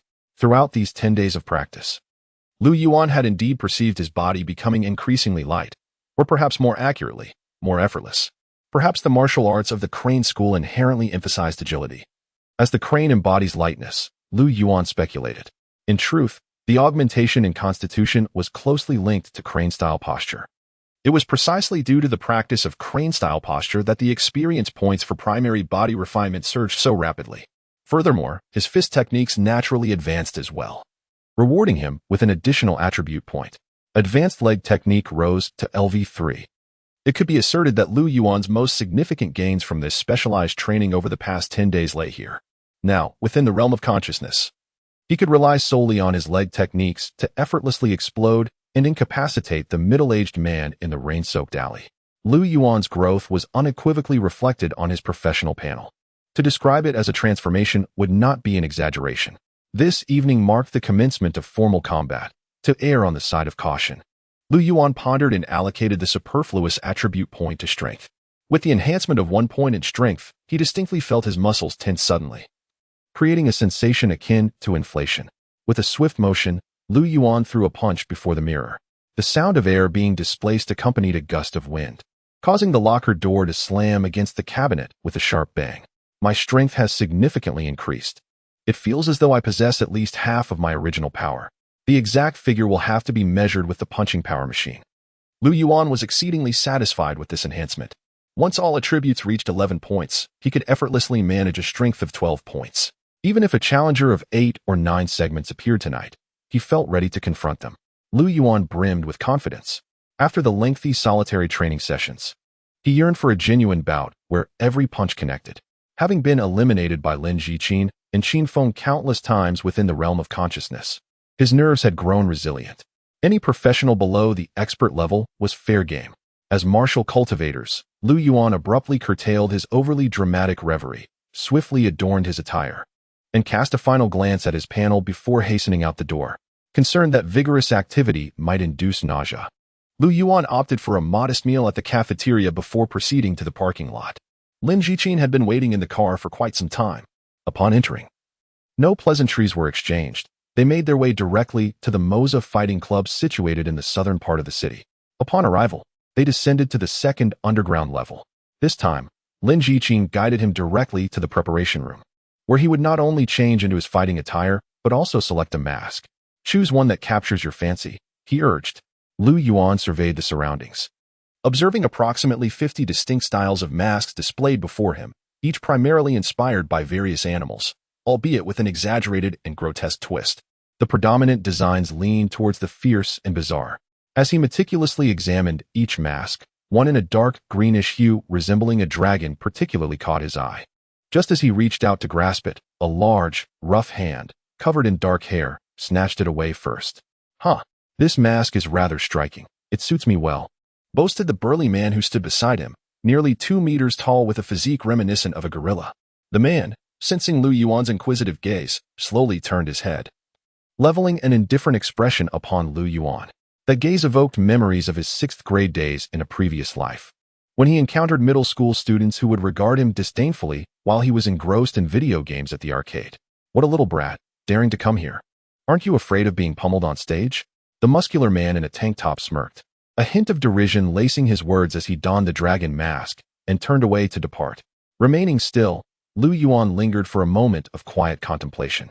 Suddenly, he lifted his gaze towards Lin Jiqin, who had maintained an expressionless demeanor throughout. I had expected the competitors in this contest to exhibit the same courtesy as last time, Lu Yuan remarked. Lin Jiqin replied coolly, only a few. Does that imply they entirely lack manners? It is merely a matter of moments. Very well. Lu Yuan shrugged, casting a final glance in the direction the burly man had vanished. He then turned back with composure to continue selecting his mask. This time, he hesitated not at all, nonchalantly choosing a mask resembling a goat with 3 eyes. Unremarkable, yet somewhat striking. He carefully affixed it to his face and then settled into the waiting area, patiently biding his time. Chapter 45, The Knight's Grace. Once Lu Yuan had chosen his mask, Lin Jiqin departed without delay. Lu Yuan remained solitary until 8:15. When a staff member clad in the club's uniform knocked and entered, announcing that it was time to take the stage. Taking a deep breath, Lu Yuan rose from his seat, striving to calm his racing heart. Yet, with each step he took, an uncontrollable restlessness surged within him. In the fleeting minute from the waiting room to the arena, Lu Yuan felt as though he had returned to the moment he first traversed into this world. He recalled the month of fervent study utilizing the professional panel, preparing for his inaugural school assessment. That sensation of anticipation, anxiety, unease, excitement, fear, and an overwhelming desire to prove himself with a resounding victory, to demonstrate that his efforts had not been in vain. As Lu Yuan ascended the first step toward the colossal stage, fragments of lines and scenes from various films and comics began to inundate his mind. I shall meticulously cleanse the blood from my sword's edge, casting roses upon the ground beneath me. I will extend a hand of forgiveness and camaraderie to my fallen opponent, rescuing him from the abyss of defeat. I shall exalt all that exists within this realm. This is what I possess, the grace of a knight. Upon completing the last step, Lu Yuan's heart brimmed with an exhilarating fervor for battle. However, as he stepped onto the final platform and beheld his opponent before him, his gaze became transfixed. Before him stood a towering figure, nearly 2 meters in height, with skin as dark as the night and muscles that appeared almost exaggerated. A thick, shaggy mane reminiscent of a gorilla, and that familiar tank top, along with the dragon mask that had captured his attention. What a remarkable coincidence. Lu Yuan was momentarily taken aback. Then, an involuntary, genuine smile blossomed beneath his mask. The enchanting image he had envisioned shattered in less than a second. With a soft sigh escaping from beneath the mask, Lu Yuan murmured, "To hell with knightly grace. In this moment, it seems the heavens have spun the wheel of fate. Who do you think I shall spare?" In an instant, the fervor within his chest burgeoned like wild grass in the summer sun. "I hope both of you will engage in a fair, just, and amicable match." The match commenced as the lifeless referee recited the monotonous rules, officially initiating the duel. The burly man, standing less than 5 meters away from Lu Yuan, evidently recognized him. Though the mask Lu Yuan had chosen concealed his face, His physique and attire had certainly left an impression. "What a coincidence, kid," he remarked, the eyes behind the dragon mask narrowing, seemingly amused. The burly man raised his muscular fists, lightly tapping them together in a show of readiness to dismantle Lu Yuan. "Do you recall what I told you before? Be cautious not to meet your demise up there." His tone shifted to a menacing growl as he spread his arms wide, resembling a dark cloud descending rapidly upon Lu Yuan. Lu Yuan's gaze remained composed, though his body quivered slightly with excitement. "Initiate," he commanded, pivoting suddenly to execute a side kick, his right foot striking fiercely toward the burly man. This was the most practiced and proficient opening attack from the rigorous combat training he had undergone with Lin Jiqin for over 10 days. Bang! The kick landed squarely on the burly man's left arm, causing him to stagger slightly and shift sideways. "Are you merely tickling me?" he sneered, seemingly reassured after assessing Lu Yuan's strength following the side kick. With a swift motion, his right arm lunged forward, targeting Lu Yuan's face. Lu Yuan crossed his arms to block the attack, absorbing the force with a slight dip of his body. "I wonder how many of these you can endure." With a fierce roar, the burly man unleashed a left punch, akin to a cannonball. Unfortunately, Lu Yuan deftly evaded it with a backward slide. The burly man continued to unleash a flurry of punches, yet Lu Yuan moved with the agility of a swallow, eluding each strike aimed at him. "Is dodging all you can do? Utterly useless." The robust man swore, ceasing his strikes and adopting a charging stance as he sprinted towards Lu Yuan. Unexpectedly, Lu Yuan did not retreat this time. He remained steadfast, regarding the burly figure with an expression as gentle as one admiring a poorly crafted ornament. Stamina 11, Strength 11, Agility 9. Intelligence is negligible. The battle is already concluded. Drawing a deep breath, Lu Yuan's gentle gaze transformed into a piercing intensity in the next heartbeat, akin to a pair of knives suddenly unsheathed. Battle axe technique. The handsome visage beneath the mask was suddenly imbued with fierce determination. Lu Yuan leaped, delivering a powerful kick aimed squarely at the burly man's face.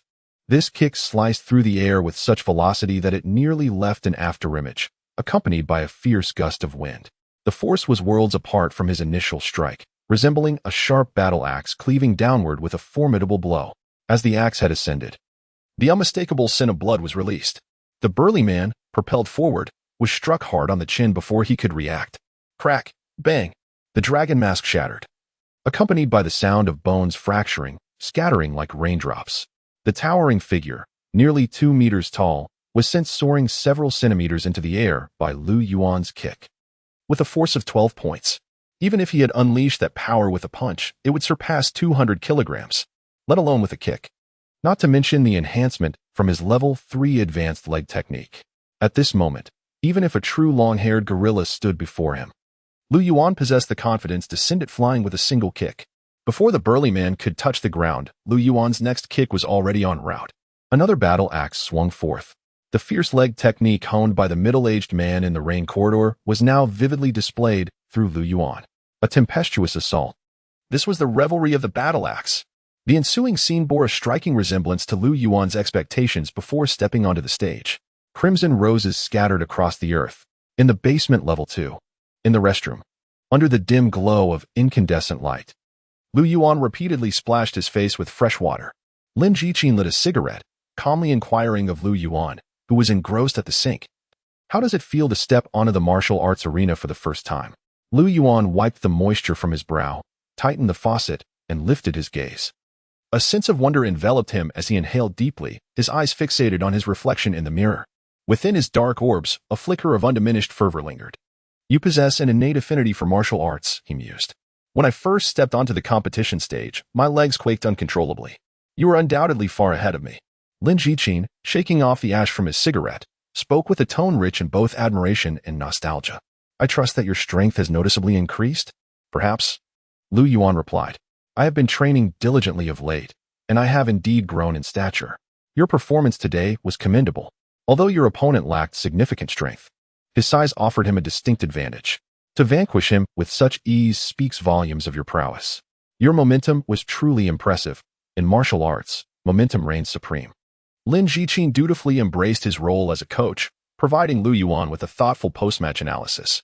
Lu Yuan listened intently, and once Lin Jiqin concluded, he nodded earnestly, affirming, "I understand. A satisfied expression graced Lin Jiqin's face as he took a deep drag from his cigarette before extinguishing it. He then produced an envelope from his pocket and presented it to Lu Yuan. "Here is your prize money, 5,000. Count it." "There's no need," Lu Yuan replied. Accepting the envelope, the moisture from his hands rendered the envelope slightly damp, revealing glimpses of green within. A surge of exhilaration welled up within him, momentarily rendering his expression dazed. He had never envisioned earning money with his fists, especially a sum as substantial as 5,000, equivalent to nearly half a month's earnings from his family's modest shop.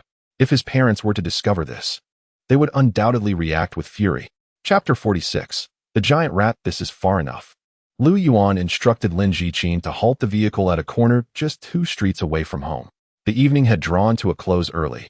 It was scarcely past 9, and Lu Yuan intended to stroll leisurely for the final stretch. "Very well," Lin Jiqin replied, leaning out of the window to address him. "There will be another match in 2 days at the same time. Will you be able to attend?" 2 days hence, Lu Yuan found himself deep in contemplation, realizing that it coincided with the impending final examinations. However, the scheduled fights were set for the evening, alleviating any potential conflict. He nodded affirmatively, responding, "Certainly, coach. Feel free to arrange it." "Good. Take care on your journey home," Lin Jiqin said, waving as she sped away. As Lu Yuan observed the vehicle vanish into the horizon, he turned and commenced his walk homeward. He felt the envelope of money nestled within his pocket and promptly accessed his professional panel. A flurry of notifications materialized before him. "Your skill in advanced boxing has improved. Experience points 5. Your skill in advanced kicking has improved. Experience point 7. You have endured a battle. Professional experience 56. Congratulations, your fighter profession level has ascended." The experience points for advanced boxing exhibited a slight fluctuation, whereas advanced kicking experienced an increase exceeding 30 points, with professional experience surging by 56. The gains were modest. Yet, given his augmented capabilities and the heightened challenge of accruing experience at an elevated tier, this accumulation was far from trivial. Furthermore, 56 points of professional experience were ample for his fighter level to ascend another tier. At level 5, the fighter profession officially eclipsed his primary profession, student. He was rewarded with an additional attribute point and a skill point. "At last, I can unlock the second core skill of the student profession," Lu Yuan thought, gazing at the gray dot on the student panel that had flickered for nearly a fortnight without illuminating. A profound sense of urgency and fervor enveloped him, compelling him to hasten homeward to unlock it. He swiftly traversed a street, the thoroughfare relatively deserted post 9 o'clock, yet noticeably busier than that dreary night. Before he realized it, Lu Yuan had reached the entrance of the alley from earlier. Instinctively, he surveyed his surroundings, pinpointing the electronic surveillance camera, seemingly installed in the aftermath of the kidnapping incident. As he ambled past the alley's entrance, he habitually cast a glance within. In that fleeting instant, he believed he caught sight of a shadow darting swiftly before him. His heart raced, and his steps faltered. What was that? Lu Yuan was resolute that he had not merely conjured the sight. Since his physique had ascended to an impressive 11 points, his vision had transcended the mundane. Weeks of rigorous training had honed his perception. Indeed, something had just whizzed past him. Remaining still, Lu Yuan concentrated intently on the alley. Following the abduction incident, it appeared that the last few remaining inhabitants of this dilapidated urban village had departed. The alley lay devoid of streetlights, shrouded in complete darkness, starkly contrasting with the illuminated area where Lu Yuan stood. Suddenly, a foul odor assailed his senses, reminiscent of summer's stagnant sewage, striking him squarely in the forehead. He wrinkled his nose, instinctively covering it with his hand. At that moment, a rustling sound emanated from within the shadows. Lu Yuan's nerves tightened, an instinctual urge to flee clashing with an inexplicable curiosity that compelled him to linger just a moment longer. However, in the next instant, 2 points of oily green light abruptly pierced the darkness.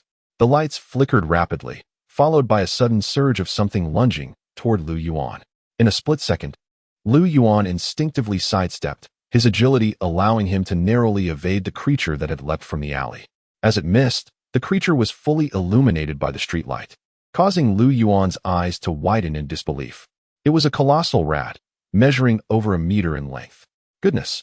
Lu Yuan could not help but exclaim once more. Who could blame him?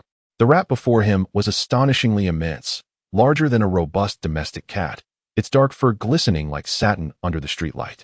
Its long tail lashed back and forth like a whip, baring its teeth at Lu Yuan. The odor of aged sewage wafted toward him from a distance. This rat was not only large, but also decidedly ferocious.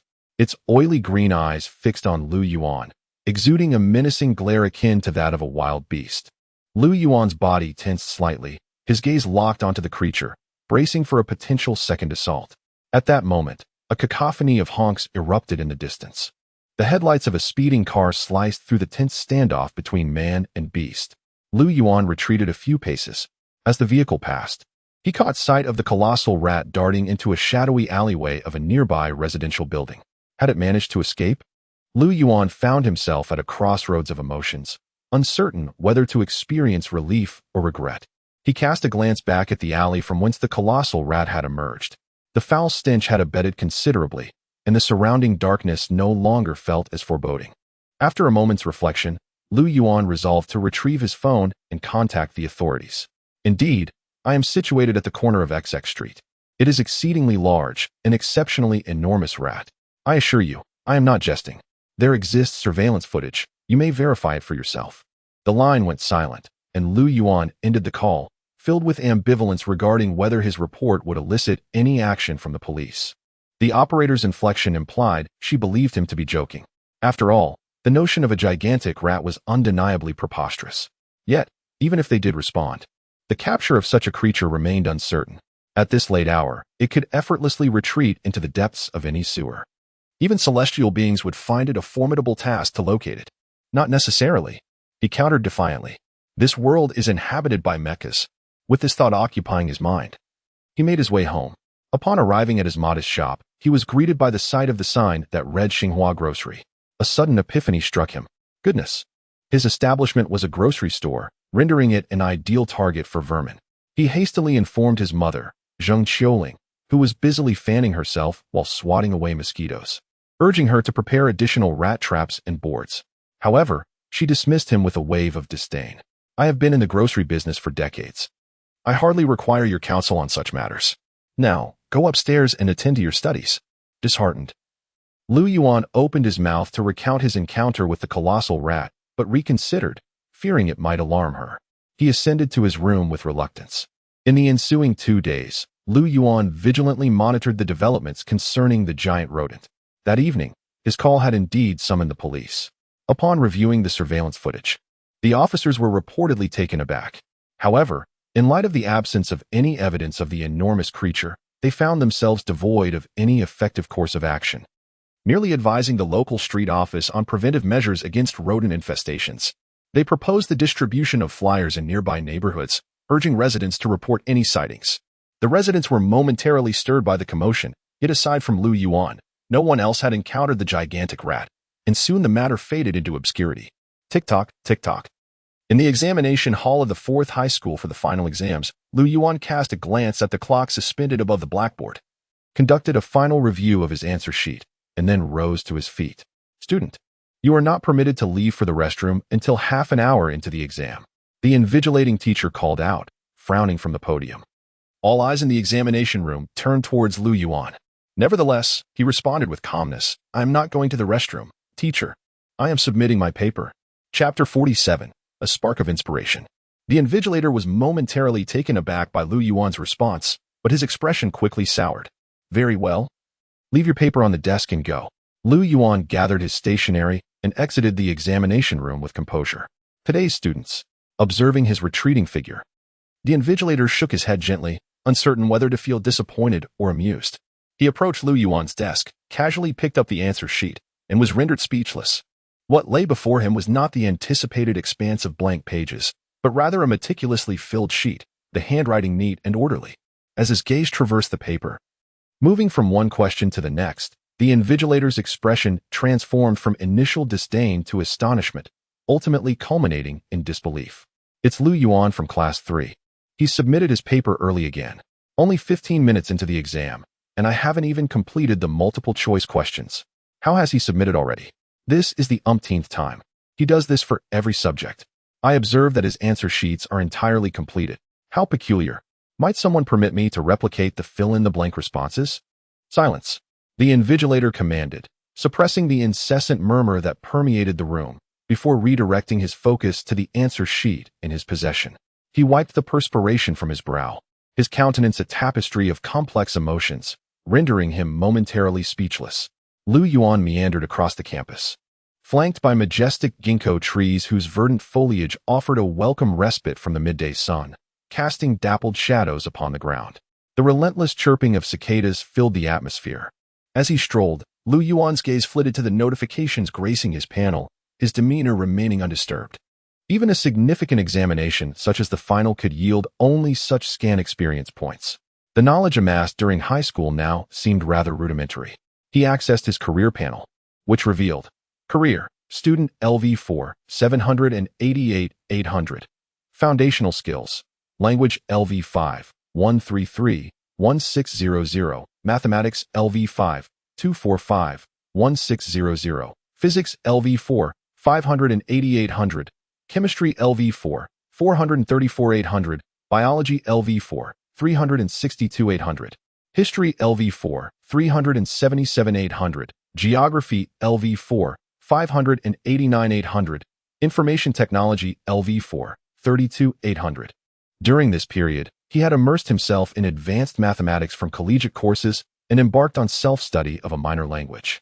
However, upon attaining level 5 in language and mathematics, he discovered that the foundational skills associated with the student career were not capped at level 5. His initial intention to swiftly elevate his attributes utilizing the student panel was thwarted, compelling him to progress at a more languid pace. Having completed the final examination nearly an hour ahead of schedule, and with no class to return to, he resolved to vacate the school grounds and, rather than await the bus, chose to walk home. A large glass of lemonade, if you please. After 20 minutes of traversing under the sweltering sun, Yuan could no longer withstand the heat and halted at a nearby milk tea shop, spending 8 yuan on a cup of lemonade. The chilled elixir, imbued with ice, offered a refreshing sensation in his grasp. With a straw inserted, he downed the entire cup in one swift motion, then tore open the paper seal at the bottom, relishing the remaining lemon slices and ice, chewing with gusto. The tartness and chill revitalized him somewhat. After hastily finishing the lemonade, he casually discarded the empty cup into a nearby trash bin and redirected his attention to his career panel. Core skill, Absolute Focus LV3, active. Additionally, a newly unlocked skill was Flash of Inspiration LV1, passive. Yuan concentrated primarily on this skill. Flash of Inspiration LV1, passive, effect, a low probability of triggering inspiration related to intelligence, thoughts, and ideas under heightened intellect. This marked the second core skill unlocked within the student career, and despite dedicating several days to its study, Yuan had yet to grasp it fully. The triggering probability is alarmingly low. During 8 final examinations, not a single trigger occurred. Conversely, I seem to have experienced it once or twice while practicing martial arts. In truth, Yuan was not entirely certain if those instances constituted successful triggers. One transpired while he was practicing the crane stance. Without entering the level 3 instinctive state of absolute focus, he had been ensnared on the 16th movement. Yet, during one practice session, he suddenly felt an unusual buzz. It was as though a switch in his mind had flipped, inundating him with a cascade of images related to the crane stance. His body instinctively obeyed an unseen command, enabling him to execute the 16th movement with remarkable ease. The second instance occurred during a sparring session with Lin Jiqin. Again, a similar phenomenon unfolded. With his mind liberated, his body responded instinctively, delivering a remarkably graceful kick that compelled Lin Jiqin to retreat a step, momentarily taken aback. It resembled a critical hit mechanic in an online game. A sudden spark of inspiration allows me to unleash extraordinary power during my training or battles, a stroke of genius, if you will. Alas, my current critical hit rate is regrettably low. The probability of evoking this phenomenon appears to hinge not merely on fortuitous circumstances, but also on an additional factor. As Yuan's intellect surged at the stroke of 11, he fervently dissected the situation. Suddenly, he quickened his pace. Seeking solace from the searing sunlight in a patch of shade, his eyes shimmering with epiphany, a word materialized in his mind: pressure. "Father, you have returned home early today," Yuan remarked upon entering the house, just as his father, Lu Xinghua, emerged from their modest shop, a substantial sack in hand. The contents of the bag remained shrouded in mystery, yet its heft was palpable. Your grandfather will be discharged from the hospital in a few days, Lu Xinghua responded, striding towards the refuse bin by the roadside. Curiosity ignited, Lu Yuan approached to catch a glimpse of the contents, only to be summoned back by his mother, Zheng Qiuling. What is there to see? Merely dead rats. Dead rats. A shiver coursed down Lu Yuan's spine as he recalled the colossal rat that had assaulted him a few nights prior in the alley. Are there many rats in the shop of late? He feigned nonchalance while subtly scanning the ceiling and corners of the establishment. Who knows whence they suddenly appeared? Zheng Qiuling's countenance darkened as she lowered her voice. This morning, one even scurried across my foot. Thankfully, there were no patrons in the store at that moment. Enough idle chatter. Do you seek more trouble? Lu Xinghua interjected with impatience. Zheng Qiuling fell silent. Lu Xinghua then turned to Lu Yuan, advising him. Do not speak of this indiscriminately. What shop is devoid of a few rats? I have summoned an individual to attend to the matter at hand. Focus on your studies during the interlude. Do not linger aimlessly here and drive me to distraction. Lu Yuan responded with a mere acknowledgement, consciously omitting the fact that he had recently concluded his examinations and was already basking in the joys of summer break. His father had experienced a noticeable decline in weight during this period, just over a month prior. He had been eager to assist Lu Yuan in enrolling in martial arts classes and often inquired about his academic pursuits. Now, however, he appeared indifferent, seemingly unconcerned even about Lu Yuan's finals. The weight of life's burdens and trivialities had rendered the man before him weary and irritable. The presence of rodents within the household suggested that the formidable one was likely lurking nearby. Lu Yuan mused as he ascended the stairs, a sense of unease bubbling within him. The memory of the ferocity and swiftness of that giant rat lingered, leaving an indelible impression. He could scarcely fathom the fate of an unsuspecting individual who might cross paths with such a creature. Yet, he possessed no effective remedies. Even the police could only advise him to remain vigilant, and he certainly could not venture into the sewers in pursuit of it during the sweltering summer months. Chapter 48. The eighth Dan. In the modest confines of his bedroom, Lu Yuan stood bare-chested, executing punches into the air with precision. The sound of his fists cleaving through the atmosphere resonated sharply. 12 points of strength. After allocating his points, he conducted a private assessment. He could bench press 200 kilograms, and his punching power surged to over 240 kilograms. He was approaching the amateur 8th Dan standard.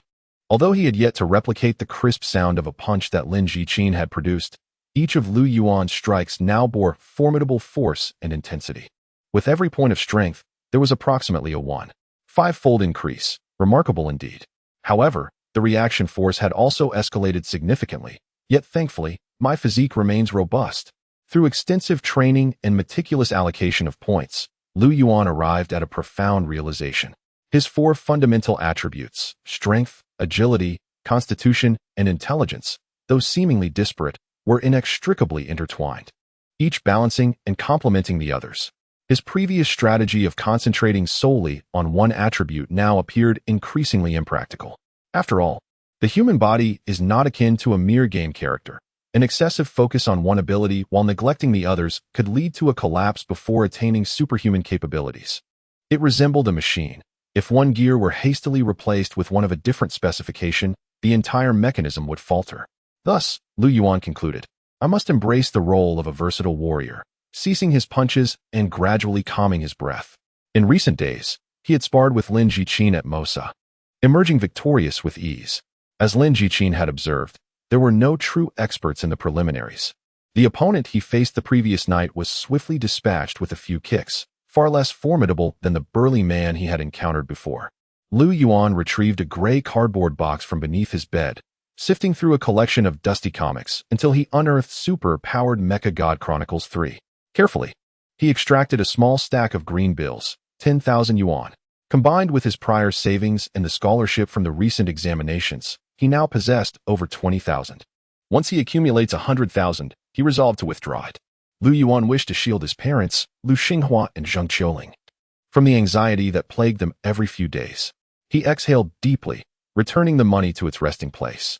Standing on his prepared mat, he took a moment to center himself. Then, he distinctly felt his pupils dilate, slipping into a near-unconscious state. The 18 movements of the crane stance unfolded seamlessly under his command. After repeating the sequence twice, Lu Yuan emerged from his state of absolute concentration. With his level 3 absolute concentration amplifying his training, The experience points for the crane stance steadily increased. He anticipated that within a few days, he would surpass level 3, resulting in further enhancements to his attributes. Activate imaginary enemy. Sweating profusely, Yuan meticulously regulated his breathing to rejuvenate his stamina and embarked upon his practical training for mental combat. Moments later, he opened his eyes. Immersed in contemplation as he struck the empty air before him, he continued to deliver punches, tirelessly honing his technique and power. After executing dozens of strikes, he closed his eyes once again, perpetuating the cycle. This constituted Yuan's daily essential curriculum, seeking out Lin Jiqin and Qin Feng within the realm of consciousness, perishing at their hands and emulating their techniques in a fervent pursuit of rapid advancement. This process endured for over an hour. As fatigue began to inscribe itself upon Yuan's visage, he finally rose from the mat and returned to his desk. He opened the drawer to retrieve the chocolate he had set aside, unwrapped a piece, and relished it. Among the stack of books on his desk, he selected research on ancient languages and began to peruse it at a leisurely pace. He had discovered this tome at the Jiaoyan City Library, which contained information on 3 ancient languages, 2 of which hailed from the Baishan era. This aspect was precisely why Yuan had chosen to immerse himself in this field of study.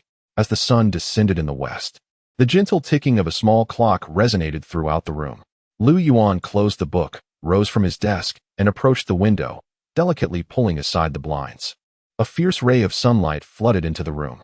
At 5 o'clock on a July afternoon, the sun remained unrelenting. The road, having endured a day of oppressive heat, appeared languid, while 2 stray dogs lay by the garbage bin at the shop entrance, panting wearily. Yuan noticed a child on the second-floor balcony of the residential building across the street, struggling to gather clothes from a chair. After observing for a moment, he shifted his gaze. Congratulations on your promotion in the student profession. After an entire afternoon's endeavor, I finally amassed the final 20 experience points requisite for my advancement. I have now ascended to level 5, acquiring 1 attribute point and 1 skill point. While the allocation of the attribute point could be deferred, I found myself in a profound quandary regarding the distribution of the skill point. It was indisputable that it ought to be invested in a core skill. The dilemma, however, resided in whether to enhance Flash of Insight or Imaginary Enemy. On one hand, I found the level 1 Flash of Insight rather vexing due to its low activation probability. Conversely, disregarding Imaginary Enemy was not a feasible option, as it was crucial for unlocking the second core skill of the fighter class. After careful contemplation, I ultimately resolved to invest in Imaginary Enemy. Consequently, my skill point elevated the previously level 1 Imaginary Enemy to level 2. I closed my eyes, preparing to test the augmented effect of Imaginary Enemy. Yet, after a moment's reflection, I reopened them. Having devoted the entire afternoon to training and study without respite, my mind felt weary. Perhaps it would be more prudent to postpone the test until evening or tomorrow. Upon stepping out of my bedroom, I discovered the house to be empty. After indulging in a refreshing shower and donning clean attire, I resolved to venture out. This evening, Lin Jiqin had orchestrated a match for me. I intended to dine at the martial arts hall first, ensuring I would meet Lin Jiqin at the opportune moment. As I prepared to depart, I encountered a woman in her 30s, clad in white business attire, ascending the stairs. I subtly stepped aside, noticing she was carrying something, Cat brand super strong mouse glue. Peering through the plastic bag, I recognized the contents and could not refrain from inquiring, "Sister Wang, are there mice in your residence?" The woman paused, offered a faint smile, and nodded in affirmation. "Indeed, I cannot fathom how, but suddenly, mice have invaded my home. Last night, I was nearly paralyzed with terror." I merely responded with a subdued "oh," choosing to refrain from probing further. Sister Wang resided above me, a tenant, divorced with a child, employed in a clerical position in the city center. Our acquaintance was rather casual, having cohabited the same building for some time. I pondered whether she might associate the mouse predicament with my family, as we were the sole proprietors of a grain and oil store within the building, which rendered us prime suspects. Upon reaching the first floor, I turned to scrutinize the storeroom behind the shop. The interior was shrouded in darkness, and I opted not to illuminate it, yet I could discern a few mouse traps precariously perched atop the stacked rice bags. Fortunately, the dreadful odor I sought to evade was absent. Feeling somewhat reassured, I secured the door, traversed through the shop, exchanged pleasantries with my mother, Zheng Qiuling, and departed. Speaking of which, I had not heard from my sister, Lu Jing, in quite some time. Since our last video call during my visit to Grandpa in the hospital, our communication had dwindled to the occasional photograph or emoji shared between us. Suddenly, a man in his 30s entered, clutching his chest and limping, intermittently letting out soft groans of pain. I cast a glance at him twice before another individual rushed in, exclaiming, "The 10th match is about to commence." I adjusted the three-eyed goat mask upon my visage, maintaining an air of composure as I rose and proceeded towards the preparation room. Chapter 49. True martial arts mastery. Fortune did not smile upon me today.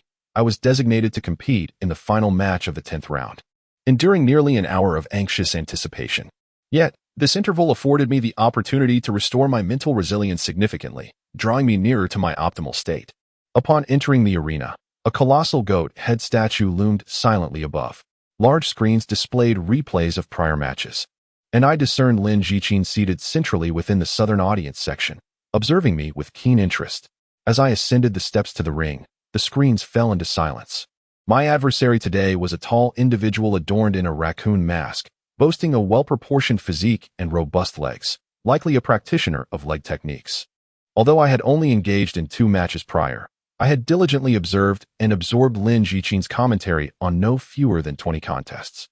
Among these, I had identified several competitors of notable skill with whom I practiced in my conscious space. Should practical experience be quantified, this would undoubtedly be the domain in which I had progressed most swiftly of late. I had acquired the ability to evaluate my opponent's strengths and techniques through their physical attributes, akin to perusing a test paper before an examination to gauge its difficulty. Similarly, observing a player's character selection and items in a game could unveil their strategies and playstyle. The principles governing many facets of this world are, indeed, interconnected. The match commenced. With the referee's command, the man in the raccoon mask surged forward, executing a side kick directed at me. His strength was formidable, his muscular thighs slicing through the air like a hefty log hurtling towards me. My eyes flickered momentarily as I propelled my right foot into a kick. With my level 3 advanced leg technique, my mastery had far eclipsed that of my opponent, whom I privately dubbed the battle axe style for its sweeping motion reminiscent of wielding a battle axe. Bang! My kick struck decisively upon the raccoon man's thigh, despite being a counterattack. The synergy of my 12 points in strength and 11 points in agility enabled me to execute the kick with such swiftness that it landed before he could react. Humph! The raccoon man grunted, his body shifting slightly. Yet, in that fleeting moment, my subsequent heavy kick followed with swiftness, harnessing the momentum from my previous strike. It was both rapid and forceful, delivering an impact exceeding 250 kilograms, akin to a cannonball. Boom! The kick connected solidly with the raccoon man's abdomen. He exhibited no immediate reaction, his form bending like a shrimp as he was violently propelled backward. Despite his resilience, he soared 6 or 7 meters before clutching his abdomen, swaying as he endeavored to regain his balance. Beneath my mask, my expression remained unchanged as I surged forward to deliver a decisive kick. However, just as I was poised to unleash my attack, an inexplicable surge of images flooded my mind, compelling me to halt my foot midair. In its stead, I formed a fist and struck toward the recovering raccoon man. Caw! In a daze, I heard a sharp sound reminiscent of a bird's call ringing in my ears. Lin Jiqin's indifferent gaze and the crane stance technique flickered rapidly before my eyes. As I regained my composure, I was astonished to find a tall young man with dyed golden hair kneeling before me, his face pale, trembling as he stammered, I concede. My fist hovered a mere 2 inches from the young man's nose. The raccoon mask that had adorned his face was nowhere to be found. Shattered into fragments scattered around us. I stood there, stunned, lifting my fist to inspect it, instinctively turning to the audience. There, I beheld Lin Jiqin had risen to his feet, gazing at me with a perplexed expression. Who taught you that punch? I find myself at a loss. The manner in which I executed it eludes my understanding. It manifested as a spontaneous inspiration, drawn from the crane stance. Before the wash basin, Yuan vigorously ran his damp hands through his hair, leaving the tips glistening. He shook his head, his visage marked by confusion and a wry smile.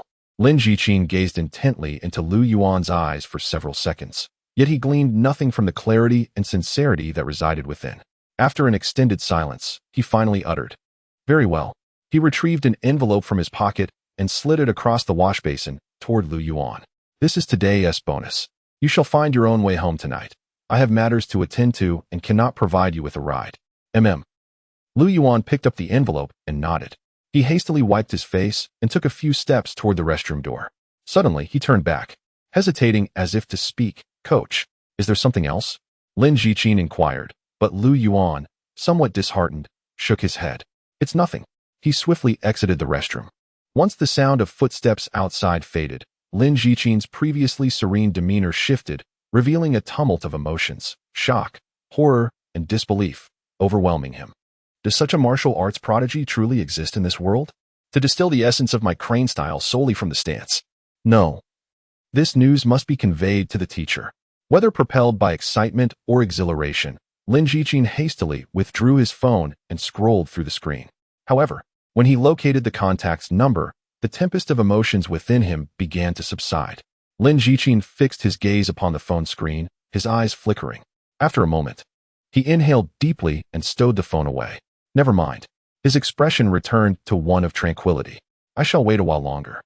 As Yuan closed the restroom door behind him, the confusion and bewilderment on his face dissipated, replaced by a profound sense of certainty and delight. Eureka! I must have ignited a moment of inspiration just now. After enduring countless defeats at the hands of Lin Jiqin in the realm of consciousness, and mimicking the movements for so long in reality, I never anticipated that under the influence of this epiphany, I could genuinely replicate the power of that punch. Could it be connected to the crane stance? At the very least, it affirms that my endeavors are not in vain. This idea, this path is indeed viable. Yuan traversed the second-floor hall as per his usual routine, descended in the elevator, and stepped out of the Moza Club. His countenance remained tranquil, yet his heart overflowed with exuberance and delight. After delivering that formidable punch in the arena tonight, he had persistently activated the concept of a simulated adversary within the realm of his consciousness, encountering repeated failures. However, drawing solely from the ephemeral impressions of those moments preceding demise, he adeptly replicated the essence of that punch, as if reaching for the moon reflected in water. All the sweat and effort he had invested bore fruit. This could be regarded as a testament to his ingenuity. Yet, it was precisely this ingenuity that unexpectedly reaped sweet rewards, and the psychological gratification he derived from the experience would keep him in high spirits for quite some time. Allow me to ascertain whether there are any updates on my professional panel. Yuan stepped into the luminescence of a street lamp, awaiting a taxi while retrieving his professional panel. Chapter 50. The new function of simulated enemy. No alterations? Yuan scrutinized his fighter professional panel meticulously, discovering that no new skills had emerged. There were no informational prompts either. Yet, I distinctly felt as though I had grasped something profound with that punch. As he contemplated, a taxi screeched to a halt before him. The driver leaned halfway out of the window. Are you getting in or not? Indeed, Yuan replied, opening the door and taking a seat. The Moza Combat Club was a considerable distance from his residence. A typical drive required at least 20 minutes, while walking back would necessitate a minimum of an hour. It was nearly 10 o'clock, and public transport had ceased operations for the night. The vehicle commenced its journey. The air conditioning was off, but the refreshing night breeze wafted in through the open window, rendering it bearable. Yuan continued to reflect on that punch. He instinctively threw a few punches, striving to recapture the sensation he had experienced in the arena. With a force of 250 kilograms behind each punch, he meticulously controlled his distance, although he struck only the backrest of the front seat. The sound of his fist slicing through the air prompted the driver to glance at the rearview mirror repeatedly. Hey, young man.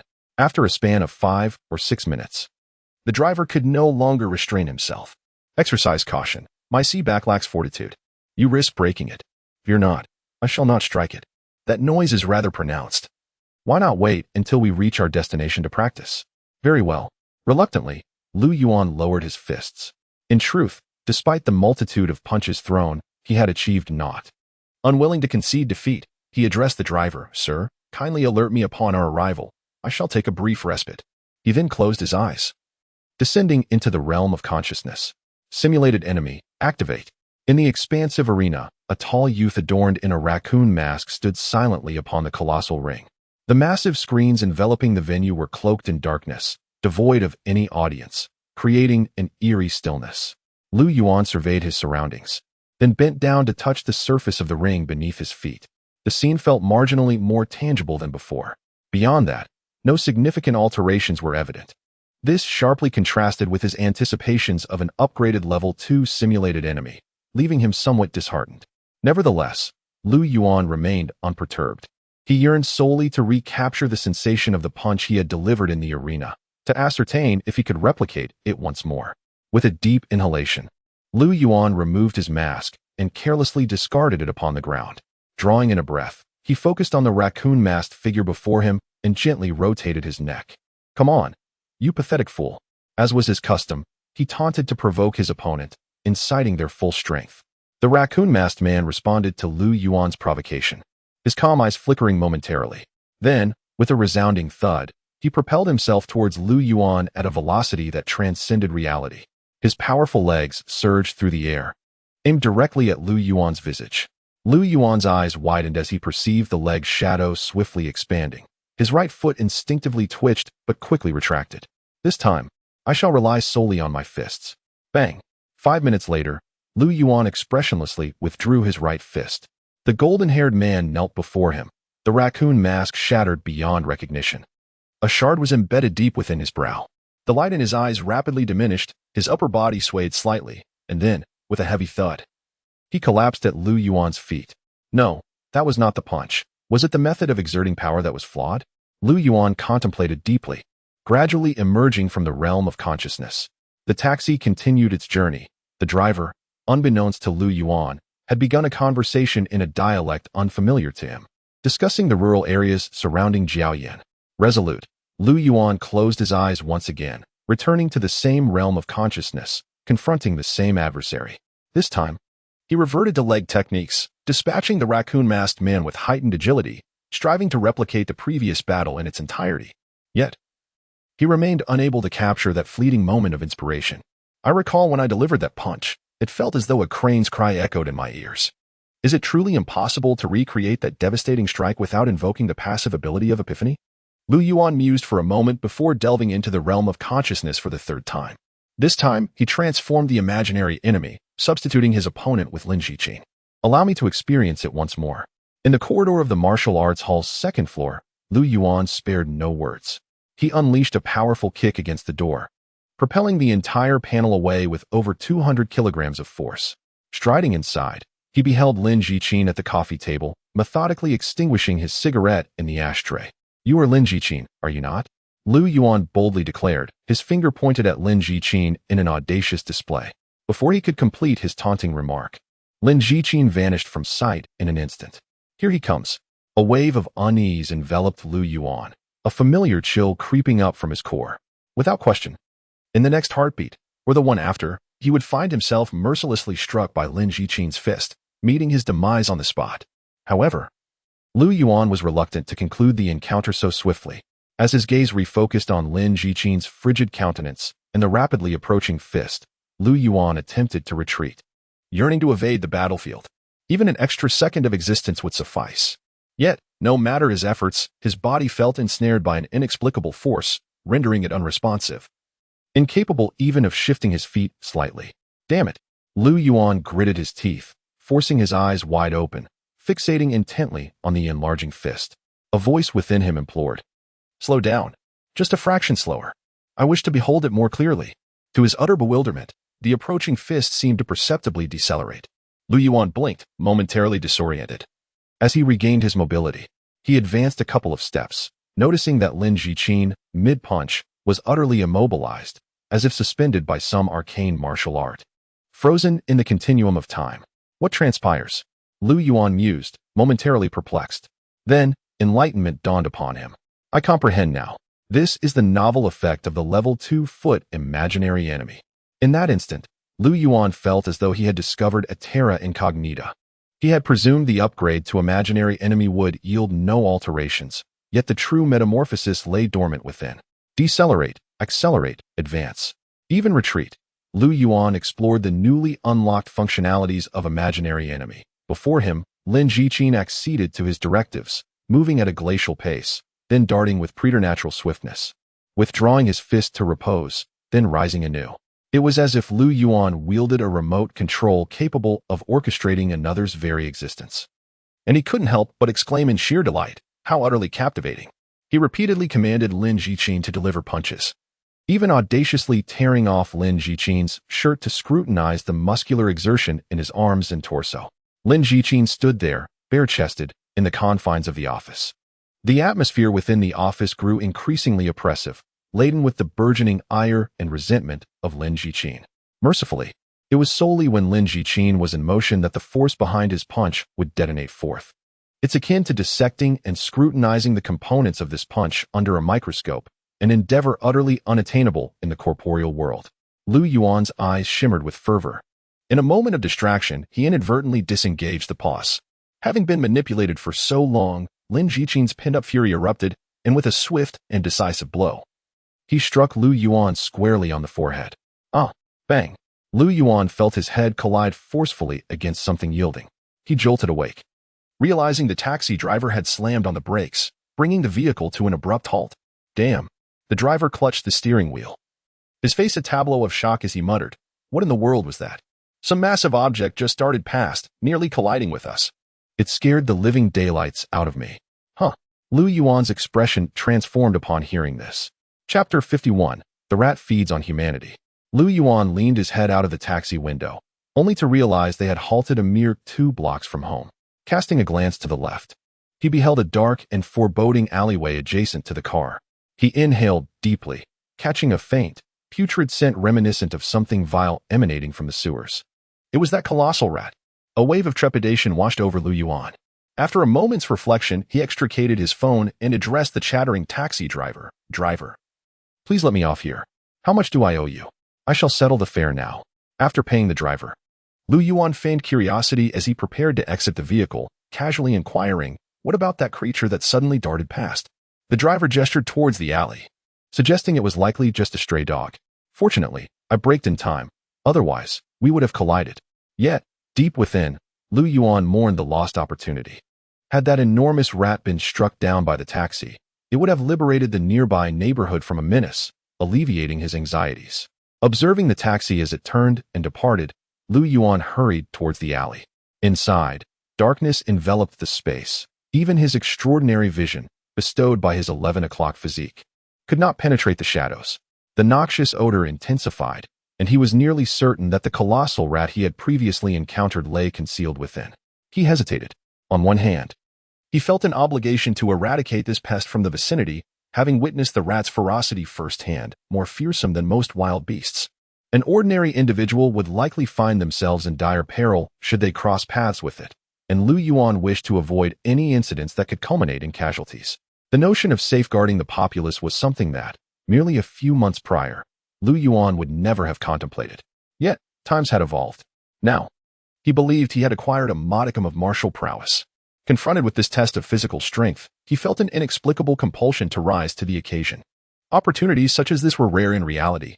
Instances where martial arts skills could be applied were few and far between. The scenarios depicted in novels, where one might encounter thugs harassing women, robbers storming banks, or terrorists demolishing buildings, were utterly implausible in real life. The previous kidnapping incident had been a stroke of fortune for Lu Yuan, a serendipitous encounter. The adage states that with great power comes great responsibility. Perhaps this is the mentality at play.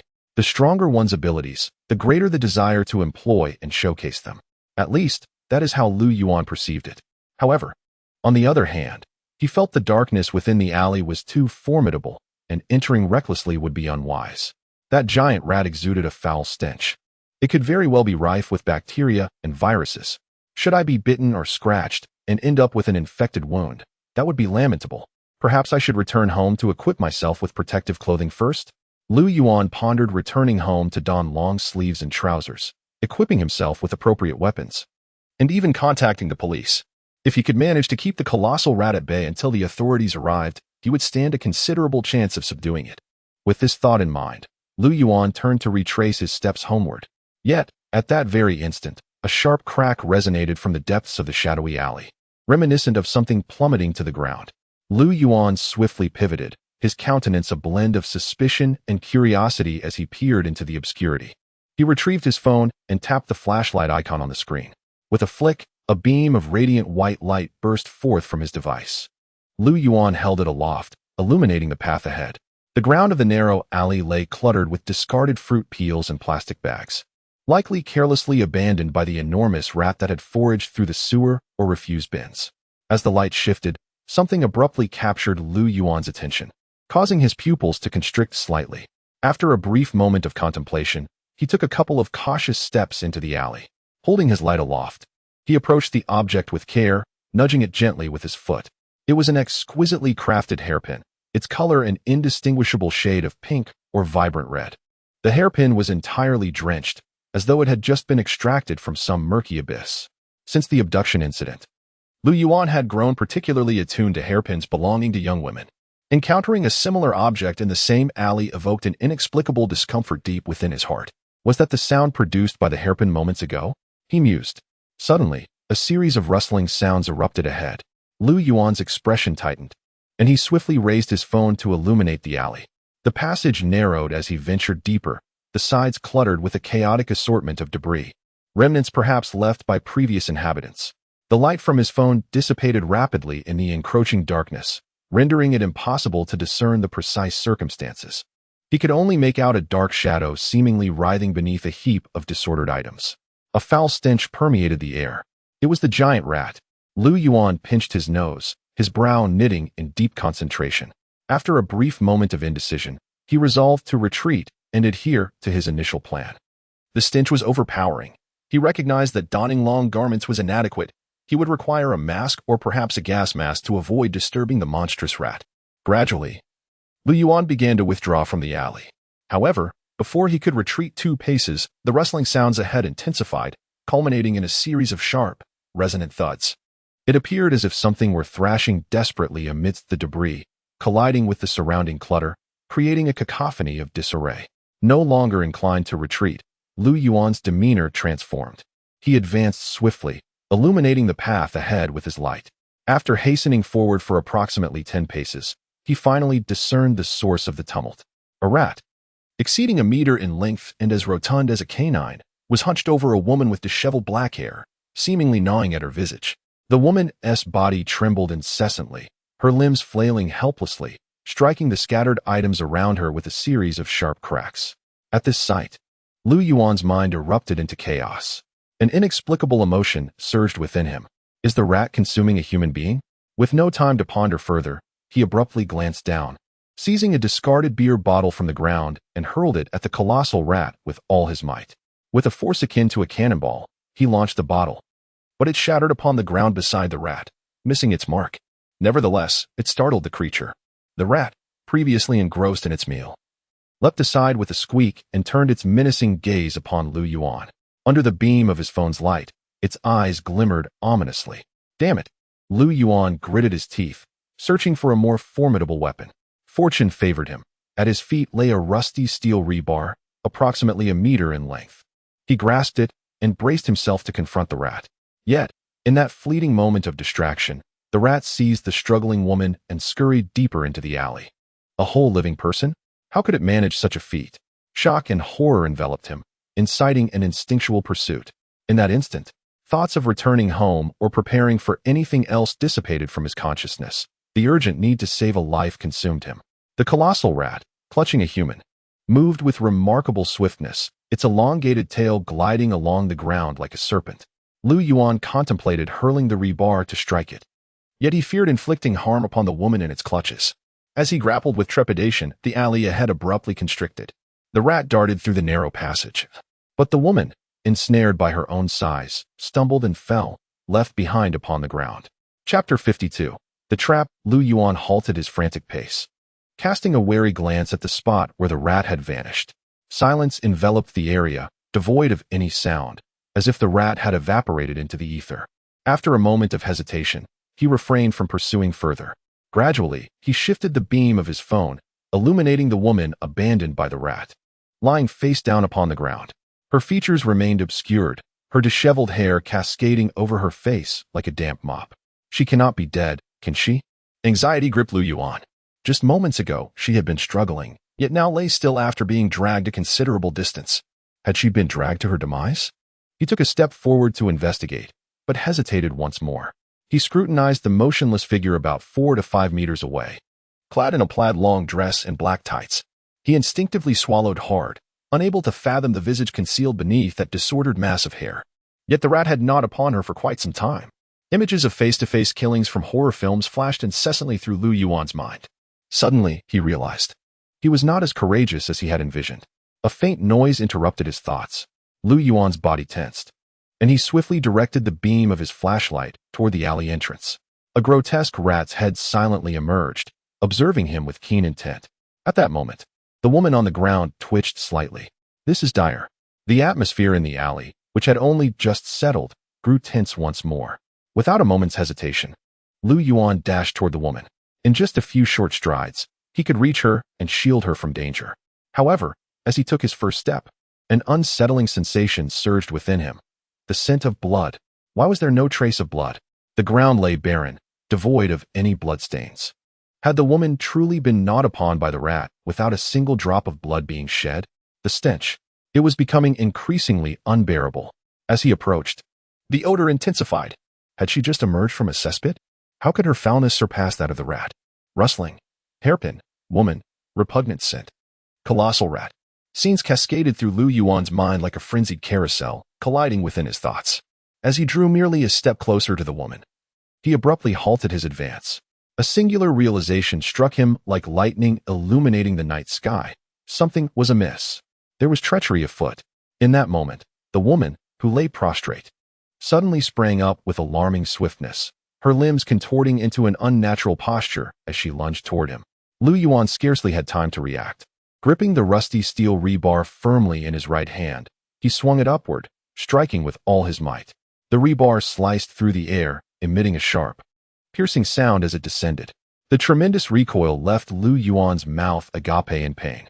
The peculiar woman who had nearly lunged at his face was violently cast aside by the force of the impact. Indeed, what seemed to fly away was not her head, but merely a mass of raven locks, entangled with an object that was white and reminiscent of a sizable piece of flesh.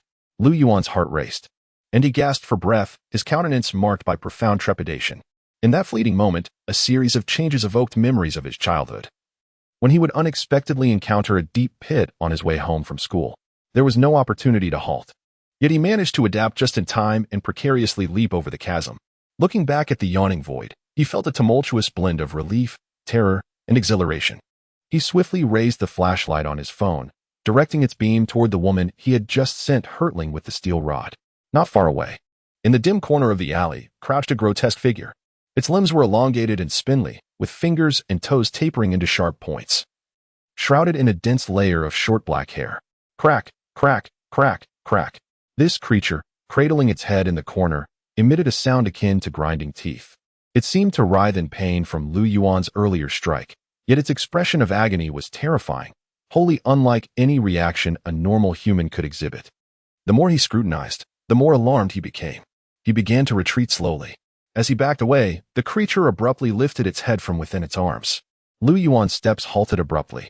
In that instant, it felt as though something had struck him with tremendous force. Every muscle in his body tensed, leaving him immobilized. This visage transcended human imagination, putrid, festering, pockmarked, devoid of both upper and lower lips, its jagged teeth protruding menacingly.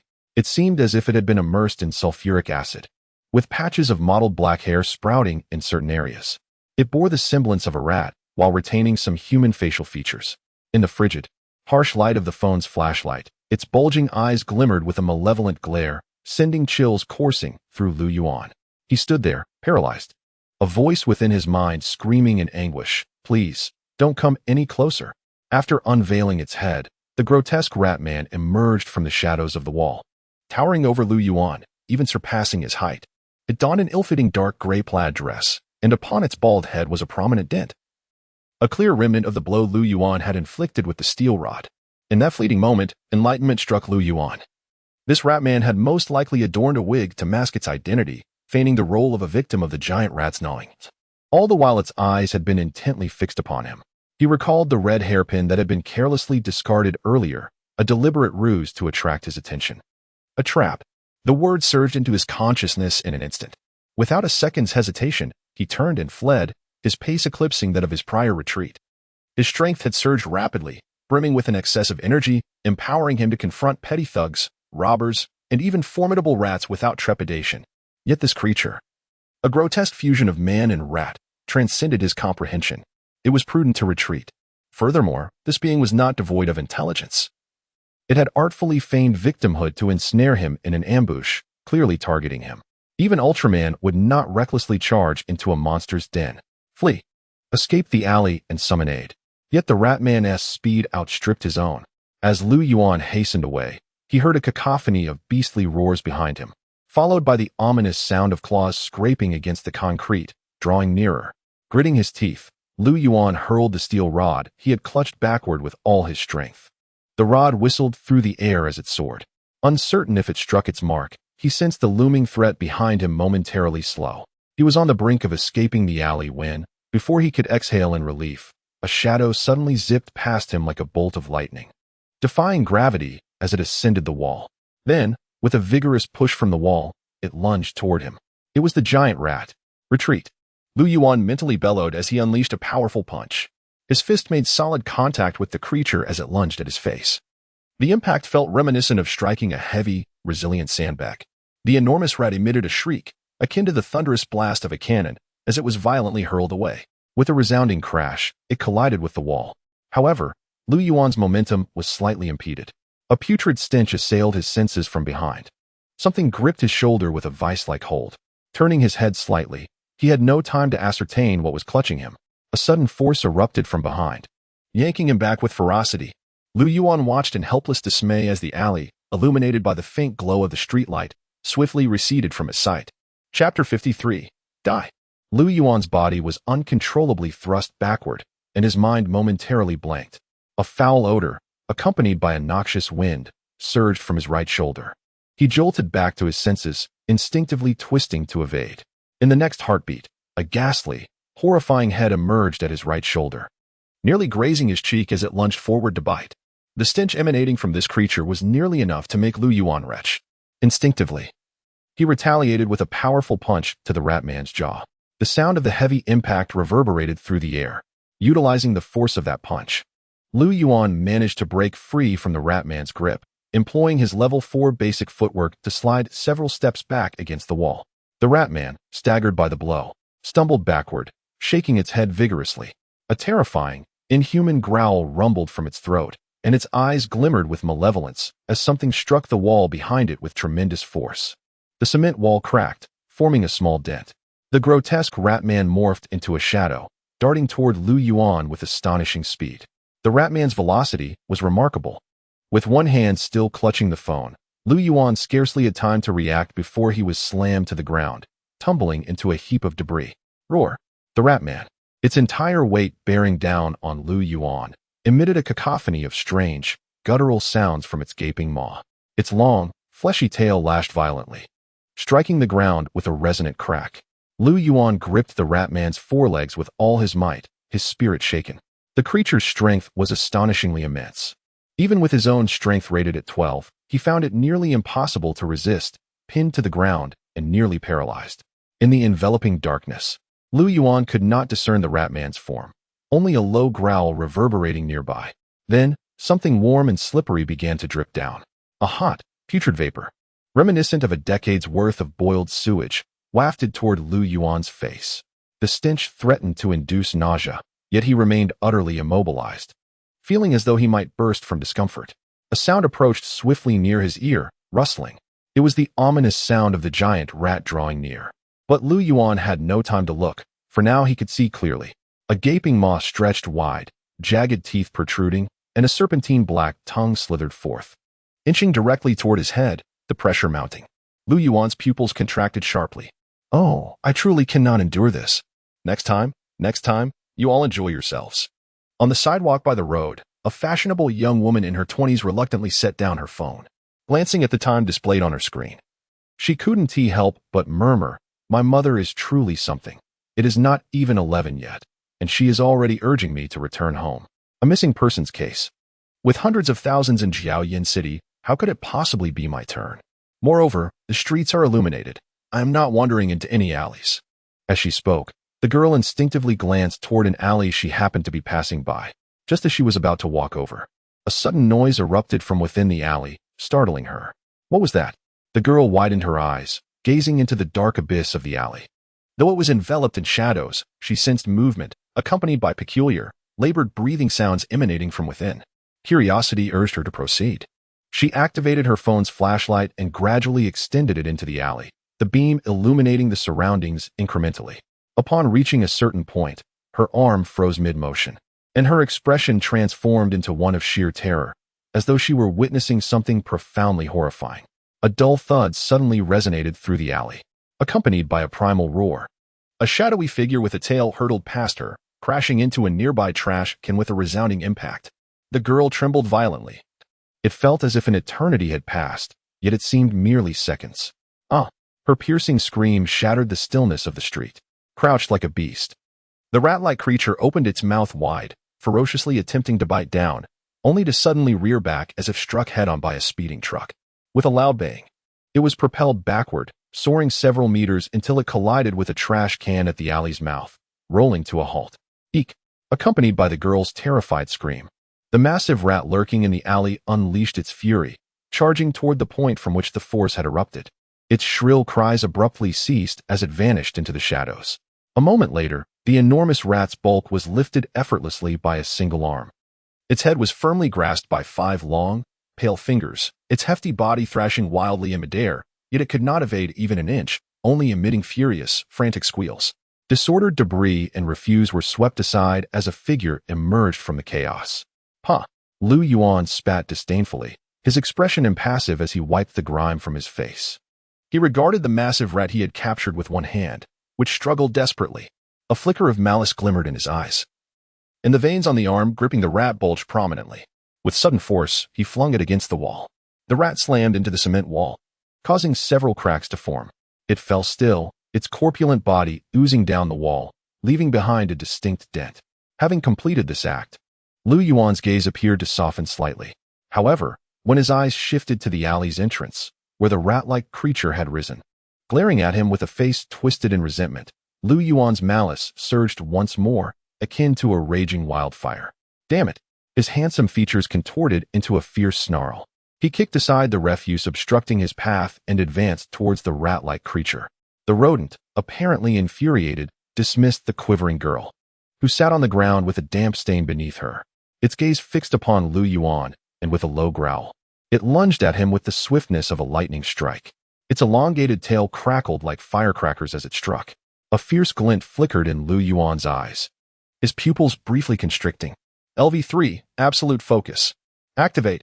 The elegant kick cleaved through the air, akin to a colossal axe swung with precision. It intercepted the charging shadow mid-flight, then, with a lateral thrust, sent it crashing into the adjacent wall. The rat's body was driven deep into the wall, creating a significant indentation. Lu Yuan swiftly advanced, his muscular arm reaching out to seize the rat's neck, forcefully pulling it from the wall. Aimed at the earth, he summoned his strength and slammed it down. Did you think you could kiss me earlier? Perish. Boom. Chapter 54. Gray Mist. At this juncture, Lu Yuan found himself in an extraordinary state. Under the influence of LV3, absolute focus, his martial instincts soared to unprecedented heights. His mind remained tranquil, akin to a winter lake encased in ice. Yet, atop this frozen expanse, flames blazed fiercely. This fire symbolized the explosive surge of power from temporary enhancements, an overwhelming urge for destruction that arose from pin-up energy. It embodied the accumulated frustration and anger from being subdued by the rat creature. It was the deep-seated disgust and revulsion from the foul odor clinging to the rodent. Boom. The rat, held by its neck, was slammed to the ground like a mere chick. Before it could respond, Lu Yuan seized its tail. With a powerful grip, he swung it as if it were a mere plaything and hurled it away. The sound of its impact against the cement wall created a large crater, sending shattered concrete flying, striking adjacent debris with a series of sharp, crackling sounds. Roar. Despite being tossed about, the rat remained undaunted. Its elongated, slender form arched forward, reminiscent of an abdominal crunch, as it extended its sharp claws in defiance against Lu Yuan. Seizing the opportunity, Lu Yuan released his hold. The rat was propelled against the wall, yet it deftly utilized its feet and tail to launch itself back toward him with even greater velocity. Lu Yuan's expression remained stoic as he elevated his right leg high, almost above his head, preparing to deliver a formidable kick. With tremendous force, he struck down, as though wielding a colossal axe aimed directly at the onrushing rat. The kick connected squarely with the rat's back. Bang! The creature plummeted. Akin to a baseball struck with great force. With a strength attribute of 13 points, Lu Yuan's power had dramatically intensified. Previous calculations suggested that his punch strength now likely surpassed 300 kilograms, perhaps nearing 400. The explosive power in his legs had also experienced significant enhancement. The moment his foot made contact with the rat's back, the sound of cracking bones resonated clearly. Yet, Lu Yuan felt no remorse. Instead, he exerted even greater force, repeatedly stomping down on the rat, producing a series of sharp cracking sounds. Eek! At that moment, a colossal shadow surged forward, yet before it could approach, Lu Yuan nonchalantly kicked it aside. It was the giant rat, defending its master. Lu Yuan extended his hand and yanked the rat man from the ground, striking him indiscriminately around 10 times. He continued to rain blows upon him until he perceived that the creature had ceased its struggles, discarding him onto the ground like refuse. Shifting his focus, he began to survey the surroundings. Amidst the scattered debris, discarded items, and empty beer bottles, Lu Yuan finally discovered his still-lit phone nestled within several knotted plastic bags. Utilizing the light from his device, he resumed his quest for the steel rebar or any other sharp instrument he had previously cast aside, intending to deliver a final blow to the rat man. As he scanned the area, he was suddenly startled by a huffing sound behind him.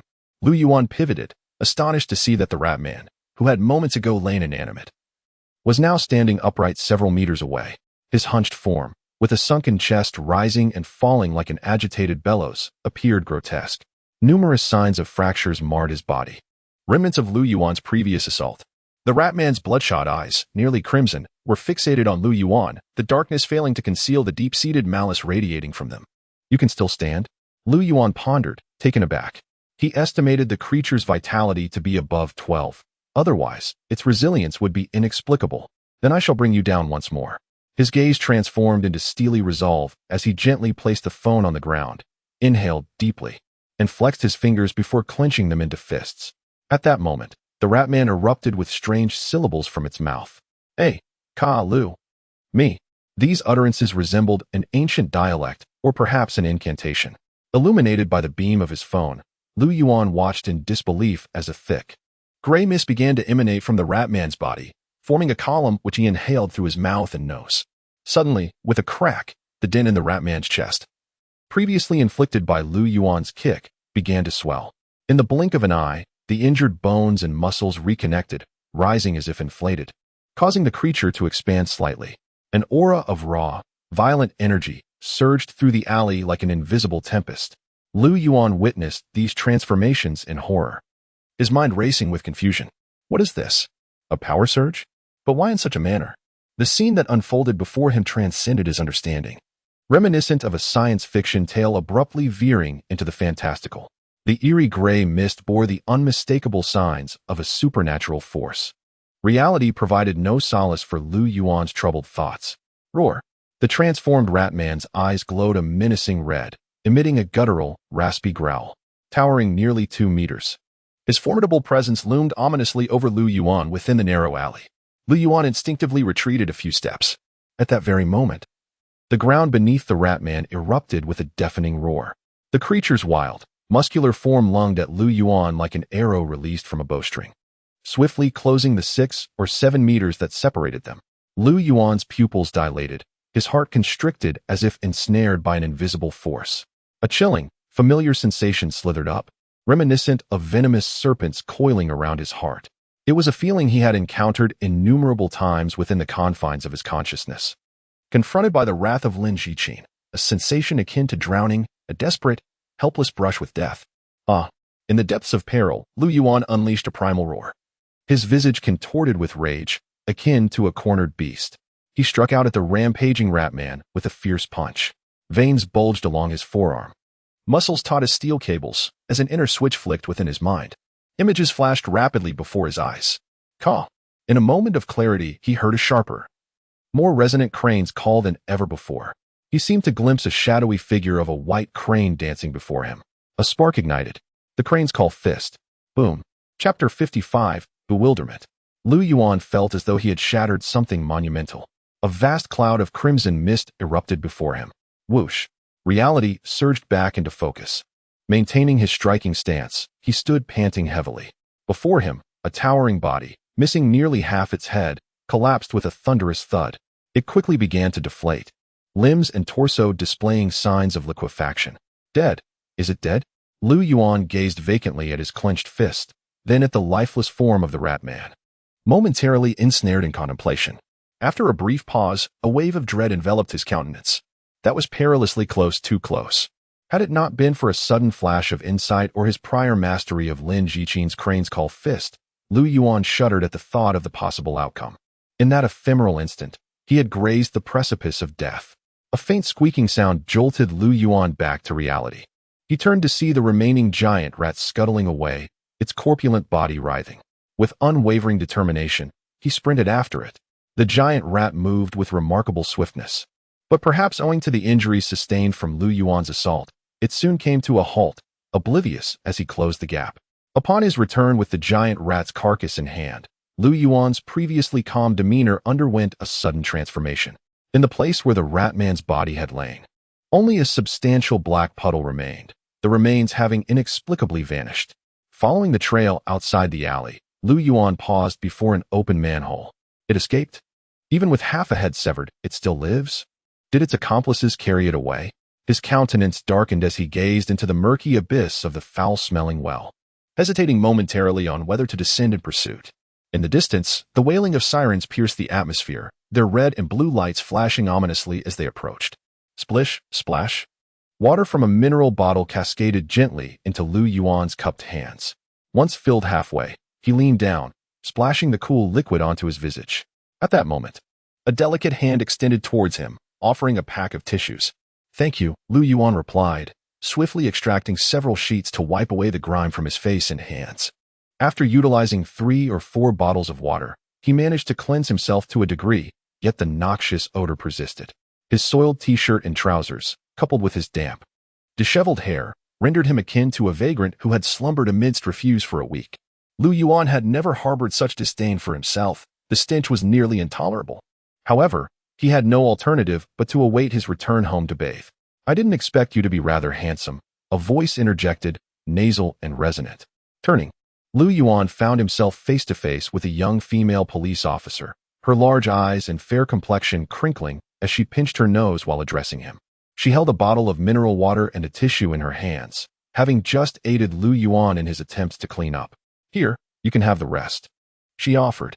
The young officer, seemingly overwhelmed by the odor emanating from Lu Yuan, thrust the water and tissue into his arms, then gestured towards a figure in the distance, stating, "We'll head over there shortly. Our captain wishes to speak with you," before hastily stepping aside. Lu Yuan twisted open the water bottle and took a few swigs, feeling indeed parched. After quickly wiping his head and clothes with the tissue and surveying his surroundings, he disposed of the refuse in a nearby bin, then proceeded towards the captain as instructed by the young officer. A substantial amount of female hair, scalp, and facial tissue had been collected from the scene. Genetic comparison in the laboratory is essential to confirm the identity of the victim. Any leads on the suspect? Based on the informant's report and the blood and footprints we collected, there exists compelling evidence indicating that the suspect made his escape through a nearby sewer. Please dispatch a few officers to investigate, ensuring the inclusion of 2 electronic dogs. Understood. As Lu Yuan approached the detective captain from behind, he inadvertently eavesdropped on a conversation between the captain and his subordinates. Following the captain's directives, several officers cautiously retrieved 2 silver-gray boxes from the trunk of a vehicle. Upon opening these boxes, they unveiled disc-like devices, roughly the size of a palm. The officer operating one of the boxes pressed several buttons, prompting the discs to emit a soft blue luminescence and hover into the air. Lu Yuan observed the so-called electronic dogs with a sense of curiosity. Suddenly, the captain, covering his nose, exclaimed, "Did you just defecate? What is that dreadful odor?" The officer reporting to the captain mirrored his reaction, discreetly gesturing towards Lu Yuan. The captain hesitated for a moment before turning to face Lu Yuan. He was a middle-aged man with a stern demeanor and a square jaw. Upon seeing Lu Yuan, his serious expression softened, and he lowered his hand from his nose. "You are the informant?" he inquired. "No," Lu Yuan shook his head, clarifying that he was not the one who made the report.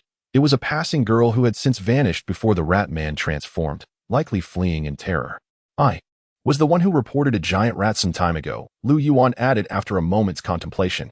The middle-aged man whispered a few words to a nearby officer, and when he turned back to Lu Yuan, his gaze held a glimmer of intrigue. You assert that you just battled a rat man, and the deceased giant rat discovered at the scene belonged to it. You vanquished the rat, and the rat man fled after sustaining a setback? It may have evaded capture, or its companions could have retrieved the body. I am uncertain if it is indeed dead. Lu Yuan clarified earnestly. The middle-aged man chuckled softly before abruptly changing the subject. You must still be in high school, then? Yes, I attend Jiaoyan No. For high school, currently in my second year. Do you practice martial arts? I have, at the Yuan Martial Arts Center located at number 231 Fando Street. Lu Yuan patiently recounted what he had just articulated during his testimony, suspecting that the captain was still relatively inexperienced in the matter. As the middle-aged man continued his inquiries, he unexpectedly posed a sudden question. The girl who was kidnapped and brought to this alley a month ago, did you rescue her? Lu Yuan was momentarily taken aback, reflecting for a moment before responding with a composed nod. Yes, he had no intention of hiding this from the authorities for long. It was far better to acknowledge it openly. Impressive. For one so young, you possess extraordinary skills, the captain commended, appearing to regard Lu Yuan with increased favor. He reached out to pat Lu Yuan's shoulder, but withdrew his hand discreetly upon detecting a pungent odor reminiscent of a sewer. Since you've become a hero, why not allow others to know? The department is even contemplating honoring you with a commendation. I prefer not to worry my parents, Lu Yuan replied earnestly, adding, it remains the same this time. I understand, the captain responded. However, it is not entirely advisable to keep them completely in the dark. I shall contact your parents later to inform them of your commendable deed. The middle-aged man vigorously rubbed his nose, likely unable to withstand Lu Yuan's odor any longer. He waved him off, stating, all right, you may return home now. It is late, and you need a shower. Of course, Lu Yuan nodded, then suddenly posed another inquiry. May I ask one more question, officer? Proceed. What precisely is this rat man? Chapter 56. This youngster appears monstrous after posing his question. Lu Yuan locked his gaze onto the middle-aged man's eyes, his expression earnest and somewhat somber. His foremost concern revolved around the identity and origins of the rat man. The existence of such a being had shattered his prior comprehension of reality. Had it not been for his personal encounter, he would have found it implausible that such monsters could exist, something one would only anticipate in science fiction, or rather, fantasy films. The detective captain's demeanor while handling the case appeared somewhat ambiguous. Lu Yuan sensed that the captain might possess some knowledge. The world is vast, and technology has advanced so significantly, encountering a few monsters from time to time is quite normal. The middle-aged man glanced at Lu Yuan before responding vaguely. It is likely something that escaped from a biological research facility. There have been similar incidents in the past, nothing particularly extraordinary. Lu Yuan frowned. A biological research facility? He wished to accept this explanation. However, what about the rat man's incantations and the gray mist it exuded? That certainly did not conform to anything attainable through biological science. Officer, is there a connection between this rat man and the recent missing persons case? We remain uncertain for the time being. Should we unearth any leads, we shall make them public.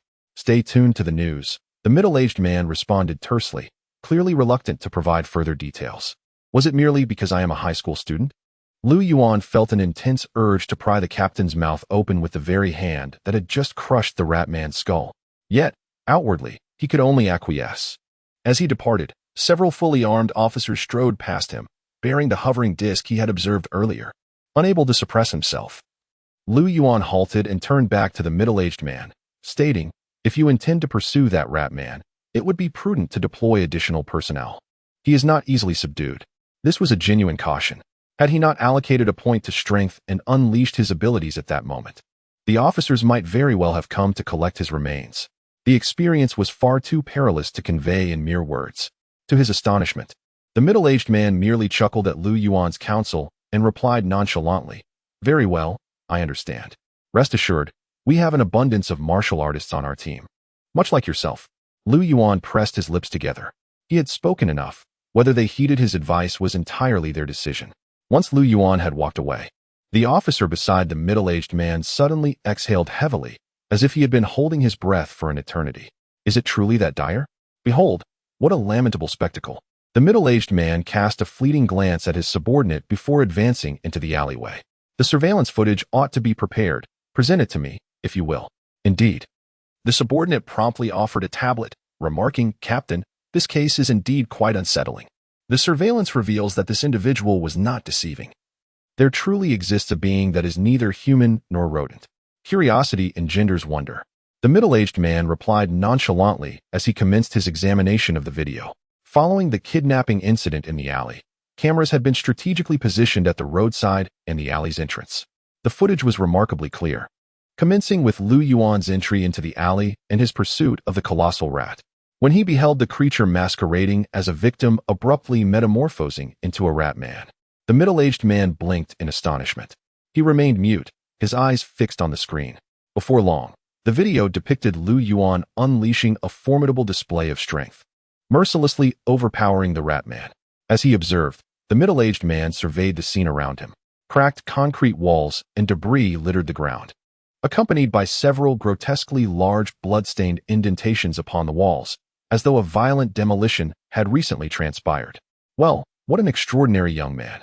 The middle-aged man lowered his gaze, watching the youth in the video toss the rat man about as if it were a mere plaything, exclaiming, "No matter how one perceives it, this boy seems to embody the very essence of a monster."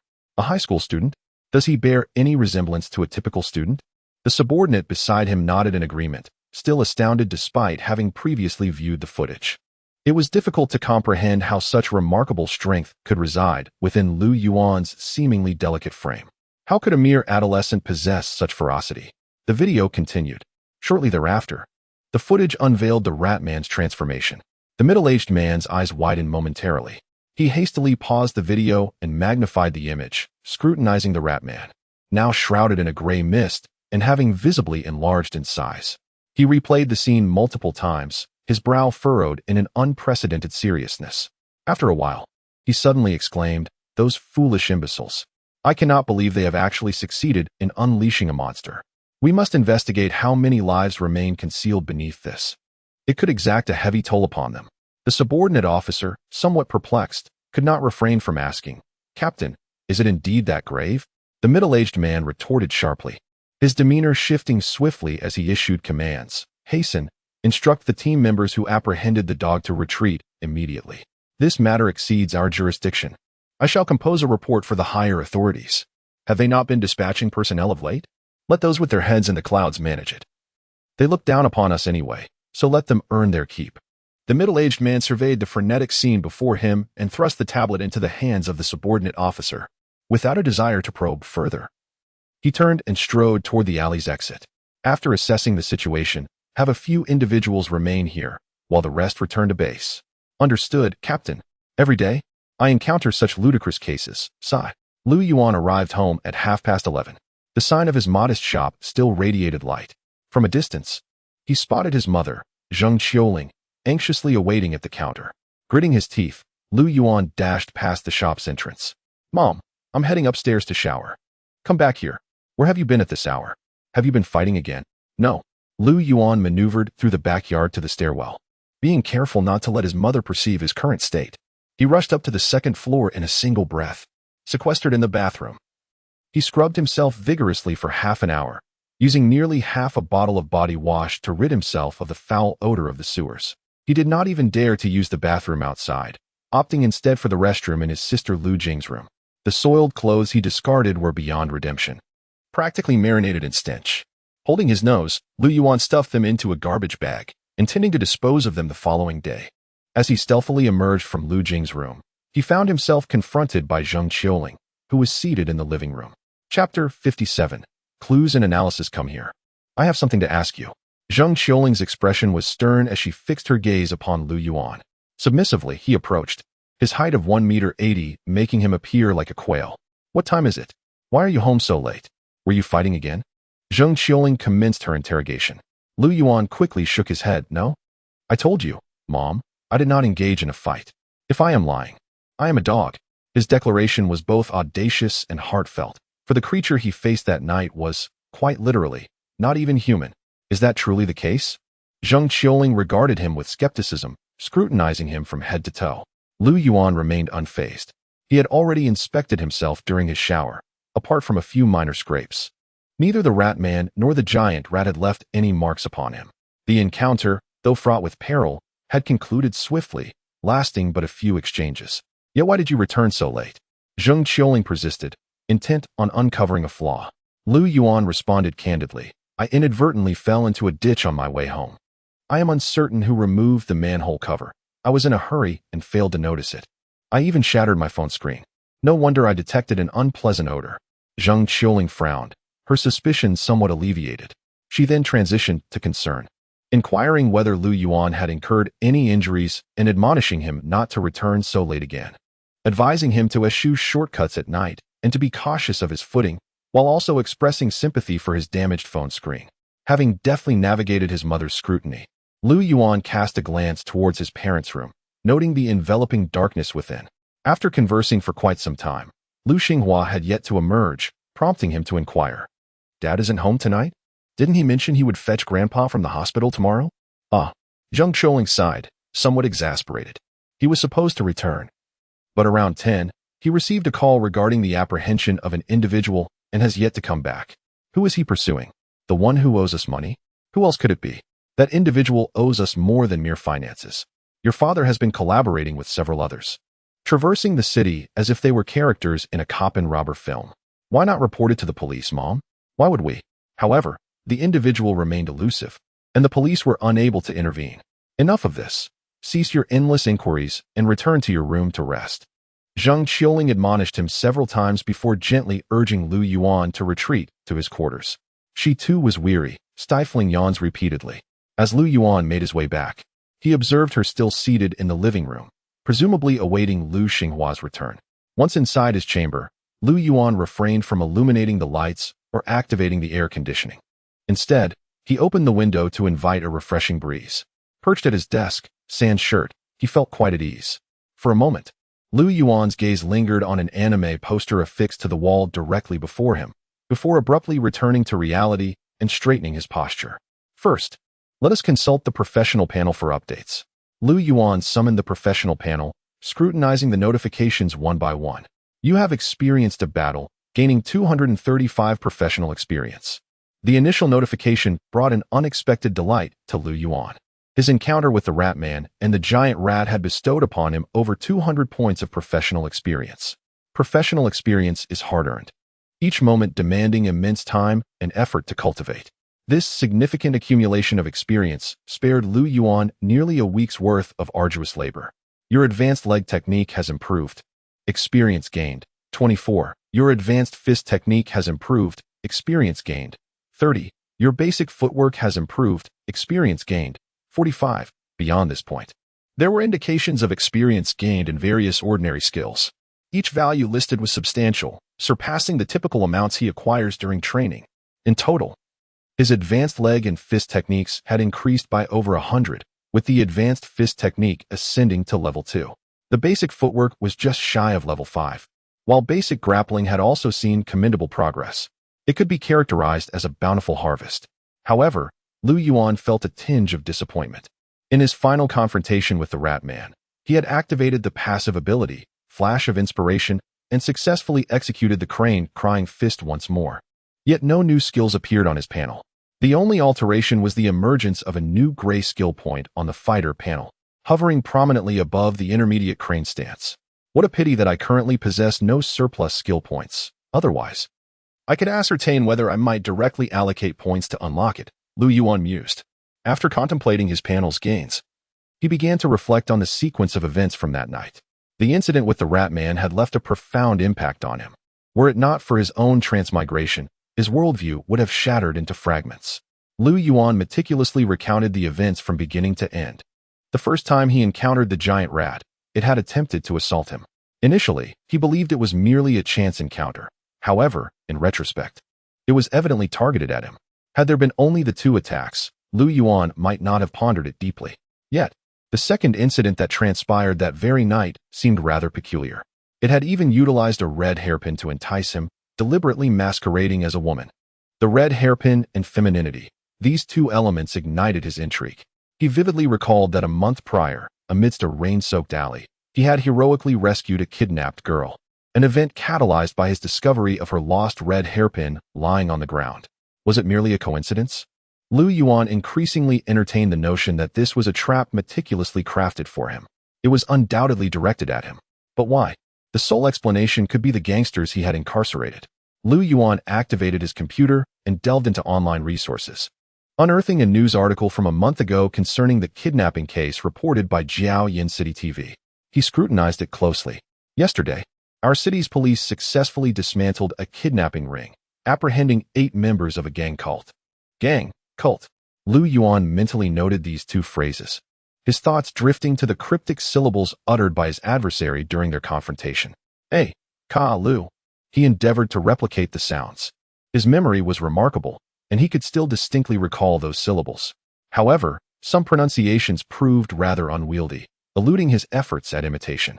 He casually retrieved a copy of Research on Ancient Languages, a text he had been utilizing to gain insights in his scholarly pursuits, and leafed through its pages.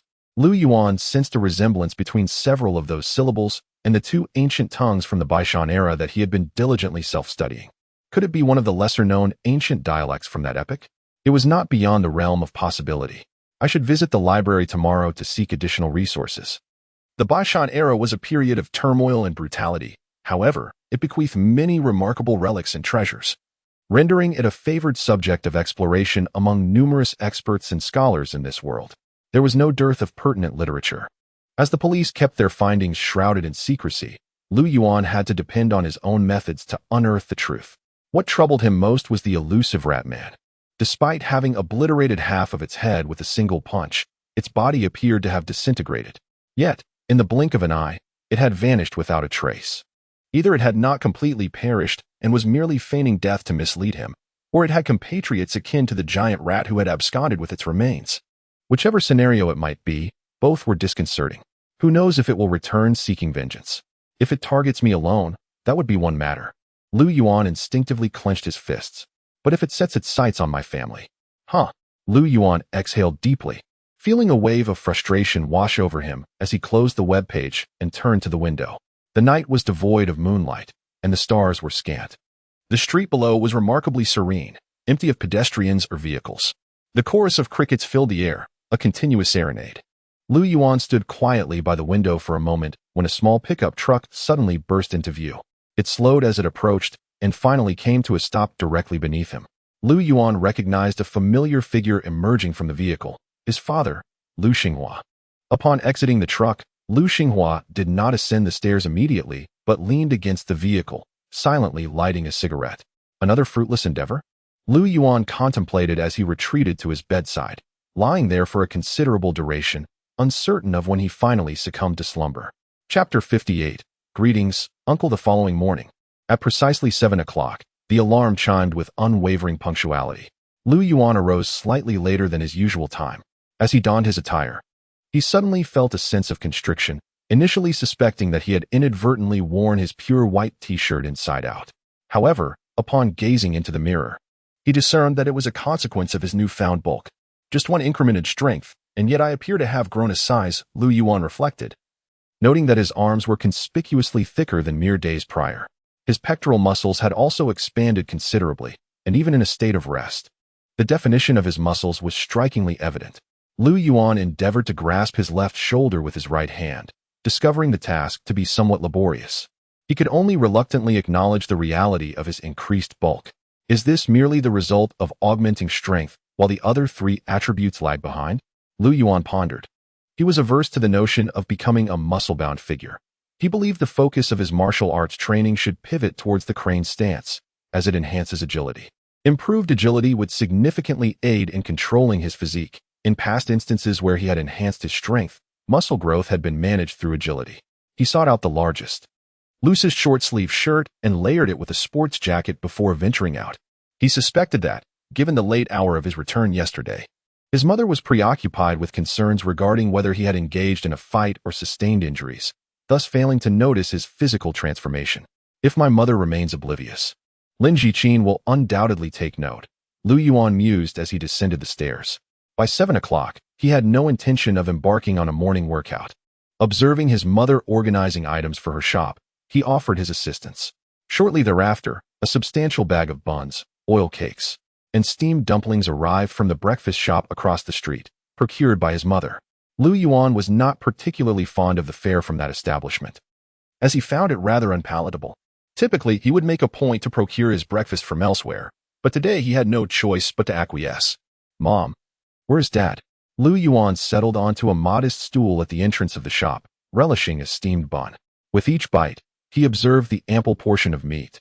However, the overall freshness was lacking, and it was excessively salty. His mother, Zhang Qiuling, was preoccupied with tallying inventory in a small notebook and casually remarked, "He has gone to the hospital. Grandpa is being discharged today. Remember to come home for lunch." "How did you know I was about to head out?" "You've never been one to stay home obediently," he replied. Zhang Qiuling shot him a glare, still seemingly irked by his misadventure of falling into the sewer the previous night. Yuan promptly fell silent, hastily finishing off 10 meat buns and gulping down 2 bottles of pure milk. After bidding his mother farewell, he set out. Today, Yuan intentionally took a detour of 2 streets, heading toward the location where he had encountered the rat man the day before. The alley where the confrontation had transpired was cordoned off with yellow police tape, and a throng of onlookers had gathered at the entrance, while 2 officers maintained order. Yuan approached with composure. He noticed a woman in her 30s, adorned with lipstick, persistently interrogating one of the officers. "Are you going to compensate us? The plaster in my store is shattered. How am I supposed to continue my business?" She appeared to be the proprietor of the neighboring clothing store. Yuan recalled that the altercation with the rat man had wreaked havoc on the exterior walls of the shops lining the alley. Besides her store, there was a nail salon, but it was closed, and the owner likely remained oblivious to the situation. TSK.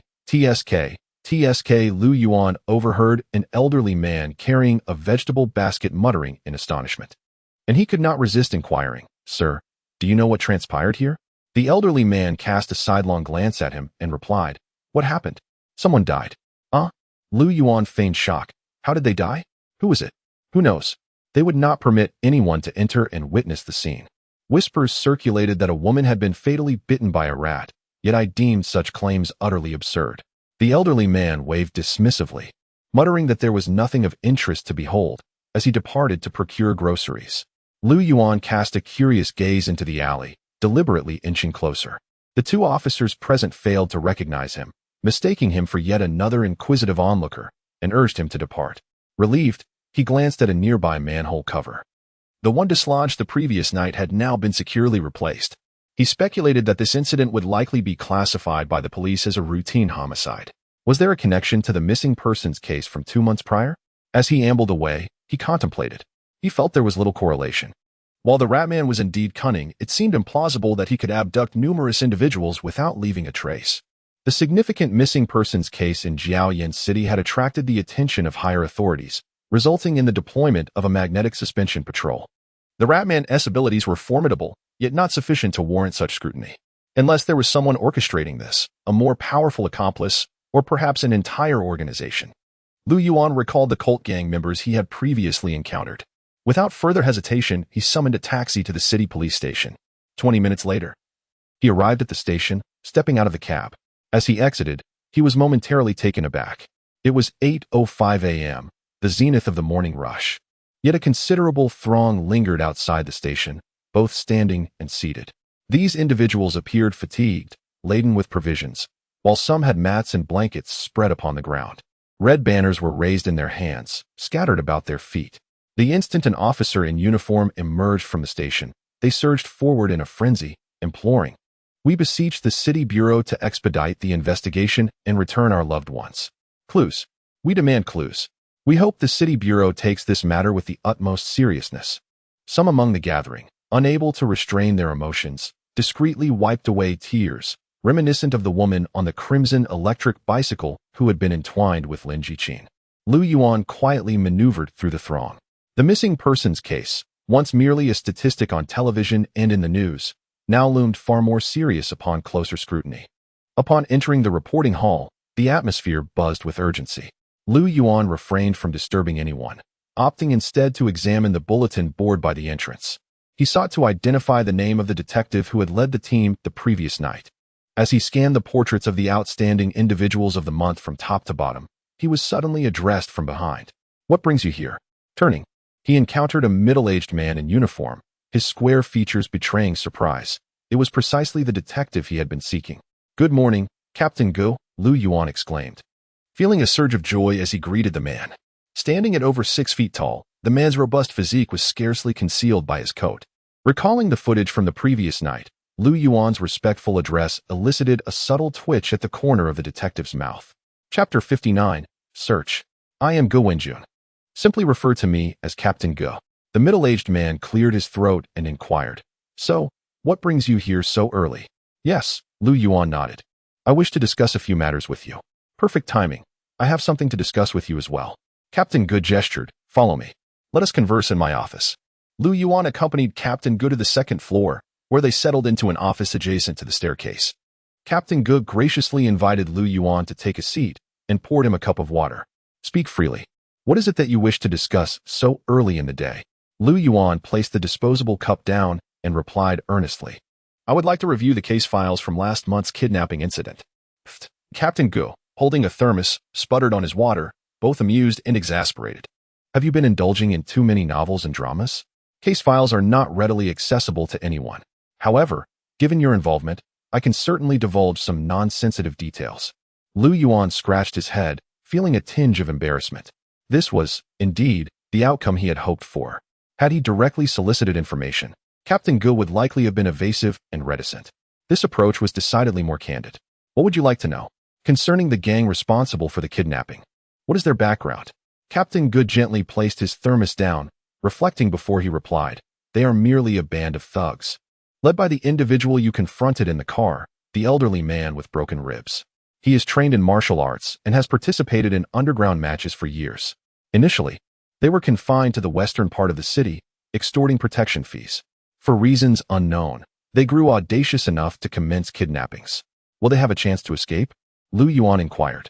Captain Ge glanced at him and chuckled. "Are you concerned about their retaliation? Fear not. They shall never have that opportunity again. The death penalty." Lu Yuan blinked, or life imprisonment. Captain Gu remained silent, merely shaking his head. Clearly, that information was not for him to know. Yet, Lu Yuan felt a surge of exhilaration. Typical kidnapping charges would not warrant such severe penalties. As he had suspected, this group was undoubtedly linked to the rat man who had assaulted him. "Besides the girl I rescued, have they abducted others?" Lu Yuan pressed further. Captain Ge nodded. "Yes, they have kidnapped several others." "Have all of them been rescued?" Go Wenjun lifted his teacup, took a sip, and refrained from responding. Instead, he skillfully redirected the conversation. "I was just about to mention this matter. The family of the girl you saved last time is profoundly grateful for your assistance. I have conveyed your information to them. I hope that is agreeable." Lu Yuan hesitated, then shook his head. "It is of no consequence. That family is not lacking in resources. However, given your strong sense of justice, I suspect you might disdain such materialism. By the way, would you like a banner created? I can arrange for someone to prepare it within the next few days. Should you prefer not to display it, retaining it as a cherished keepsake remains a viable option." Good team. Lu Yuan discerned that Go Wenjun was purposefully diverting the topic and could only respond with a trace of irritation. "Allow me to pose one final inquiry." "Proceed." Go Wenjun replied with a smile. After a brief moment of reflection, Lu Yuan earnestly articulated, "I seek to uncover to which cult those individuals associated with the rat people belong." At 10:28 in the morning, within the confines of the Jiayan City Library, a young man entered with purpose. Clad in a black and white athletic ensemble, he stood tall, his slightly long hair cascading in a subtle fringe that accentuated his strikingly handsome features. His physique bore the hallmarks of an athlete, though his remarkably fair skin somewhat tempered that impression. Upon entering the library, Lu Yuan made an immediate beeline for the intelligent book search terminal situated in the hall. As he activated the search interface on the terminal screen, he found himself momentarily at a loss for a starting point. After some contemplation, he ultimately typed the character, "fan," onto the screen. The related search results yielded a staggering total of 676 entries, as follows. Lu Yuan's expression remained impassive as he appended the character, "Jiao," after. The screen flickered momentarily, revealing a total of 117 related entries. Lu Yuan then retrieved his phone and replicated the same operation, uncovering over 100 million related pieces of information. Damn! At this juncture, Lu Yuan could no longer contain his frustration. mentally cursing Gu Wenjun multiple times. Despite addressing him as Gu Team throughout the morning, Gu Wenjun continued to behave as he always did, favoring half-truths in his discourse. It felt as though he had imparted a mere morsel of information. Yet the result was indistinguishable from divulging nothing at all. After enduring so much time with Gu Wenjun, would I eventually unlock the Riddler profession? Lu Yuan mused to himself. He had inquired about the cult affiliated with the rat people, and Gu Wenjun had responded, I believe it bears a name akin to the fan cult. Yet what was the complete designation of this fan cult? How many variations might exist between fan and cult? With this scant lead, Lu Yuan felt as though he were searching for a needle in a haystack. There was no alternative. Even if it resembled the futile pursuit of a needle in a haystack, he must persevere. The origins of the rat people were pivotal to Lu Yuan's profound comprehension of the world surrounding him. His curiosity transcended mere triviality. As the adage proclaims, the wheels of fate have begun to turn. Remarkable. Lu Yuan, endowed with a professional panel, nurtured boundless fantasies regarding these two words. Taking a deep breath, he contemplated further. Appending ancient, rat, cult, demonic deity, ancient god, rat god, and every conceivable keyword that might bear relevance to fan and cult. However, this time, the search yielded no results. Lu Yuan had no choice but to meticulously refine his selection, discarding less pertinent keywords. Unbeknownst to him, time slipped away gradually. Could you please hasten? After what felt like an eternity, Lu Yuan heard a gentle voice urging him. He diverted his gaze from the search screen and turned to behold a slender girl with glasses and fair skin. I am the librarian. You have occupied the machine for quite some time, and those behind you are waiting. Could you please expedite your search? The girl quietly addressed Lu Yuan. Upon glancing back, he noticed 3 or 4 individuals lined up behind him, each displaying varying degrees of impatience. Lu Yuan remained stationary, merely observing the nearby machines, and calmly replied, why not utilize one of the machines adjacent to this one? Those machines are undergoing system upgrades today and will not be accessible until the afternoon. Currently, this is the only one on the first floor that is functioning properly, the young woman elucidated. After contemplating the situation, Lu Yuan replied, then grant me an additional 5 minutes. His search criteria had been distilled to 5 terms, yielding over 10,000 results. He had perused the majority and estimated that 5 minutes would suffice to sift through the remaining entries. Very well, I shall ask them to wait a little longer. The girl nodded, then returned to reassure and explain to the patrons in line. Lu Yuan wasted no time. In a mere 4.5 minutes, he managed to peruse the rest of the search results. He promptly vacated the search terminal and settled into a nearby armchair. Closing his eyes, he drew upon his memory to mentally navigate the catalog of books he had hastily noted. Even with his nearly photographic memory, this endeavor proved to be quite taxing. He could distinctly sense portions of his memory swiftly fading under such intense cognitive strain. Next time I have attribute points, I should prioritize enhancing my intelligence. Lu Yuan resolved internally. He had begun to appreciate the merits of augmenting his intelligence. Beyond assisting in everyday encounters, it would also serve him well in martial arts. Heightened fighting spirit, enhanced mental acuity, improved learning capabilities, and a greater likelihood of activating the passive skill flash of inspiration. If my intelligence were to reach 12 or 13 points, the crane cry punch I executed against the rat people yesterday might have unlocked a skill on my profession panel, Lu Yuan mused. Chapter 60. The Lord of the Crypt. Lu Yuan was deeply engaged in filtering information within his mind when he heard someone calling his name. Hello, hello. He opened his eyes to find the slender girl who had previously introduced herself as the librarian.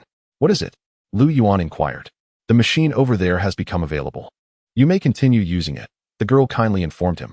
Lu Yuan glanced toward the search terminal and noticed that indeed no one was occupying it. So he expressed his gratitude and prepared to return to his task. However, just as he stood and took a few steps, the slender girl called out to him once more. Excuse me, are you searching for books related to religion? She inquired, a trace of timidity lacing her tone.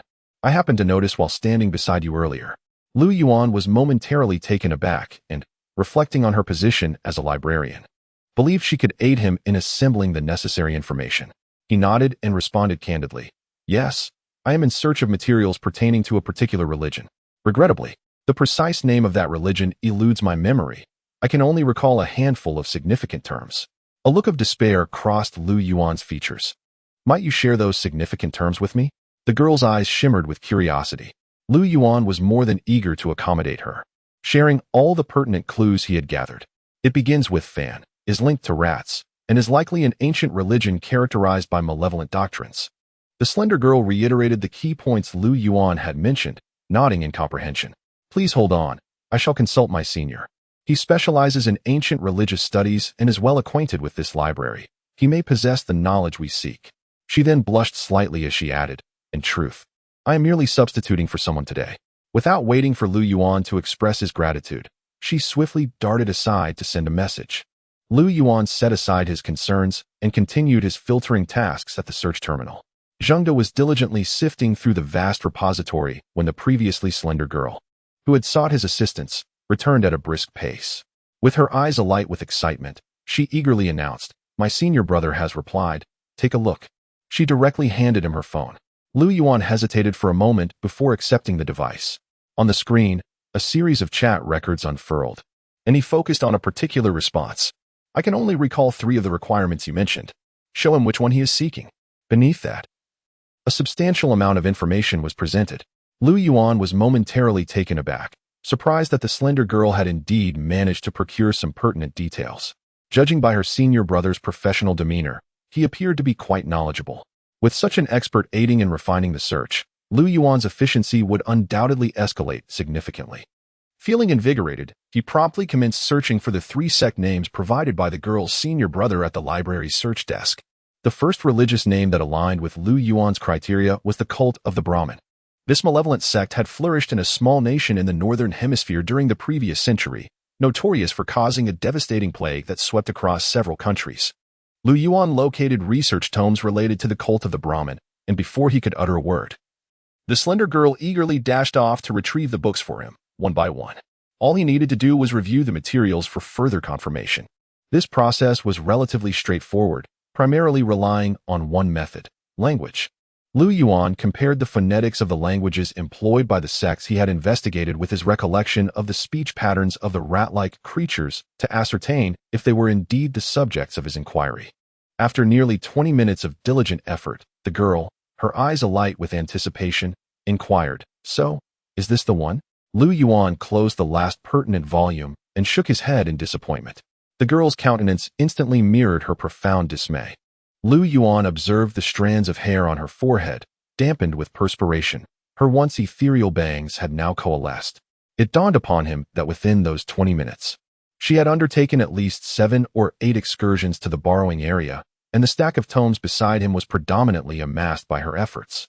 These volumes were quite substantial, their weight a testament to her commendable exertion. Overcome with guilt, he hastily reassured her, It is all right. If we cannot locate it, then so be it. How about, I consult someone else for you later? The girl tilted her head in contemplation before replying. Why don't you record the pronunciations of the few words you know and send them to me? I am acquainted with several upperclassmen who specialize in ancient languages. Let us exchange contact information. I am Chengyu, and you are? As she spoke, she effortlessly retrieved her phone from her pocket. Though taken aback by her kindness, Lu Yuan felt no inclination to decline. I am Lu Yuan. Allow me to scan your code. Just as Lu Yuan prepared to scan and add the girl's contact details, a ding-dong resonated, and a new message notification illuminated her phone screen. Chengyu picked it up and exclaimed, My senior brother has messaged again, stating he has thought of another match for the criteria you mentioned. But it is not a sect, it is a person. As she read aloud, she extended her phone to Lu Yuan. A person? Lu Yuan blinked. Accepting the phone from Chengyu, the screen revealed a freshly sent message, stating, There is another that fits all the characteristics he described.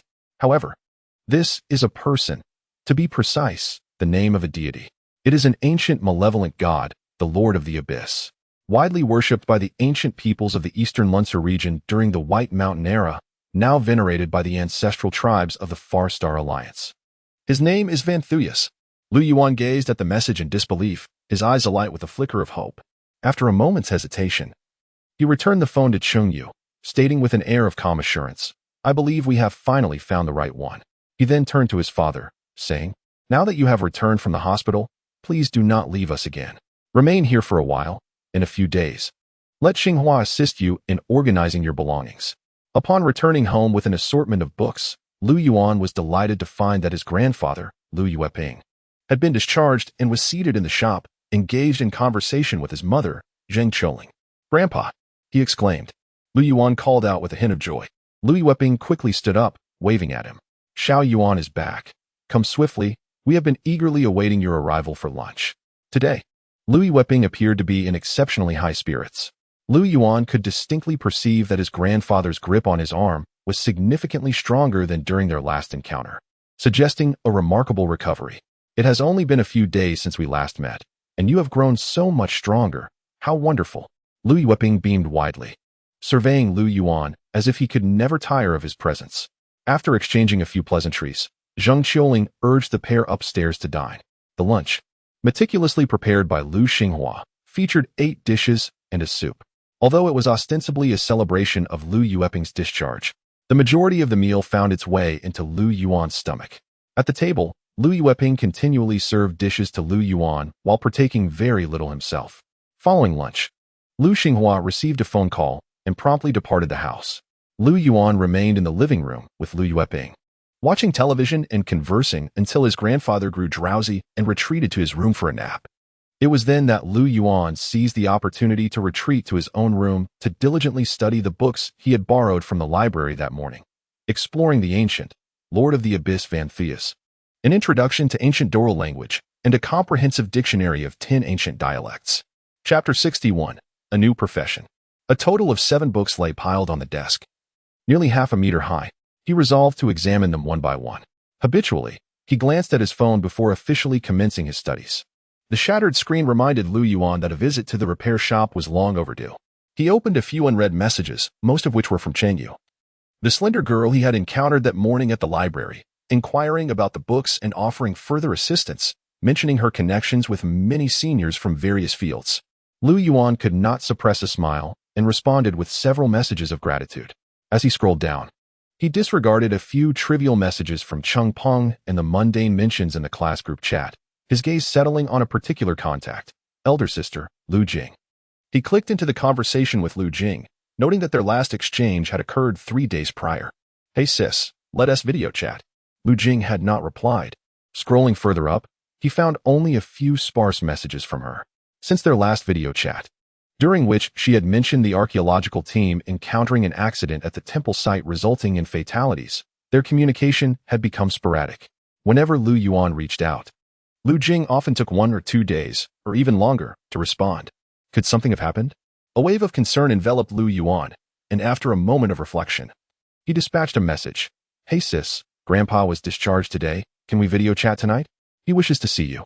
Initially intending to leave it at that, he was taken aback when Lu Jing responded almost instantly. "Tonight? All right, I'll find a moment to call you." Revitalized, Lu Yuan quickly replied, "Sis, how have you been lately? Why do you always take so long to respond? The signal is poor." "I'm busy." "Sigh, how is the excavation at the temple progressing? You mentioned the accident. What transpired next?" "Angry. Xiao Yuan." At the top of the chat box, the note elder sister, Lu Jing, is typing, appeared. Lu Yuan waited for a considerable duration, yet there was no reply from Lu Jing, just as he contemplated inundating her with a series of question marks. Her message finally materialized. "Xiao Yuan, sister is rather fatigued these days. Shall we converse later?" Lu Yuan fixated on the message for an extended period, imagining Lu Jing typing a plethora of words only to delete them one by one in the end. "Okay." Lu Jing sent a playful expression, signaling the conclusion of their brief exchange. Lu Yuan sat in silence at the table, a slight furrow marring his brow. His intuition suggested that Lu Jing had endured considerable strife lately, yet she remained reticent. Was it because she feared that we might worry? In this context, the personalities of his family members were remarkably similar. Whether it was Lu Yuan, their grandfather Lu Yuping, his father Lu Xinghua, or currently Lu Jing, they each bore their burdens in solitude, concealing their struggles and reluctant to involve their family in their tribulations. At times, Lu Yuan found himself contemplating whether his entry into the Lu Jiao family was a consequence of this very trait, as he had always exhibited a similar disposition in his previous existence. With Shishu and Jiayan separated by a vast expanse of over 3,000 kilometers, and his sister lost amidst the boundless desert. Even if he were to become aware of her plight, he would remain powerless to offer assistance. For the moment, he resolved to prioritize his own affairs. Shaking his head, Lu Yuan set his phone aside and selected the foremost book from a nearby stack of materials, placing it in front of him. Exploring the Middle Ages, the Lord of the Abyss, Vanthus. This volume was part of a series that intertwined numerous epic legends with the author's own speculations, leaning more towards the realm of fiction. Thus, Yuan abstained from activating absolute focus, reading it as one would a novel. Time trickled by, marked by the steady ticking of a small clock. Eventually, he turned to the final page of the book. By that point, his notepad was filled with densely packed notes. This habit of note-taking had developed after he became an academic overachiever. Regardless of the text, he instinctively jotted down observations. The name Vanthus is derived from the ancient Durelian term signifying Lord of the Abyss. Vanthus, the Lord of the Abyss, is said to possess dominion over all treasures buried deep beneath the earth, wielding boundless power, wealth, and authority, and enjoying an unending lifespan. Legends depict him as having the head of an ox, the eyes of a moose, the body of a tiger, and the wings of a vulture. However, there are also tales of him transforming into a handsome youth adorned in luxurious garments, emerging from the misty expanse of the wasteland on the second night of the full moon, accompanied by a mouse and a centipede. It is said that he returns to the abyss before the sun rises. Vanthus is a capricious and malevolent deity who may bestow eternal life and wealth upon his followers, only to abruptly seize their souls without warning. It is recounted that Vanthus once summoned millions of starving rats from the depths of the earth with a bone flute, transforming the once thriving city of ancient Donglunsa into a ghost town overnight. On his notes, Yuan emphasized every term related to rats. The computer on the desk had long been powered on, with search records concerning the White Mountain era and the Lord of the Abyss spanning numerous pages, causing the screen to lag significantly. The most recent webpage displayed an 8-year-old news article from the East Conrad state of the Farstar Federation, detailing multiple incidents of subterranean monsters attacking pedestrians in a small town over the course of a month.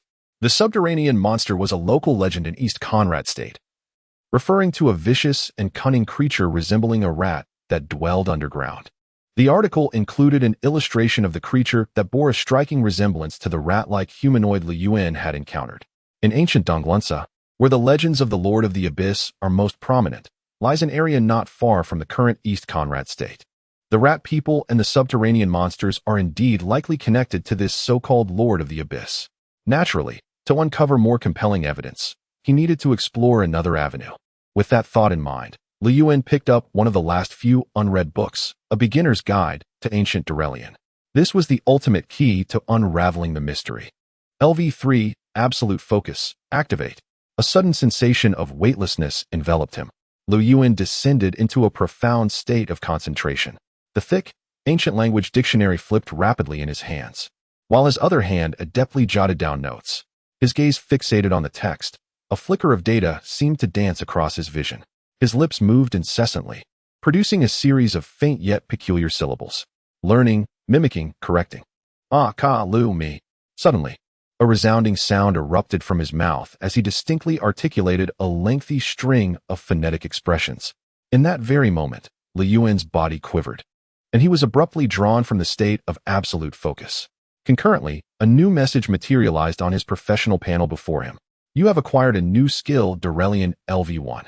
Congratulations, you have unlocked a new professional panel, Ancient Language Expert. Chapter 62, Extraordinary Cognition, Aspiration for the Extraordinary, Touching the Extraordinary. Ancient Language Expert. Yuan's expression froze, a delightful surprise washing over him. He had long contemplated embarking on a secondary profession, but had yet to determine the direction to pursue. To his astonishment, he had unexpectedly unlocked one today. But why had this panel for Ancient Language Expert only just become available? He had been self-studying this ancient minor language for quite some time. Why had it not been unlocked before? Could it be that studying ancient languages necessitates an understanding of their origins and the historical legends entwined with them? After much reflection, this seemed the most plausible explanation. Previously, the two ancient minor languages he had self-studied had solely aimed at acquiring experience in language skills. He had only learned grammar and had not delved into any deeper explorations. Durelian was one of the common tongues of the ancient Donglunsa region. To comprehend the origins of the rat people and the Lord of the Abyss, he had skimmed through the history of ancient Donglunsa. Let us not linger on that for now. Yuan did not dwell on the matter for too long, redirecting his focus to the insights he had gained regarding Durelian. Ah, ka, lu, me. He commenced the repetition of a phrase he had previously articulated. The pronunciation techniques of Durelian were far more intricate than any language he had encountered before, with certain phonetic expressions proving particularly formidable. Initially, Yuan encountered difficulties, yet through relentless practice, he gradually discovered clarity and fluency. As he endeavored to recall each word spoken by the rat person in the alley the prior night, he turned to the ancient language dictionary adjacent to him. Ultimately, he inscribed in his notepad, great, immortal, omnipresent, rodent, gnawing, sovereign, king, exalted, granting, loyal, worshippers, kneeling individuals, devotees, robust, strong, sturdy, power, abundant physical strength, eternal life, immortal, invulnerable, praise. In the span of a brief sentence, Yuan's translated text nearly consumed an entire sheet of paper. After selecting and refining the phrases, it could be succinctly summarized as follows: the great and omnipresent king of gnawing, bestow upon your most faithful adherent strength, power, and immortality, that I may eternally praise you. I shall offer all that brings you joy. It appeared to be some form of prayer, or perhaps a spell, Yuan mused, gently twirling the pen between his fingers. He recalled the initial words spoken to him by the rat man during their encounter and endeavored to translate them. It was the first occasion he had heard the ancient dull language spoken by the rat man, and since he had been less attentive then, his memory was somewhat nebulous. The translation yielded only disjointed phrases: destruction, sacrifice, incompetent servant, bloody food, tear you apart, kill you. This utterance bore the semblance of a threat, or perhaps a display of pre-battle bravado. Nevertheless, Yuan swiftly unraveled the underlying truth of the situation. A gang, led by the notorious Old Black, had inadvertently stumbled upon the rat man. It was conceivable that the rat man had once been one of their own. Under the ratman's malevolent influence, they resorted to abducting women as offerings for the king of gnawing or as sustenance for the rat man. On that fateful day in the rain-drenched alley, I unwittingly thwarted their sinister plot and delivered the entire gang to the authorities. Consequently, the rat man was deprived of its minions who furnished it with sacrificial blood and nourishment, thus nurturing a vendetta against me, biding its time for retribution. Although Yuan's hypotheses might contain certain inaccuracies, the crux of the matter appeared sound. He endeavored to gather information regarding the king of gnawing, but regrettably, his efforts bore no fruit. However, from his previous investigations concerning the Lord of the Depths, he discerned that legends of this entity were frequently intertwined with the presence of rats. This so-called king of gnawing could very well be one of the ancient deities within the pantheon of the Lord of the Depths, Vanquous. In the ratman's incantation, it sought strength, power, and immortality from the king of gnawing. Following the eruption of the gray mist, its wounds mended instantaneously, and its strength and speed surged dramatically. Should immortality also be attained, then my assault may have fallen short of slaying it. As Yuan pondered this, his countenance shifted. The magnificent crane cry punch he had executed had nearly decimated half of the ratman's head, yet it had proven insufficient to deliver a fatal blow. Such extraordinary resilience seemed grotesquely monstrous. Yet, he reflected that a rat man possessing such capabilities could scarcely withstand his own somewhat tepid crane cry punch. The true master of this lethal technique, Lin Jichin, must be even more formidable. Furthermore, there was the exceedingly powerful Qin Feng. Thus, could martial arts indeed transcend the realm of the extraordinary? In a certain regard, with my current punching prowess reaching professional standards, I might be perceived as extraordinary in the eyes of common folk. By a fortunate coincidence, I have unlocked a new vocation, ancient language expert. The initial stages of this new profession can be navigated with remarkable swiftness.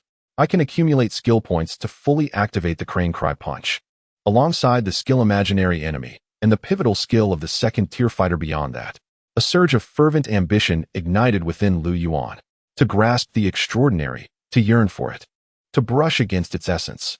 It felt as though a grand portal to a new realm was gradually creaking open before him. However, I must remain vigilant against the rat man. Yuan furrowed his brow. Having confirmed that the rat man was likely still alive, given its vengeful disposition, it would undoubtedly return to exact vengeance once its wounds had healed. This creature is exceedingly cunning. It knows how to divert my attention with the giant rat and then seize the moment to escape. I can only surmise that it is now lurking in some forsaken sewer, quietly nursing its injuries. It would be prudent to locate and eliminate it before it fully recovers. Clearly, he could not depend on Gu Wenjun for assistance. This predicament must be resolved by his own hand. I shall remain at home for the next few days, watching over my parents and grandfather, while simultaneously fortifying my strength. Lu Yuan resolved, picking up his phone to call Lin Jiqin. Coach, I have some matters at home for the next few days and may not be able to compete. I am uncertain how long this will take. I shall inform you in advance. Lin Jiqin, on the other end, said little, merely acknowledging his message and offering assistance if needed before hanging up. Lu Yuan set the phone down, pondering how best to guard against the lurking rat man. Ordinary mouse traps and glue boards would surely prove ineffective. Should he consider adopting a few cats? Better not. Lu Yuan shook his head. Not only would it be a nuisance, but who could say who would end up preying upon him? With the ratman's ferocity, it would likely show no fear even towards a Tibetan mastiff. A soft sound of footsteps echoed in the living room. Lu Yuan glanced at the clock, realizing it was already past 3, nearly 4. His grandfather, Lu Yueping, must have awakened from his afternoon slumber. He was just about to rise from his bedroom to check when suddenly, his phone rang. It was an unfamiliar local number. Chapter 63. Silence and Bottleneck. Hello? Lu Yuan answered the call, inquiring. He discerned a faint breath on the other end, which swiftly escalated in pace. Yet, no words were uttered. Who is this? Lu Yuan pressed once more. The breath on the line gradually subsided, but silence persisted. Lu Yuan frowned. If you have no intention of speaking, I shall terminate the call. He awaited 3 seconds. The caller remained mute, and Lu Yuan, refusing to indulge further, promptly ended the call. From the breathing, it seemed to be a woman, and it did not appear to be a misdial. Several figures flitted through Lu Yuan's mind, conjuring a few speculations. Yet, he was too indifferent to verify, striding out of his bedroom.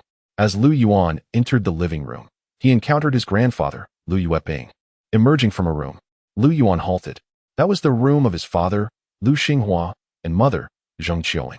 Following his grandfather's discharge from the hospital, he had been assigned to his sister, Lu Jing's, room. Grandfather, Lu Yuan called out, approaching him. Have you completed your homework? Lu Yueping smiled kindly at him, then, with a puzzled expression, searched around. Where's the TV remote? I can't seem to locate it.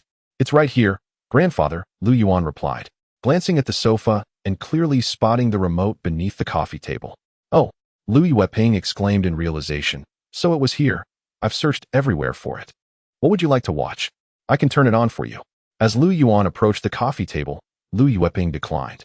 Never mind, I won't watch. It's already 4. I'll go buy some vegetables and prepare a few dishes you favor for dinner. Grandfather, let my mother handle that later. You should simply sit and rest. I've been lying in the hospital for over a month. I've rested sufficiently. Moving about a bit will expedite my recovery. Don't worry about me. Just return to your homework. Grandfather.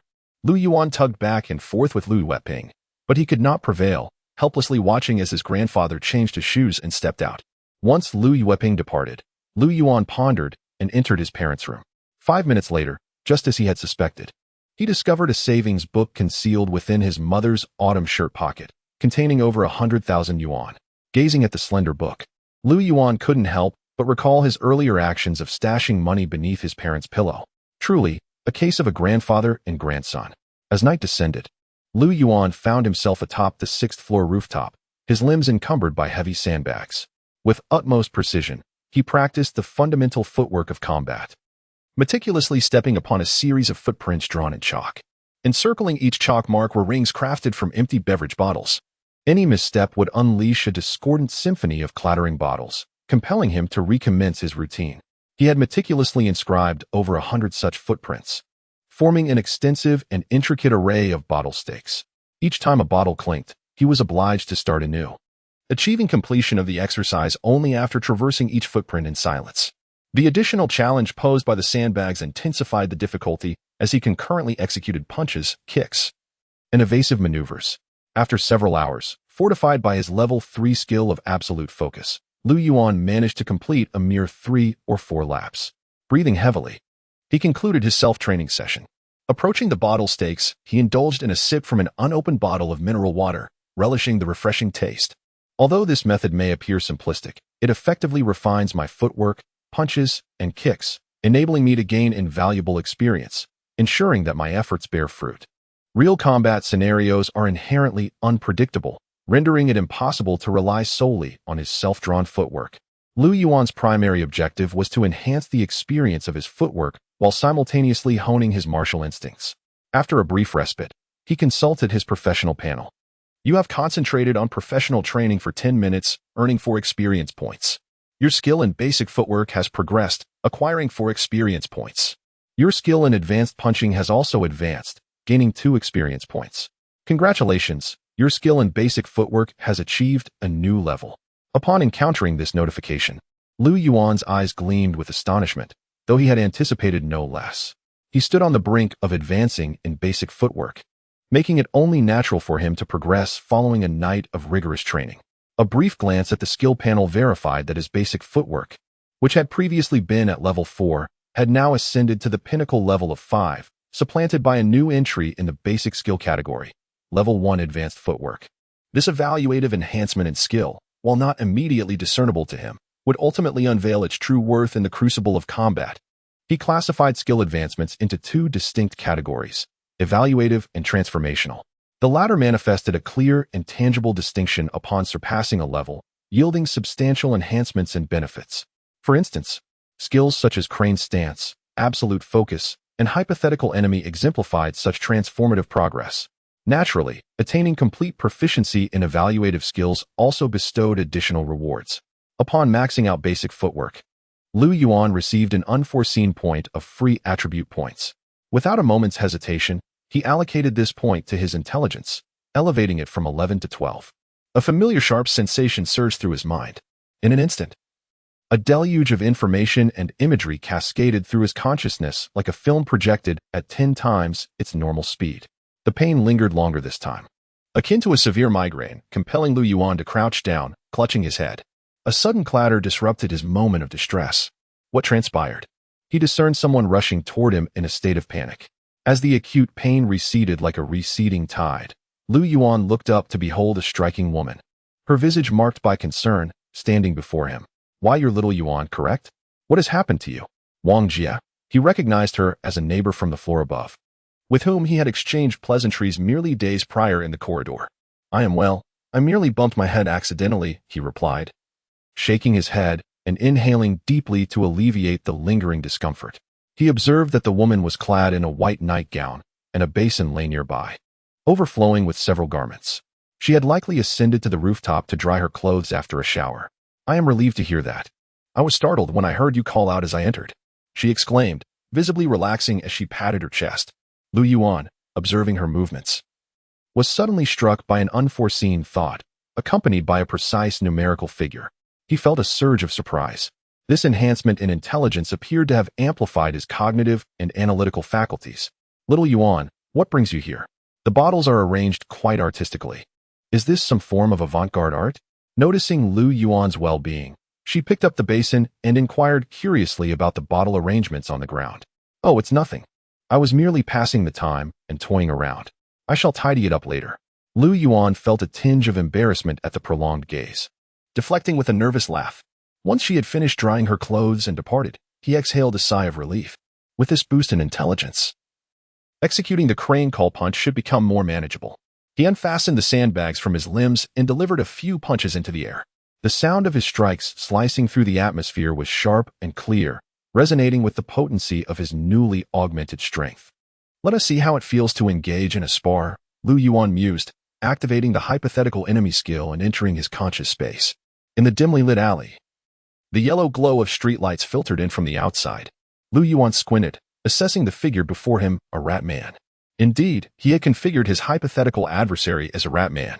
The creature's abilities were undoubtedly of professional caliber, far surpassing the fighters he had encountered at Mosa, yet still inferior to the likes of Lin Jiqin and Qin Feng. As his current sparring partner, it was a fitting choice. Within the conscious space, he could wield his core professional skills. Lu Yuan had previously tested the level 3 skill, absolute focus. While its efficacy was somewhat diminished compared to reality, lacking that immediate sense of immersion, his martial instincts were significantly heightened. He suspected that the absence of the flash of inspiration trigger was due to the opponent's strength and the probability of activation. The imagined rat man bore no trace of the deep resentment or hatred found in reality, yet its cunning and ferocity remained intact. After exchanging a knowing glance, the rat man vanished in an instant. Lu Yuan's gaze sharpened, and he swiftly pivoted. Bang! The concrete beneath his feet erupted, forming a small crater as debris scattered.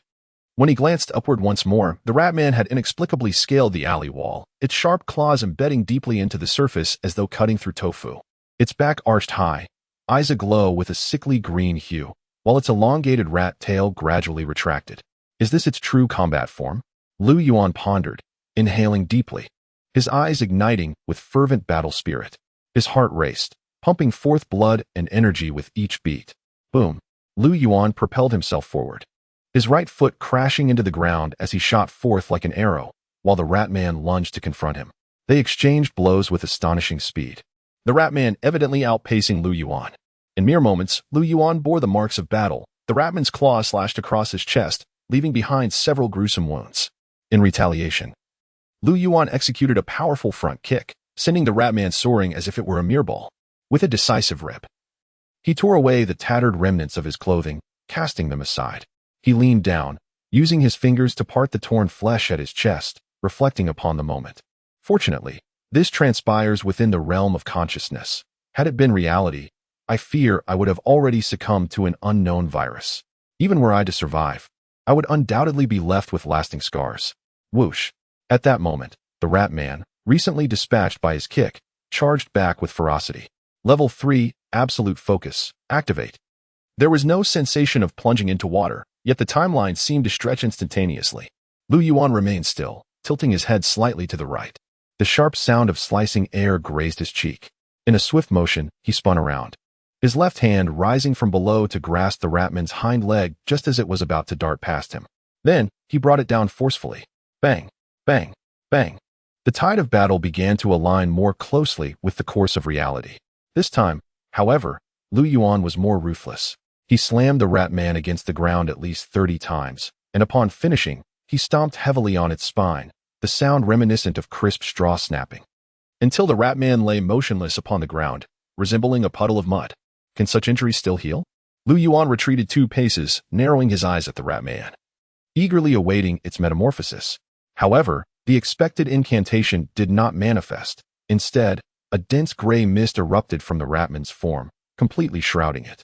Moments later, after a brief interlude, the Ratman's true and complete essence re-emerged before Lu Yuan. Truly remarkable, this gray mist exuded an extraordinary potency. Lu Yuan could not help but express his admiration. Such wounds would have proven fatal to an ordinary individual, yet the Ratman rose anew, more formidable than ever. Even upon witnessing this phenomenon for the second time, Lu Yuan found it utterly astonishing. Very well, let's proceed. Lu Yuan stepped back a few paces, adopting a stance reminiscent of the previous day's reality. What ensued was the pivotal moment he had earnestly anticipated.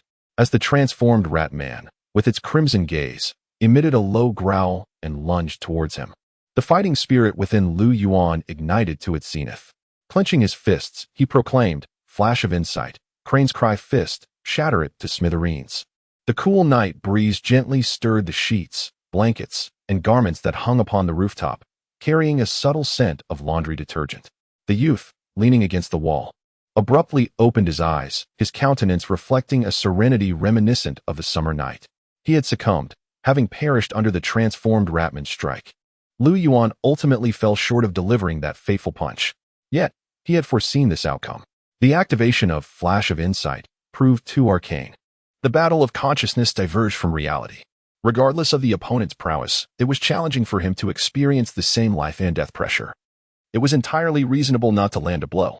After all, as the adage suggests, between life and death lies both great terror and great opportunity. If I cannot strike, then I shall persist in my learning. An augmentation in intelligence should enhance my understanding of Lin Jichin's punches. Without delay, Lu Yuan re-entered the consciousness battle, envisioning Lin Jichin as his imaginary foe. In this, he was not mistaken. With the enhancement of his intelligence, both his insight and comprehension flourished. The functionality of Level 2, Imaginary Enemy, allowing for pauses and slow motion, enabled him to perceive more intricate details. Experiencing a sense of accomplishment, he sought out the Ratman for validation.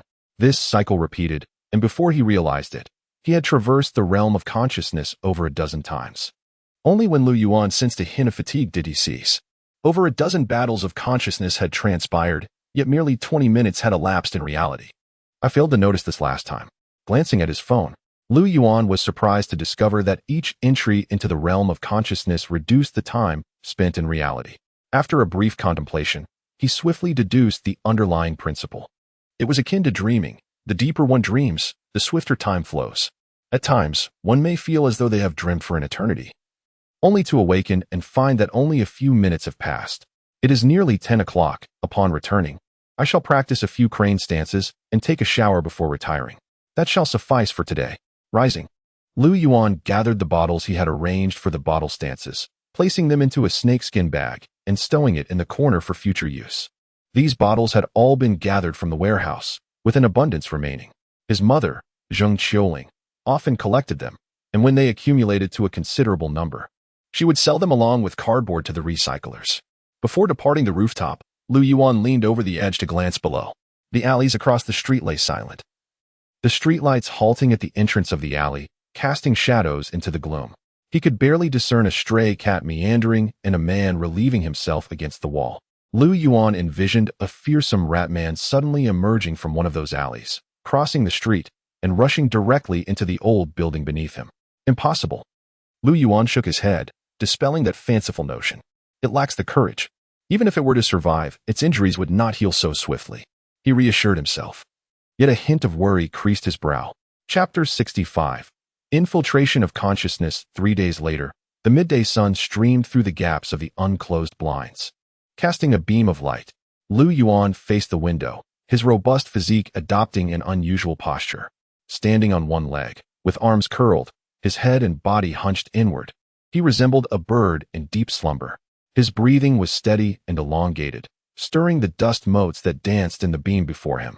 The midday hour of early summer passed languidly. Within this room, it felt as if time had come to a standstill. He could not discern how much time had elapsed.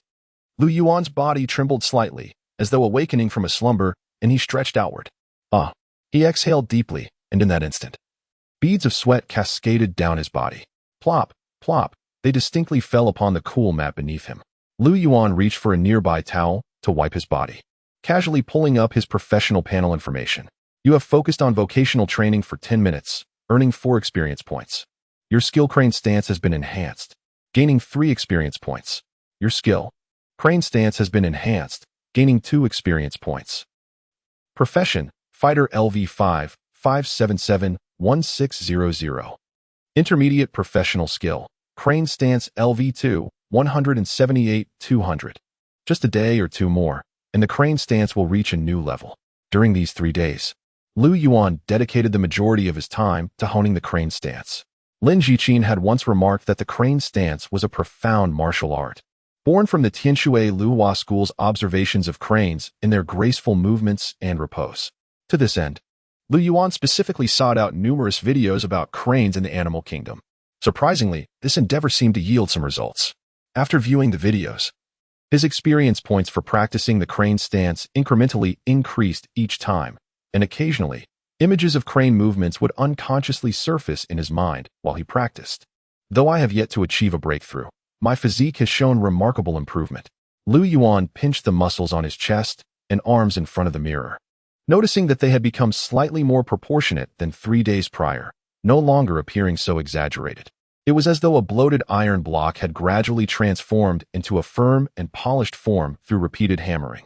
Of course, his appetite had also surged significantly. Lu Yuan felt as if he had grown taller. Once the crane stance attains level 3, my attributes panel should undergo significant changes. Lu Yuan was filled with hope. Scrolling down his professional panel, he discovered before him. Profession, Ancient Language Expert LV2, 178-200, Basic Professional Skills. Ancient Doral Language LV3, 33-400. Ancient Cc's Language LV1, 88-100. Ancient Doran Language LV1, 79-100. It had been proven that his previous conjectures were indeed correct. To unlock new ancient dialects on the panel, one must first grasp the historical knowledge that underpins them. He searched online for the historical background of the 2 ancient dialects he had previously self-studied and subsequently managed to unlock them on the panel with ease. The emergence of a new profession, particularly one linked to intelligence and learning capabilities, was noteworthy. Lu Yuan swiftly gained experience, elevating his major in ancient Doral language to level 3 within 3 days. while also advancing his title of Ancient Language Expert to level 3. The reward for upgrading from level 1 to level 2 as an Ancient Language Expert was granted. As for the single attribute point, Yuan chose to withhold its allocation for the moment, initially eager to use his skill points to unlock Crane's Cry Fist. However, he encountered the notification, prerequisite skill conditions not met, unable to unlock. Reluctantly, he assigned the skill point to Imaginary Enemy instead. Fortunately, reaching level 3 in Imaginary Enemy brought him yet another delightful surprise. Imaginary Enemy, activate. Yuan silently intoned, immersing his consciousness in the realm of perception. Within the familiar confines of the second floor of the Source Martial Arts Hall, he unceremoniously pushed the door open and delivered a swift kick that sent the glass coffee table tumbling. Lin Jiqin, seated on the sofa with a cigarette aglow, vanished in an instant. In that fleeting moment, Yuan thundered, "Pause." The apparition of Lin Jiqin, now appearing ethereal before him, became motionless, merely inches apart. Yuan concentrated deeply, and in an instant, a miraculous transformation transpired. He momentarily melded with Lin Jiqin's essence, and an unparalleled surge of power welled from the depths of his being. This is astonishing. Regardless of the frequency with which he had undergone this experience, Yuan found himself captivated anew. This strength transcended mere metrics of power, agility, or physique. It was a distinctive and profound force. Lin Jiqin's body functioned like a meticulously engineered machine, with countless gears interlocking seamlessly, operating in perfect synchrony. The slightest movement or activation of any part of his form unleashed a deluge of formidable strength. Is this what it truly signifies to be a martial artist, a warrior? In contrast, Yuan perceived himself as a fragile construct fashioned from straw and foam. Drawing a deep, elongated breath, he discerned that Lin Jiqin exuded the essence of a seasoned smoker. Yet, his lungs were robust, akin to a finely tuned, powerful vortex fan. The heart, reminiscent of an 18-cylinder engine, pulsed with fervor as this intricate and formidable machine functioned quietly. Yuan devoted himself entirely, meticulously absorbing every nuance of Lin Jiqin's fist strike, relishing each moment of the experience. The sharp call of a crane resonated in his ears, and in a trance, he glimpsed a fleeting silhouette of a crane before him, albeit shrouded in layers of mist. It was elusive and indistinct. As the fist approached perilously close to his visage, Yuan mentally commanded, "Pause," followed by rewind. Everything reset once more. Upon returning to reality, Yuan gradually opened his eyes. The small clock on his desk ticked steadily, completing a full rotation. Exhaling a breath of pent-up frustration, he felt a pang of nostalgia. The formidable physique of Lin Jiqin lingered in his thoughts, and each return to his own self after entering awareness felt akin to transitioning from a top-tier supercar back to a humble tractor. Thanks to the powerful influence of the level 3 imaginary enemy and an additional 12 points in intelligence, Yuan's understanding of the Crane's Cry Fist had undergone remarkable progress. Although capturing the essence of a tiger is no simple endeavor, this method of teaching through exemplification gradually enabled Yuan to comprehend the fundamental principles of the technique. He had validated his understanding countless times in the realm of awareness against the Mouse Man and under the Mouse Man's pressure post-transformation. He successfully replicated the might of the Crane's Cry Fist 5 times, each instance surpassing the last. The crane's call grew increasingly resonant, and the ethereal silhouette of the crane became clearer in his mind. Almost there, almost there, Yuan mused, gazing at the luminous gray skill point on the fighter panel, silently affirming that the day he fully masters this fist is not far off. The afternoon sun at 2 o'clock was relentlessly scorching. Yuan deftly maneuvered through the shadows beneath the eaves of various shops, evading the glaring sunlight. Chapter 66. Surveillance and thunderous crashes. After a brisk walk of approximately 10 minutes, he finally discerned the blue sign of Jiawei Electronics in the distance.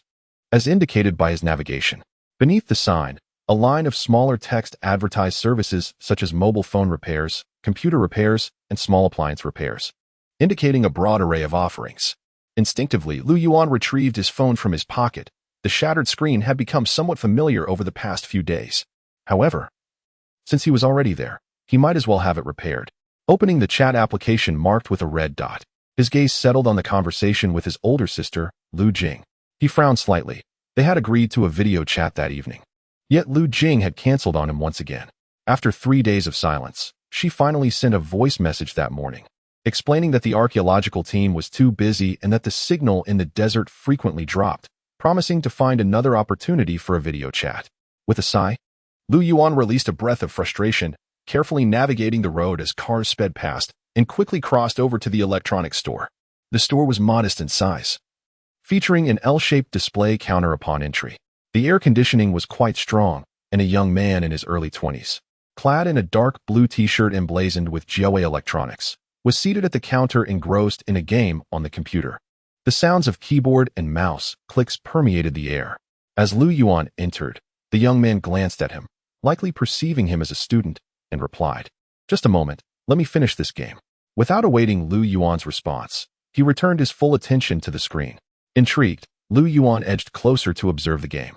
It was a popular MOBA-style game that he had played with Chung Peng before, where players controlled mechs to obliterate the opposing team's base, each mech possessing unique skills that demanded skillful maneuvering. The game was indeed quite addictive, making it difficult to cease once commenced. Initially, Lu Yuan feared he would have to wait an extended period, but upon glancing at the short-haired young man's record of 0-1-2, he soon felt reassured. Sure enough, within a mere 5 minutes, Lu Yuan witnessed the young man's screen turn gray 4 times in succession. The youth with short hair cast aside his mouse, exclaiming in frustration, "I am finished. No one is assisting me. What is the purpose of this game?" He then shot an annoyed glance at Lu Yuan, adding, "Your mere presence is hindering my performance." Lu Yuan remained reticent. After an extensive period of typing in the game's chat box, the young man finally relinquished the computer to heed Lu Yuan's request. "Do you require a computer setup?" he inquired, scratching his head, still exhibiting remnants of vexation from his gaming defeat. "Not exactly," Lu Yuan replied, scanning the counter before asking, "Do you possess any home surveillance cameras?" "Ideally, something compact and unobtrusive." The young man regarded Lu Yuan with a curious expression. "A pinhole camera? Those can be rather expensive." "No need for pinholes." Lu Yuan shook his head. "It merely needs to be somewhat smaller. Primarily, I wish to deter stray cats and dogs. Ideally, it should connect to my phone or computer for real-time monitoring. Then a peephole camera will suffice," the short-haired youth responded, turning to rummage through the shelf behind him. He soon emerged with a small box, tossing it in front of Lu Yuan. "This is a home security camera. It is compact and can be configured to security mode, fulfilling your requirements," he explained.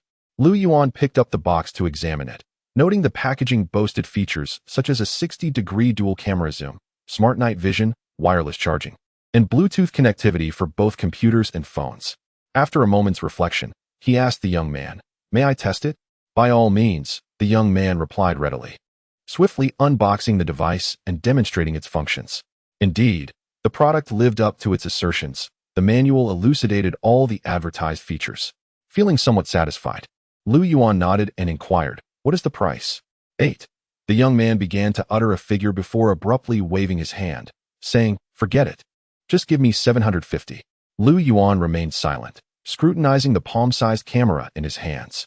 After a moment, he stated, 75. The young man stumbled back, nearly losing his balance. "Brother, is that how you negotiate? That approach will not suffice."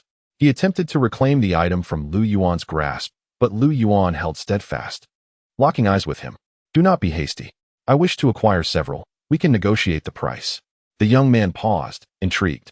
"Several? How many do you require?" 20 minutes later, Lu Yuan emerged from the store, bearing 6 identical peephole cameras and casually scrolling through his recently repaired phone. The total expenditure for the 6 cameras and the phone repair amounted to 2,000 yuan. Fortuitously, he had invested in his intellect early on. Otherwise, he might have been egregiously exploited today, Lu Yuan reflected, feeling an inexplicable surge of accomplishment. Securing a deal at 30% of the original price was an achievement he had never before realized in his life. In recent days, he had meticulously scrutinized potential locations for rodents in proximity to his home. With 6 cameras at his disposal, he could effectively monitor all those areas. As long as he responded promptly to any alarm, he should be able to manage the situation without difficulty. In this phase, with the enemy hidden and his resources limited, this was the sole preventative measure Lu Yuan could devise against the rodent menace. Were it not for the earnings he obtained from boxing with Lin Jiqin, even this modest defense would have been unattainable. It was unfortunate that Gu Wenjun was unwilling to exert any effort, aside from assuring him to remain calm. He offered no substantial assistance. If only he could borrow a couple of electronic dogs and invest some effort, perhaps he could track down the rodents. A weight settled in Lu Yuan's heart. Until he could personally ascertain the demise of the rodents before him, he would remain unsettled. As he traversed the street, a sudden, resounding boom echoed from afar, reminiscent of a colossal, antiquated popcorn machine exploding. While the ground did not tremble, the unexpected sound startled many passers-by. The doors of nearby shops burst open almost simultaneously, and individuals rushed out. What just transpired? Chapter 67, Lightened. The once orderly and tranquil street momentarily froze in confusion. The sweltering heat could not deter the curiosity of onlookers, and many emerged from the shade. Lu Yuan, equally startled, advanced a few steps with the crowd, straining to discern the source of the sound. He shifted his position to evade the obstructing buildings and vaguely perceived a plume of smoke rising from the southern part of the city. Under the glaring sky, he could not ascertain whether it was indeed smoke. The south, what lies there? The southern region housed a vast industrial park, and then, Lu Yuan's gaze flickered. Mosasaurs? At that moment, he perceived a flurry of black specks in the sky, swiftly advancing towards him. He shielded his eyes with his hand, squinting intently at the approaching dots. As they neared, their forms revealed themselves to be birds. Lu Yuan ultimately discerned the reality, a multitude of crows. 20 minutes later, Lu Yuan found himself seated at his bedroom desk, absorbed in his phone. The truth surrounding the earlier explosion had seemingly been unveiled by eager onlookers. A chemical plant in the south had caught fire and exploded. The details were vivid and captivating. He even stumbled upon a video recorded by a witness during the incident on the city's largest gossip forum. The footage was captured from the third floor of a nearby edifice. Through the window, thick black smoke billowed in the distance, and beneath it, flames akin to molten lava could be observed. The video uploader claimed to be an employee of a neighboring factory, resting in their dormitory at the time. The explosion occurred abruptly, shattering the glass instantaneously. Moreover, crows. There were countless crows in the sky, flitting about, many perishing in the flames. A few even rushed into his room. To underscore his point, the uploader shared another video, significantly zoomed in to clearly depict crows fleeing amidst the encroaching smoke. One nearly engulfed in flames as it crashed into the camera. This provoked a series of astonished exclamations from the uploader. Crows are scavengers, drawn to the deceased. How could a chemical plant attract such a multitude of crows? Could it be that they sensed impending death, prompting the surrounding crows to gather? Whoa, goodness, cease your discourse. The more you elaborate, the more unsettling it becomes. Strangely enough, the elder generation possesses tales of crows heralding death. Lu Yuan perused through a multitude of comments, observing as the post rapidly garnered attention. The discourse transcended mere curiosity, plunging into the realms of folklore and the uncanny. Shaking his head, he exited the forum. Although the online banter seemed preposterous, Lu Yuan could not rid himself of the sensation that this was no ordinary explosion. A particular point raised by netizens resonated deeply. It was indeed odd for such a multitude of crows to unexpectedly gather in the southern region, leaving an unsettling impression. He nonchalantly retrieved a volume from the Exploring Ancient Mysteries series, yearning to unearth tales of ancient deities linked to crows. After perusing a few pages, a wave of irritation washed over him, prompting him to close the book. Since unearthing the existence of the extraordinary, Lu Yuan had instinctively ascribed any odd occurrences in the tangible world to the supernatural. Yet, this only intensified his sense of powerlessness. Even if I were to uncover the truth, what significance would it hold? I cannot partake. I am rendered impotent. Lu Yuan grasped his phone, hesitating over the contacts for Lin Jiqin and Gu Wenjun, ultimately relinquishing the notion. What is there to inquire about? I would not derive anything of significance. He exhaled a sigh of exasperation and rose from his desk, grasping the recently acquired cat-eye camera, and hurried downstairs. The phone upon the desk vibrated incessantly, quietly disrupting the tranquility of the room. The boy, balanced on one leg in a crane pose upon the cool mat, had his eyes tightly shut, utterly still. His breathing calm and measured. It seemed as if he remained oblivious to the relentless vibration of the phone. After half a minute, the phone ceased its buzzing, restoring the small room to its serene state. Then, after an indeterminate interval, the air within the room appeared to quicken slightly, accompanied by a sound reminiscent of a whale inhaling water. With a crackling noise, the boy's eyes flew open, and his robust frame emitted a series of crisp, popping sounds. Simultaneously, beads of sweat cascaded down him, as though he were expelling all the heat accumulated over the preceding hours, rendering the mat beneath him damp. As the boy returned to a state of normalcy, it seemed his physique had undergone a transformation. Yuan, barefoot, stepped cautiously toward the dressing mirror, disregarding the sweat clinging to him, and scrutinized his reflection. The visage in the mirror was undeniably handsome. Standing over 6 feet tall, his features were strikingly distinct. His muscular contours were clear and fluid, his physique aesthetically pleasing, akin to a sculpture displayed in an art gallery. At last, I have managed to reclaim my physique. Yuan exhaled, a look of satisfaction gracing his countenance. Just moments prior, he had advanced his crane stance from level 2 to level 3, a progression that had taken 2 days longer than he had anticipated. Perhaps he had nearly mastered the intricacies of the crane stance he had learned from Lin Jiqin. With his current comprehension of the crane stance, he recognized that experience points accumulated at an increasingly sluggish pace. What he initially expected would take a day had extended to 3. Either Lin Jiqin is withholding information, or further refinement of the crane stance may indeed necessitate external assistance. Yuan recalled Lin Jiqin mentioning that even formal disciples found it arduous to attain the subsequent 6 movements of the crane stance. Not only were those movements significantly more challenging, but they also required the aid of specialized elixirs from the martial arts school. Severing the connection with Lin Jiqin appeared impossible. As he contemplated this, he casually accessed his attribute panel to check. Name: Yuan. Age: 17. Strength: 13. Agility: 12. Constitution: 12. Intelligence: 12. The transition from level 2 to 3 in the crane stance had directly enhanced both his agility and constitution. The improvement in constitution was somewhat anticipated, as he could feel gradual progress each day. However, the enhancement in agility was markedly evident. I feel lighter all around. Yuan attempted to leap in place, effortlessly soaring above the height of his desk. This lightness did not signify a reduction in weight, but rather a sensation of ease and buoyancy. It was akin to the protagonists in martial arts novels, where a seemingly hefty individual might possess the agility of a feather, moving with grace and stealth. Yuan found himself grappling with the fundamental principles at play.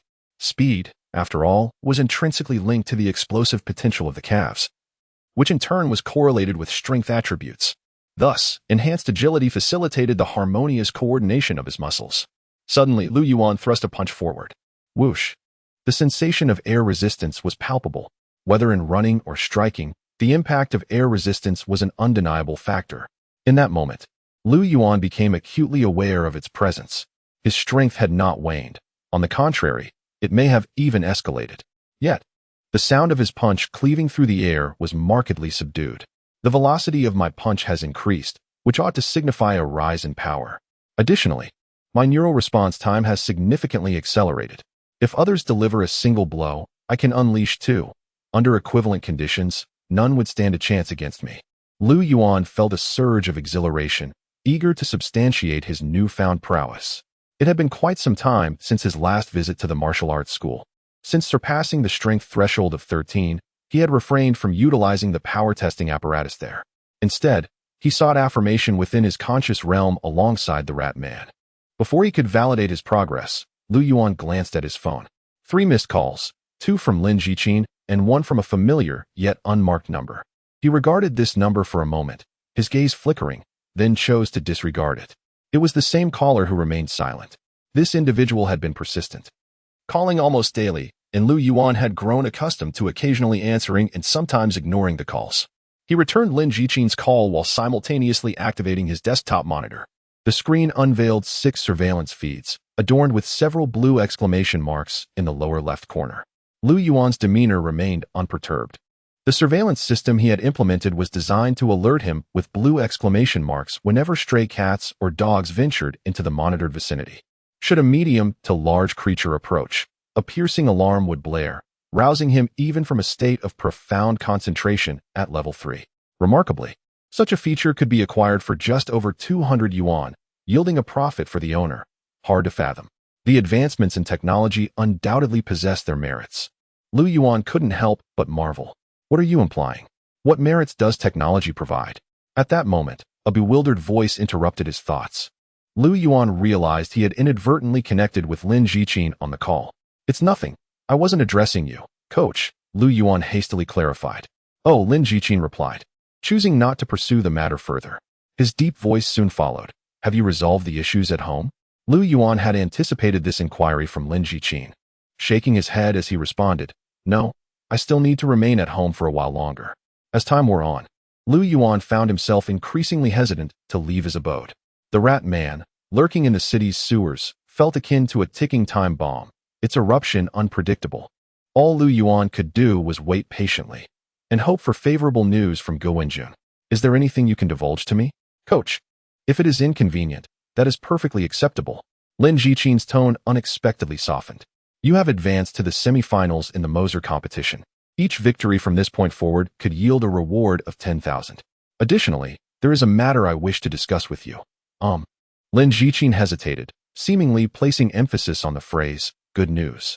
Lu Yuan could perceive the sincerity in Lin Jiqin's words and speculated that his abrupt withdrawal from the competition might have caused Lin Jiqin some unease, fearing he might unexpectedly decide to withdraw entirely and terminate their agreement. This call may not have been devoid of subtle undertones, testing and enticing him to persist in their collaboration. Regrettably, Lu Yuan found himself at a loss for words to articulate his troubles. He had contemplated seeking Lin Jiqin's assistance regarding the rat man, yet the challenge lay in how to convey the power needed to drive the creature away. One cannot merely attribute everything to the label of martial arts prodigy. The more Lu Yuan regards Lin Jiqin as a potential adversary in the realm of consciousness, the more he recognizes the profound depth of Lin Jiqin's martial prowess. It is indeed burdensome to be scrutinized by such an individual, far more intricate than any trivial vendetta stemming from a mere rat. I understand, coach. Once I resolve matters at home, I shall contact you without delay. It should not take long. I await your call. With that, Lin Jiqin concluded the conversation. After setting his phone aside, Lu Yuan gazed intently at the surveillance footage displayed on his computer screen for a moment. He shook his head and soon closed his eyes, entering the realm of consciousness. Half an hour later, having bathed and donned fresh attire, Lu Yuan descended from the second floor, cradling a substantial stack of books in his arms. Ah, Grandpa, where's Mother? Upon entering the family shop, he was taken aback to find his grandfather, Lu Yueping, seated alone, peering at his phone through reading glasses. Upon hearing Lu Yuan's voice, Lu Yueping looked up. Your mother has gone out to deliver something. She shall return shortly. Was it not stated that I should handle such tasks? Why did she venture out alone once more? Lu Yuan, feeling a surge of agitation, extracted his phone from his pocket and swiftly tapped the screen. Ever since he had installed the surveillance system, he had been contemplating ways to prevent his family from straying beyond its confines, attempting to keep them within the realm of observation. Yet, he could not confine them like prisoners, much like his father, Lu Xinghua, who departed early and returned late without revealing his whereabouts. The destination isn't far, and the load isn't heavy, Lu Yueping remarked, then gestured for Lu Yuan. Come here, I need to ask you something. What is it? Lu Yuan momentarily set aside his books and approached. Lu Yueping presented his phone to him. Do you recognize this individual? Lu Yuan beheld a round-faced, balding, portly middle-aged man on the screen. I think I have some recollection, he replied, recalling that the man had frequented their shop a few times and was a close acquaintance of his father, Lu Xinghua. His memory was remarkable, and recalling such details posed no challenge. Ah, Lu Yueping nodded, his gaze fixed on the man in the image, who soon made a startling revelation. Isn't he the one who owes us money? I see your father staring at this man's photo with frustration while smoking, calling him dozens of times a day. This photo, this man's chat profile picture. Grandpa, did you tamper with Dad's phone? Lu Yuan exclaimed in astonishment. Lu Yueping waved his hand dismissively. Your father is my son. What is amiss with my checking his phone? Nothing. As long as you're content, Grandpa, Lu Yuan replied. Xiao Yuan, could you do me a favor? Finally, Lu Yueping unveiled the true intention behind his inquiry. Isn't it feasible to locate individuals online? Post this photo and enlist the assistance of others in finding him. We can offer a reward later. I observe your father fretting daily over this matter. We ought to assist him. Lu Yuan chuckled at his grandfather's suggestion. Grandpa, Dad has already attempted that method. Otherwise, how do you think he acquires news of the people he seeks? However, in this digital age, the prevalence of online scammers necessitates vigilance. It would be prudent to install an anti-fraud application. Just as Lu Yuan engaged in conversation with Lu Yueping, his phone unexpectedly vibrated within his pocket. Upon inspection, he discovered it was the individual he had arranged to meet. Chapter 69. Intuition, grandfather. I must attend to a matter. I shall converse with you later. Lu Yuan abruptly terminated the dialogue and swiftly departed with the collection of books he had previously set aside. Will you return for dinner? I shall prepare fish for you. I know. Lu Yuan had not ventured far, standing at the end of their street near the intersection. After a short while, a taxi arrived before him. The door opened, and he hurried to assist a young woman emerging from the vehicle who was burdened with a substantial backpack. Thank you, Qingyu murmured, her gaze averted as she endeavored to step out, her cheeks tinged with a delicate blush. Lu Yuan responded with courtesy, intending to cover the fare. Yet the taxi hastily departed, presumably called through an application. I shall take that, he declared, grasping the backpack from Qingyu and unzipping it to reveal an impressive collection of 8 or 9 books within. He began to extract the volumes, placing his own into the bag as he examined the titles. The Epic of Solarn, Changes in Geography and Topography, from the medieval to the modern, Barbarism and Civilization, into the Era of White Mountains. Most were titles he intended to borrow, while a few unfamiliar ones sparked his curiosity. Qingyu, steadying the backpack, quietly remarked, 2 books have been borrowed. I checked the return date. It is approximately next Wednesday. I shall call you to remind you. Thank you, Sister Qingyu. Lu Yuan expressed his sincere gratitude. During this period, he had been reluctant to stray far from home, relying on Qingyu, who worked part-time at the library, to procure books on his behalf. He felt a blend of appreciation and slight embarrassment that she personally delivered them. I shall treat you to a meal soon. Sister Qingyu, Lu Yuan vowed earnestly, wherever you desire to go. You speak so grandly. What if I choose an extravagant location? Qingyu giggled, covering her mouth. Are you concerned I might select something costly? You are still navigating the corridors of high school, dear brother. When she alluded to high school, her voice betrayed a tinge of nostalgia, though it swiftly regained its usual cadence. Truly, I assure you, you may select any dining establishment you desire. Lu Yuan reiterated this sentiment before meticulously stowing the books he had previously set aside into his backpack, securing it with a zip and slinging it over his shoulder. Allow me to summon a cab for you. Without a moment's hesitation, Lu Yuan retrieved his phone and arranged for a ride for Qingyu. She did not demur, her lips forming a slight pout as she ambled beside him, hands clasped behind her back. From time to time, she cast furtive glances towards the far end of the street, seemingly tallying which residence belonged to Lu Yuan. Would you care for some gum? Qingyu suddenly produced a pack of gum from her pocket and extended it towards Lu Yuan. He declined with a shake of his head, prompting her to pop a piece into her mouth. You previously inquired about ancient religions associated with crows. I consulted my senior. Qingyu chewed her gum as she conversed with Lu Yuan. What did your senior reveal? Lu Yuan's eyes sparkled with interest, promptly setting his phone aside to devote his attention to her. He mentioned that he, too, was uncertain. Qingyu shook her head, stating that crows have become an emblematic figure across various cults. Numerous peculiar sects possess connections to them. A deeper exploration unveils complexities too vast for thorough investigation. Very well then. Lu Yuan felt no significant disappointment, as it was merely a casual inquiry. However, Qingyu, intrigued, queried, are you delving into this due to the recent explosion case? Lu Yuan nodded. Qingyu retrieved her phone, remarking that she had been following the situation as well. It is rumored that the chemical plant situated in the southern part of the city, once a mass grave, has been the site of numerous fatalities over the years. Crows have grown accustomed to feast upon human remains, lingering ominously in the vicinity.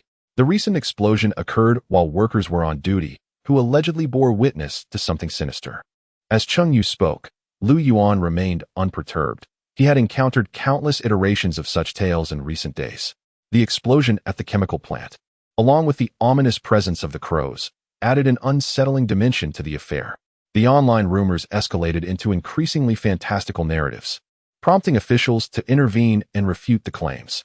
Both the cause of the explosion and the presence of the crows were attributed to relatively plausible explanations. Lu Yuan found himself devoid of the energy required to sift through the truths and falsehoods of the internet. His curiosity, however, was undeniably piqued. His instincts suggested that the underlying truth of the matter was far from straightforward. Just before the explosion, he had coincidentally observed a flying shuttle traversing the sky. This, he speculated, could be intricately linked to the ongoing unresolved missing persons case. At that moment, a taxi arrived before them. The driver honked and leaned out of the window to inquire. Yes, Lu Yuan replied, assisting Qingyu into the vehicle. As she waved goodbye from within, her smile tinged with reluctance, momentarily conjured the image of his sister, Lu Jing, in his mind. Instinctively, he reached for his phone, opening the chat history with his sister. "I'll video call you later," her last message from 2 days prior read, predictably unfulfilled as ever. As he scrolled through her profile, he encountered her post showcasing archaeological adventures and picturesque landscapes from 2 weeks ago, forever frozen in time. "So, Lu Jing, what experiences have you encountered during this interval?" He murmured softly before silently shouldering his backpack and making his way home. Upon the rooftop, the air was thick with a low whistling sound, reminiscent of a heavy axe cleaving through the atmosphere, occasionally interrupted by the sharp crack of a whip. Yuan stood with unwavering focus, executing a series of punches and kicks against the air, as if confronting an invisible yet formidable adversary. Suddenly, his gaze sharpened, and he exerted more force with his leg, the sound of air being sliced through growing acute. His kick landed heavily on a massive concrete pillar, the impact resonating with a dull thud, leaving elongated cracks at the base, akin to the aftermath of a colossal beast's charge. He paused, bending down to gently massage the calf of his leg, letting out a soft hiss at the pain. "After enhancing my agility, my striking power has indeed improved significantly. However, my physique seems to struggle to keep pace. The foundational attributes truly complement each other. None can be neglected." He patted the concrete pillar, which served as his training target. Its original purpose remained a mystery. Measuring 2 meters in diameter and 1.5 meters in height, it was solidly cast and conveniently served as a punching post. Yuan had wrapped one side with multiple layers of cardboard, blankets, old clothes, and rubber, filling the gaps with cotton and sand. Yet, sometimes, even with all this padding, he still felt pain when he struck too forcefully. Having completed his massage, he stood and approached the edge of the rooftop, spotting a child on the 4th-floor balcony of the adjacent building, peering at him through binoculars. Squinting to see more clearly, he inadvertently startled the child, who quickly retreated inside, drawing the curtains shut. Moments later, the lights in the room extinguished. Chapter 70, Superpowers. Yuan chuckled silently, withdrawing his gaze and retrieving his phone from his pocket. The time was past 9 in the evening. He checked the surveillance footage and found nothing amiss. Glancing down at the street and nearby alleys, he felt a sense of relief. Not rushing to descend, he walked to the staircase and picked up several books lying on the ground, casually flipping through them, naturally slipping into a state of absolute focus. He read silently, his lips moving as if articulating the words aloud. After about half an hour, with a sharp clap, he crushed a mosquito that had settled on his thigh, slowly closing the book and emerging from his concentrated state. "That should suffice," he mused, casually adjusting his professional panel. "You have concentrated on your vocational studies for 10 minutes, gaining 5 experience points. Your skill in ancient Scission has improved, gaining 3 experience points. Congratulations. Your ancient language expert profession level has increased. Profession, ancient language expert level 3, 8400, basic skills. Ancient Duralic level 3, 218,400, ancient Scission level 2, 88,200, ancient Doran level 2, 13,200, attribute points, 2 skill points. 1. His diligent efforts over the past few days had brought him tantalizingly close to advancing in his profession. The transition to level 3 was seamless, bestowing upon him 1 attribute point and 1 skill point. Both physique and agility could be honed through rigorous training. Yet strength remained a point of contemplation. Yuan hesitated, deliberating over the 2 attribute points before him. Should he invest in strength? Estimating his current punching power at over 400 kilograms, nearly 1,000 pounds by previous standards, he realized that adding another point would significantly enhance his prowess. The prospect of becoming an even more formidable powerhouse was undeniably alluring. However, as he gazed down at his well-defined chest and abdominal muscles, he contemplated the equilibrium he had achieved, ultimately choosing to shake his head in refusal. He wished to maintain this delicate balance and avoid any hasty disruptions. Thus, he decided to allocate 1 point to intelligence, elevating it from 12 to 13. In an instant, he was assailed by a sharp pain, more intense than before, as though an arrow had pierced his skull. Ugh! Yuan's body tensed, his fists clenched tightly, beads of sweat forming on his forehead and cascading down his body. The agony persisted for several minutes, gradually subsiding like a receding tide.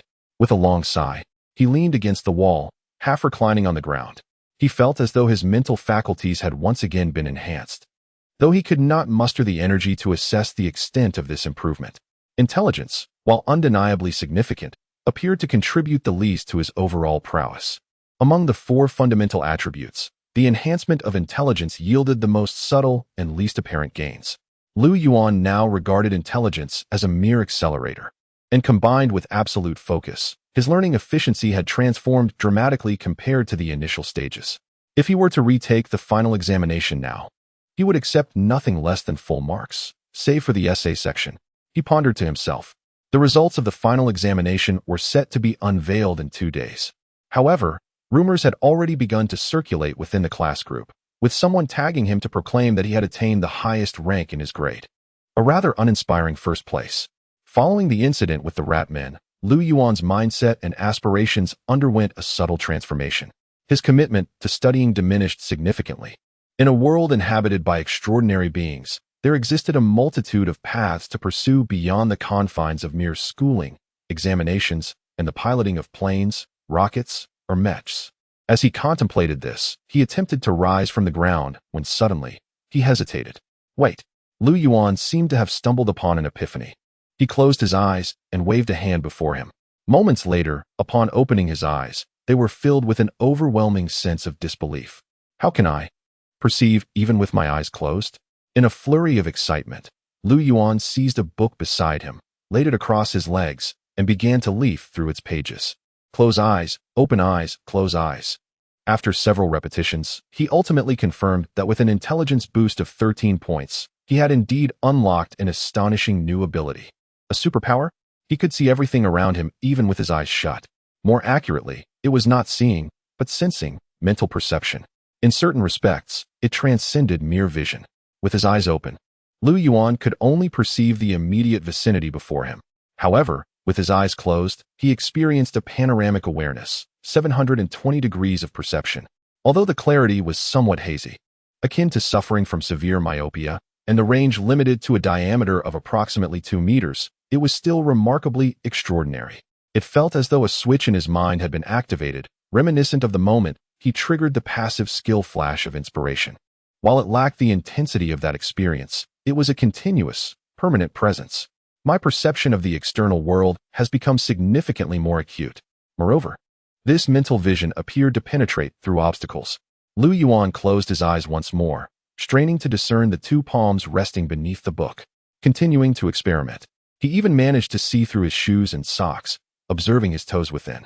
This revelation invigorated him further, and suddenly, a thought struck him. He began to concentrate on the open book before him, attempting to employ willpower to turn the pages. 4 mental-type supernatural abilities. This should be the most fundamental skill. Yuan's heart swelled with anticipation. Alas, after several minutes of exertion, with his eyes nearly aching, the pages remained obstinately unmoved. It appears the switch for this intelligence-based superpower has yet to be fully activated. I must persist in enhancing my abilities. A wave of regret washed over him. Yet, his heart raced with exhilaration, filling his chest. Regardless of the circumstances, he had grazed the threshold of extraordinary power. This ability of 720-degree holographic imaging with closed eyes was far more indicative than merely shattering concrete with his fists. The human body is indeed a vast treasure trove. Martial arts serve as the key to unlocking this treasure. Yuan could not help but marvel, though he promptly corrected himself. No, martial arts are not the key. The career panel is. With a heart brimming with joy, he rose from the ground, tidied the disarray on the rooftop, and prepared to descend. While bending to retrieve an empty plastic bottle, he suddenly recalled. I still have 1 skill point remaining. Instantaneously, Yuan relinquished the bottle and redirected his focus to the career panel. After elevating imaginary enemy to level 3, it, akin to absolute focus, had attained its zenith. The second core skill of the fighter was already manifesting. The gray skill points flickered with anticipation, yearning for Yuan to expend one to illuminate its potential.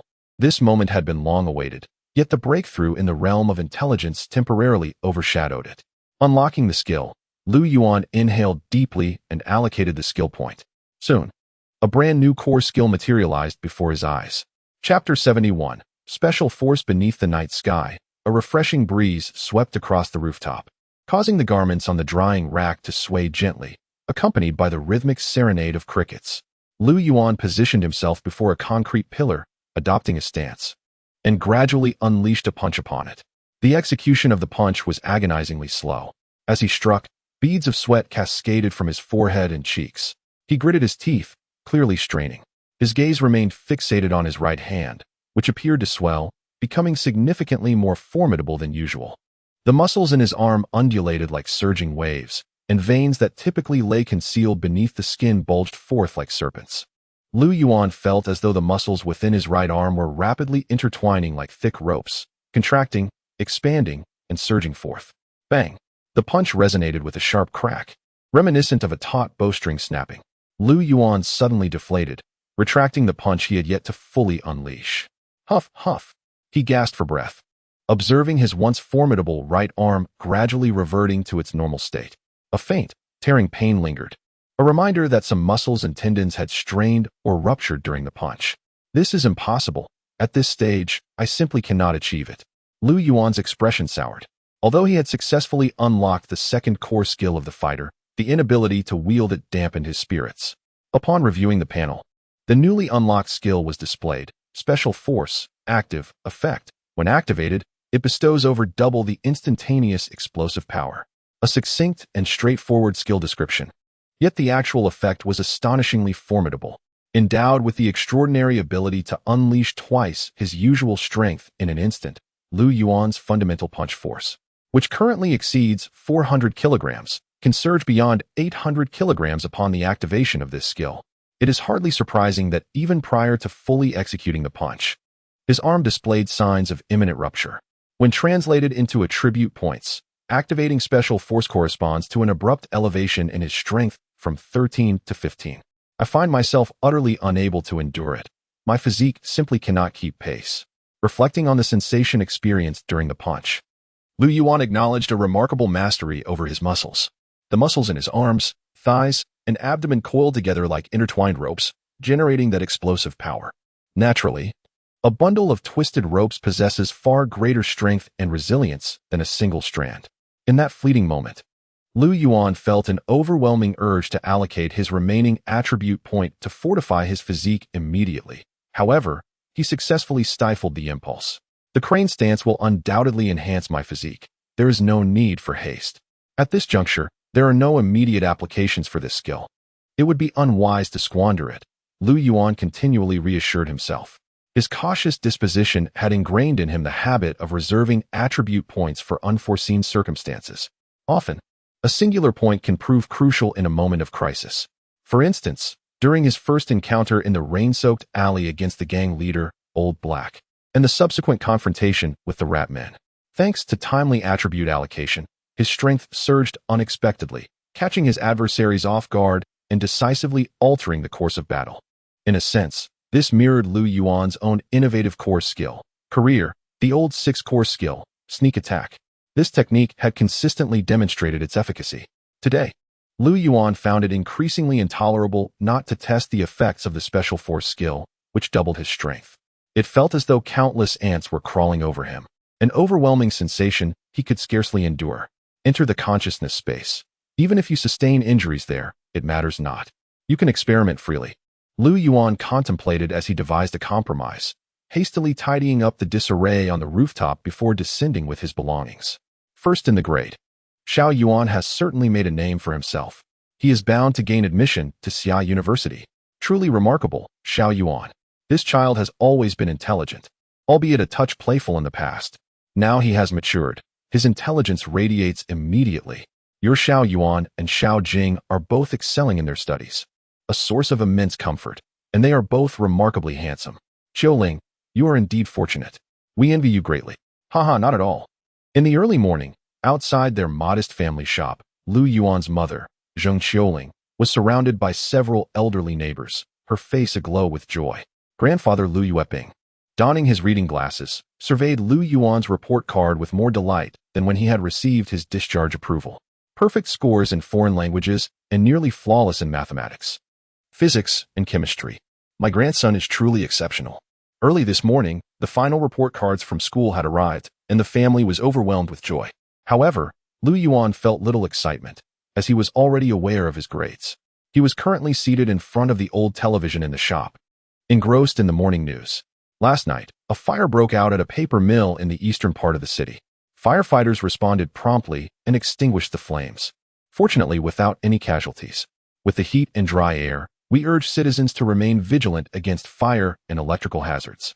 Counting the explosion incident in the Southern District.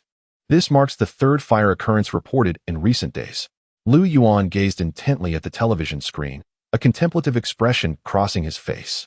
Although the locations varied, he sensed an unsettling connection between these calamities.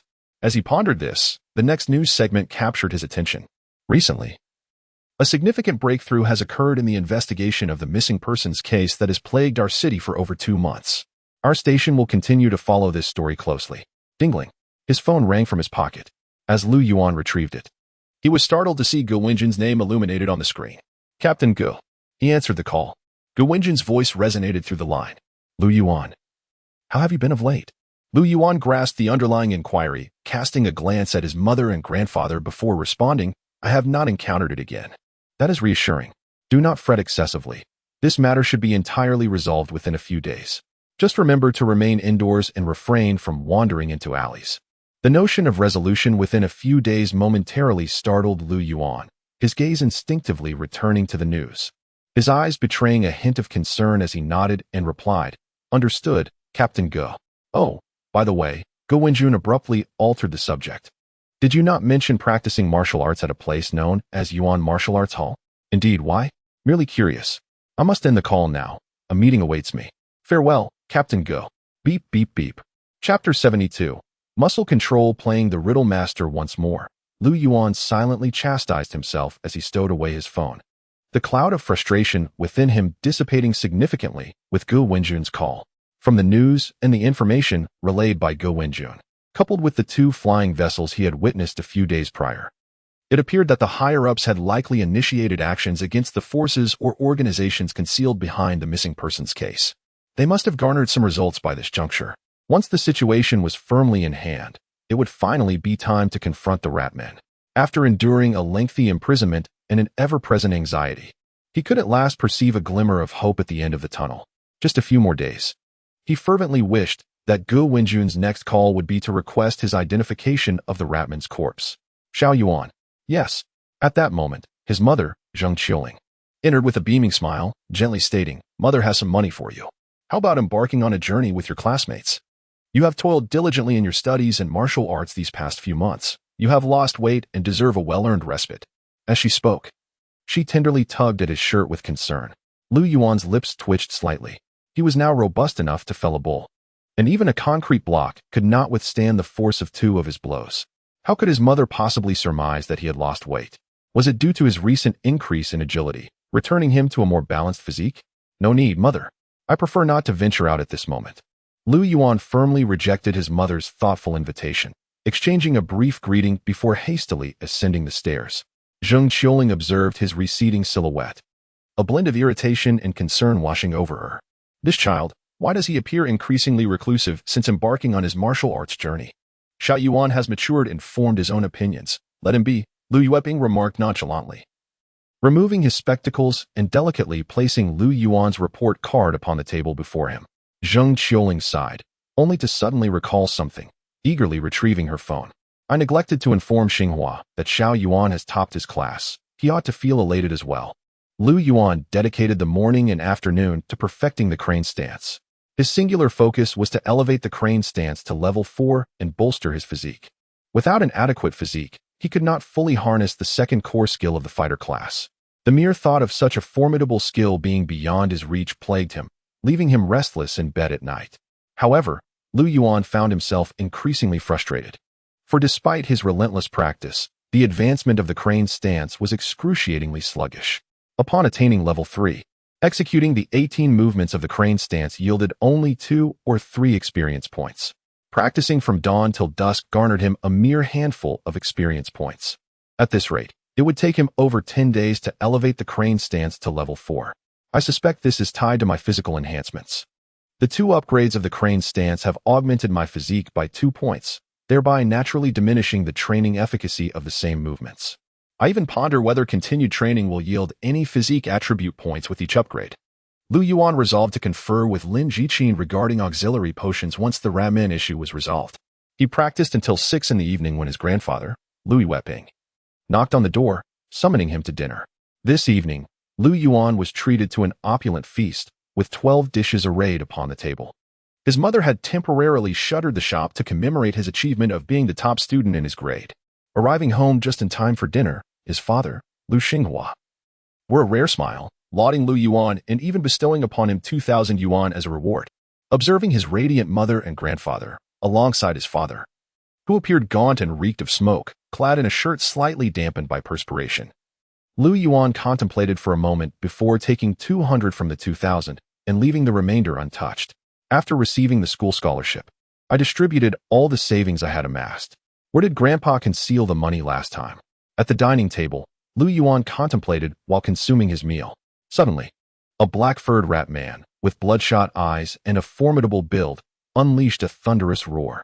Its tail, thick as 2 fingers, lashed behind it, striking the ground with such force that it shattered chunks of concrete. The air was laden with a menacing aura, reminiscent of boiling water, suffusing the narrow alley. Yet, this terrifying pressure was abruptly quelled by 2 grotesque hands that appeared anything but human. Muscles bulging like adult thighs, the arms, darkened and swollen, clamped down on the ratman's shoulders, pinning it firmly in place. In a swift motion, those sinewy fingers, resembling oversized gloves, dug into the flesh beneath them. The sound of cracking reverberated as the ratman's shoulder blades were crushed like dough. With its mouth agape, the ratman lunged forward, attempting to bite. However, the monstrous hands merely pulled it apart. With a sickening crunch, the nearly 2-meter-tall ratman was violently torn in half, a torrent of foul, viscous organs and blood splattering in every direction. Lu Yuan released his grip, the remnants of the ratman collapsing with a dull thud to the ground. Gazing at his own arms, he noticed the skin rolled back from fingertips to shoulders, veins ruptured, revealing the underlying torn fascia and bone. His chest, waist, and thighs bore varying degrees of injury. Lu Yuan felt as though he had been plowed through by a massive iron plow, utterly devastated. Yet, amidst the carnage, a sense of exhilaration washed over him. He cast a glance at the writhing remains of the ratman beneath his feet and collapsed backward in satisfaction.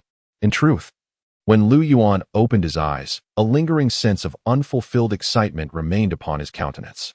In the waking world, he could not wield the special power, but these past few days in the realm of consciousness had satiated his cravings. The visceral transformation into a rat man was child's play compared to what he had endured. He had even faced off against Qin Feng on the 2nd floor of the martial arts gym employing this technique. Of course, it had only been a single exchange, and the outcome had been even more tragic. The more than double referenced in the skill description for special power must denote some lower threshold. Lu Yuan mused, his fingers tapping rhythmically on the tabletop as he scrutinized the description on his professional panel. The lower limit is double, but the upper limit pertains to my physique and control over my muscles. He extended his right hand, observing the subtle undulations of muscle beneath the skin. He had not activated the special power, but rather reveled in an additional benefit it afforded. Lu Yuan had not been idle these past few days. He had diligently studied and refined his control over his muscles. If I can master this skill, I could effectuate slight alterations to my physique and features. Perhaps if I enhance my strength, I could become a muscle-bound figure yet retain my agility. He idly contemplated, preparing to re-enter the realm of consciousness to spar with Lin Jiqin and Qin Feng. Just then, he heard a commotion in the living room outside his room. Chapter 73, Night Pursuit. Lu Yuan swiftly rose from his desk and approached the door, pressing his ear against the wall.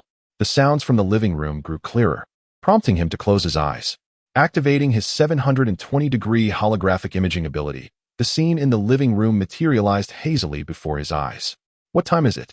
Are you still venturing out at this hour? His mother, clad in her pajamas, stepped out from her room. Chase. You have been preoccupied all day. It is merely a few 100,000. We can recuperate it. What if something were to go awry? Zheng Qiuling sighed, dabbing at her eyes. Cease your shouting.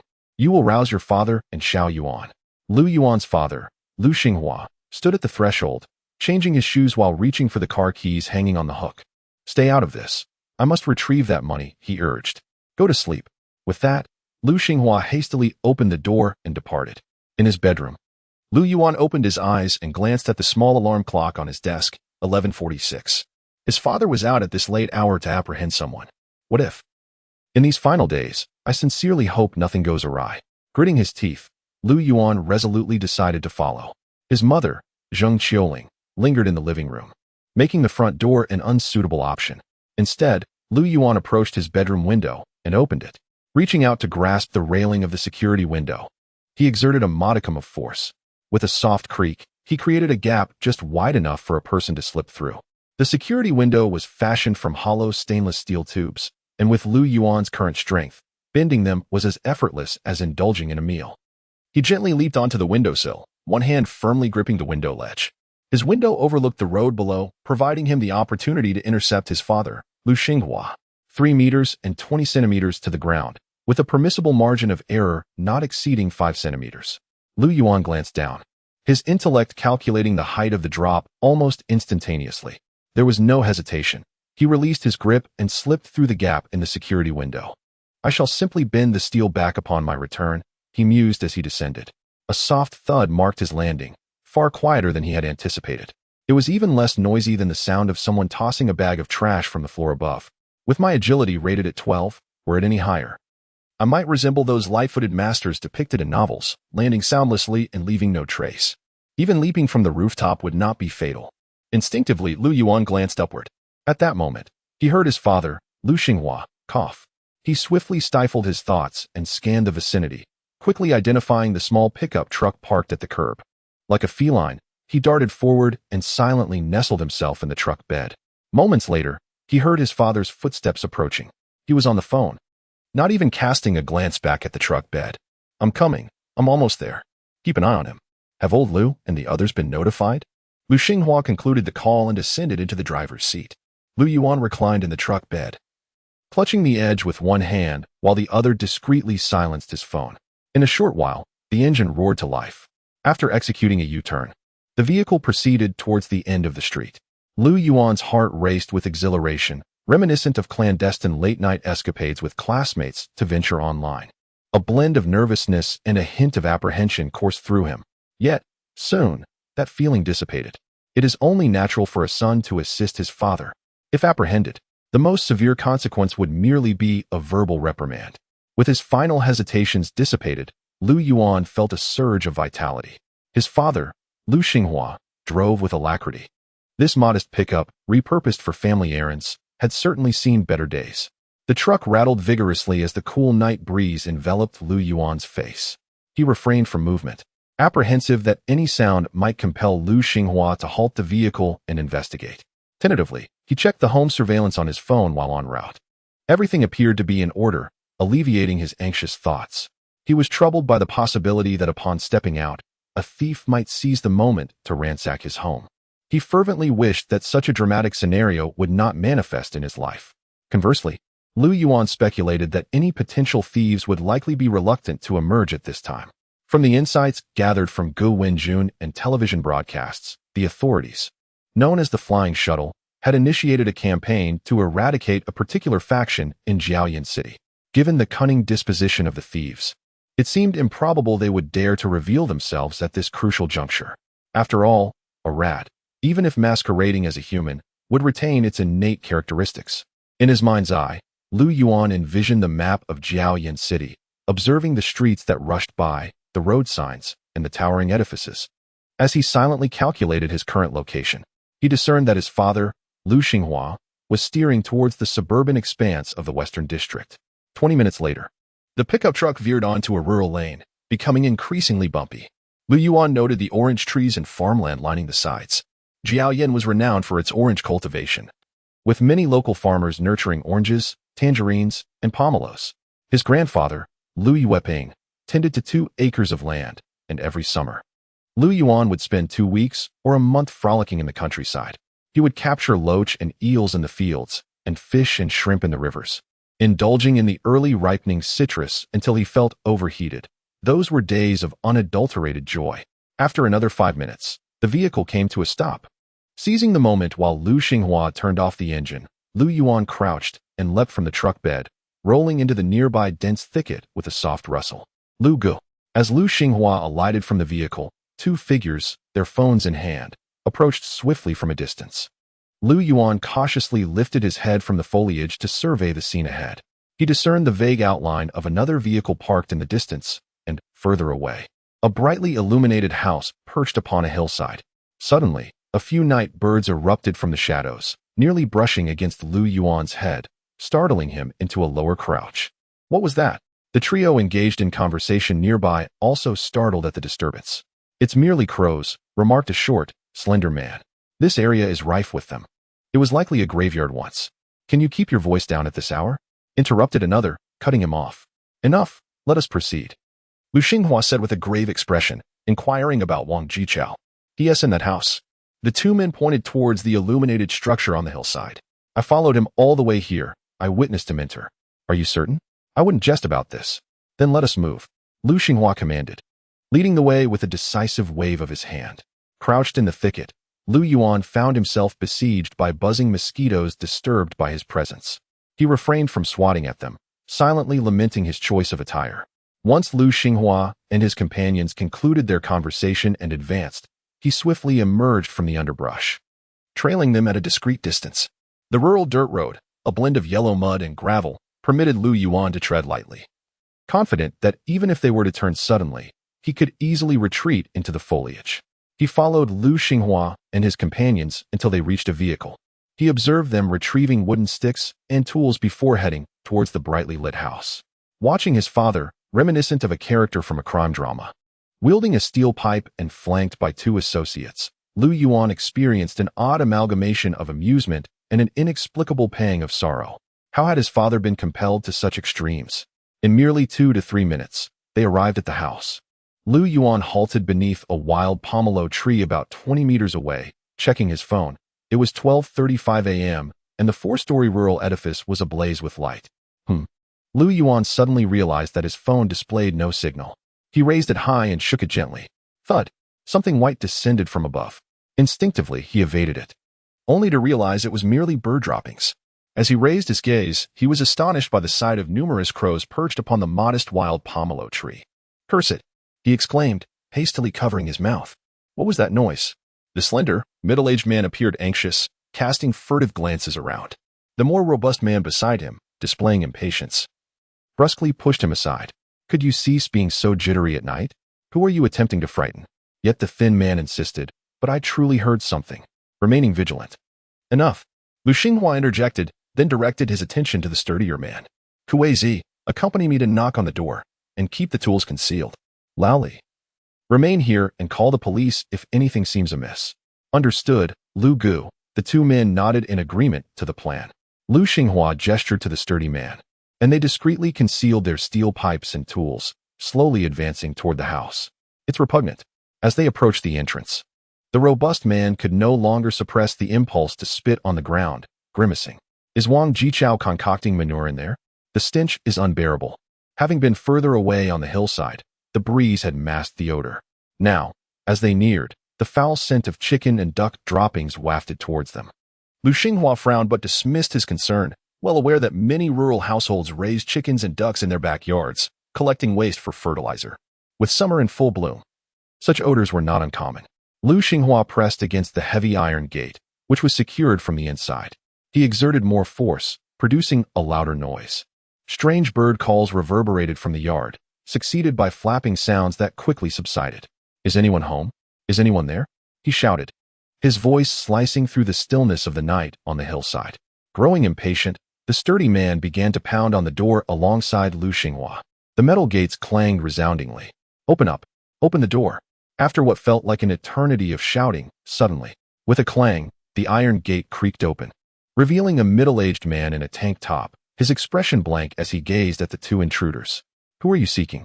Lu Xinghua's eyes sparkled with anticipation as he began to articulate his thoughts. However, he soon perceived the ominous figures lurking behind the man, suggesting the presence of others. His demeanor shifted, and he instinctively recoiled while preserving a courteous facade. I am in search of Wang Jichao, he declared. There is no one by that name here. The man in the tank top retorted coldly, preparing to close the door. Beside Lu Xinghua, Kuei-zi could no longer restrain himself. Is there truly no one named Wang Jichao? I witnessed that scoundrel enter with my own eyes. He must be concealed within. Urgently summon him. I've told you. There is no one. The man in the vest replied impatiently, dismissing Kuei Zi's hand resting on the doorframe as he forcefully attempted to shut the door. Damn it! Kuei Zi's expression hardened as he delivered a powerful kick to the door. Bang! The iron door swung open wide, causing the man in the vest to stagger backward.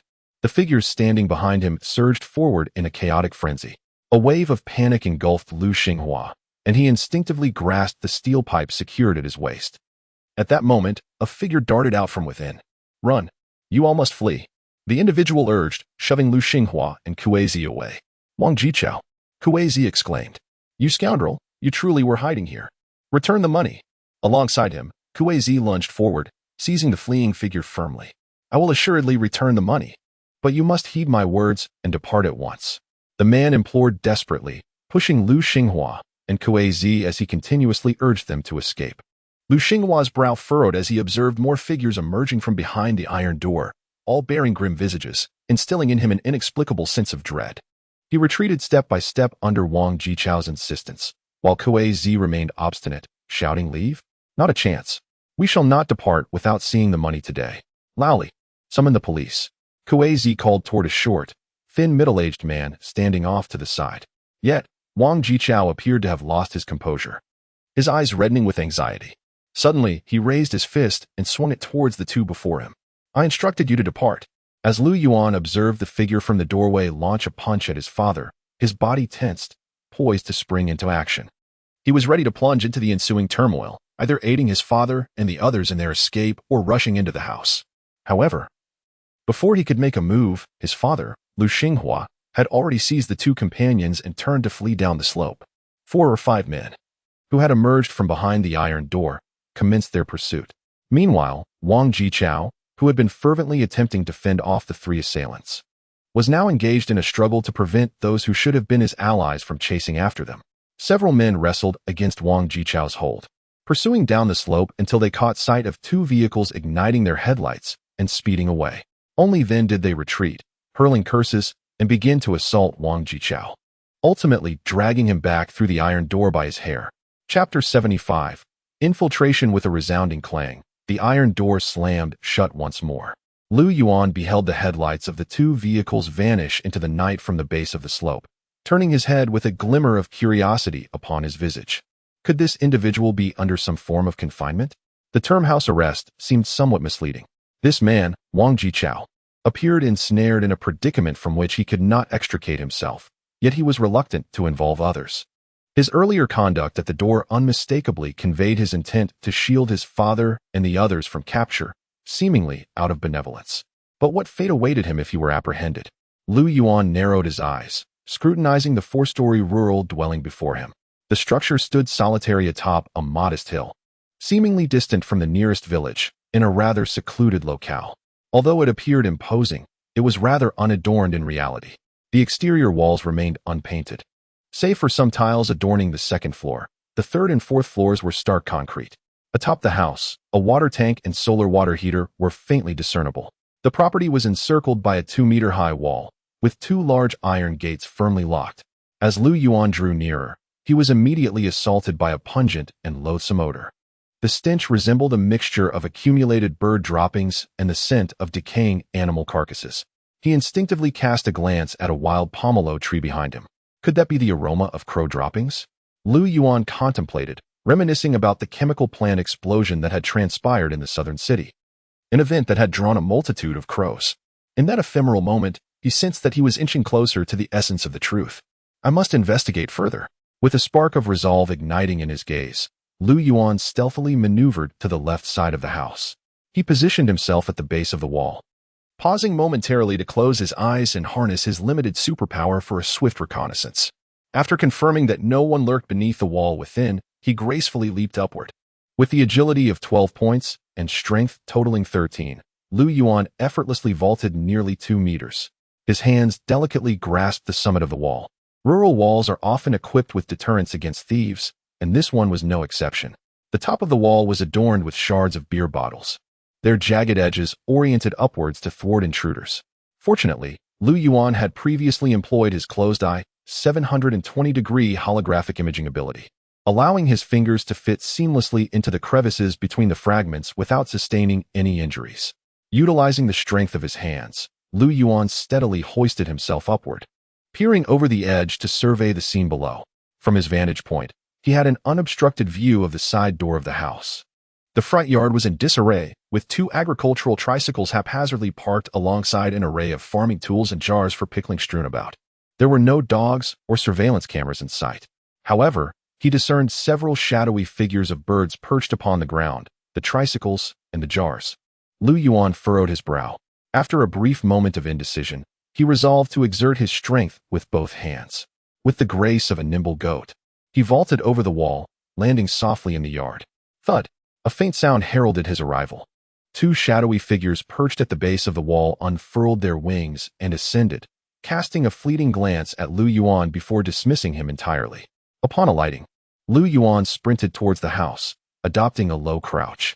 However, after nearly half a minute of anticipation, no one emerged from within, suggesting that he had not attracted the attention of its occupants.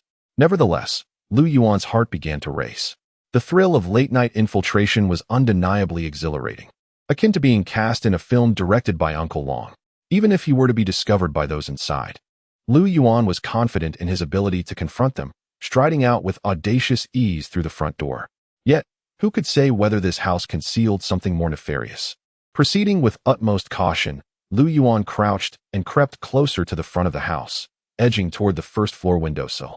Suddenly, a cacophony erupted, fists striking flesh, intermingled with shouts, curses, and anguished groans. Lu Yuan gently closed his eyes, channeling what could be described as a mental force inward. Spit!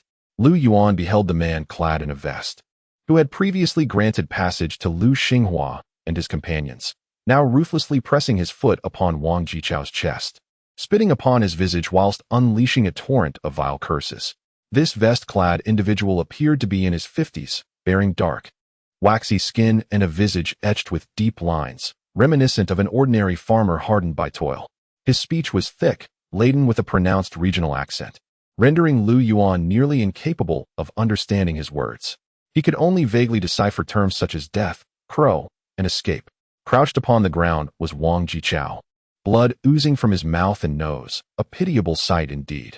It was painfully evident that he had just suffered a severe beating for permitting Lu Xinghua and his companions to flee. I do not wish to harm them. I do not wish to harm them. Wang Jichao repeated these phrases, his countenance a mask of terror and despair. Observing this, the man in the vest abruptly became unhinged, rising to deliver a savage kick to Wang Jichao's lower back, bellowing once more about death. Wang Jichao emitted a groan of agony as several men surrounding him resumed their assault. The man in the vest stood by, coldly observing, until another individual inquired about something.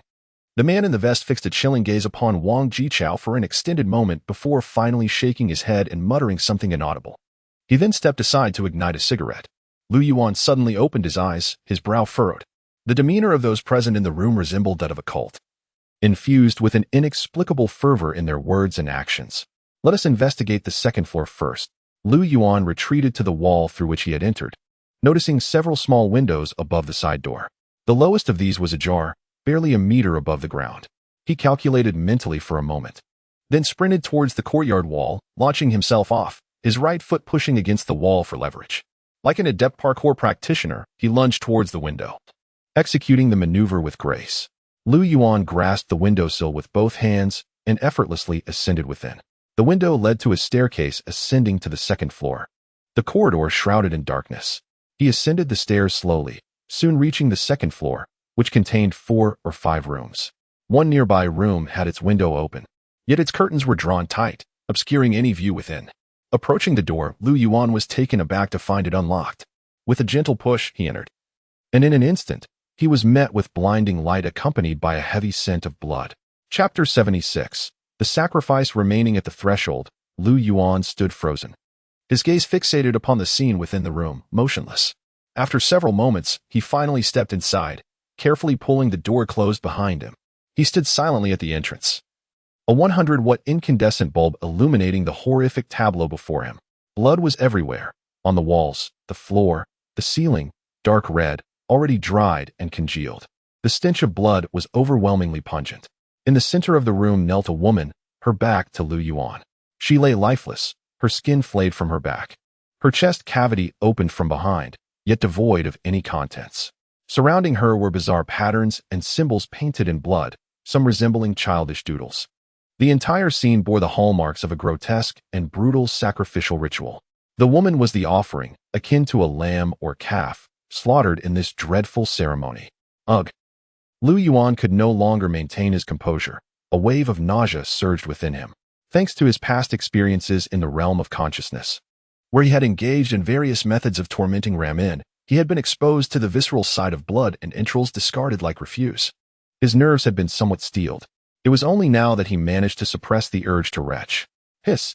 Yuan attempted to take a deep breath to calm his frayed nerves, but immediately halted upon inhaling the overpowering stench.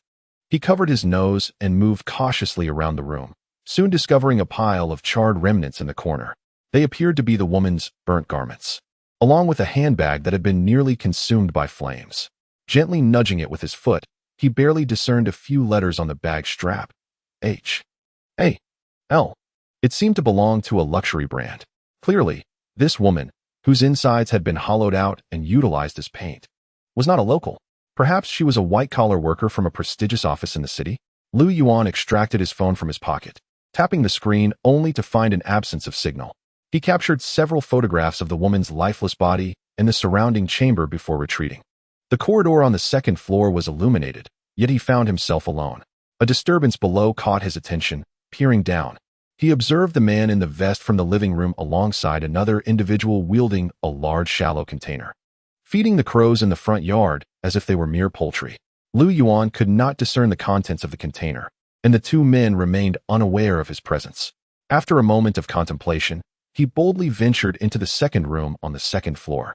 This chamber mirrored the first, presenting a gruesome tableau of ritual slaughter, its walls and floor adorned with an array of peculiar symbols. However, this time, the sacrificial victim was a man, robust in stature yet bound and kneeling, his head severed from his body. Yuan continued to document the scene with his camera before exiting the room. He traversed the various chambers, ascending to the third floor. Each room unveiled a similar bloody spectacle.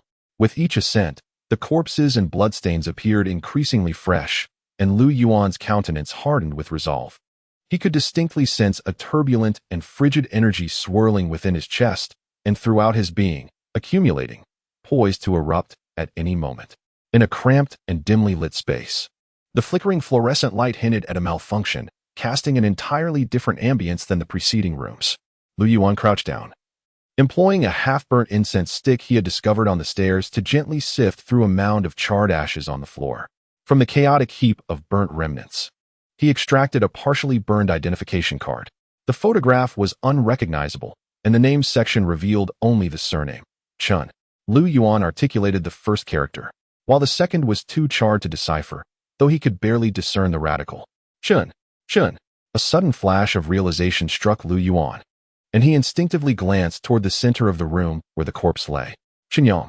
He recalled the sorrowful woman he had encountered at the entrance of the Yuan martial arts school, beseeching Lin Jiqin, repeatedly uttering, Qinyang, my Qinyang. The victim in this chamber was undeniably male, strikingly youthful. His limbs were shattered, and his features had been excised, hollow eye sockets silently gazing up at the ceiling. Is it the same individual? Yuan mused, though at that moment, it appeared inconsequential. He quietly observed for a while, discarding the incense stick in his hand before turning to exit the room. This was the final chamber on the third floor. Only the fourth floor remained. As he progressed, Yuan entered no fewer than 10 rooms, encountering as many corpses in varying states of demise. He had believed he was approaching numbness. Yet upon entering the first room on the fourth floor, his heart felt as if it had been violently seized. The first room on the fourth floor was expansive, once again presenting a scene reminiscent of a gruesome slaughterhouse, with bizarre symbols and lines scrawled everywhere. The only distinction was that in the center of this room, 4 corpses knelt, 3 adults and 1 child. All had their heads severed, held in their respective hands across their chests. A wooden stake protruded from their chests, supporting them upright. On the ground before the corpses lay a dagger fashioned from a bull's horn, more than a foot in length, firmly pinning something to the earth. Yuan approached cautiously, gradually discerning that it was a photograph. The bloodstained image depicted a family of 5, a young couple cradling a small girl, with an older couple standing behind them. Among them was a man with dark skin and a simple, hearty smile, reminiscent of an old farmer, clearly the same man Lu Yuan had seen earlier. The one who had incited others to brutally assault Wang Jichao. Beside the photograph, a line of words was inscribed in fresh blood, dedicated to the Great Zongyao's Crow's extinction.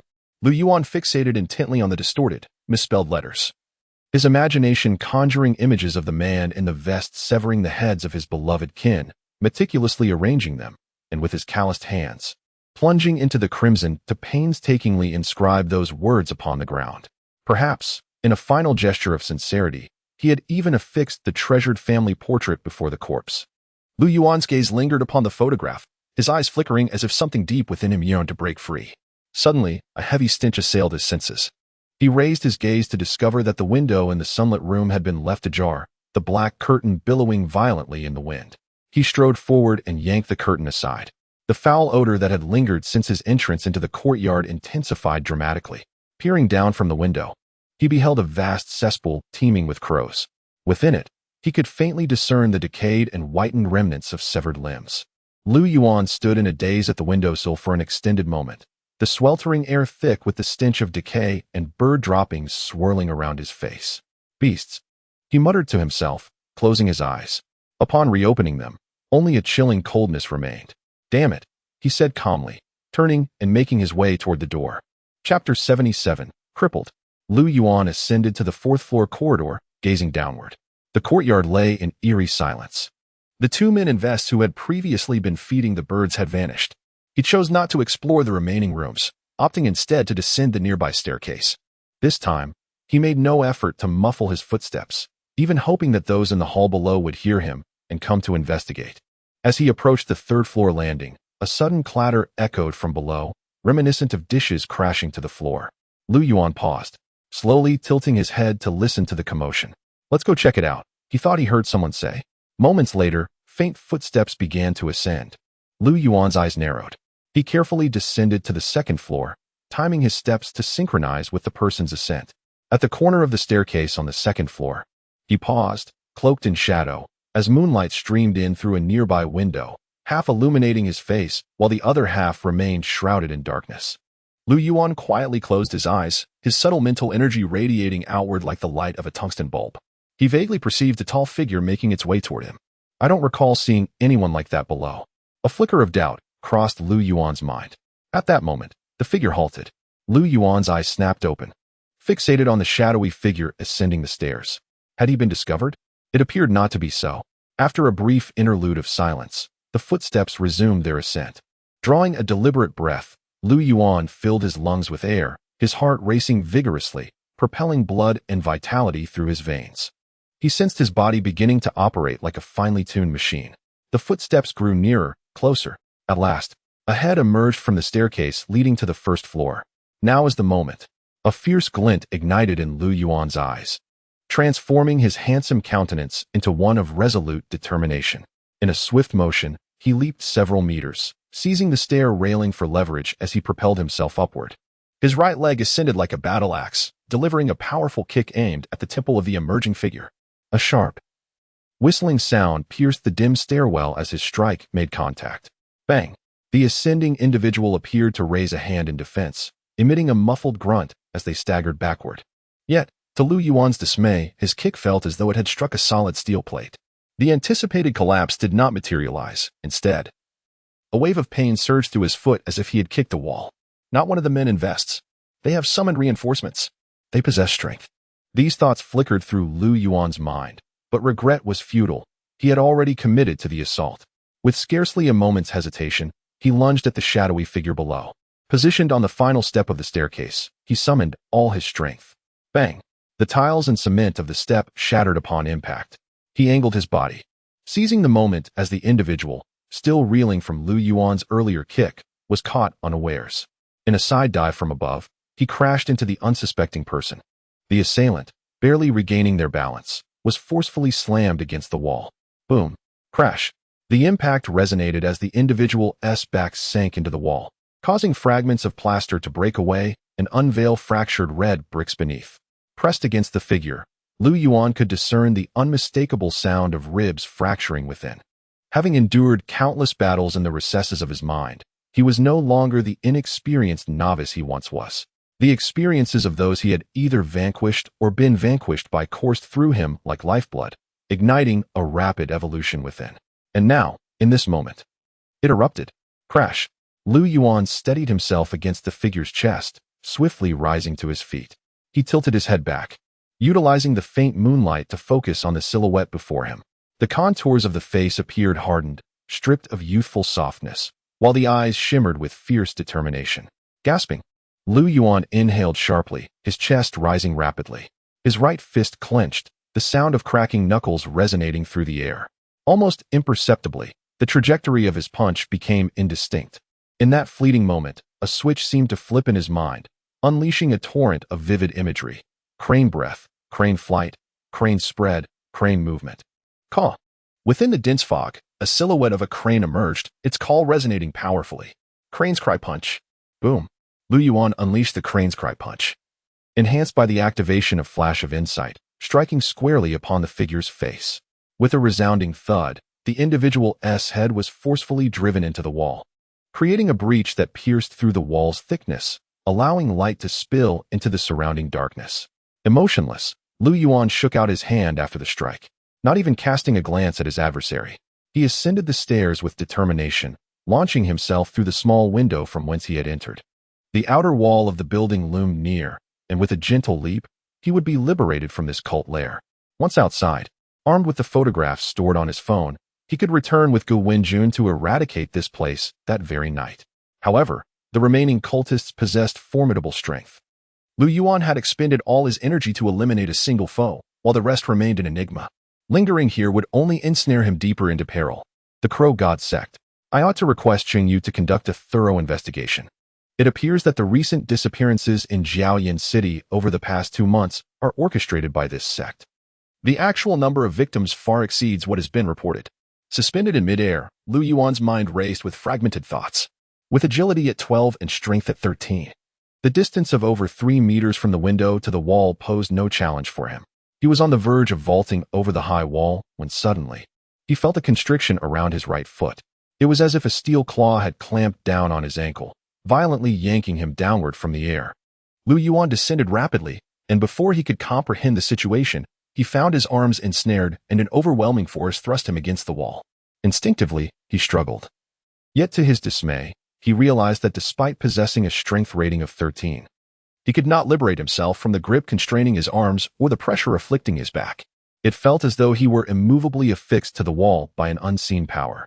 In that moment, a voice resounded from behind him. Laced with curses, this kid still believes he can escape. Damn, number 13 is nearly ruined. Chapter 78. The yellow bear. Lu Yuan felt as if he were tightly constrained, akin to being bound by 6 heavy locks clasped around his arms, ankles, waist, and neck, effectively stifling the flow of energy throughout his body. Pulses of electricity surged from the restraints, penetrating his skin and relentlessly striking and numbing his muscles. He recognized the sensation as electricity, having encountered it once during his school days. Back in his hometown, he had ventured into an old house amidst a rainstorm, where a severed electric wire had fallen into a puddle. Out of curiosity, he had touched it. Fortunately, he had escaped unscathed, but the memory of that jolt lingered with him. Now, he was enduring a sensation magnitudes more intense, with no means of escape.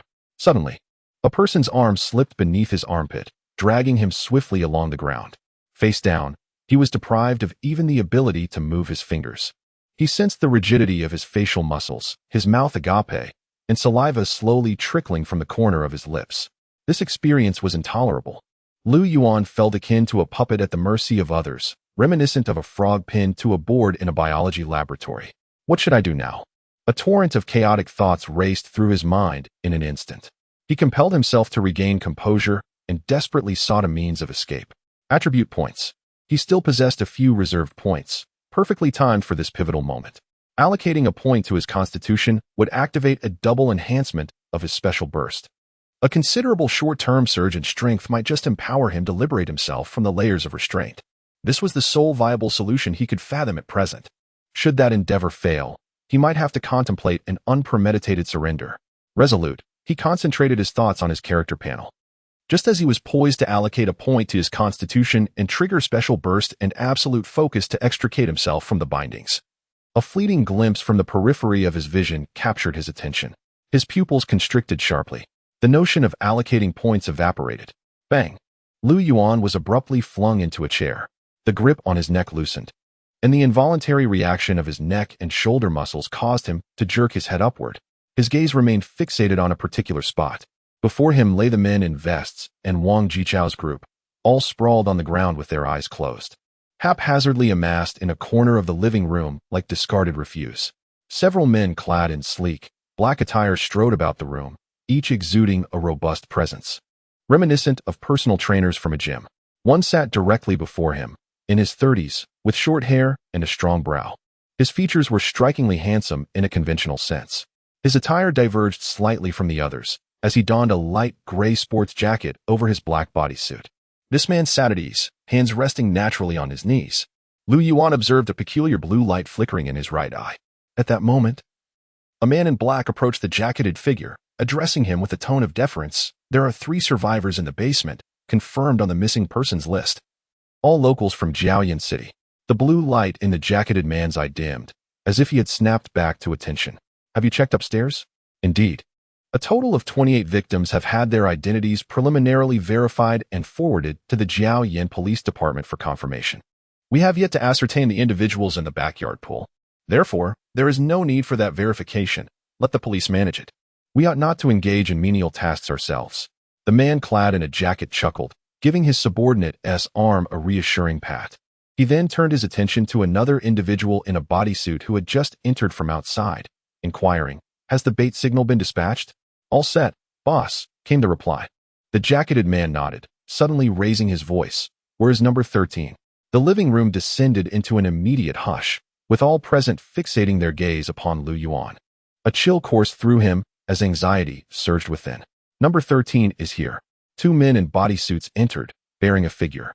Yuan recognized the individual they carried. Another clad in a black bodysuit, with a significant dent marring his chest. He appeared to be in his 20s, his lips pressed tightly together and his forehead deeply sunken, resembling a deflated ball. Presumably, this was the cult accomplice he had previously assaulted in the corridor. Both arms were fractured, the sternum and ribs extensively shattered, and the brain had suffered severe trauma, with damage exceeding 40%. The man reporting the condition of the unconscious youth maintained his gaze upon Yuan. An expression of both peculiarity and overt hostility etched on his features. Yuan deliberately averted his eyes, feigning an air of calm indifference. 40%? That is not too grave. The jacketed man rose from his chair, approaching the unconscious youth. He casually examined the injured areas, and Yuan watched in astonishment as the man tore away a piece of flesh from the youth's forehead, revealing a metallic sheen beneath. Furthermore, the grotesque appearance of the youth's palms and elbows bore a striking resemblance to the steel bars he had once bent on the security window of his bedroom. A cyborg? The thought pierced Yuan's mind with astonishing clarity. He surveyed the room, as if beholding the individuals for the very first time. Nothing of great consequence. Merely a matter of exchanging the brain upon return. This presents an exquisite opportunity to refine the modifications on the chest as well. Number 13's resources should now be ample. The man clad in a coat appeared at ease, seemingly untroubled by the ghastly injuries that marred the young man before him. Nonchalantly, he commented while peeling away several patches of scalp from the young man's forehead, exposing the stark imprint left by a blow from Yuan. The boxing techniques of the Tianshui school are indeed remarkable, he pondered, scrutinizing the wound, his right eye flickering with an otherworldly blue light. Yet, it appears you have only grasped the superficial elements. Fortunately, it is but the surface of the techniques. Suddenly, the man in the coat raised his head and flashed a smile at Yuan, half-jokingly remarking, "Otherwise, you would be dead by now." The signature maneuvers of the Tianshui Lioha school would have faded into obscurity. Yuan inhaled deeply, narrowing his eyes as he fixed his gaze upon the man in the coat, slowly inquiring, "Who exactly are you people?" "Ah, had you not mentioned it, I might have overlooked it." The man in the coat chuckled softly, and the blue light in his right eye extinguished. He took a few steps toward Yuan and exchanged a knowing glance with someone nearby. With a series of clicks, the restraints binding Yuan's arms, waist, and ankles were swiftly undone. Before Yuan could even exhale in relief, the man in the coat smiled and addressed him. "You are Yuan, are you not?" Allow me to present myself. I am Zhou Ling. We hail from the Bureau of the Summer Kingdom, often referred to as the Yellow Bear. Chapter 79, Lu Dao Yuan. Body Refinement, Old City. On the weathered wall, a plastic electronic clock adorned with a plum blossom motif flipped to reveal 1:47. The means by which this group had achieved their transformation remained a mystery. Yet the once overwhelming odor of avian excrement mingled with decay in the living room had nearly vanished, leaving a whisper of freshness in the atmosphere. Lu Yuan observed a man with a buzz cut, clad in a fitted attire, bending down to retrieve two objects that had fallen at his feet. These were the tools that had ensnared him, now unveiled as several silver-gray rings that had painfully embedded themselves into his flesh. He reached out to touch the spot on his arm where the rings had been, astonished to discover no trace of any marks. Yellow Bear, Lu Yuan stated, conducting a meticulous inspection of himself before raising his gaze to the man who had introduced himself as Zhou Ling. I believe I have encountered that term before. You should have, Zhou Ling replied with a smile, adding, you are the top student in your class, boasting nearly perfect scores in history. It is inconceivable for you to be unaware that the totem of the ancient Summer Kingdom is a winged yellow bear. Your history teacher must have recounted the tale of the descending flying bear, establishing the ding for summer. I am familiar with it, Lu Yuan acknowledged. Yet his gaze remained fixed on the emblem embroidered on Zhou Ling's fitted attire, depicting a white bear devoid of wings, a detail he had previously noted. Haha, Zhou Ling chuckled, offering no elucidation, instead pulling up a chair to sit across from Lu Yuan. In a conversational tone, he commenced, let us discuss you. What brings you here at such a late hour? Shouldn't you be already well informed? Lu Yuan retorted with calmness. At this juncture, he felt entirely at ease. This group was evidently not associated with the men in vests. Their purpose here likely aligned with his own, drawn by the so-called Crow God cult. Lu Yuan instinctively linked these individuals to the higher-ups referenced by Lin Jiqin, as well as the instances he had encountered the hovering magnetic shuttles above him. Thus far, Zhou Ling and his companions had demonstrated futuristic and advanced technological capabilities, such as electronic shackles, metal skeletal modifications, brain transplants, and the shimmering blue light in their eyes, which likely possessed the ability to retrieve information at will. He was profoundly intrigued by the extent of the technology wielded by those who identified themselves as Summer Kingdom's XX Bureau, the higher-ups, and Yellow Bear. In response to Lu Yuan's inquiry, Zhou Ling's gaze flickered momentarily. You seem somewhat displeased? Not at all, Lu Yuan shook his head. It was merely a misunderstanding. Now that it has been resolved, it is only fitting for us to sit down and engage in a calm discussion. After all, I was the one who injured your people. Your understanding is appreciated, Zhou Ling nodded, observing Lu Yuan with a hint of admiration. No wonder Lu Dao Yuan has taken you under his wing at such a young age. Talent is one aspect. Your composure indeed surpasses that of most. By the way, you probably have not yet embarked on body refinement, have you? Zhou Ling remarked casually. Lu Yuan maintained a composed demeanor as he shook his head, yet his mind was racing with a tumult of thoughts. Lu Dao Yuan, body refinement. Who was Lu Dao Yuan? The head of the Yuan Martial Arts Academy? Lin Jiqin's master? The very same who had been vanquished in the contest between the Tianshui Lucian and the Crane schools? Was body refinement a level of cultivation surpassing professional martial arts? A multitude of thoughts and speculations coursed through Lu Yuan's mind. Yet he betrayed none of them upon his countenance. The fact that he had yet to commence was entirely understandable. Zhou Ling appeared to breathe a sigh of relief. For a novice merely beginning to explore the realm of martial arts, even with the foundational teachings of the Crane School, to progress to body refinement in under 2 months would indeed be rather remarkable. After all, the Tianshui Liuhe School does not hold the distinction of being a premier legacy. Zhou Ling spoke with a familiarity that suggested he was well versed in the Tianshui Liuhe School, a sect of which Lu Yuan had found scant information online. Lu Yuan silently critiqued Zhou Ling, wishing he could mask the azure luminescence emanating from his eyes. Zhou Ling's right eye flickered incessantly with blue light while he elaborated on the Tianshui Liuhe School, leading Lu Yuan to suspect he was likely accessing information in real time, feigning knowledge before him. Zhou Ling seemed to sense this as well. He swiftly altered the subject, stating, the information we possess on you was temporarily retrieved from our internal database. In antiquated cities like Jiaoyan, the information network is not well established. Thus, the data is only current as of 3 days ago. Lu Yuan mentally noted this phrase, then redirected his gaze to the corner of the living room. Pointing at the disheveled Wang Jichao, who lay at the bottom of a heap of bodies, he replied, That individual owes my father a debt. My father tracked him here. And I couldn't find peace, so I followed him. You should be able to infer what transpired next. This was no secret. There was nothing to conceal. Zhou Ling exhibited no skepticism regarding Lu Yuan's account. It likely resonated with his own assumptions. He gestured toward the upper levels and said, "You just descended from upstairs. You must have gleaned something. Are you alluding to the Crow God cult?"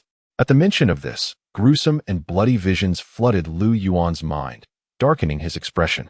"A band of beasts," Zhou Ling remarked.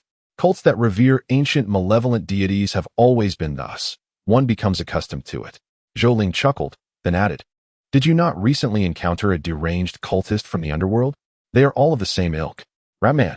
Lu Yuan's interest was piqued at Zhou Ling's mention. Unable to contain his curiosity, "I did not eliminate it. Could you assist me in tracking its current whereabouts? It should be a simple task for you, correct?"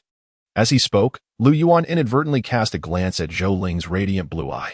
The menace posed by the rat people loomed ominously, akin to a ticking time bomb concealed beside Lu Yuan, rendering him restless and constrained in his movements. Should he succeed in enlisting the aid of Zhou Ling and his companions to unearth the whereabouts of the rat people, it would undoubtedly bring him immense relief. Unexpectedly, Zhou Ling remarked, "In fact, you have already slain one of them." Lu Yuan was taken aback momentarily. However, the trouble is far from over. Another burrowing creature has claimed the corpse of that cultist, and it is highly likely it will return to haunt you. How about this? Zhou Ling contemplated briefly. "Once we conclude our affairs here, I shall assist you in addressing it." Chapter 80. Mutation. This was inherently your responsibility. Lu Yuan recalled the information Gu Wenjun had conveyed to him over the phone. Nevertheless, he maintained a courteous demeanor. "No need. If you help me locate it, I should be capable of managing the rest myself." He feared that Zhou Ling and his group might take an inordinate amount of time, and he preferred to act swiftly to resolve this predicament. Zhou Ling chuckled softly, then shifted his gaze toward the staircase, redirecting the conversation. "In fact, we noticed your presence as soon as we entered. Number 13 ascended to prepare to bring you down.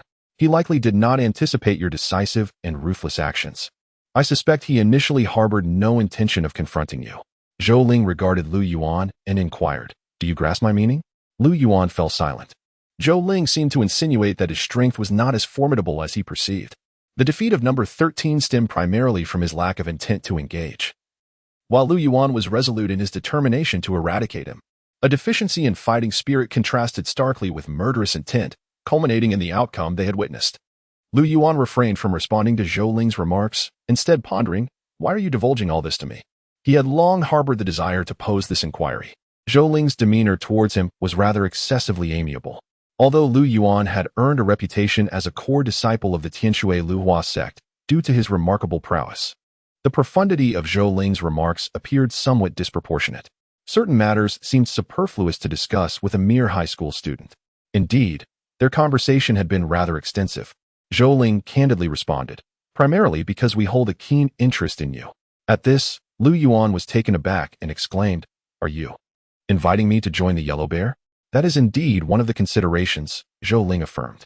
"The Yellow Bear actively endeavors to recruit gifted individuals from diverse backgrounds, particularly those of your caliber." Lu Yuan recalled the previously mentioned number 13, who had required a brain transplant after their encounter and could not help but protest. "I have no inclination towards any form of bodily modification." Zhou Ling chuckled at Lu Yuan's statement. "I had anticipated you would respond thus. Not everyone in the Yellow Bear undergoes modification. You may join as a regular martial artist, and the advantages are considerable. However, to be candid, the path of modification is far more conventional and promising than mere martial practice. You will come to realize this in due course."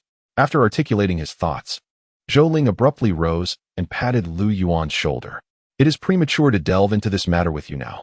Time is of the essence." Zhou Ling then diverted his attention elsewhere. At that moment, Lu Yuan observed that the previously relaxed and jovial men in fitted attire had all assumed grave and serious expressions.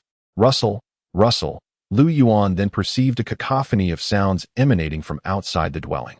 It was the sound of countless birds flapping their wings as they ascended into the air, akin to heavy rain battering against the awning.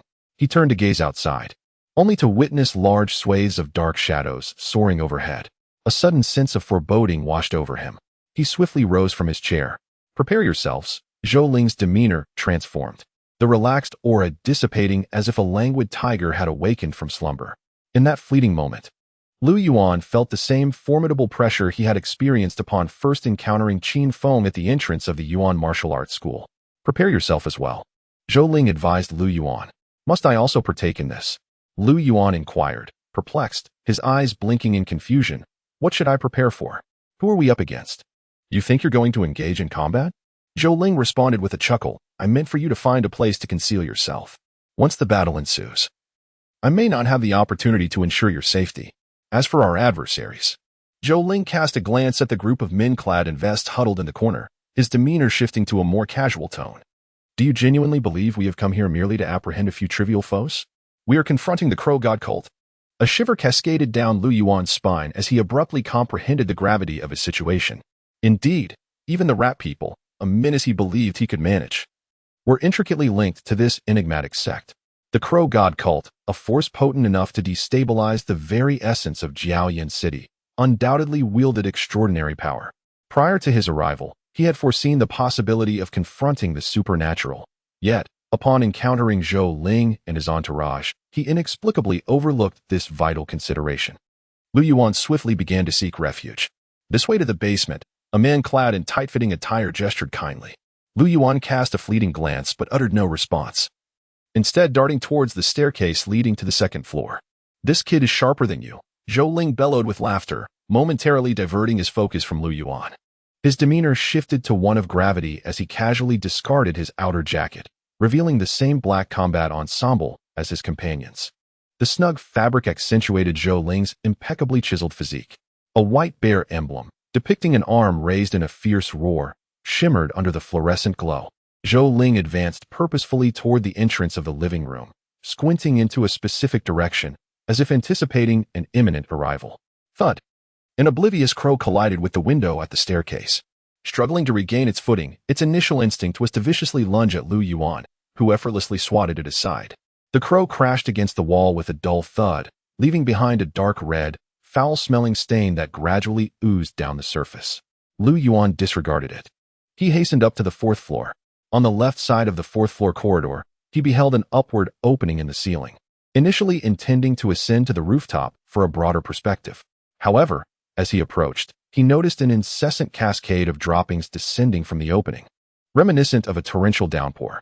Lacking the fortitude to confront the excrement, he abandoned that notion and remained stationary in the corridor. By this juncture, the sky above the house had been entirely consumed by a dense throng of crows. The crows that had previously been pecking at the corpses in the backyard had inexplicably taken flight, swirling around the house in a frenzy, shrieking as they soared. In literature class, one often describes a person as foul as a crow. Yuan had never fully grasped the essence of that comparison until this moment. The analogy was remarkably fitting. Thousands of crows converging around the house, their cacophony surpassing even the clamor of a bustling morning market. Amidst the raucous cries, he could scarcely perceive any other sounds. The din enveloped him, an unyielding assault on his senses, penetrating every pore and inciting irritation even in the most patient souls. Chapter 81.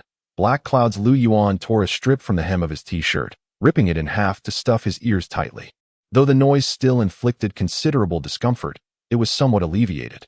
He beheld the breathtaking spectacle of a swirling mass of crows, resembling a black tornado, spiraling frantically around the house, his mind reeling.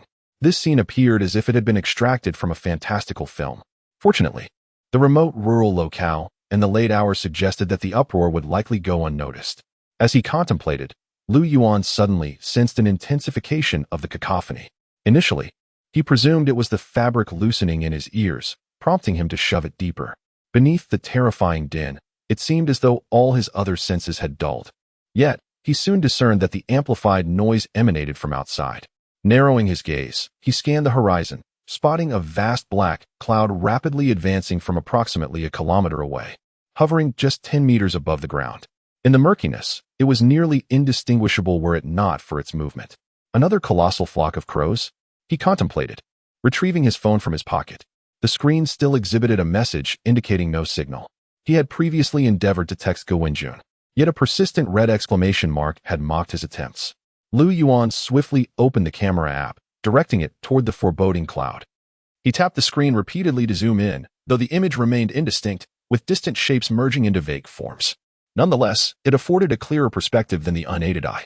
The true essence of the dark cloud became evident. It was, indeed, a multitude of crows congregated together. As they approached, the details sharpened. Suddenly, a flash of red light erupted on his phone screen, and for a fleeting moment, Yuan glimpsed a shadow flitting through the cloud. "Is there someone among the crows?" he exclaimed, startled by the notion. Was an individual being swept closer by this avian tempest? Might it be a member of the crow god cult? He longed to investigate further, but the crows were alarmingly near. Yuan continued to manipulate his phone, darting his gaze between reality and the screen. Abruptly, a powerful blue beam of light burst forth from below his field of vision, slicing through the darkness like a supercharged flashlight, striking the encroaching cloud with precision. Quack! Boom! A surge of flames erupted from the black cloud, a considerable portion dissipating in the explosion. The crows that had been circling above the house seemed agitated, their frenzied behavior escalating dramatically. What had once been chaotic flapping and screeching transformed into a coordinated assault, diving down like fighter jets, targeting every living being within the vicinity of the house. Yuan found himself ensnared within that perilous range. He raised his arm and swung it fiercely, producing a sound akin to tearing fabric as he sent 7 or 8 crows soaring, narrowly evading their onslaught. Seizing the moment while the other crows remained in disarray, he quickly glanced down. To his astonishment, a figure stood at the front door, right fist raised, a faint blue glow fading from their forearm. It was Zhou Ling. Damn it, Yuan thought, not daring to look further. The onslaught of crows threatened to overwhelm him. Within a second, he lost count of the number of pecks and scratches he endured. With no other recourse, he spun around and flung open a nearby door, dashing inside as if breaking through a thick cloud of darkness. Bang! He forcefully shut the door behind him, inadvertently crushing several crows caught in the doorframe into a gruesome pulp. Yuan swiftly detached the remaining crows that clung to him, slamming each one onto the floor with fervor. As he grasped the last of the wretched creatures, he paused to scrutinize it. The frantic bird, a glossy black with an oily sheen, possessed pure black feet and beak, its eyes aglow with a terrifying crimson hue. Quack! It screeched in desperation, and Yuan's horror deepened upon discovering its mouth filled with sharp, needle-like teeth. Disgusted, he swiftly choked it to death and discarded the lifeless body. After encountering the ratman, the sight of crows with teeth was no longer shocking to him. Now somewhat composed, Yuan became acutely aware of the searing pain coursing through his body. His arms bore scratches from the crows, and his face likely bore similar marks. Returning home in such a state would undoubtedly invite a fierce reprimand from his mother, Zheng Qiuling. However, at this moment, thoughts of parental chastisement were trivial. Ignoring the lifeless bodies and the acrid scent of blood that pervaded the room, he hurriedly approached the window along the corridor. Pulling back the curtain, he discovered the window closed yet entirely obscured by a multitude of crows, rendering the outside world invisible. The relentless assault continued as the crows battered against the window and door, producing a series of dull thuds. Should this reckless barrage persist, it was only a matter of time before this sanctuary would be breached. Yuan's expression hardened as he steeled himself for another dash outside. Nevertheless, his mind continued to replay the blue beam of light he had just witnessed. What was that? A laser cannon? He began to entertain Zhou Ling's earlier assertion that if No. 13 had truly wished to harm him, he would have had no chance of evading incapacitation. If every modified human from Huangxiong were equipped similarly to Zhou Ling. No, they need not be identical. Even a weapon marginally more powerful than a handgun would suffice.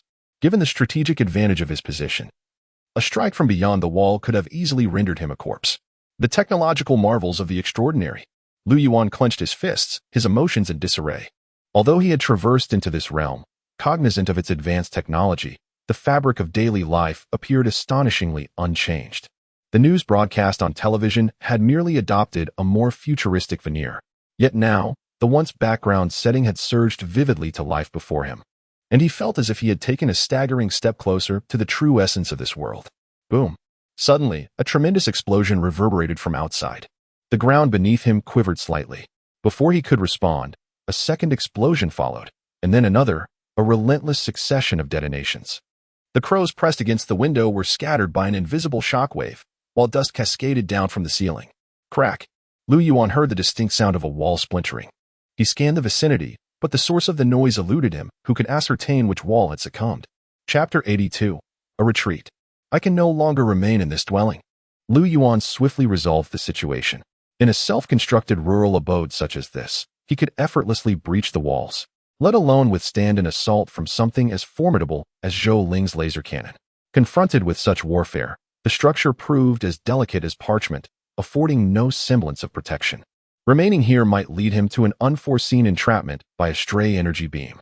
He hastily tore down the curtain from the window and approached the door, extending his mental energy to permeate the thin wooden barrier, briefly surveying the circumstances in the corridor. The crows that had once congregated there appeared to have diminished significantly, likely having joined the tumult below. He was unable to discern the situation beneath, only vaguely sensing sporadic bursts of intense light. Yuan twisted the curtain into a rope-like form and abruptly flung open the door. Crows awaiting outside surged in a flurry. Yuan swiftly waved the curtain in his grasp, clumsily shielding himself from the onslaught of crows. Upon entering the corridor, he charged toward the nearest staircase without pausing for breath. As he fled, he cast a hurried glance downward. What he beheld was a scene that had transformed the area surrounding the house into a battlefield, led by Zhou Ling. A contingent of Yellow Bear members had encircled a large, shadowy figure enveloped by crows, each brandishing a weapon akin to a pistol, incessantly firing at the dark mass. Yuan watched, eyes wide with astonishment, as orange orbs erupted from the muzzles, each impact igniting a dazzling display of sparks. It truly resembled a scene from a science fiction film. Yuan experienced a profound amalgamation of astonishment and trepidation. Upon successfully ascending to the third floor, he felt compelled to pause once more and cast his gaze upon the battlefield below. This time, his attention was primarily drawn to the beleaguered members of the Crow God cult. Despite the fierce onslaught from Zhou Ling and his allies, they were, after all, intruders within the dominion of the Crow God cult. A veritable swarm of crows filled the air, both above and below, a spectacle that Yuan had never before encountered. Such a multitude of crows converging in one locale. He observed additional crows flocking from all directions across the night sky, launching a frenzied assault on Zhou Ling and his party, exhibiting a ferocity that exceeded their treatment of Yuan, as if they were determined to disrupt their rhythm of attack. Concurrently, they incessantly augmented the ranks of crows surrounding the hovering shadow, providing unwavering cover for the figure at its center. Suddenly, Yuan was startled by a piercing shriek emanating from the shadow, which was soon echoed by a cacophony of crows screeching in unison. Then, a tendril-like plume of black mist surged forth from the shadow, striking one of the Yellow Bear members at the periphery. The unfortunate individual emitted no sound as his body was flung away like a mere ragdoll, crashing through a substantial section of the courtyard wall, accompanied by a resounding explosion of sparks. Leading the charge, Zhou Ling abruptly discarded his weapon, his form seemingly illuminated by several conduits of light, before lunging toward the congregation of crows with astonishing velocity. So rapid was his movement that Yuan could scarcely perceive it. He merely witnessed Zhou Ling's figure vanish, leaving behind a vast shallow crater where he had once stood. Yuan retreated into the stairwell, his heart racing. He closed his eyes and swiftly entered a heightened state of awareness. Imaginary enemy activated. A silent, desolate hillside cradled an abandoned edifice. Yuan found himself amidst a chaotic yard, confronted solely by an eerie figure enshrouded in an ominous black mist. There were no crows, no levitation, only a profound silence. Yuan swallowed slowly, then clenched his jaw, resolutely advancing toward the shadowy apparition. The air remained undisturbed, devoid of any sound. Suddenly, a tendril-like wisp of black mist enveloped Yuan. His pupils constricted sharply as he instinctively entered a state of absolute focus. And then there was nothing more. Abruptly, Yuan opened his eyes, gasping for breath, his visage still marked by lingering trepidation.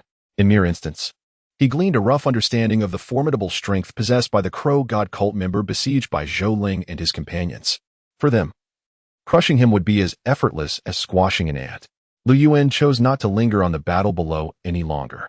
He sprinted to the second floor, leaping from the side window over the wall, landing firmly upon the muddy ground outside. This time, no one awaited below to seize his ankles. Only a few oblivious crows obstructed his path. Without hesitation, Yuan dashed down the slope. Remaining there was far too perilous, setting aside the possibility of collateral damage. The strength of that Crow God cult member was disconcerting. What if Zhou Ling and the others were ultimately defeated? The inevitable misfortune loomed over him. Yuan sprinted along the well-known dirt path, the cool night breeze caressing his cheeks, while tiny insects collided with his face. He exerted his agility to the utmost under the midnight sky. Amidst his frantic pace, Yuan recalled the Yellow Bear members mentioning that a few survivors remained concealed in the basement, including Wang Jichao, who had previously rescued his father and the others. These individuals, mere ordinary souls, lingered in the house. What if they were ensnared in the chaos? This thought flickered through Yuan's mind before dissipating like smoke. In his current plight, he could ill afford to concern himself with others. He could only hope that Zhou Ling had made sufficient arrangements for their safety.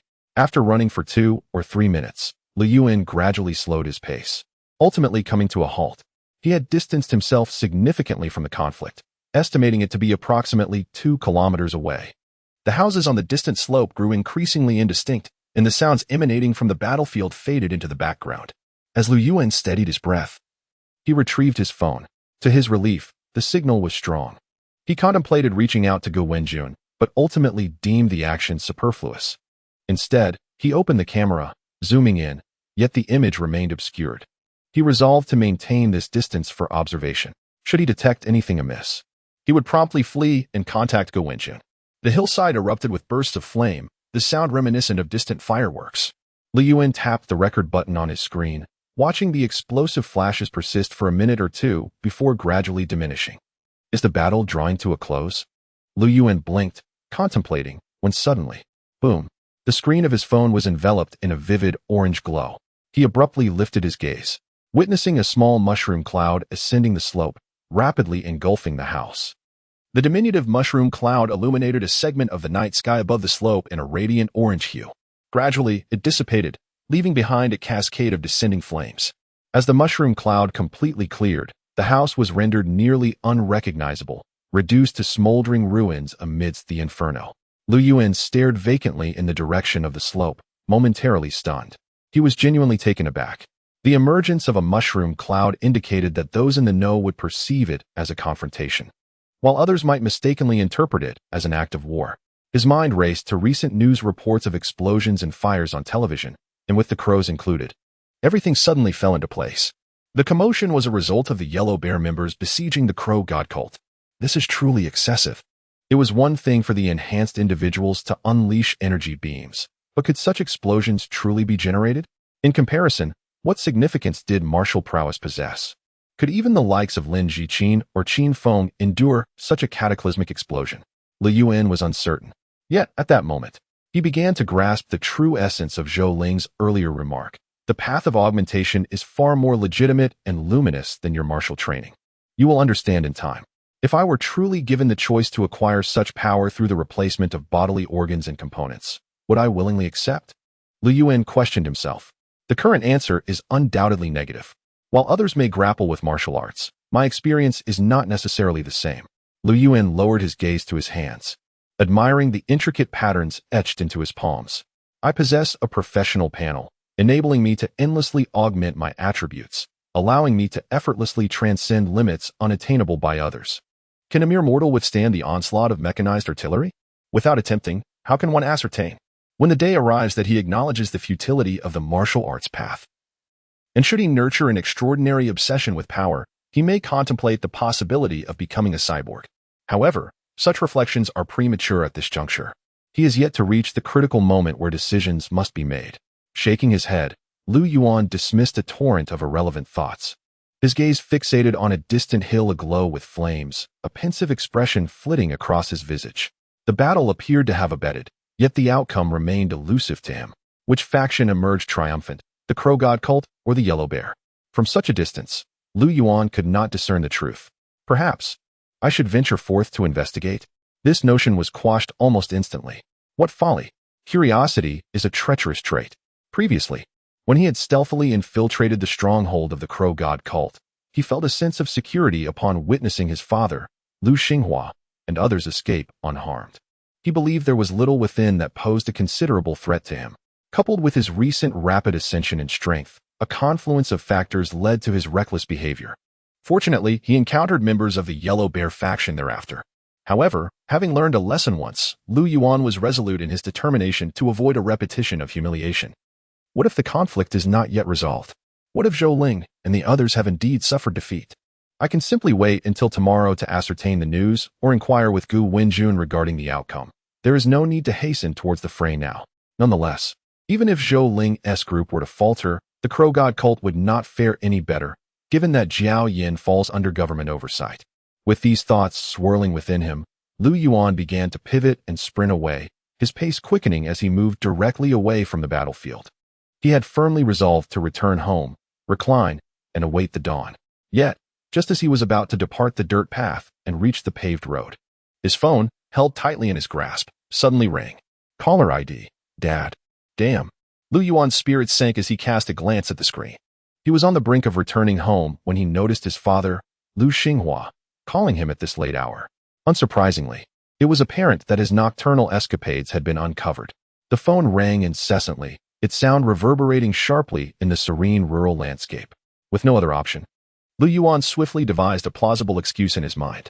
After taking several deep breaths to compose himself, he pressed the answer button. Dad Lu Yuan endeavored to maintain a calm and natural tone. He braced himself for his father's voice and the words he might utter. However, the next moment, a jovial male voice resonated through the line. Lu Yuan, it's me. Lu Yuan's grip on the phone tightened for several seconds, his expression frozen in disbelief. He closed his eyes and inhaled deeply, suppressing his anger as he coldly retorted, "This jest has gone too far, has it not?" He had never anticipated that a call labeled under Lu Xinghua would connect him to Zhou Ling. This scoundrel, exploiting his trust. Why had the explosion not claimed his life? Apologies. Cough on the other end. Zhou Ling's voice sounded somewhat feeble.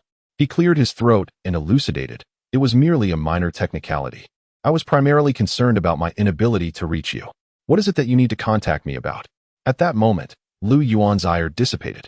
Zhou Ling's call signified that the outcome of the confrontation was now apparent, prompting him to relax. I require your assistance with a small matter. Zhou Ling's tone turned grave. Time is of the essence. Once my reinforcements arrive, it may be too late. Can you return immediately? Lu Yuan cast a glance toward the distant hill. After a fleeting moment of silence, he finally responded, "Very well." 3 minutes later, Lu Yuan returned to the original site. Here, flames roared, casting a glow upon the surroundings as though it were midday. Witnessing the devastation up close, he truly comprehended the enormity of the earlier explosion. The entire outer wall of the house lay in ruins, the 4-story structure utterly annihilated, leaving behind only fractured remnants, with the layout of the first floor scarcely discernible. The water tank and solar heater that once graced the rooftop were contorted beyond recognition, reduced to a charred metallic skeleton. The inferno had likely claimed innumerable crows, and coupled with the decaying corpses heaped in the cesspool behind the house, a foul stench of charred flesh permeated the hillside. Upon his arrival, Zhou Ling was seen dragging a grievously injured member of the Yellow Bear faction from the flames. His appearance was far from dignified, utterly disheveled. His body was scorched, one arm missing, and a deep gash marred the left side of his face, revealing a metallic underlayer as if carved by a sharp instrument. One leg was also injured, causing him to walk unevenly, resembling a comical duck. I was careless. Upon seeing Lu Yuan, a bitter smile emerged on Zhou Ling's handsome face, marred by the remnants of battle. I never anticipated encountering a powerful divine envoy from the Crow God cult. I nearly met my end. What is a divine envoy? Lu Yuan inquired, curiosity ignited. I shall explain later. Zhou Ling cast the half-destroyed Yellow Bear member at Lu Yuan's feet. In addition to this individual, 2 more lay upon the ground, all members of the Yellow Bear faction Lu Yuan had previously encountered. Yet now they lay with closed eyes, each appearing battered and broken. Lu Yuan suspected several of them might already be deceased. At least, in his estimation, a normal person would not endure such grievous injuries. Help me administer 1 milliliter of this to each of them. Ensure they do not truly perish. As long as they are not entirely dead, there remains hope. Zhou Ling produced a syringe filled with a cerulean liquid and handed it to Lu Yuan. He then hurried back toward the blazing ruins. I must return a few more times. I am relying on you. Chapter 84. Flee.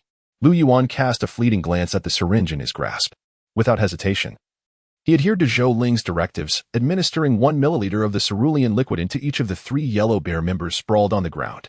Subsequently, he pressed his hands against their chests, and to his astonishment, 2 of them, who had previously succumbed to death, gradually reawakened with a faint heartbeat. Remarkable. Lu Yuan could not suppress an exclamation of wonder. Eyeing the remaining blue liquid, he pondered the possibility of discreetly reserving some for himself. If the ostensibly lifeless could be forcibly resurrected, perhaps in the future, should his grandfather, Lu Weiping, suffer a stroke, a swift injection might restore him to vitality, allowing him to practice Tai Chi without the necessity of hospital intervention. Lost in contemplation, Zhou Ling reappeared, dragging 2 additional members of the Yellow Bear faction. The harsh reality of this conflict lay bare before Lu Yuan's eyes. Each individual Zhou Ling retrieved bore increasingly grievous injuries, some nearly unrecognizable as human. Lu Yuan's attention was drawn to a robust man with a square visage, his physique reminiscent of a bear. This very man had previously seized him and presented him before Zhou Ling, leaving an indelible mark on his memory. Now, a gaping wound had been torn open on the left side of his chest, where his heart had seemingly vanished without a trace. Strangely, no blood emanated from the injury. Instead, it exhibited signs of decay and putrefaction. Is the strong divine servant truly this formidable? Lu Yuan inquired, administering medication to the unfortunate man, whose fate now appeared precarious. Zhou Ling, worn from his fervent endeavors to rescue others, collapsed heavily onto the ground, his damp hair clinging to his forehead. Indeed, the strong divine servant possesses a power far beyond that of ordinary beings. I should have foreseen this. It was a grave oversight on my part, Zhou Ling replied, panting as he addressed Lu Yuan. He endured a significant blow from me, yet did not retreat, instead daring to remain and retaliate. I ought to have summoned reinforcements sooner to avert this dire predicament. What does divine servant truly signify? Lu Yuan inquired. His mind swirling with conjectures he yearned to validate with Zhou Ling cast a sidelong glance at him and gradually elucidated. It pertains to a cadre of lunatics who go to great lengths to commune with deities from myth and legend. They pursue power, wealth, authority, and even the elusive promise of immortality. They scour ancient texts, sacrificing countless innocent lives in their relentless experiments. The most ludicrous aspect is, Zhou Ling smirked slightly, they have actually succeeded. However, it is not a complete success. Each individual who harbors fantasies of acquiring extraordinary power ultimately transforms into a grotesque entity, neither wholly human nor ghostly, burdened with warped and bizarre thought processes. They refer to themselves as divine servants, denoting their role as servants or lackeys of these deities. As Zhou Ling's explanation unfolded, Lu Yuan began to construct a rough framework in his mind. The rat-like creature I vanquished. Does it correspond to an ordinary divine servant level? Far from it, Zhou Ling replied, shaking his head. As I previously mentioned, that creature could at best be deemed a distorted cultist. Not just anyone can ascend to the status of a divine servant. Lu Yuan continued to ponder, contemplating whether the existence of their kind, the Yellow Bears, was solely to contend with these so-called divine servants. Was there merely a distinction between ordinary and strong divine servants? How were the powers of beings like them, the modified humans, classified? What of martial arts? Yet, sensing the multitude of questions swirling in Lu Yuan's mind, Zhou Ling abruptly curtailed the discussion, perhaps overwhelmed by sheer exhaustion. Do you possess any more of that medication? Please, I implore you, Zhou Ling gasped, unable to suppress his plea. None remains, Lu Yuan replied, shaking the empty syringe in his hand. There might be some residue within. Shall I procure some water to rinse it out for you? Zhou Ling rolled his eyes in exasperation and, with his remaining hand, began to search his body, seemingly in pursuit of something of value. Lu Yuan stood idly, gazing at the nearby inferno. The fierce orange flames had subsided considerably, unveiling numerous charred corpses of crows strewn across the ground, not yet entirely consumed by the fire. This evening's events felt surreal to Lu Yuan, as if he had unwittingly wandered into a dream, inadvertently stepping into a conflict of extraordinary forces unique to this realm. Witnessing bizarre scenes he had previously only encountered in films. If encountering the rat-like creature had merely skimmed the surface of the extraordinary realm, then tonight, that door had creaked open slightly, allowing him to peer through the crack with a curious and eager gaze at the wondrous light beyond. Suddenly, Lu Yuan recalled that Wang Jichao remained inside the burning building, along with the survivors rescued from the basement by the Yellow Bears. He intended to inquire about their whereabouts from Zhou Ling. Given the opportunity, he would not mind assuming the role of the hero in this fiery tableau. As for the group of men in vests, he merely felt they had not yet faced sufficient retribution. As he turned, he was taken aback to find Zhou Ling staring intently at him, his expression peculiar. Zhou Ling stood rigid, his body tense, his facial muscles twitching, his mouth moving as if struggling to articulate something. Are you okay? Lu Yuan hesitantly probed. Pu. Zhou Ling stammered. And as Lu Yuan cautiously stepped forward, he felt an instinctive hesitation.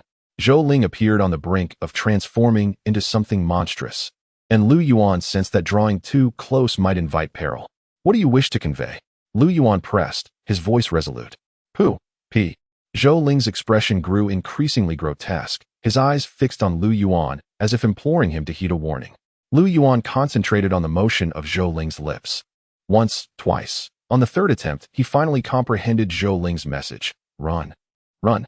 A chilling premonition slithered around Lu Yuan's ankle like a viper's coil. The surrounding vista contorted instantaneously, the incandescent flames in the distance waned, and the atmosphere reverberated with the sound of flapping wings as tenebrous specters took to the skies. Crows had returned. Yet, the most profound metamorphosis emanated from Zhou Ling. Lu Yuan watched in stark incredulity as a protuberance formed on Zhou Ling's forehead, rapidly distending as though an entity beneath the surface were gestating. Zhou Ling's countenance contorted further in torment. With a muffled thud, the bulge finally breached. A protracted, acute horn, curving downward, sprouted from Zhou Ling's cranium, accompanied by a viscous, dark red ichor mingled with cerebral matter. Zhou Ling convulsed violently, and Lu Yuan discerned an uncanny obsidian mist emanating from his form, evocative of the aftermath of a conflagration. Gradually, a shadowy effigy began to coalesce behind Zhou Ling. A gurgling sound escaped Zhou Ling's throat, and he suddenly lunged forward. With a dull thud, the horn retracted sharply. It was then that Lu Yuan comprehended that this was no ordinary horn. It was a deformed digit, exceeding a foot in length, complete with a fingernail, piercing through Zhou Ling's head from the occiput to the brow. Striving to regain his balance, Zhou Ling faltered, then extended his remaining arm, fiercely embracing the assailant. The words he had long suppressed finally erupted forth. Flee.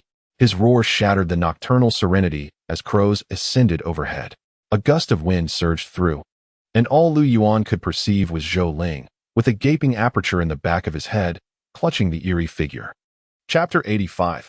Ultimate eruption. This sequence of transformations, though seemingly protracted, transpired within mere seconds. Beneath the flickering flames, the figure that had emerged from Zhou Ling's back was now fully unveiled before Lu Yuan. An odd individual adorned with an eccentric mask stood before them.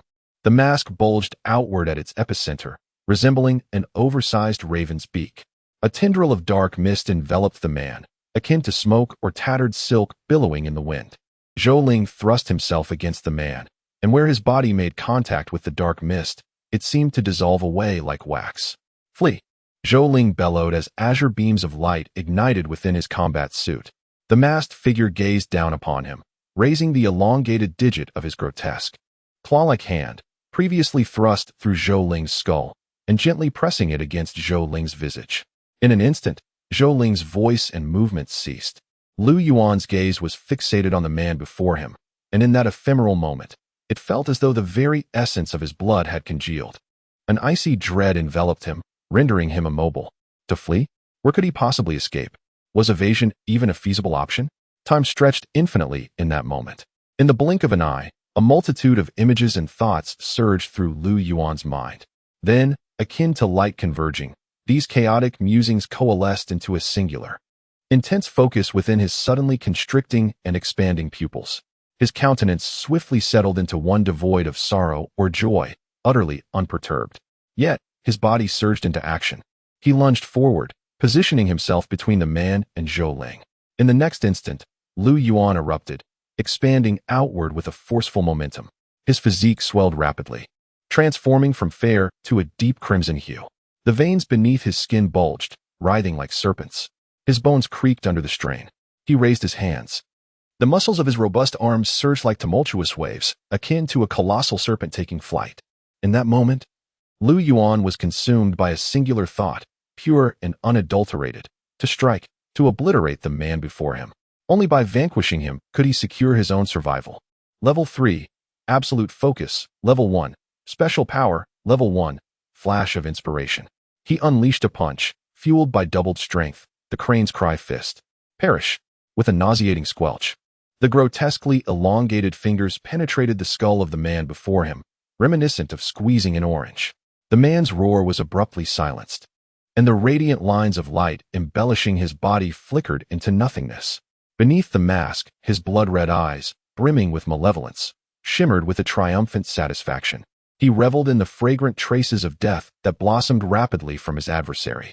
Greedily, he inhaled and savored it, striving to compensate for the immense losses and injuries he had sustained in the preceding battle. Suddenly, a faint sound of air being sliced through reached his ears. The man's expression shifted slightly as he recalled that a living presence still lingered in the arena. However, he deemed that presence too feeble to merit concern. Did the ants, sensing their imminent demise, not emit a cacophony of fear and trepidation? He nonchalantly lifted his gaze, curious to observe the ants' current state, anticipating an amusing sight. Yet, as he sharpened his focus, his pupils constricted sharply. Boom! A resounding thud echoed. The man's grotesque arm, as thick as a python, struck forcefully against his face. The protruding section of the mask was replaced by a colossal fist, nearly embedded in the man's visage, veins pulsating ominously.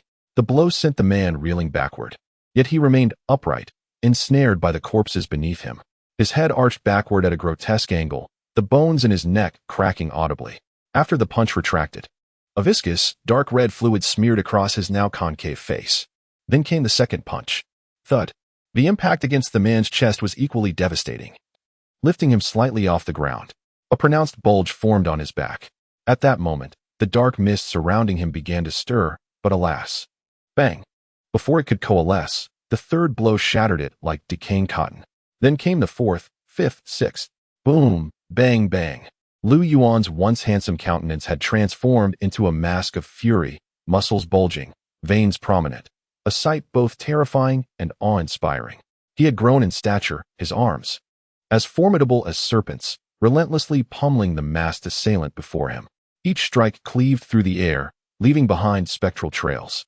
Warm liquid splattered onto his visage, perhaps from his own ruptured vessels or from the masked man himself.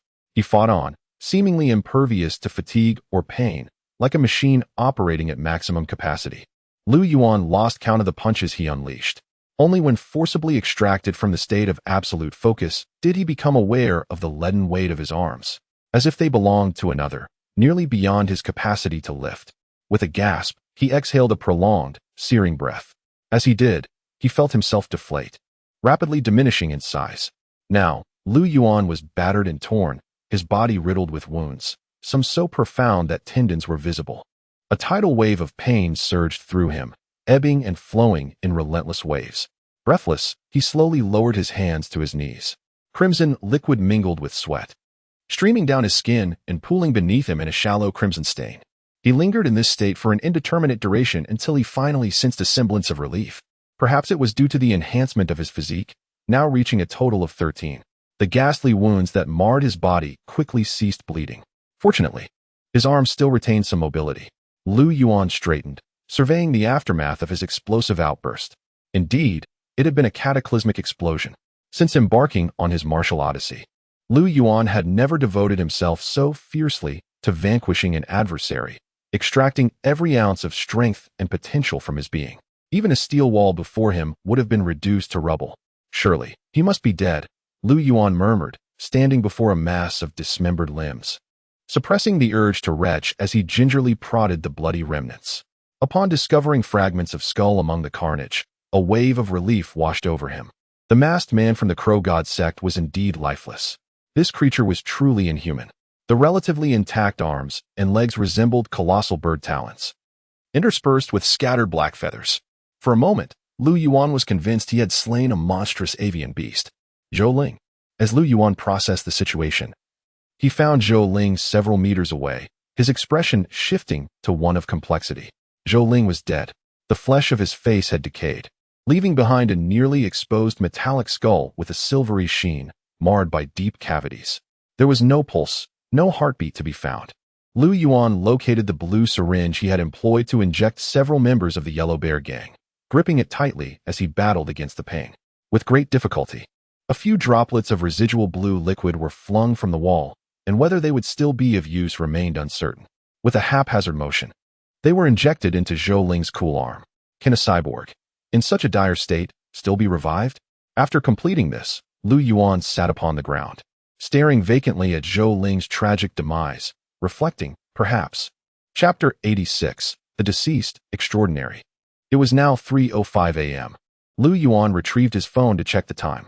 Raising his gaze, he beheld the eastern sky where the morning stars were faintly beginning to shimmer. He had no intention of returning home.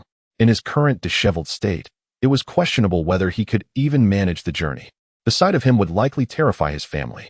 Even a visit to the hospital would probably necessitate a month for complete recovery. It would be more prudent to await the arrival of the members of the Yellow Bear to benefit from their advanced medical technology. Perhaps by dawn, he could be rejuvenated once more. The formidable divine servant of the Crow God must also be in a dire state. The dark aura that once enveloped him has become so tenuous that it barely resembles anything. Fortunately, Zhou Ling and the others unleashed a mushroom cloud that rendered him nearly powerless. Otherwise, I might not have succeeded in my ambush. Lu Yuan idly picked at the decaying flesh on his fist, remnants of the dark aura that had clung to the Crow God's servant during their confrontation.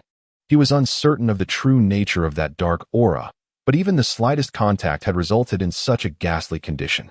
No wonder Zhou Ling mentioned that the rat people are not even regarded as ordinary divine servants. In comparison to such extraordinary power, the rat people are indeed insignificant. The gray mist that could heal injuries and enhance strength and speed seemed formidable to Lu Yuan. Yet today's encounter with the Crow God's servant unveiled the true nature of monstrosity. A flesh and blood body is utterly inadequate to withstand it. Lu Yuan contemplated that even Lin Jiqin or Qin Feng would likely face similar challenges. It is no surprise that the task of hunting the malevolent divine servants was entrusted to the cyborgs of the Yellow Bear. These cyborgs exhibit a remarkable fearlessness towards injury, as their metallic frames endow them with significant resilience against such unusual forces.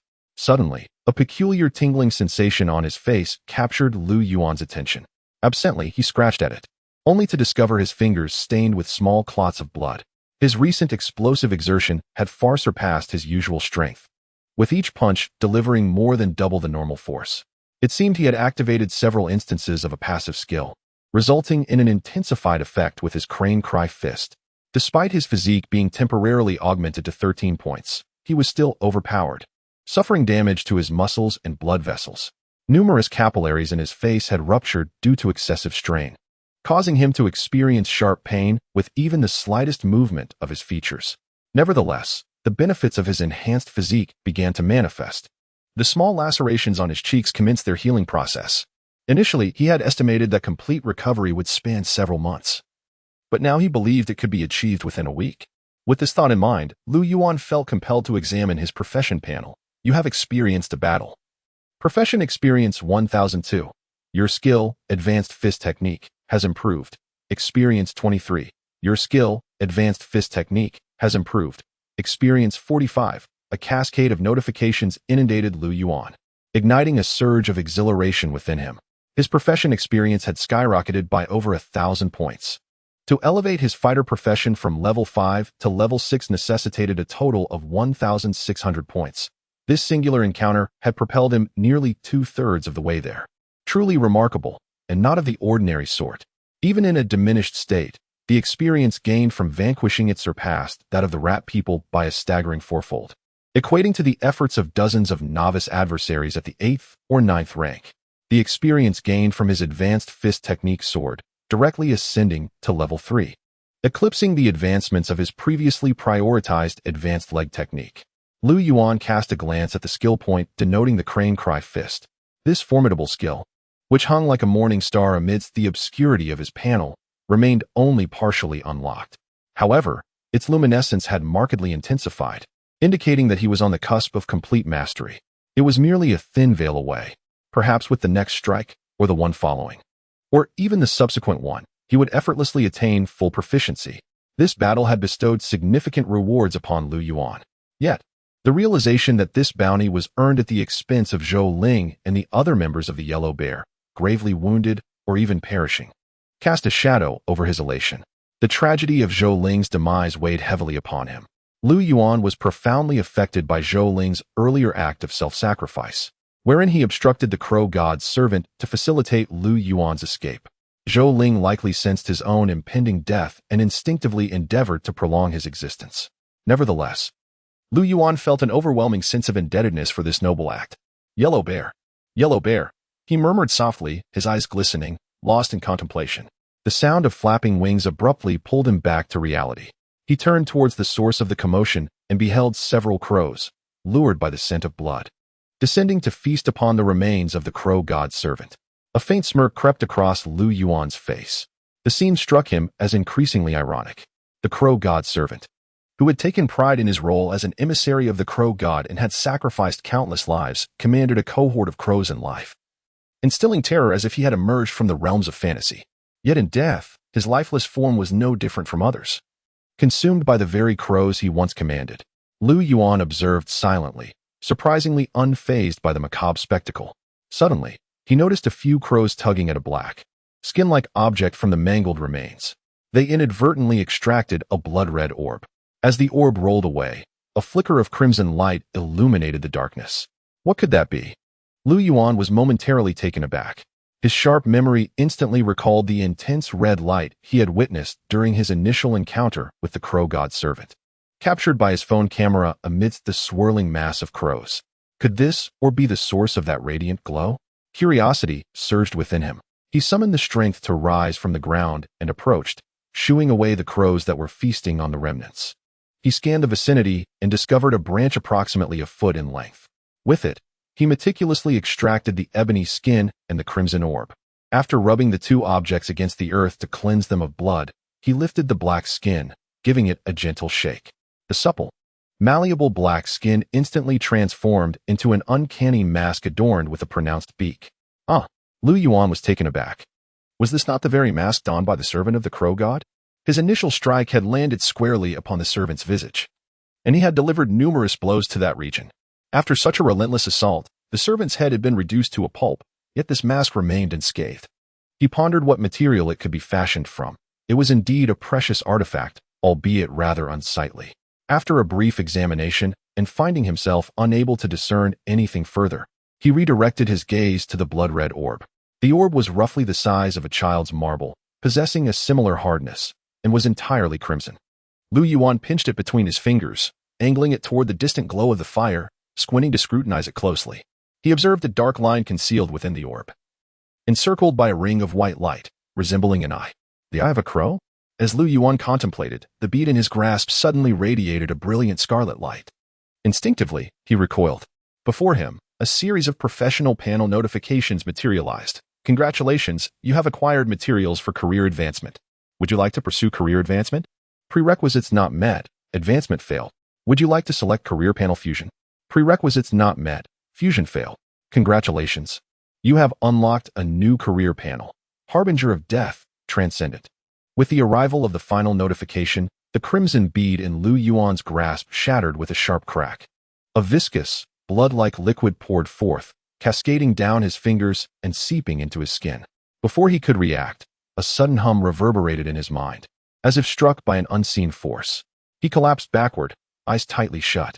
Simultaneously, a vast swarm of crows converged in the night sky, circling around Lu Yuan, screeching and fluttering. They soon lifted him and soared swiftly into the distance, reminiscent of the moment when the crow god's servant had first appeared. Chapter 87. The flower of the underworld. The air vibrated with a buzzing sound akin to dragonflies flapping their wings. A sleek, silver-gray spacecraft descended silently from the night sky, its hatch opening to reveal a small team that swiftly emerged. Leading them was a young woman with short hair, a tapered face, and exquisite features, exuding an aura of efficiency. Her fitted black combat suit accentuated her nearly perfect physique, adorned with a glowing white bear emblem on her left chest. Secure the area. Rescue the survivors, she commanded coldly, her team of similarly clad, weapon-bearing men dispersing immediately, displaying their disciplined training. The woman stood still, her left eye projecting a blue light that swept across the scene as she turned her head. I have not located the strong servant you mentioned, she spoke, seemingly in remote communication with someone. Certainly not. You arrived too late. The individual has likely escaped, a voice, tinged with disappointment, replied through her earpiece. Incorrect. The woman's gaze suddenly fixed on a particular spot as she strode forward. I believe I have found something. Captain. She approached a large pool of blood and flesh where a member of the Yellow Bear team awaited her. He He pointed to a cold body nearby to report. "We have located the remains of Captain Zhou Lingham." The woman nodded, glancing briefly before losing interest. She crouched down, probing the remnants of flesh and debris, murmuring, "You mentioned that the strong servant of the crow god was killed, and the body is utterly mutilated as if struck by someone. What?" An incredulous gasp came through the earpiece, urgently inquiring, "Who killed him?" I, too, yearned for knowledge. The woman stood, surveying her surroundings, her demeanor easing ever so slightly. "Most of your comrades remain salvageable. Fortune appears to be on your side. This mission may be regarded as a success. You are eligible to claim reimbursement for the expenses incurred in the new body modification, and rewards await you." The voice emanating from the earpiece faltered momentarily. After a brief silence, it resumed, now imbued with a calmer tone. "Can we identify any other individuals present at the scene?" "Whom do you refer to?" The woman inquired casually, referring to the novice from the Tianshui Luhua sect you mentioned previously. "Precisely him." "None." She observed a small patch of light red liquid on the ground and approached it. "Collect a sample from this area." "Understood." After issuing the command, the woman resumed her dialogue through the earpiece. "Surely, you do not believe that the rookie was responsible for vanquishing the formidable servant of the crow god who nearly obliterated your team?" "Not at all." The voice hesitated before continuing. "While his strength is commendable, approaching the pinnacle of martial arts training, it is utterly implausible for him to have executed a reverse kill against a strong servant still capable of combat. I suspect it was an elder from his Tianshui Luhua sect who intervened. Although the sect has waned, they still harbor a few adept individuals. Against a weakened strong servant, a surprise assault would be rather effortless. This aligns with my speculation." The woman nodded and then inquired, "Have you succeeded in obtaining any video footage from the scene?" The voice on the earpiece conveyed a sense of exasperation. "This location is still enveloped by the force field established by the Crow God sect. The satellites hovering above the old city failed to capture comprehensive video signals. Only fragmented images persist, conveniently omitting the segment following my demise. After your arrival, it re-established. What a coincidence." The individual on the opposite end seemed to strike the table in frustration. "Forget it. Rectifying the situation is what truly matters." The woman appeared undeterred. "Oh, by the way, since that young man has engaged with the Crow God sect, we must adhere to the requisite protocols. It seems you intend to recruit him. Would you like me to initiate contact?" The voice on the earpiece fell silent for a moment before responding, "No need. I shall seek him out myself later. This matter is not urgent. Concentrate on your current tasks. Suit yourself." The short-haired woman placed her hand on her right ear and inquired, "Shall I terminate the call now?" Her delicate fingers gently tapped her ear, redirecting her focus to the unfolding scene. A member of the Yellow Bear team approached with urgency, reporting, "Captain, we have discovered 3 survivors beneath the rubble.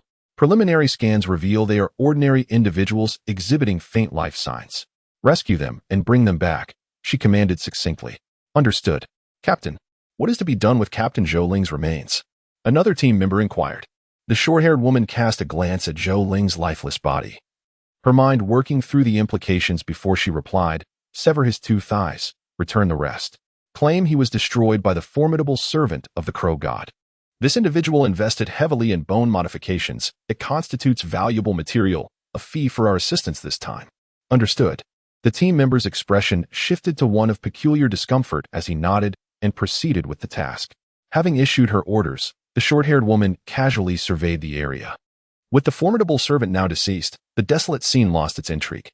Ultimately, her gaze returned to the pool of blood and flesh beneath her. She appeared utterly unfazed by the noxious stench and grotesqueness of the remains, instead captivated as her left eye's azure light continuously scanned the macabre spectacle.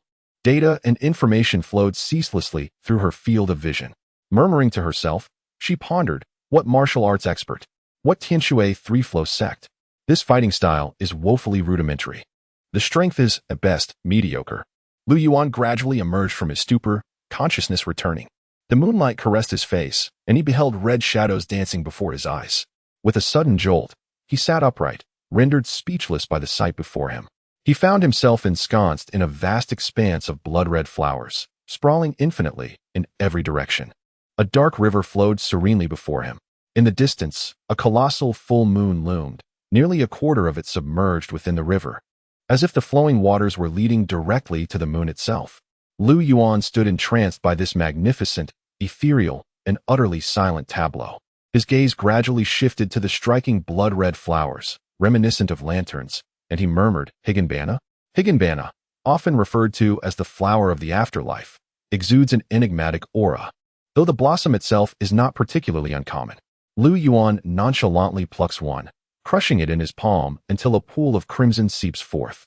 The pulverized petals adhere to his hand, moist and sticky, reminiscent of having squashed an oversized mosquito.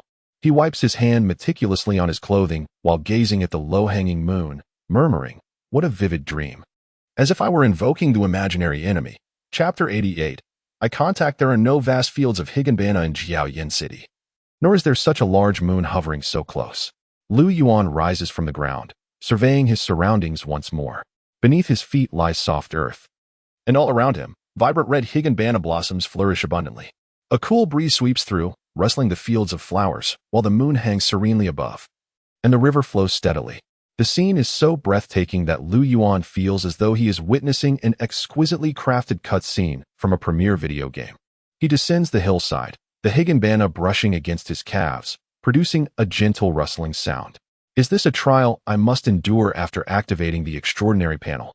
Or is it the handiwork of that peculiar bead from the crow god cult? Uncertain, he treads with heightened caution. This dream feels even more palpable than the imaginary enemy.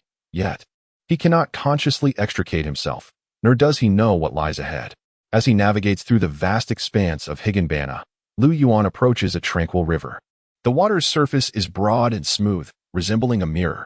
Reflected upon it are the crimson flowers lining the riverbank and the silhouette of the moon. He casually tosses a Higanbana into the river, observing as the silvery moonlight shatters into fragments, the petals carried away by the flowing water. Am I embodying the river of the underworld? Lu Yuan steps closer, tentatively dipping his right foot into the water.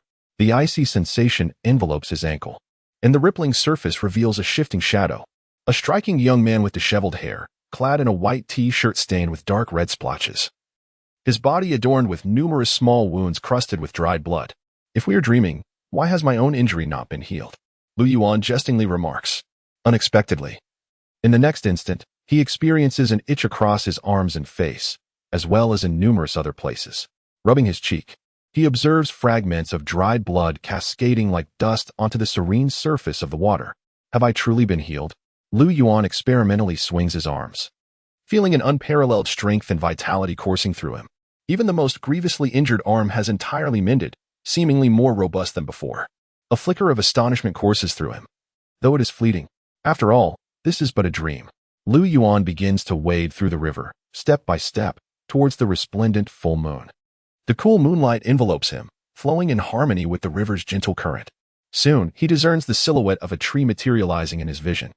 It stands at the base of the magnificent moon, beside the waters of the river of the underworld.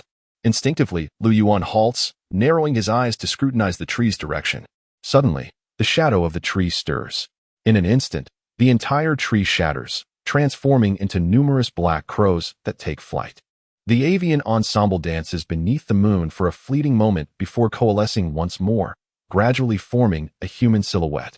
From a distance, Lu Yuan cannot discern the figure's features, yet he recognizes it to be a woman. She approaches, her form beautifully outlined against the moonlight, exuding an ineffable elegance and grace. Lu Yuan silently admires her for a moment, then quietly clenches his fist, poised to strike at any moment. As the woman steps onto the water's surface, drawing nearer and nearer, just as Lu Yuan is about to glimpse her face. Whoosh, she shatters like an ephemeral flower, transforming back into countless crows that scatter into the void. Gone. Lu Yuan pauses, turning to search for any trace of the woman, apprehensive that she may suddenly reappear. Splash. Splash. He stirs the water with his feet, taking a couple of steps into the river. At one particular bend, the enchanting essence of the dream world rapidly dissipates. The pristine moon at the river's end silently morphs into a blood-red orb. Lu Yuan stands transfixed, gazing intently at the colossal blood moon. A black line emerges from its center, radiating pale wisps around it, resembling an enormous eye, quietly observing him in return. Whoosh!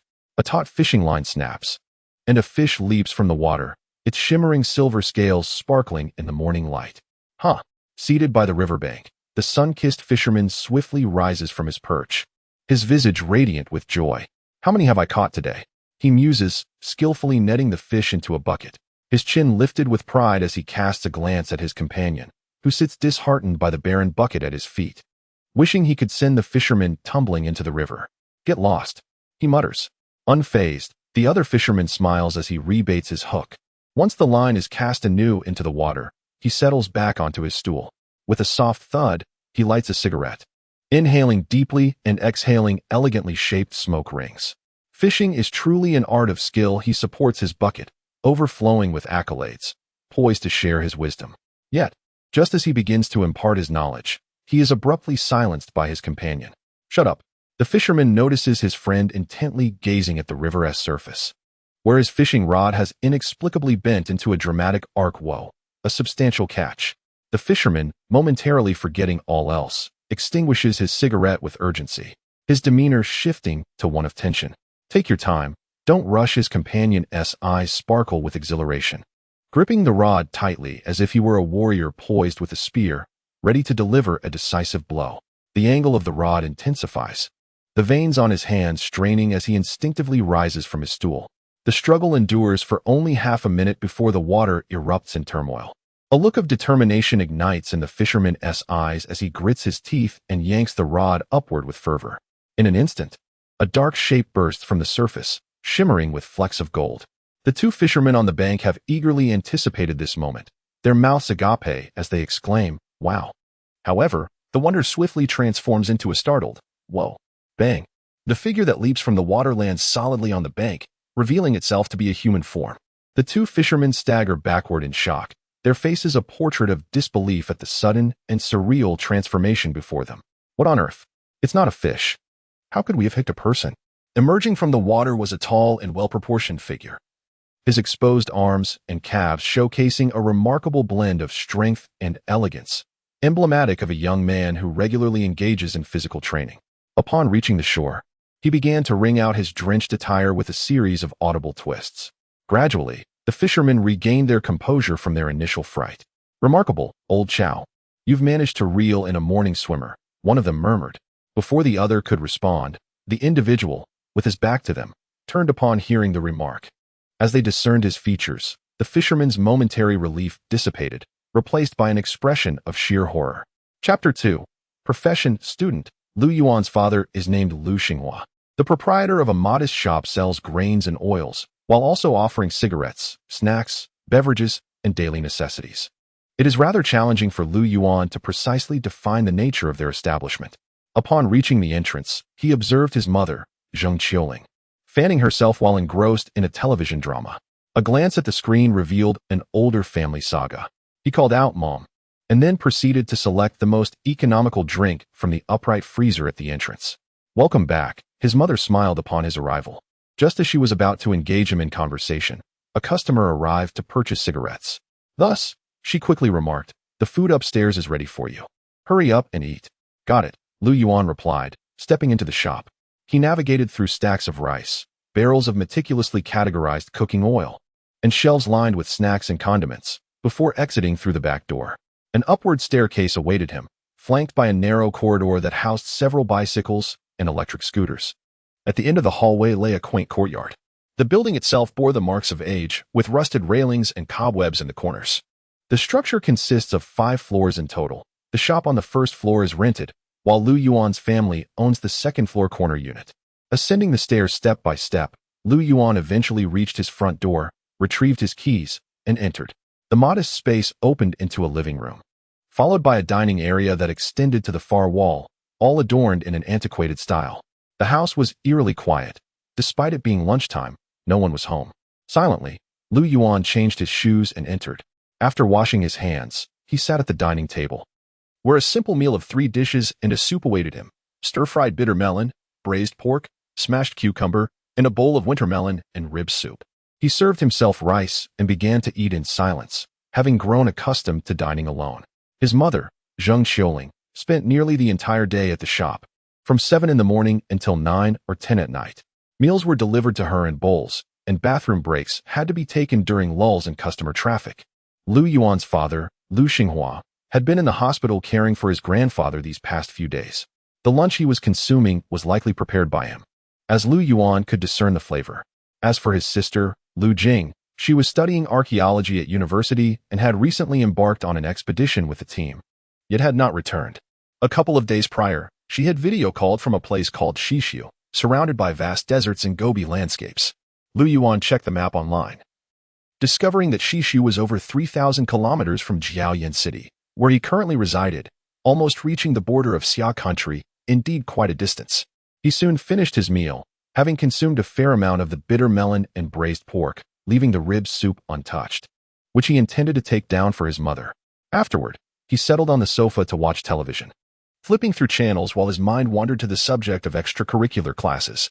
He was still contemplating the martial arts class, considering whether to inform his parents to postpone any classes for now, waiting until family matters were resolved before casually enrolling in one later. He also reflected on the money he had saved, planning to withdraw it all. I shall discuss it with Dad when I visit Grandpa at the hospital this afternoon, Lu Yuan resolved in his mind.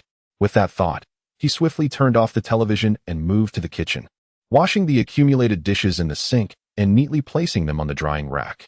Next, he entered his room, drew the blinds, turned on the air conditioning, and sat at his desk. Checking the time on his phone, he noted it was 12:05. I must complete my tasks before 3 o'clock. He set an alarm for 2.5 hours and inhaled deeply, concentrating intently on the pile of papers and assignments laid out before him, his gaze honing in with the precision of a seasoned warrior. Activate absolute focus, he silently recited. In an instant, all distracting sounds faded into oblivion. The blaring horns of passing vehicles, the chatter of people below, and the hum of the air conditioning all vanished. In that moment, Lu Yuan felt as though he had entered a solitary domain, with only the mountain of textbooks and assignments before him. Ding, ding, ding. His phone erupted with a jarring alarm, vibrating and illuminating the screen to reveal 14:35. Upon hearing this, Lu Yuan, who had been diligently writing at his desk, slumped back in his chair as if deflated. Phew, he exhaled deeply. His complexion appeared somewhat pallid, and he was engulfed by a wave of fatigue. Struggling to lift his hand, he opened the drawer of his desk and retrieved a box of chocolates wrapped in golden foil. He extracted a piece and popped it into his mouth, accompanied by a sip of water, swallowing it whole without chewing. After consuming 4 or 5 pieces, he finally regained some vigor.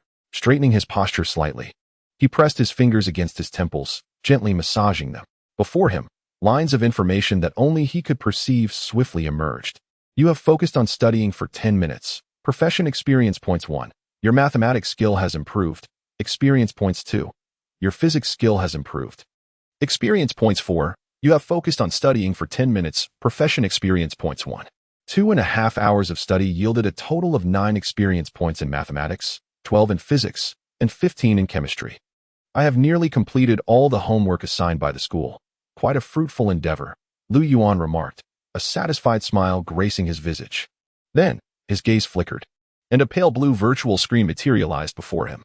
Name, Lu Yuan. Age, 17. Profession, student. LV3, 233 400. Strength, 7. Agility, 8. Constitution, 7. Intelligence, 10. Basic skills, language. LV3, 203 400.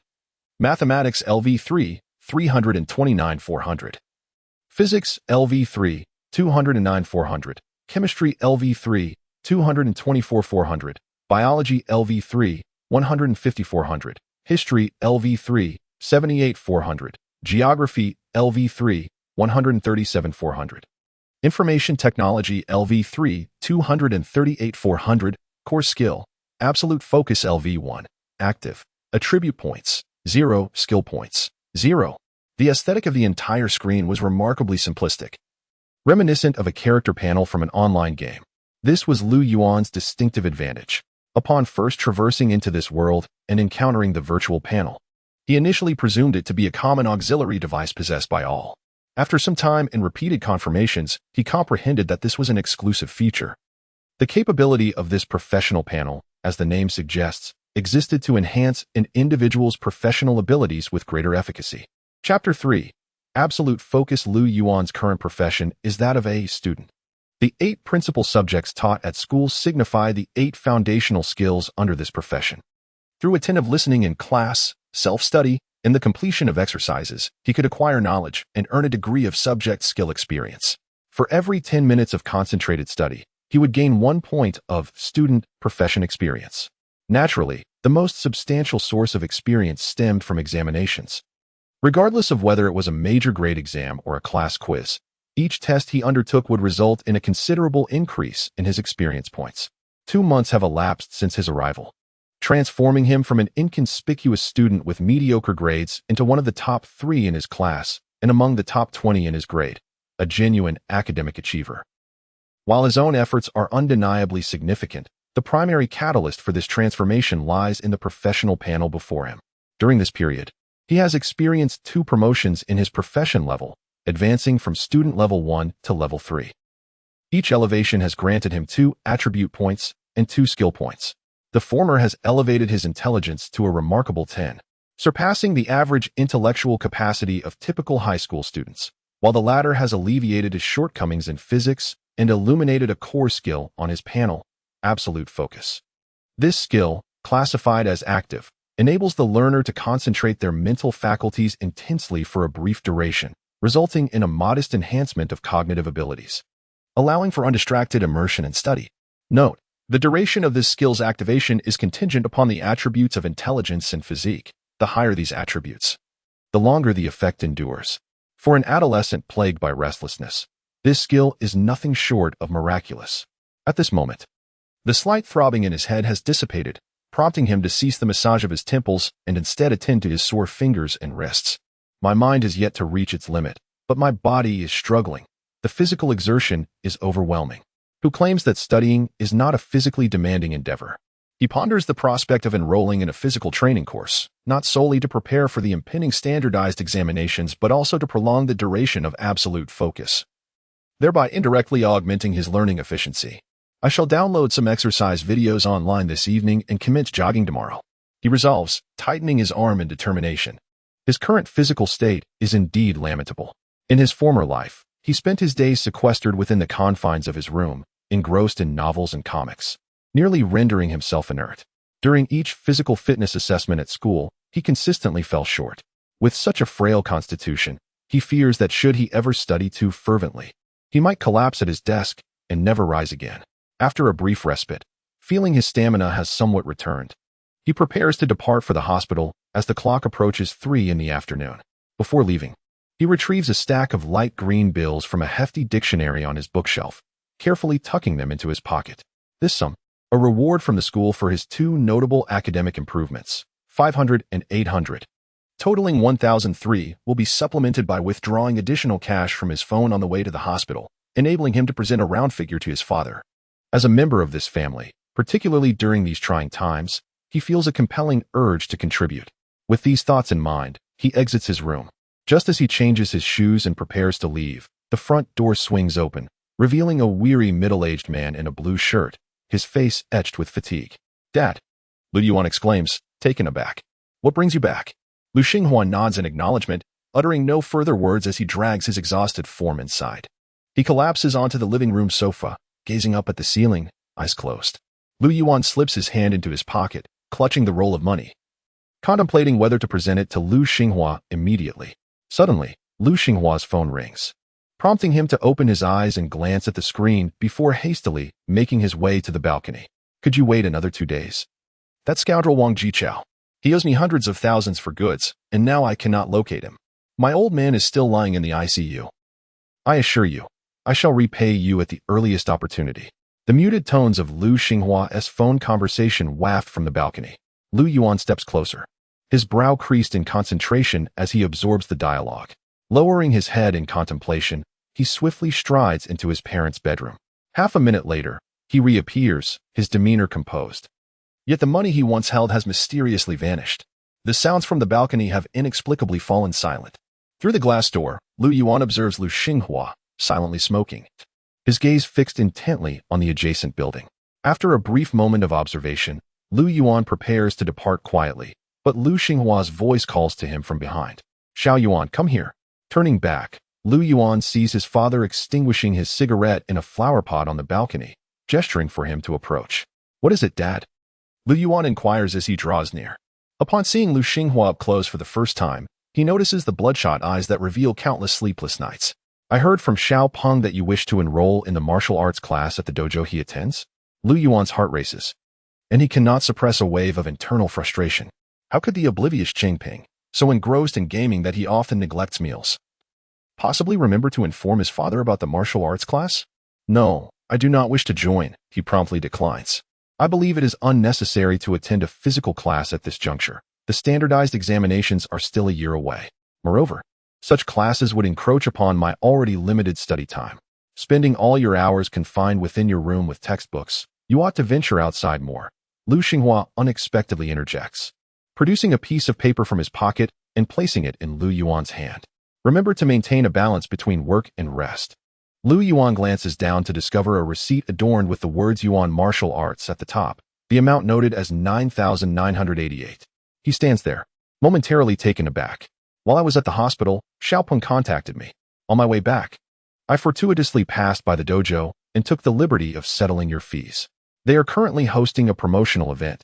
Since you will need to enroll eventually, it is prudent to seize the discounts while they last.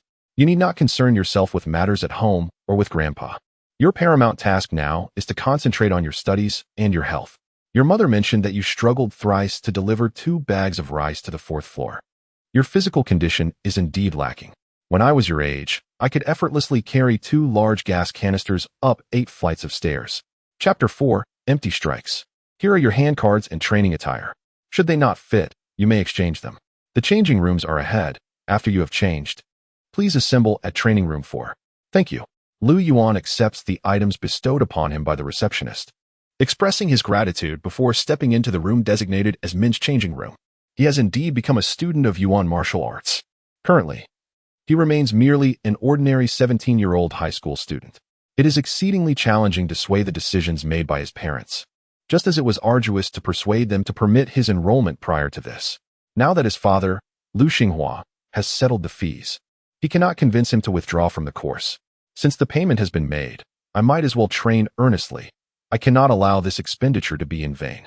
Disregarding his scattered thoughts, he swiftly locates his locker using the number 1002 on his handcard. Today is Sunday, and the dojo is teeming with individuals eager to train.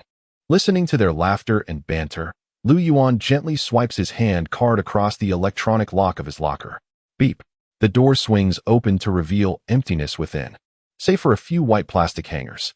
The back of the door is fitted with a large mirror, reflecting half of Lu Yuan's figure. He scrutinizes himself in the mirror. His features are quite handsome, yet his skin appears pallid due to a dearth of outdoor activity. His slightly long bangs obscure one eye, imparting him with the melancholic aura of a brooding youth.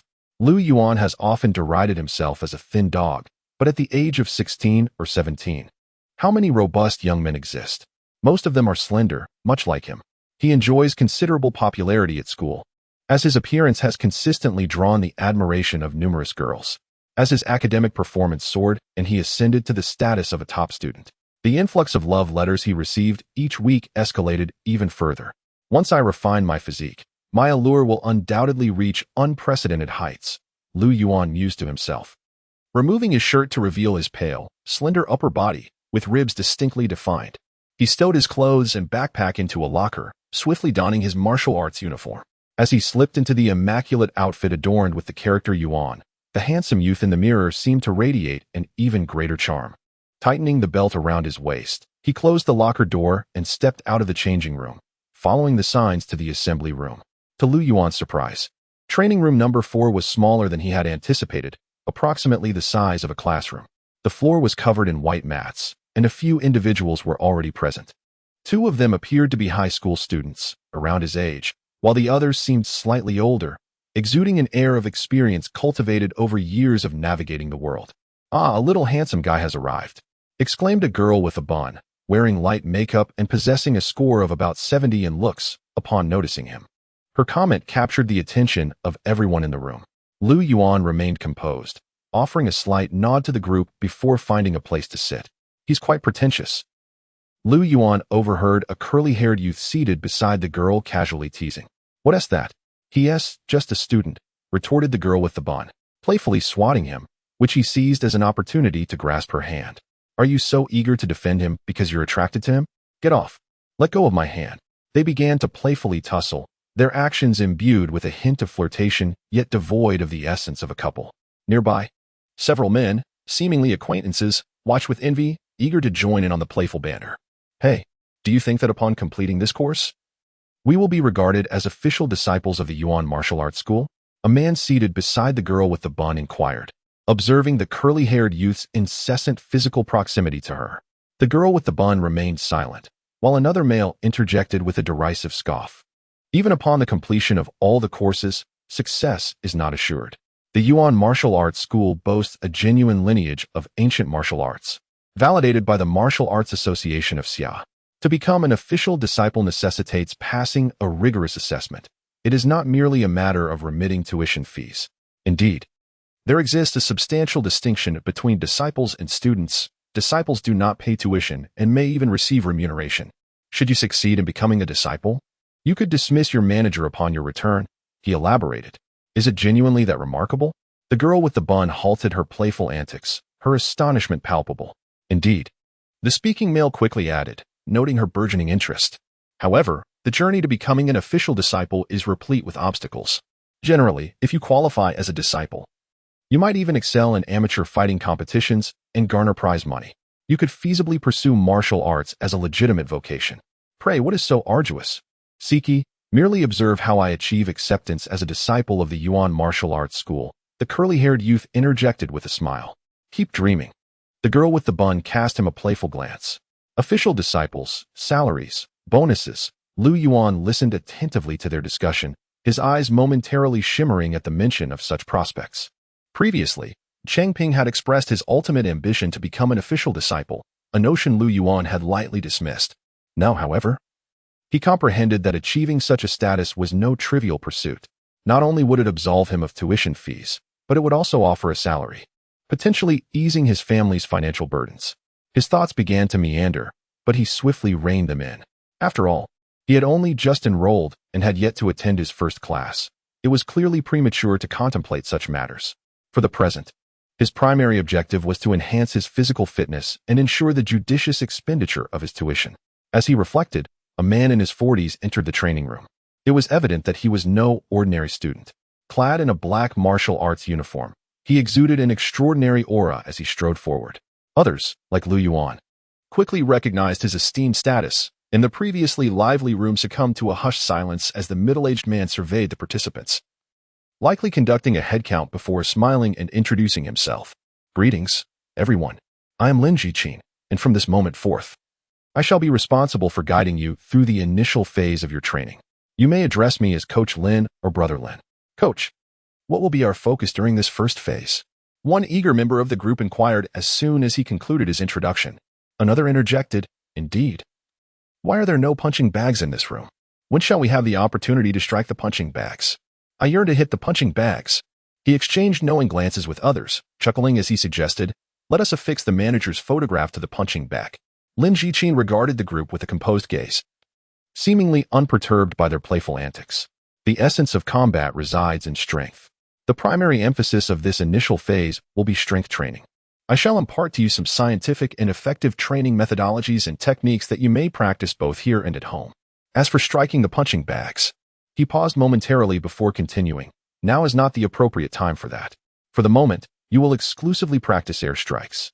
With that, Lin Jiqin abruptly raised his hand. Lu Yuan scarcely registered the motion before a sharp cracking sound resonated throughout the room, startling everyone as if a firecracker had been ignited. This is what we refer to as an air strike, Lin Jiqin announced, his demeanor tranquil as he surveyed the room. Chapter 5, Basic Fist Techniques. Lin Jiqin's demonstration instantly enthralled the entire assembly. The previously exuberant youths swiftly sobered, their demeanor transforming into one of earnestness. Lu Yuan, too, experienced a surge of astonishment. He recalled reading in novels that martial artists possessed varying levels of strength, their strikes capable of resembling the sounds of fireworks or thunder, or sometimes producing no sound at all. To witness such a phenomenon in reality was undeniably extraordinary. I find myself wondering how martial artists' abilities are categorized in this world. Is Lin Jiqin regarded as strong?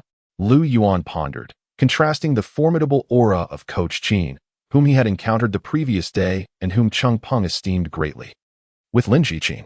He perceived the latter as more intimidating, while Lin Jiqin's gaze was penetrating. It lacked the spine-chilling intensity that could make one feel as though they might jump out of their skin. Nevertheless, Yuan acknowledged that his assessment might be flawed. Given his utter inexperience in this domain, one must master the art of striking before engaging with punching bags. Until you attain proficiency, you shall exclusively practice air strikes. Lin Jiqin proclaimed, formally initiating the lesson. As promised, he began instructing everyone in the techniques and methodologies for strength conditioning. This segment was relatively uncomplicated, comprising exercises commonly found in physical education classes, such as planks, crunches, leg raises, sit-ups, and push-ups, targeting various muscle groups throughout the body. Lin Jiqin guided everyone through each movement, rectifying their mistakes along the way.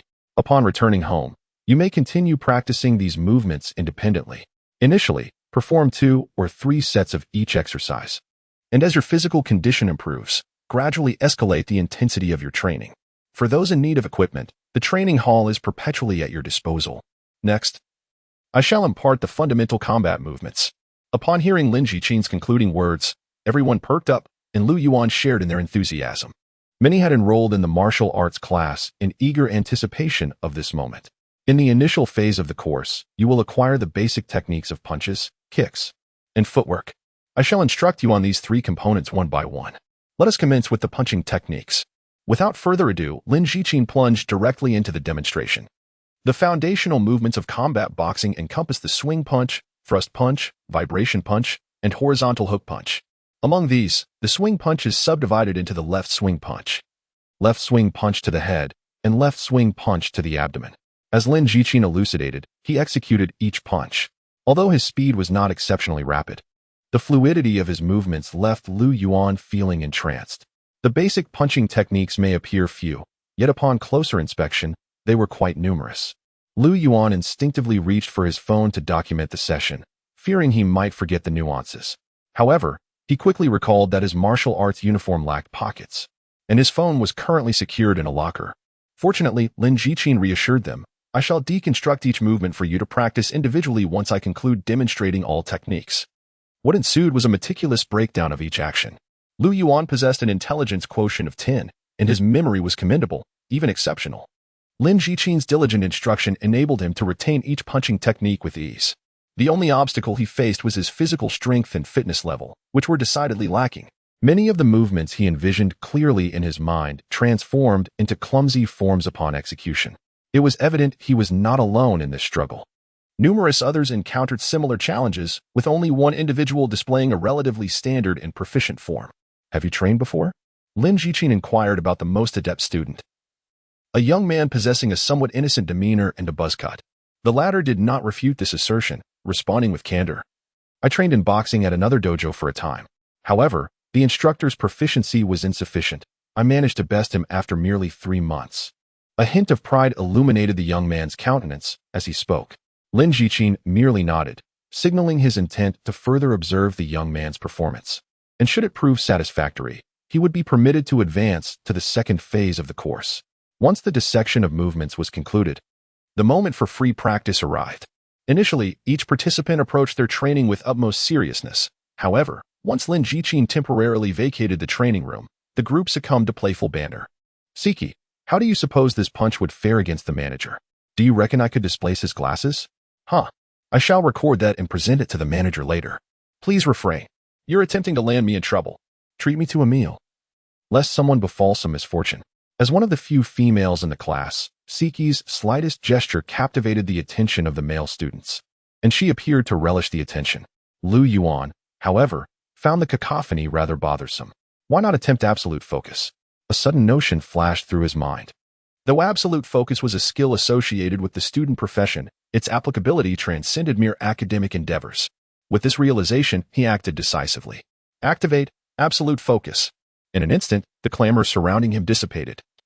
Akin to the distant hum of flies retreating into the ether, Yuan's focus became singular, his mind engrossed solely in the fundamental punching techniques, functioning with the precision of a finely tuned apparatus, guiding his body to flawlessly execute the movements, endeavoring to harmonize with the ideal standard inscribed in his memory. I comprehend. I shall remember to collect my son. Lin Jiqin terminated the call, adjusted his martial arts attire, and proceeded back to the training room. His demeanor was far from pleasant. Instructing new students often proved a laborious undertaking, particularly when some exhibited a dismissive and disrespectful attitude during sessions. Typically, the onus of teaching novices rested upon younger instructors or regular dojo disciples, not seasoned mentors like himself. Nevertheless, due to recent familial tribulations and mounting financial strains, he was compelled to set aside his pride and embrace such responsibilities. Haha, Sun Fei, are you practicing turtle punches? When the coach returns, he will undoubtedly be furious to witness your execution of those movements. Wow, that punch appears remarkable. Hey, Zhang Shibin, are you serious? As he neared the threshold, Lin Jiqin discerned the ruckus within. Unable to suppress his frown, his mood darkened further. He paused at the entrance and cleared his throat with pronounced intent. Quickly, the coach has returned. Upon his arrival, the group that had been frolicking promptly scattered, striking postures as if performing the punching techniques. Lin Jiqin, donning a stoic countenance, cast a piercing gaze over the unruly students, deliberately emanating the essence of a martial artist to exert greater pressure upon them. As their expressions turned awkward and their movements grew increasingly rigid, he gradually tempered his imposing presence. Let us allow them to practice independently during this lesson. I shall go have tea with old Liu. He resolved to adopt a strategy of absence. However, just as he prepared to select a few students to offer guidance before his departure, a figure in the corner seized his attention. This. Lin Jiqin's gaze fixated on a singular individual, a flicker of surprise illuminating his eyes. Chapter 6, New Profession Panel Unlocked. Fighter. There stood a youth, seemingly around 16 or 17 years of age, diligently engaged in the motions of punching the air. His gaze was intensely concentrated, with each movement executed with remarkable precision. Although many of his actions may not have seemed entirely conventional from Lin Jiqin's perspective, it was clear that the youth was exerting his utmost effort. Every punch he delivered was infused with that same earnestness. Sweat dampened the tips of his hair, trickling down from his forehead to the tip of his nose. Yet he appeared oblivious to it all. The aura of concentration and seriousness he radiated even stirred Lin Jiqin's emotions. It had been quite some time since he had witnessed such a devoted student. Lin Jiqin found himself reminiscing about his own youth, a time when he practiced martial arts with such fervor that he often neglected both food and rest. During that period, the venerable master was at the zenith of his career, and the dojo flourished far more than it does now. As technology advanced, the number of individuals genuinely committed to the discipline of martial arts diminished. Most who enrolled did so for novelty's sake, losing interest once the initial excitement faded. Others merely regarded it as a means of fitness, devoid of the true spirit of martial practitioners. He couldn't help but ponder what the landscape would resemble in another decade or two. Sigh. Suddenly feeling disheartened, Lin Jiqin lost interest in providing further instruction, leaving behind a simple remark, "Continue with free practice," before turning to depart. Phew. After delivering a punch, Lu Yuan suddenly stumbled, his limbs feeling weak as he collapsed onto the ground, gasping for breath, abruptly breaking free from the state of absolute focus. How long have I been practicing? Lu Yuan felt his arms, sore, swollen, and numb, as if they had become utterly useless, devoid of strength. Are you all right? A gentle female voice drifted from beside him. Lu Yuan looked up to see a round-faced girl with glasses standing before him, extending a bottle of water. Thank you. After a moment's hesitation, he accepted the water without pretense and drank deeply. He was parched, finishing off more than half the bottle in one go. What time is it? Lu Yuan observed that several others on the training ground had already settled down to rest, some engaged in conversation, while others were absorbed in their phones. He was the final student to conclude his training. It's 9:50, just 10 minutes until class ends, replied the round-faced girl after checking her phone. So, I've been training for less than an hour. Lu Yuan was not taken aback. After all, martial arts practice primarily depletes physical stamina, and the duration of unwavering focus inevitably wanes. You were remarkably concentrated during practice. Coach Lin watched you for quite some time, the girl remarked, her tone tinged with admiration. Oh, really? Lu Yuan smiled, offering no further commentary. By the way, my name is Lu Yu. What's yours? Lu Yuan. Are you from number 2 middle school? I believe I've seen you around. I'm from number 4 middle school. Number 4? Many of my middle school classmates are there. Lu Yu seemed genuinely intrigued by Lu Yuan, prompting a steady flow of conversation. Lu Yuan responded casually, yet his focus remained steadfastly on his interface. Upon summoning the interface, an unexpected delight awaited him. You focused on practice for 20 minutes. enhancing your understanding of a new skill. You have comprehended the new skill, Basic Fist Techniques, LV1. Your skill, Basic Fist Techniques, has improved, gaining 3 experience points. Your skill, Basic Fist Techniques, has improved, gaining 5 experience points. Congratulations! You have unlocked a new career interface, Fighter. A brand new career interface unfurled before Lu Yuan, revealing a tree-like structure, with only 2 skills at the base illuminated. These were Basic Fist Techniques and Elementary Body Training, both at level 1. The latter must have been acquired during Coach Lin Jichin's strength training session, previously concealed and now unveiled with the unlocking of the new career interface. Fighter. The newly unlocked profession filled Lu Yuan with exhilaration. This title resonated with far greater prestige than student, akin to a hidden class within a game. If the ultimate objective of the student interface is to cultivate him into a super scholar, then the pinnacle of fighter. Could it possibly lead to the status of a supreme martial artist, an unparalleled master? Words such as plucking flowers, flying leaves, and bending steel with bare fingers danced through his mind, igniting a thrill within him that rendered the tuition fee of 10,000 yuan utterly justifiable. What is your phone number? I shall note it down to inquire about any questions post-class, he requested. Lu Yu hesitated, her voice tinged with uncertainty. In a buoyant mood, Lu Yuan smiled and replied, "The Martial Arts Academy has established a group for us new students. I will add you to it later." Your name is Lu Yu, correct? Indeed, the girl affirmed with an enthusiastic nod, clearly delighted. The two engaged in light banter until an announcement heralded the conclusion of class at 10 o'clock. The students leapt to their feet as though liberated from confinement, dispersing in a flurry. Coach Lin Jichin, however, did not reappear. Lu Yuan dragged his fatigued body into the shower. The warm water cascading from the showerhead soothed the persistent soreness in his arms. After completing his shower and changing his attire, he emerged from the changing room to find Cheng Peng awaiting him in the hall of the martial arts school. Lu Yuan, you have finally emerged. What took you so long in the shower, akin to a girl? Begone, Lu Yuan retorted, still recovering and with aching limbs, lacking the energy for repartee. Hee, Cheng Peng chuckled, draping an arm over Lu Yuan's shoulders, grinning as he inquired, "How was your inaugural day of class?" "It was quite good, far more beneficial than I had anticipated," Lu Yuan replied earnestly. "That's splendid. I was concerned you might not persist," Cheng Peng laughed. "Hurry and master the basics so you may advance a level. I eagerly anticipate besting you in sparring." "Ah, we shall see who prevails." Lu Yuan shot him a sidelong glance. This glance incited Cheng Peng, who exclaimed, "Wow, you are brimming with confidence. My punch power has already reached 50 kilograms. The coach asserts I shall soon be ready to test for my rank. Do you believe you can defeat me? Test for rank?" Lu Yuan caught the novel term in Cheng Peng's words and inquired with curiosity. "Are you unaware that martial artists possess ranks as well? Let us engage in conversation as we stroll." Cheng Peng led Lu Yuan out of the martial arts academy. On their path, they encountered Lu Yu once more, who was in the company of another girl, evidently in a similar predicament, accompanied by friends yet not belonging to the same class.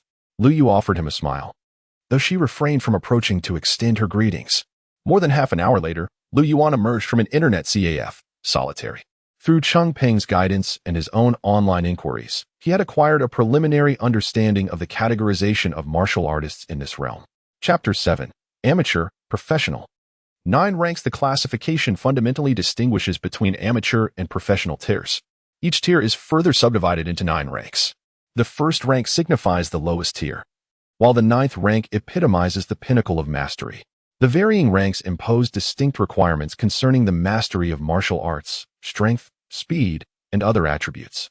Upon perusing the particulars, Lu Yuan discerned that even an amateur of rank 9 necessitates a punching force exceeding 300 kilograms. In my previous existence, this would be regarded as elite heavyweight status. Lu Yuan inwardly marveled, gradually embracing Cheng Peng's portrayal of the Source Martial Arts School's coach, who could propel a 100-kilogram dummy several meters away. If amateurs possess such formidable prowess, then professional martial artists must undoubtedly be even more formidable. It appears that the martial arts standards in this world significantly surpass those of my former life. Top-tier martial artists might genuinely embody superhuman capabilities. Furthermore, Lu Yuan discovered that martial artists holding formal certification from the Martial Arts Association enjoy considerable advantages when applying to universities. Certain prestigious institutions, albeit lesser known, impose rigorous requirements in this regard.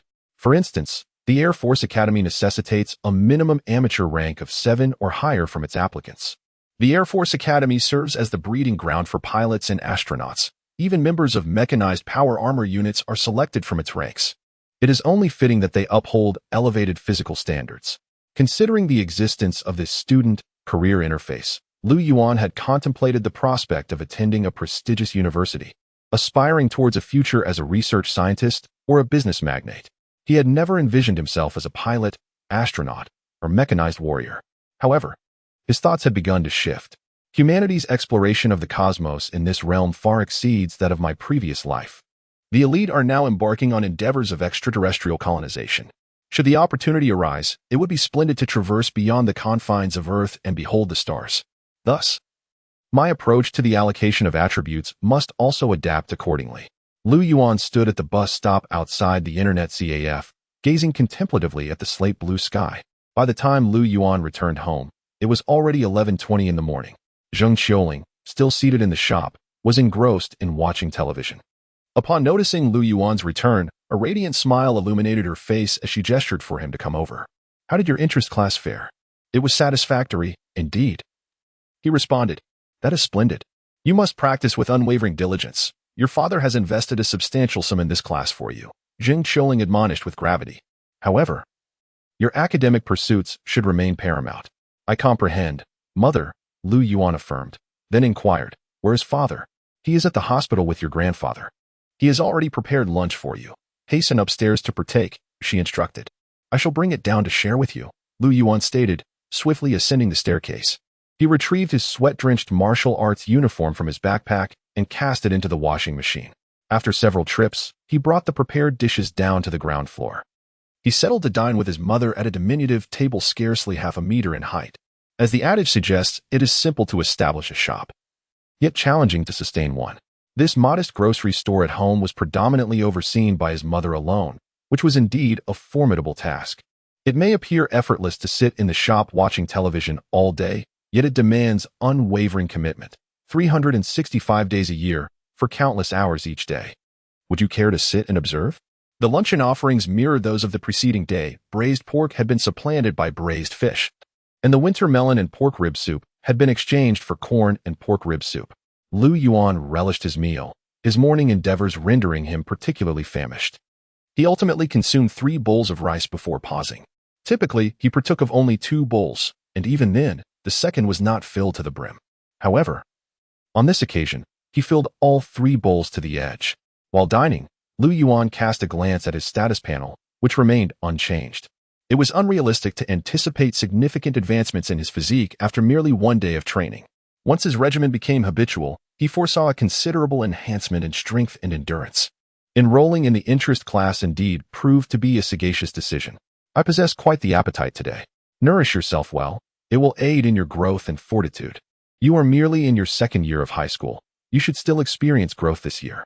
If you could attain a height of 1.8 meters, you would appear even more striking," Zheng Xiuling remarked with a smile as she observed Yuan's meal. Upon his completion, she restrained him from rising, instead opting to clear the dishes herself. Yuan acquiesced. He understood that his mother had been seated all morning, and it was beneficial for her to stretch her legs. 20 for the white box, 35 for the red. Which one do you desire?" "I shall take the white, and kindly fetch a lighter." The lighter cost 1 yuan. As Yuan skillfully assisted a customer in purchasing cigarettes, his mother had yet to return, so he seized the remote control from the counter and altered the channel. While administering a restorative massage to his sore, aching arms, he idly watched television to pass the time. He switched to the local station, which was currently broadcasting the midday news. Recently, the renovation plan for the old city has entered its 2nd phase. The Municipal Housing and Urban-Rural Development Committee has issued an important announcement. On June 6th, the newly constructed sports center stadium in our city officially commenced operations. It is reported that more than 10 sporting events and large-scale activities are scheduled to be held here in the latter half of this year. Ouch! Yuan inadvertently pressed on a torn muscle on his arm, eliciting a sharp gasp of pain. At that moment, another news report emerged on the television. Recently, numerous cases of missing persons have been documented in the western district of our city. The Municipal Public Security Bureau is treating this issue with utmost seriousness and has constituted a special task force to address these cases. Lu Yuan paused, momentarily taken aback. The Western District? Wasn't that where his family resided? He had not heard any reports regarding missing individuals. The attention garnered by the Municipal Bureau, alongside the establishment of a special task force, likely signifies that this is not an ordinary case of disappearances. Perhaps numerous individuals are unaccounted for. Or it could potentially involve homicide, Lu Yuan contemplated. At that juncture, Zheng Qiuling entered through the back door, urging him to ascend the stairs. It is sweltering down here. You ought to go upstairs. Remember to read for a while during your nap. You have school tomorrow. Understood, mother, Lu Yuan responded, rising and taking a few steps forward. Suddenly, he paused and turned back to Zheng Qiuling, inquiring earnestly, Mother, has a considerable sum of money gone unclaimed recently? Zheng Qiuling appeared taken aback, her expression dimming slightly. Yes, a long-time customer placed a substantial order and then abruptly became unreachable. The payment remains unsettled. Your father has been quite distressed over this matter. As she spoke, her demeanor shifted, and she urged him, Go on, hurry upstairs. Why are you asking so many questions? It is of no consequence to you. Lu Yuan nonchalantly shrugged, choosing to remain silent as he ascended the staircase. After enjoying his lunch, he found himself once more in solitude within the confines of his home. He first hung the freshly laundered martial arts uniform on the balcony before retreating to his bedroom, where he reclined upon the bed, the air conditioning humming softly around him. In that moment, he felt an overwhelming sense of lethargy, as though his arms had transformed into alien appendages. Engrossed in an endeavor can cause one to lose all sense of time, and he soon realized that he had indeed overexerted himself. Let us examine the fruits of this morning's training. Lu Yuan concentrated his thoughts and summoned his status panel. He discovered that he had acquired an additional profession. His profession panel now bifurcated, permitting him to seamlessly alternate between student and fighter. On the fighter panel, it was inscribed, Fighter LV1, 13100, Basic Skills. Beginner Body Training LV1, 22100, Basic Fist Technique LV1, 53100. The rigorous practice certainly bore its rewards. In a mere morning, his newly acquired basic fist technique had already eclipsed half of its experience threshold. It would not be long before he ascended to LV2. Chapter 8. Addiction. Lu Yuan mentally revisited the content he had practiced that morning. He felt assured of his mastery over the myriad foundational movements of the basic fist technique imparted by Lin Jiqin, recalling each action with clarity and the ability to execute them with efficacy. Nevertheless, discrepancies in the precision of his movements were inevitable. Once I complete the mastery of the foundational leg techniques and footwork and elevate all these basic skills to LV3 or beyond, I may unlock the core skills of the profession. The fundamental skill, absolute focus, for the student profession would be unlocked only after elevating the levels of all 8 principal subjects to level 3. It was only upon acquiring the skill absolute focus that Lu Yuan would truly set himself apart from his peers, undergoing a transformative enhancement in his learning efficiency, akin to wielding a superpower. Thus, he eagerly awaited the surprises that the core skills of the fighter profession would bestow upon him. The 2 classes within the fighting curriculum were scheduled for the weekends, compelling him to bide his time for another week before he could delve into the foundational leg and foot techniques. However, he could enlist Cheng Peng for guidance in the interim. In his mind, Lu Yuan had already designated Cheng Peng as his mentor. After an invigorating morning workout and a hearty lunch, Lu Yuan soon found himself succumbing to drowsiness as he reclined on his bed. He was uncertain of the duration of his slumber when a succession of notification sounds from his phone abruptly roused him. Still in a haze, as he reached for his device, the sudden pain in his arm jolted him into clarity. Just hold on until tomorrow. Once the torn muscles mend, the discomfort will surely diminish. Lu Yuan grimaced, attempting to console himself. Struggling to grasp his phone, he noticed a flurry of message notifications. Upon opening the chat application, he discovered a friend request nestled among the alerts. I'm Lu Yu, requesting to add you as a friend. It was the bespectacled girl from his fighting class. Lu Yuan accepted the request nonchalantly.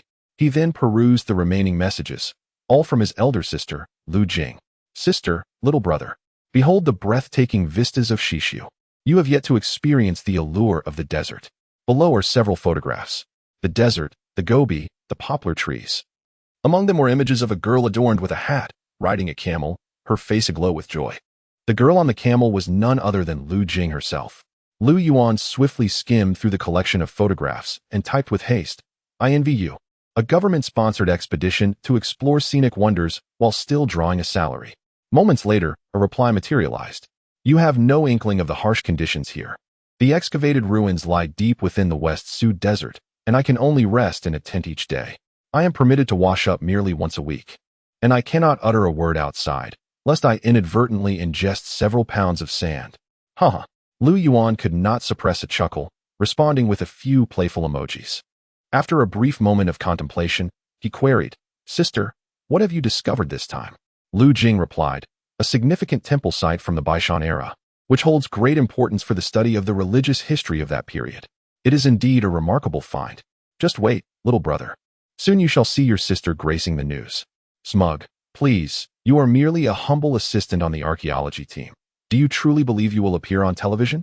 Whatever you unearth is not a reflection of you." Contempt, contempt, contempt. After engaging in conversation with Lu Jing for a while, Lu Yuan learned that her archaeological endeavors would likely extend over an extensive period, perhaps lasting 6 months or even more than a year. He was uncertain when she would have the opportunity to return, at least not in the near future. Once their discussion concluded, Lu Yuan turned to his computer to seek information regarding the Baishan Temple. The Baishan era traces back over 3 millennia, a period marked by chaos and darkness, teeming with diverse religions. Many sects espoused malevolent doctrines and had a penchant for gruesome human sacrifices. After perusing a little information, Lu Yuan closed the webpage. He pondered what the temple unearthed by Lu Jing and her team might resemble. If they were to uncover a mound of bones, given Lu Jing's temperament, she would likely weep on the spot. Lu Yuan chuckled to himself. As for the recent troubles at home, he chose not to mention them to Lu Jing. He surmised that their parents had refrained from bringing it up as well. After all, she was over 3,000 kilometers away in the heart of the desert. Knowledge of such matters would serve her no purpose and only exacerbate her concerns. Why say more? Focusing on his studies and practicing martial arts, Lu Yuan deemed this the most significant support he could offer his parents at this moment. He set aside his phone and took a seat at his desk. Although his arm was temporarily sore, hindering his ability to write, he had nearly completed his assignments. Immersed in a state of absolute focus, he delved into books, previewed upcoming lessons, and reviewed previous materials. By the day's end, his experience points across 8 major subjects had all increased, and his student profession also gained several points, drawing him closer to level 4. At around 5 in the afternoon, Zheng Qiuling urgently called for Lu Yuan to assist in overseeing the shop while she retreated to the kitchen to prepare dinner. Meanwhile, Lu Xinghua returned from the hospital, hastily grabbed some food, and departed, leaving Lu Yuan with little opportunity to converse with him. Nevertheless, he received some encouraging news. His grandfather's surgery for a cerebral infarction was scheduled for the following week. Though my arm remains unexercised, my waist, abdomen, and legs are unaffected. After dinner, Lu Yuan unfurled a mat in the living room and reclined to commence strength training for all areas except his arm, all while maintaining a state of absolute focus.